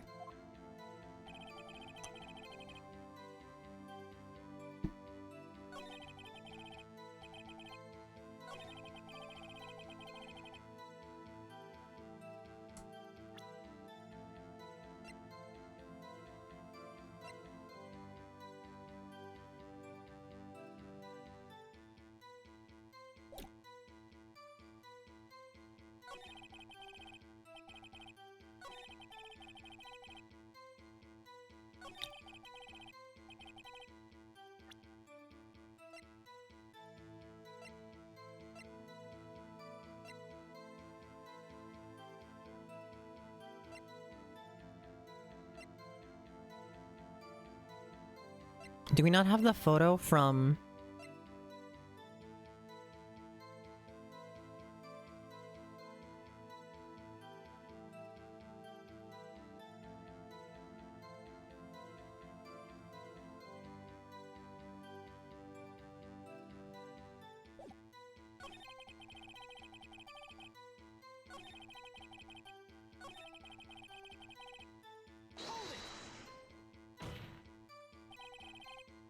What were you doing during that time?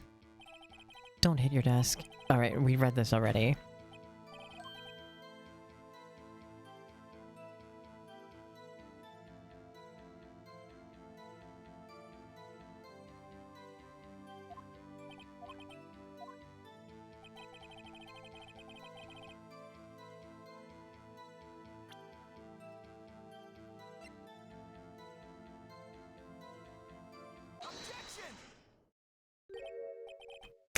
As I thought. You claim you ate a T-bone steak. But I say you did not. What's this now, Mr. Wright?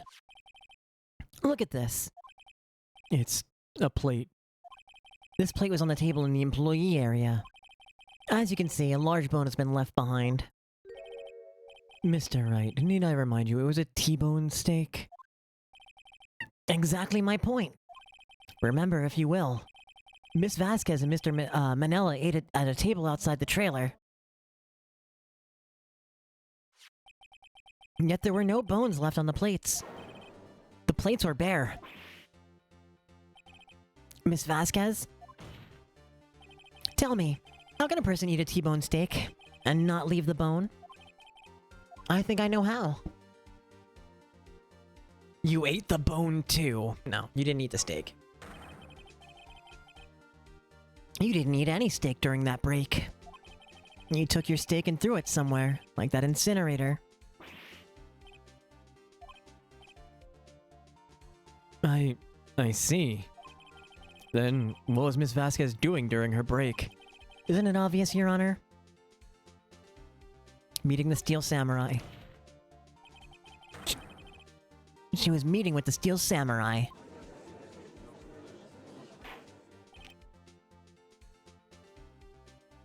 Order. Are you saying... Yes, Your Honor. As Ms. Vasquez left the trailer to eat her steak, she ran into the Steel Samurai. And then you did it. You killed him with your own hands.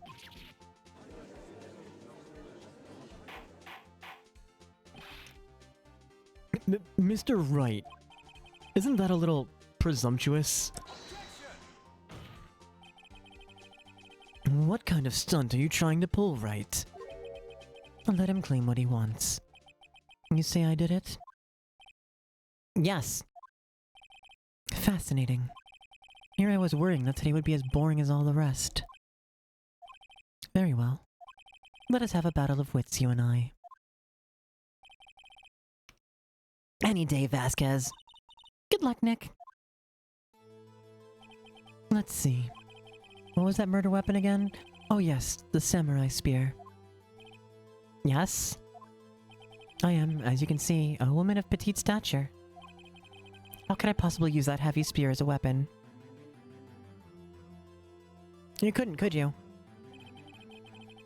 I think you would have a great deal of difficulty using that as a weapon. Pretty much anyone would. Huh. You see? Yes. However, that has no bearing on this case. Sorry, that wasn't the right voice. That has no bearing on this case. Meaning? The samurai spear was not the murder weapon. What? What is the meaning of this? The spear was found lying next to the victim's body. I have proof, Your Honor. I can prove that the samurai spear was not the murder weapon.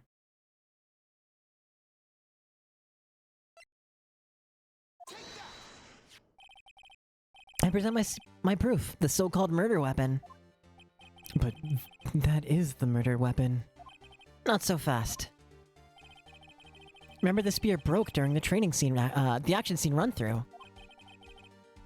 But someone fixed the spear. It was a security lady. She fixed it with duct tape.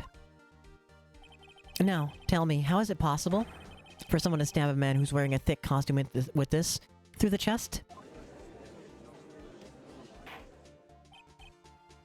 Order.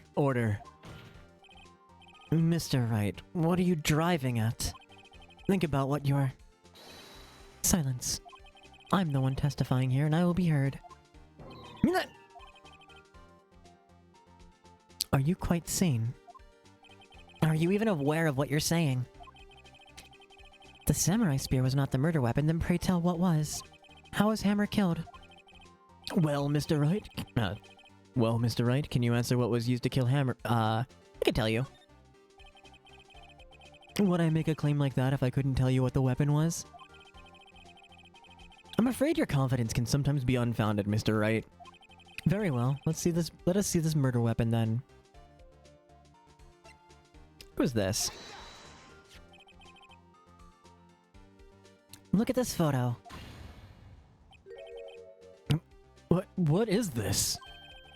Why, that's Jack Hammer standing atop the stairs.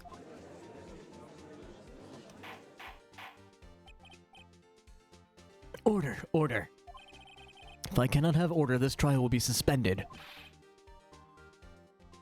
Mr. Wright, what is all this about? This photograph is from 5 years ago. There was an unfortunate accident at Global Studios. This is a photograph of that very accident. Not a word of this was leaked to the outside. It's a close-kept secret at the studios. What does this have to do with our current case?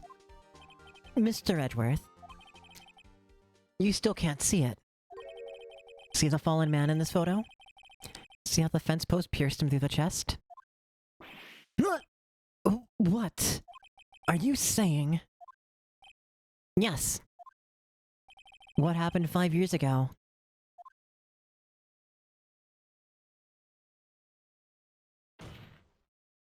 Has happened again.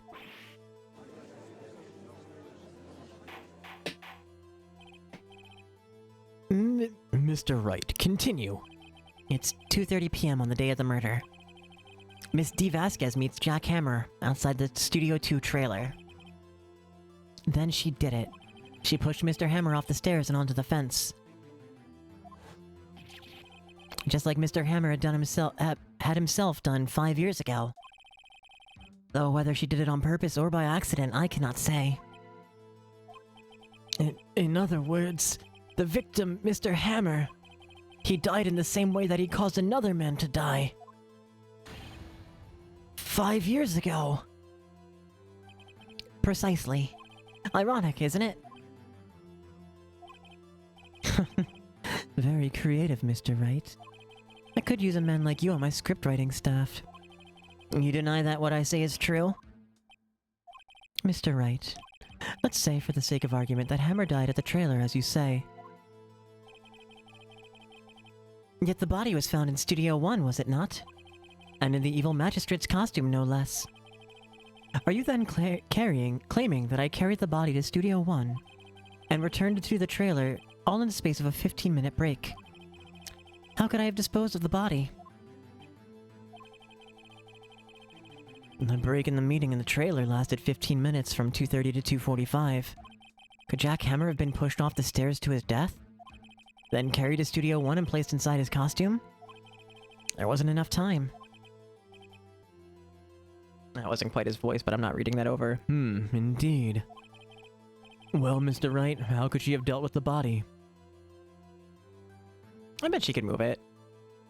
She had another way. What if she had another way to carry the body, other than with her own hands? For instance? Actually, for that matter, there was no need for her to do the deed in 15 minutes. And there was a way for you to carry that body. Interesting. Let's hear it then. Mr. Wright, please show us how she carried the body.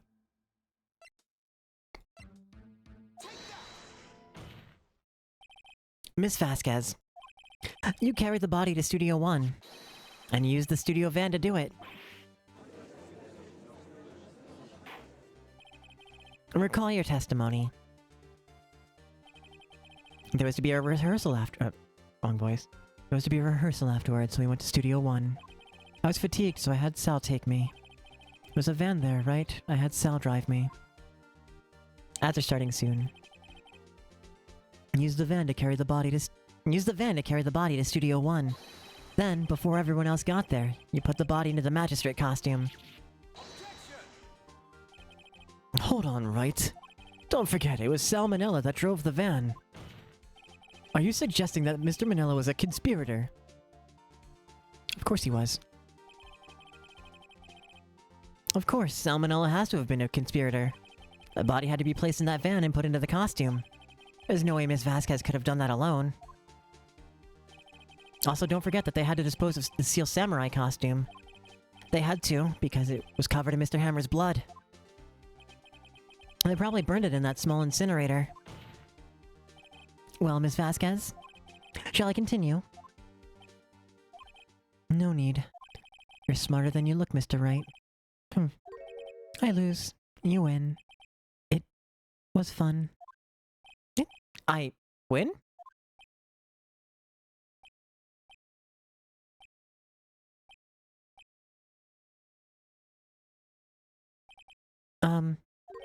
So, what happens next? Huh? Don't... me?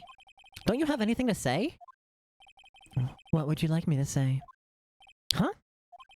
I lost something like that? I just said that. Wait, so you mean...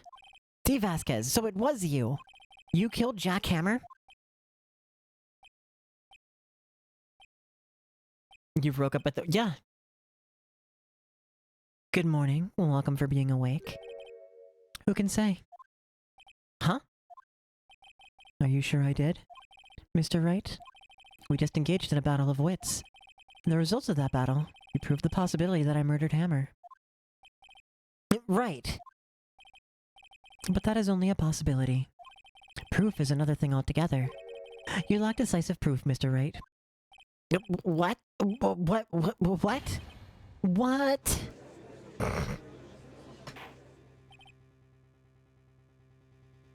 Order.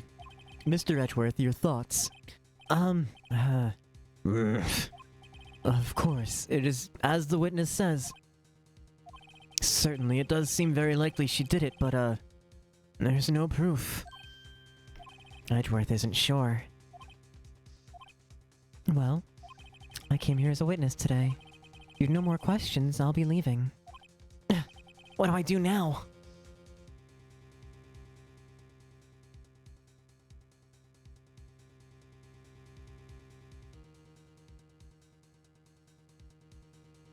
Testify again. I'd like you to testify again. Testify again? Know when to give up, Mr. Wright. Think about it. And if I were to testify again, what's the point? I can only say what I said before. The truth, Mr. Wright. Already said all there is to say. What would happen if I said it again? You'd ask the same questions, get the same answers. A waste of time. Damn. Damn! To come so far only to fail.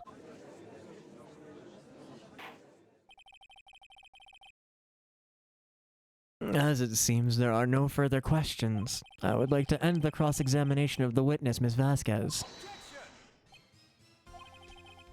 Yes, Mr. Edgeworth. I was hoping to come up with a question while I was objecting, Your Honor. I didn't. I see. Very well. Your Honor, I request that the witness testify again. You are the prosecutor, are you not? Why are you badgering me? I'm your witness.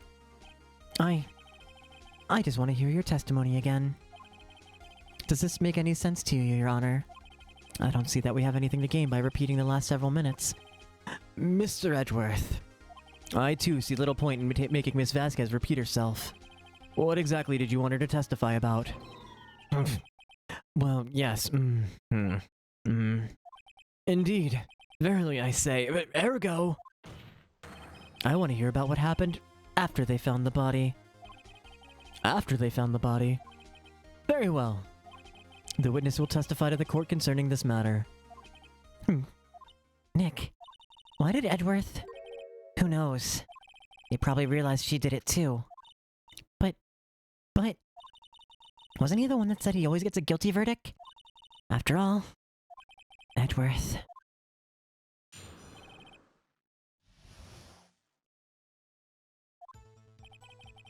He wants to keep the homosexual tension going. I was with Sal and Oldbag, the security lady, when we found the body. The assistant was there too, only Powers was absent. I immediately called the police. Then Powers showed up. Security lady Oldbag was quite agitated, pointing at Powers saying he did it! I asked to be left out of the proceedings. Went back to the trailer to get my script and direction notes. Then I went home.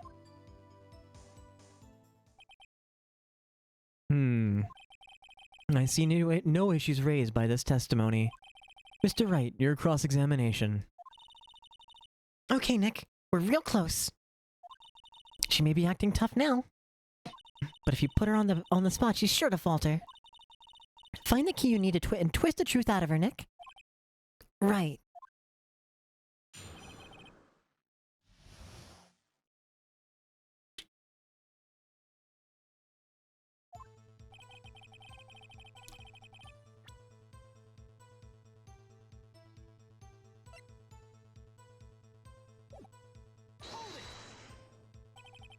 And what time was that? We were to meet at 5 for the rehearsal, so I'd say it was then. When exactly did you and Mr. Manella arrive at the studio? About 10 minutes before. I wasn't stuffing any bodies into costumes, mind you.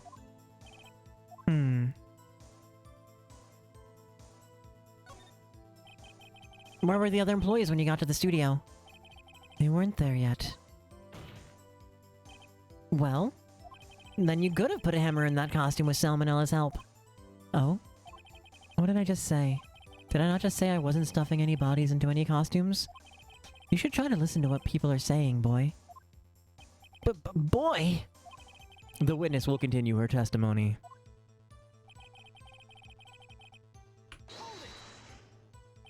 Mr. Powers was taking a nap, correct? So he says.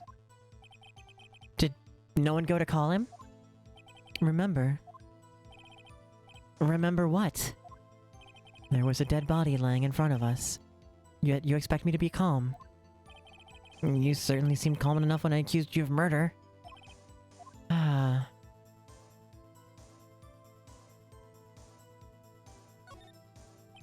I'll hold off. She'd just blow off anything I had to say anyway.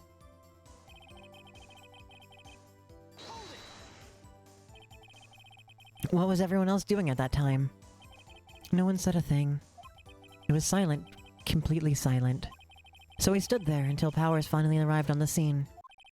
Sorry I'm late. Then, silence. Dead silence.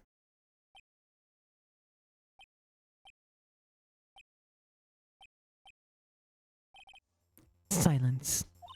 Hey Nick! Why is everyone so quiet? Someone should do something to lighten things up. How was your nap, Tori? Old bag, the security lady. Why did the security lady think Powers had done it? She said because she saw him going towards the studio. Right, the Steel Samurai. Did the detective arrest Mr. Powers based solely on the security lady's work? Word? Perhaps not. She seemed to have also given the detective that photograph. Of course, I heard all of this after the fact. That photograph meaning the one taken by a security camera.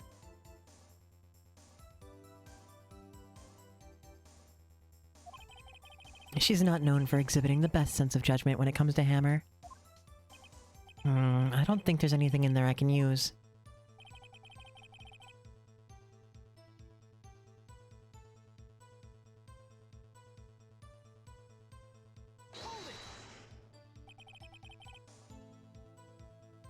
I'm good at the sleepy making? Oh yeah, I am.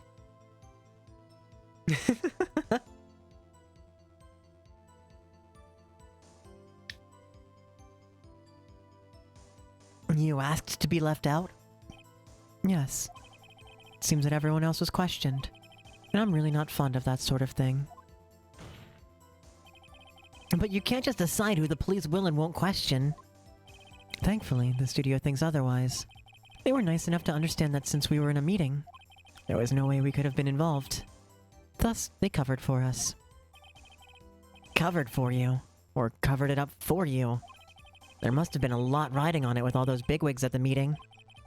I'm sure her professionals helped convince everyone they didn't require questioning. I went back to the trailer to get my script and direction notes. The script and your direction notes? Yes, they're quite valuable. Wouldn't do to have them stolen. No, I guess not. Wait a second. I thought you came down to Studio 1 for a rehearsal. Why didn't you bring your script and your notes? Well, I was under the impression that we wouldn't be able to rehearse anything. Why? There was a murder after all. Who could think of rehearsing after that? Oh yeah, I guess. Very well, Miss Vasquez. Please continue. Yeah, nobody else caught that. Your Honor. I have an objection to the witness's last statement. Huh? Think. Miss Vasquez said she didn't bring the script because there wouldn't be a rehearsal. Don't you see what that means? She would have had to have known about the murder before going to Studio One.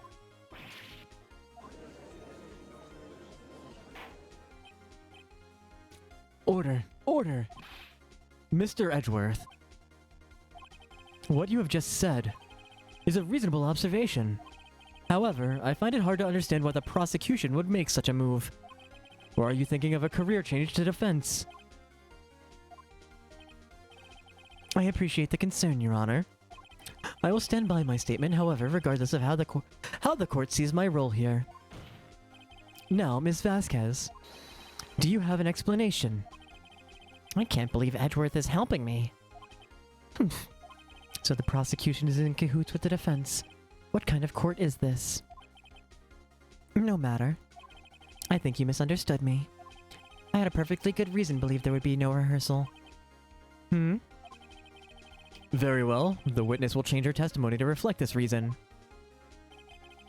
I knew that Hammer was injured and couldn't do any action scenes, so I left them behind. How did you know about the injury? How did I know? Sal. He told me. Sal the director. You have to find something to peg this on her here. Or everything we've done till now will have been wasted. I believe in you, Nick. Go get him!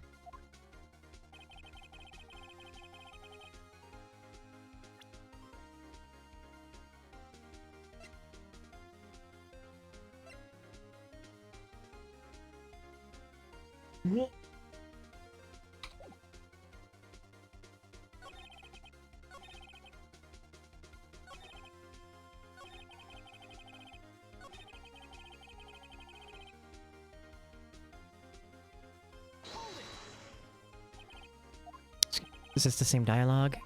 So far, yeah.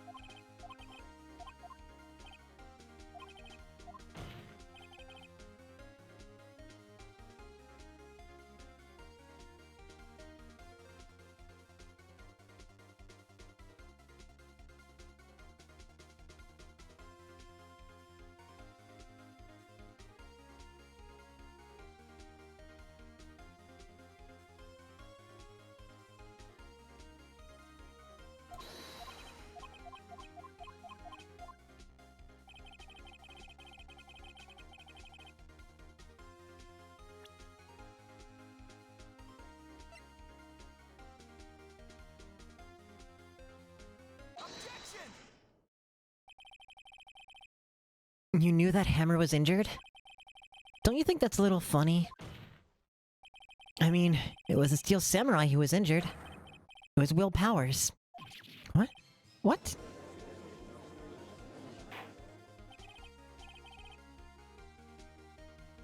Mr. Wright, explain yourself. Yes, Mr. Hammer is dragging his leg in this photo. But that's because he was pretending to be Mr. Powers. Pretending?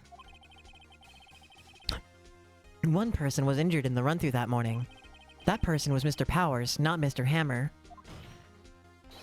Now, why did you think it was Mr. Hammer who was injured? I already said it was Sal who told me. That's right, he must have gotten it wrong. I think not. Mr. Manella was at the run-through that morning. He would have known it was Mr. Powers who was injured. He saw it happen. Why would he tell you the wrong person?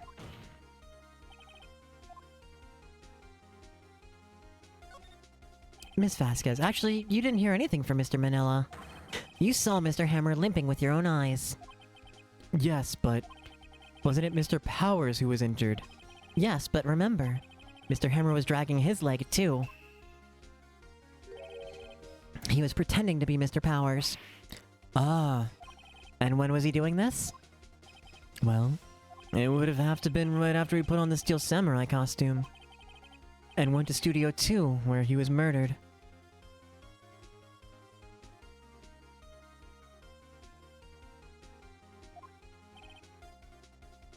Exactly. Miss Vasquez, you met him, didn't you? You saw the Steel Samurai limping. And Mr. Hammer was in the Steel Samurai suit. That's why you were confused. That's why you thought it was Mr. Hammer who'd been injured that morning.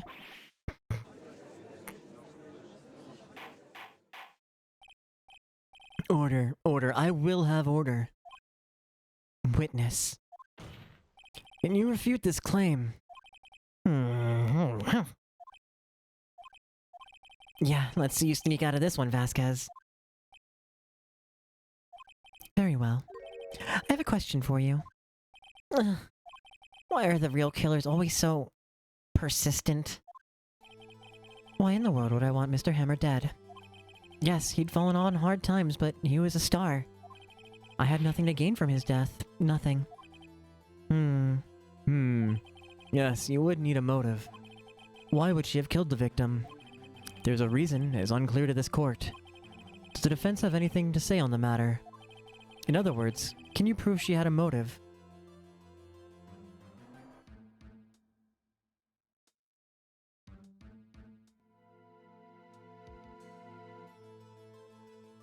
I don't think I can. Nick, no! Saying you can't prove it, now would be admitting defeat. She'll get away. But what proof could I possibly have? I don't care if it's impossible, you still have to fight this one. Ugh. Okay. I have proof and I'll show it to you. I present to the court evidence as to Miss Vasquez's motive in this murder.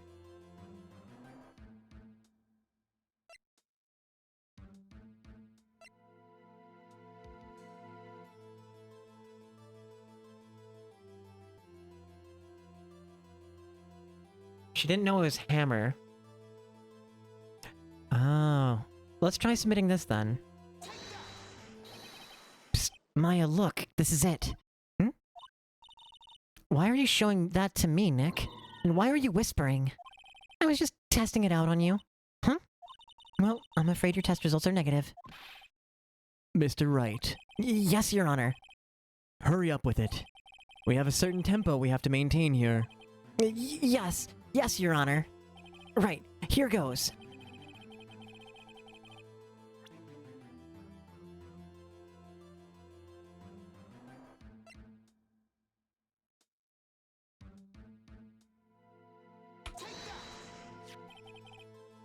This is my proof.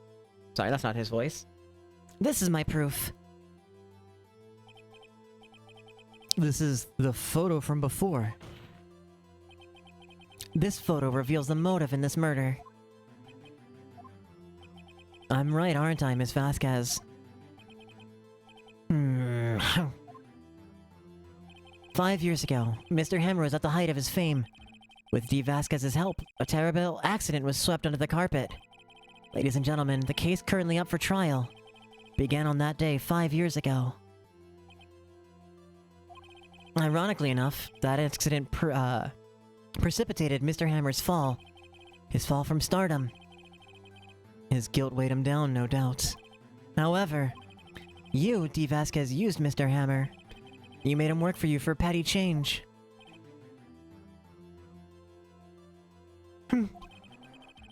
Bringing us to the present day and Mr. Hammer's last role as the evil magistrate. Yes, undoubtedly it was a constant source of shame for the ex-star. One moment, Mr. Wright. We are talking about motives here, yet you only have talked about Mr. Hammer. It almost seems as if As if it was Mr. Hammer who had killed... Blah. Who had killed D. Vasquez, not the other way around. What motive would Miss Vasquez have? Yes, that's right. According to what you say, I would have had no reason to kill Mr. Hammer. He was a good source of income for me. And I never get rid of useful men. It's a policy of mine. You know, I can't say I fault that policy. Mr. Wright, please explain Miss Vasquez's motive for murder.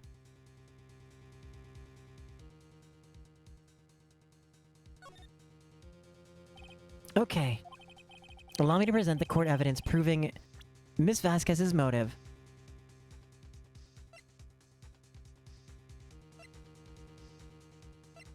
Is it this now? Nope.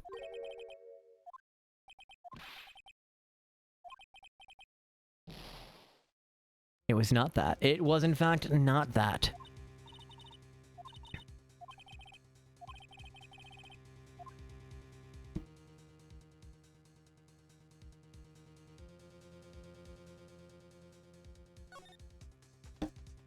This one I looked up. Because we might be running low on time. I don't know. It's gonna be tight. She had no motive, Your Honor. What's that now? It was Mr. Hammer who was out for blood. All Ms. Vasquez did was push him off the stairs in self-defense. What's that now? It's simple. Mr. Hammer was intending to kill Ms. Vasquez. What? What? Your Honor, Jackhammer drugged Mr. Powers with sleeping pills. Jackhammer snuck into the dressing room and stole the steel samurai costume. Jackhammer wore the costume to fool the security lady into thinking he was Powers. Then Jackhammer made his way to the trailer. And for what purpose, you ask? To kill D. Vasquez, who had so cruelly taken advantage of him all those years.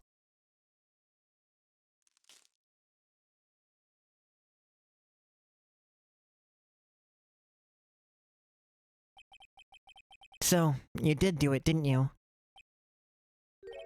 Yes. I am guilty.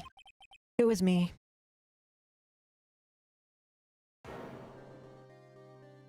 Someone call an ambulance. There's blood everywhere. We're too late. What happened here? Manuel fell from the trailer stairs. Manuel! Manuel! Ms. Vasquez, please try to remain calm. No, how could this? It was an accident. Mr. Hammer was doing an action scene and... No, Manuel! Don't touch him, Ms. Vasquez! No! Please don't die!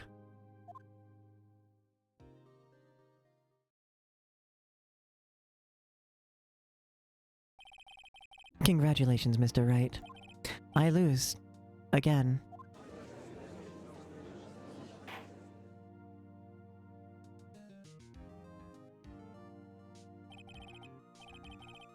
Mr. Edgeworth, where's D. Vasquez? In the waiting lobby, Your Honor, as calm and collected as ever. I see. Mr. Wright? Yes, Your Honor. It appears that you've brought about yet another miracle. Thank you, Your Honor. I think not, Your Honor. Will Powers was innocent. No, that's not his voice. Hold up. Will Powers was innocent. That he should be found so is only natural, not a miracle. Yes, you're right. Very well. This court finds the defendant, Mr. Will Powers.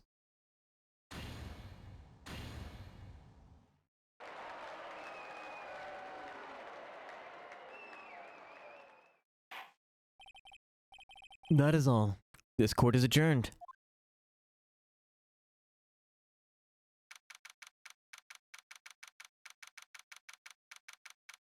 October 20th, 1:12 p.m. District Court, Defendant Lobby Number 3. I don't know what to say. Thank you so much. I'm just glad you're okay. Yes, but it's sad. You need to put on clothes and make a run to the store because Beals wants Caesar salad with dinner tonight. I'm sorry you have to put clothes on, but have a good excursion. Have a good dinner.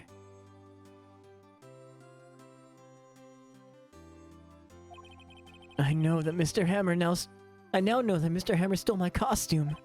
It's bad enough that he wanted to kill Miss Vasquez. I'm coming with you. Oh. So soon. I was hoping we might last a little longer.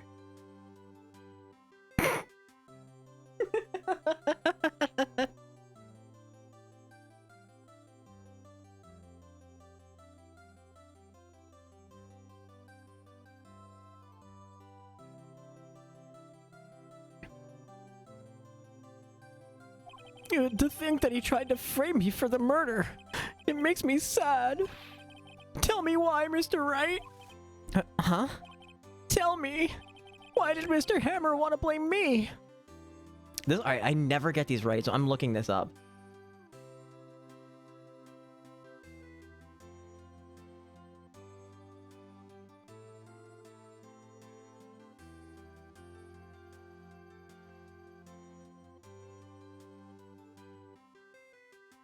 Powers' photo?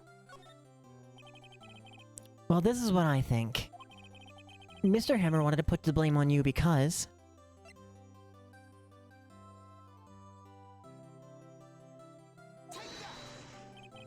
It's because you were the Steel Samurai.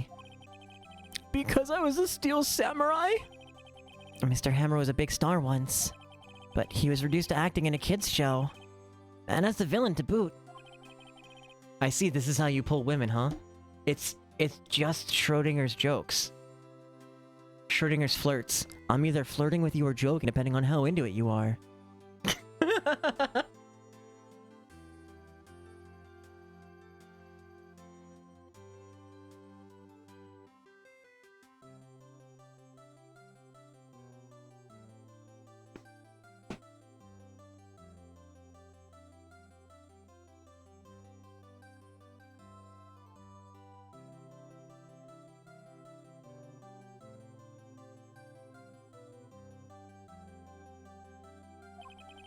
And so he hated you.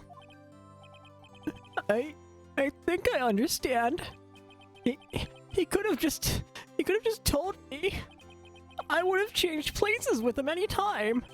I think you're missing the point. Thank you. I'm just glad it's all over. The Steam store is down. Oh no. What were you gonna pick up? So wild that the Steam store is down.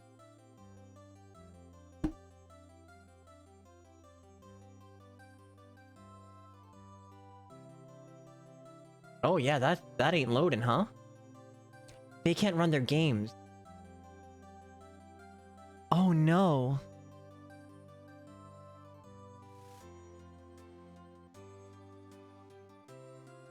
Is it not in the library?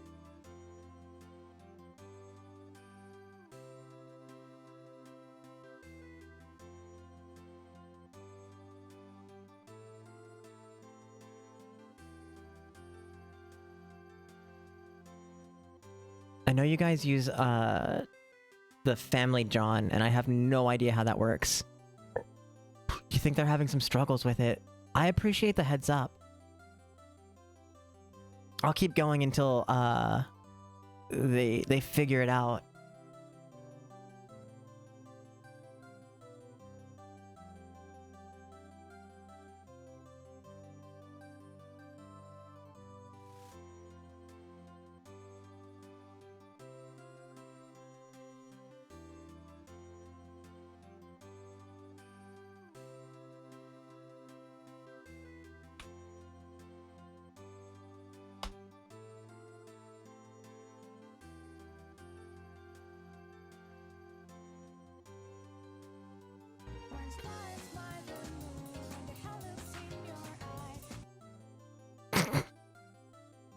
Hey Ari, I know you're probably listening. Thank Mink for the follow for me. Wait, what am I doing? I mean, literally in your chat.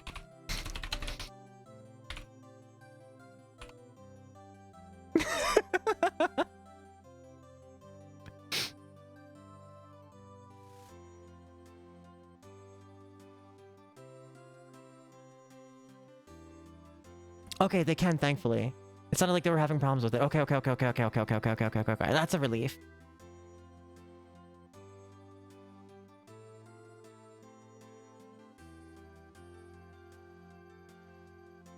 So am I. So am I.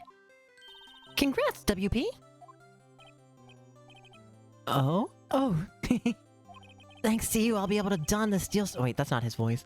Thanks to you, I'll be able to don the Steel Samurai outfit once more. I can't wait to get back into that sweaty costume and... Is something wrong? No, of course not. Nick, Edgeworth. Say something right. I'm not good at small talk. Huh? What? That was too bad, Edgeworth. You don't waste any time gloating, do you? No, I really want to thank you. Vasquez would have gotten away if you hadn't stepped in. Pleased to meet you. I'm Powers. Edgeworth. I'm a big fan of your work, Mr. Powers. Liar. No. He's not a liar. He's a fucking Toku nerd. Right. I must say, I hadn't expected to meet you again after all these years. Meet again? However, in retrospect, it would have been better had we not met. Thanks to you, I'm saddled with unnecessary... feelings. Unnecessary feelings? Yes, unease and uncertainty. Therapy. Bitch, go to therapy. I'm burdened with all these feelings. I just want you to rip my clothes off.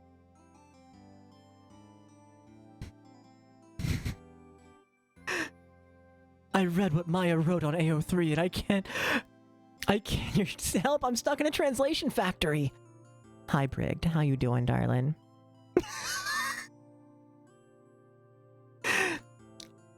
Hi, Ari Stream. No, don't give them context. I'm gonna sit here and say the most unhinged shit. I'm gonna sit here and write my own,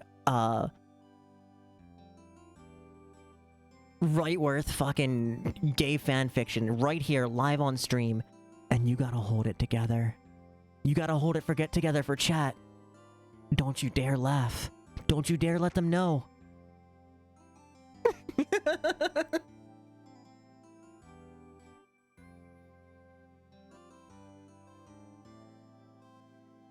Also, why do you tell me this? Because now you know I'm just going to exaggerate the bit, right?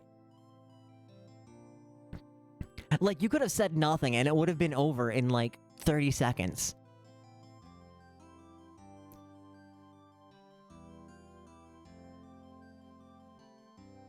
But now I'm gonna sit here and be like, God, what was like Maya writing earlier? Because we talked earlier about how Maya definitely spawned the Phoenix X Edgeworth tag on AO3.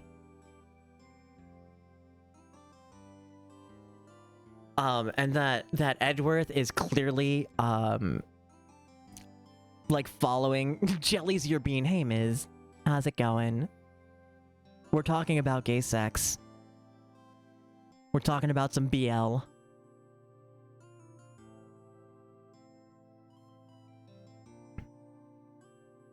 Alice makes the bit bigger all the time. Oh, we're talking about jokes. Oh. Help, I'm translating in a stuck factory. Hi, Faye. You did good today. You did. And I'm proud of you for that pun. I refuse. You did a really good job. You did do a good job. I'm so proud of you.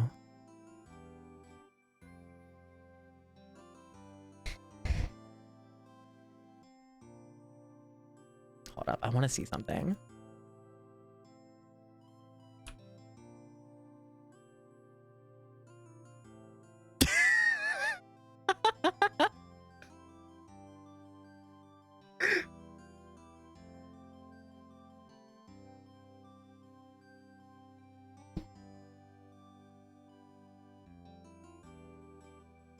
Subarashi desu ne.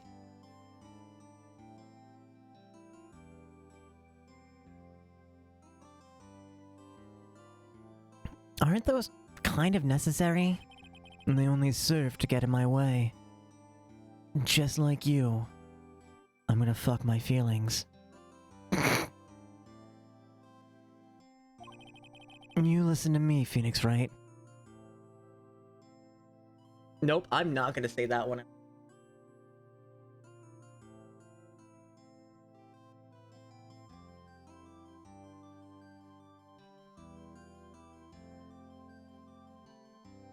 Okay. Don't ever show your face in front of me again. Yeah, I got your big feelings right here. Okay, so it's like, you listen to me here, Phoenix, right? On your knees.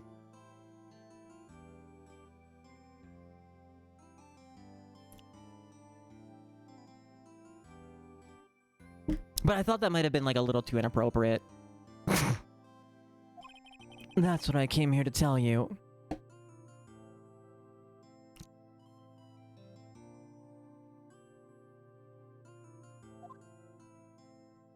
I got you.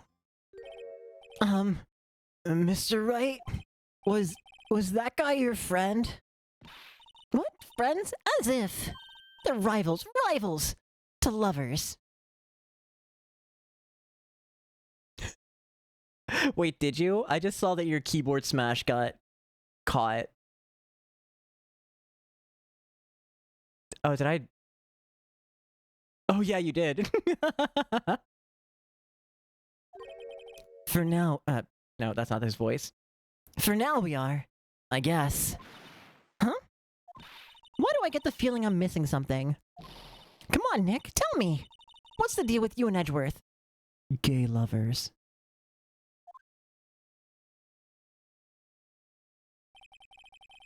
And so, the curtain closed on another trial. I caused quite a stir by revealing that accident from 5 years ago. It was the talk of the town. Thankfully, Global Studios rethought its programming change. I went back to making kids shows again. Nick! This is it! The new show starts today! You're going to watch it with me, right? I'll admit, I was kinda surprised. I didn't think they'd seriously go through with it. You have to buy trading cards too, okay? We have to trade with Cody and that assistant. Fine, I'll do it. Isn't it great that WP gets to play the lead again? I wonder if they'll show his real face this time. I don't know. I don't think the world is ready for the real Will Powers. The end.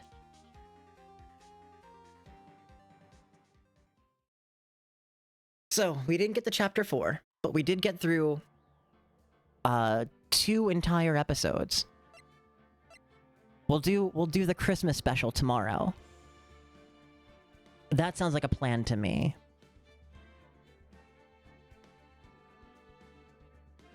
And episode 5 is a bonus one that features characters from I think Apollo Wright? No, not Apollo Wright, Apollo Justice. You can't hear me. Did you mute the stream? Or is my microphone... Nope, wait, no, my microphone is going out. Gay sex, gay sex, gay sex. Ari, can you hear this?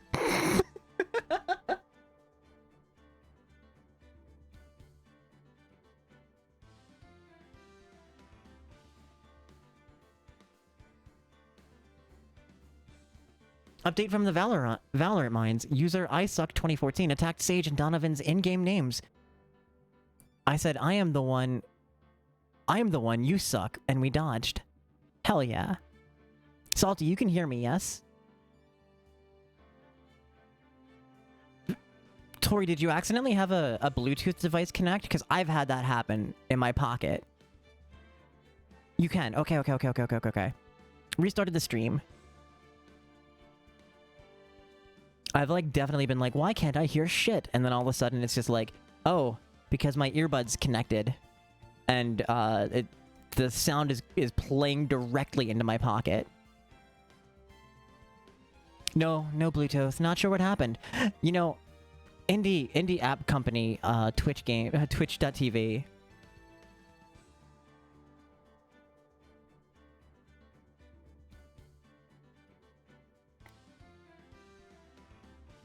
Anyway, on to the next game. You love me. Bye. I love you, Salty. We're gonna be getting out of here soon, but you know, I'll take you to someplace great. Gonna be a pretty good night ahead of us. I can't wait. Also, I've been voice acting for like 9 hours today. Holy fuck, dude. I'm surprised I still have a voice. Like, it's not like Persona where I get to do like a dungeon or something like that and rest my voice for a solid couple of hours. Like, that was like 9 straight hours of line reading. Also, Hikiri-san liked my voice acting, and I'm so smitten about that. Cause like, I really love her voice acting, and she's like actually a like professional and shit, so she the high praise. I'm flustered about it.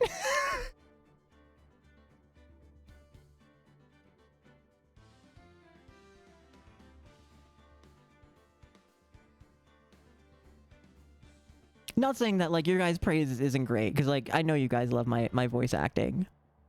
But like, I don't know, it means something different when it's somebody like in the voice acting industry that's like, I like this. This is good. You know?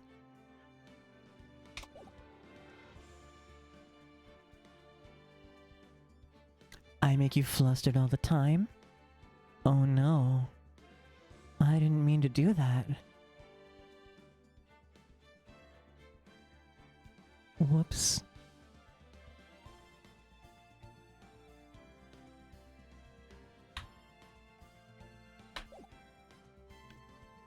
Oh no. I'm sorry, did I make you so flustered today, Ari?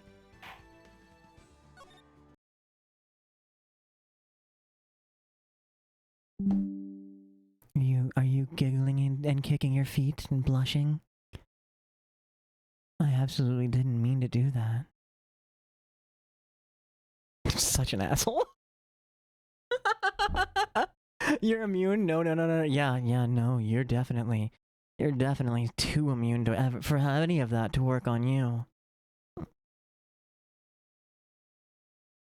I, for one, definitely believe you.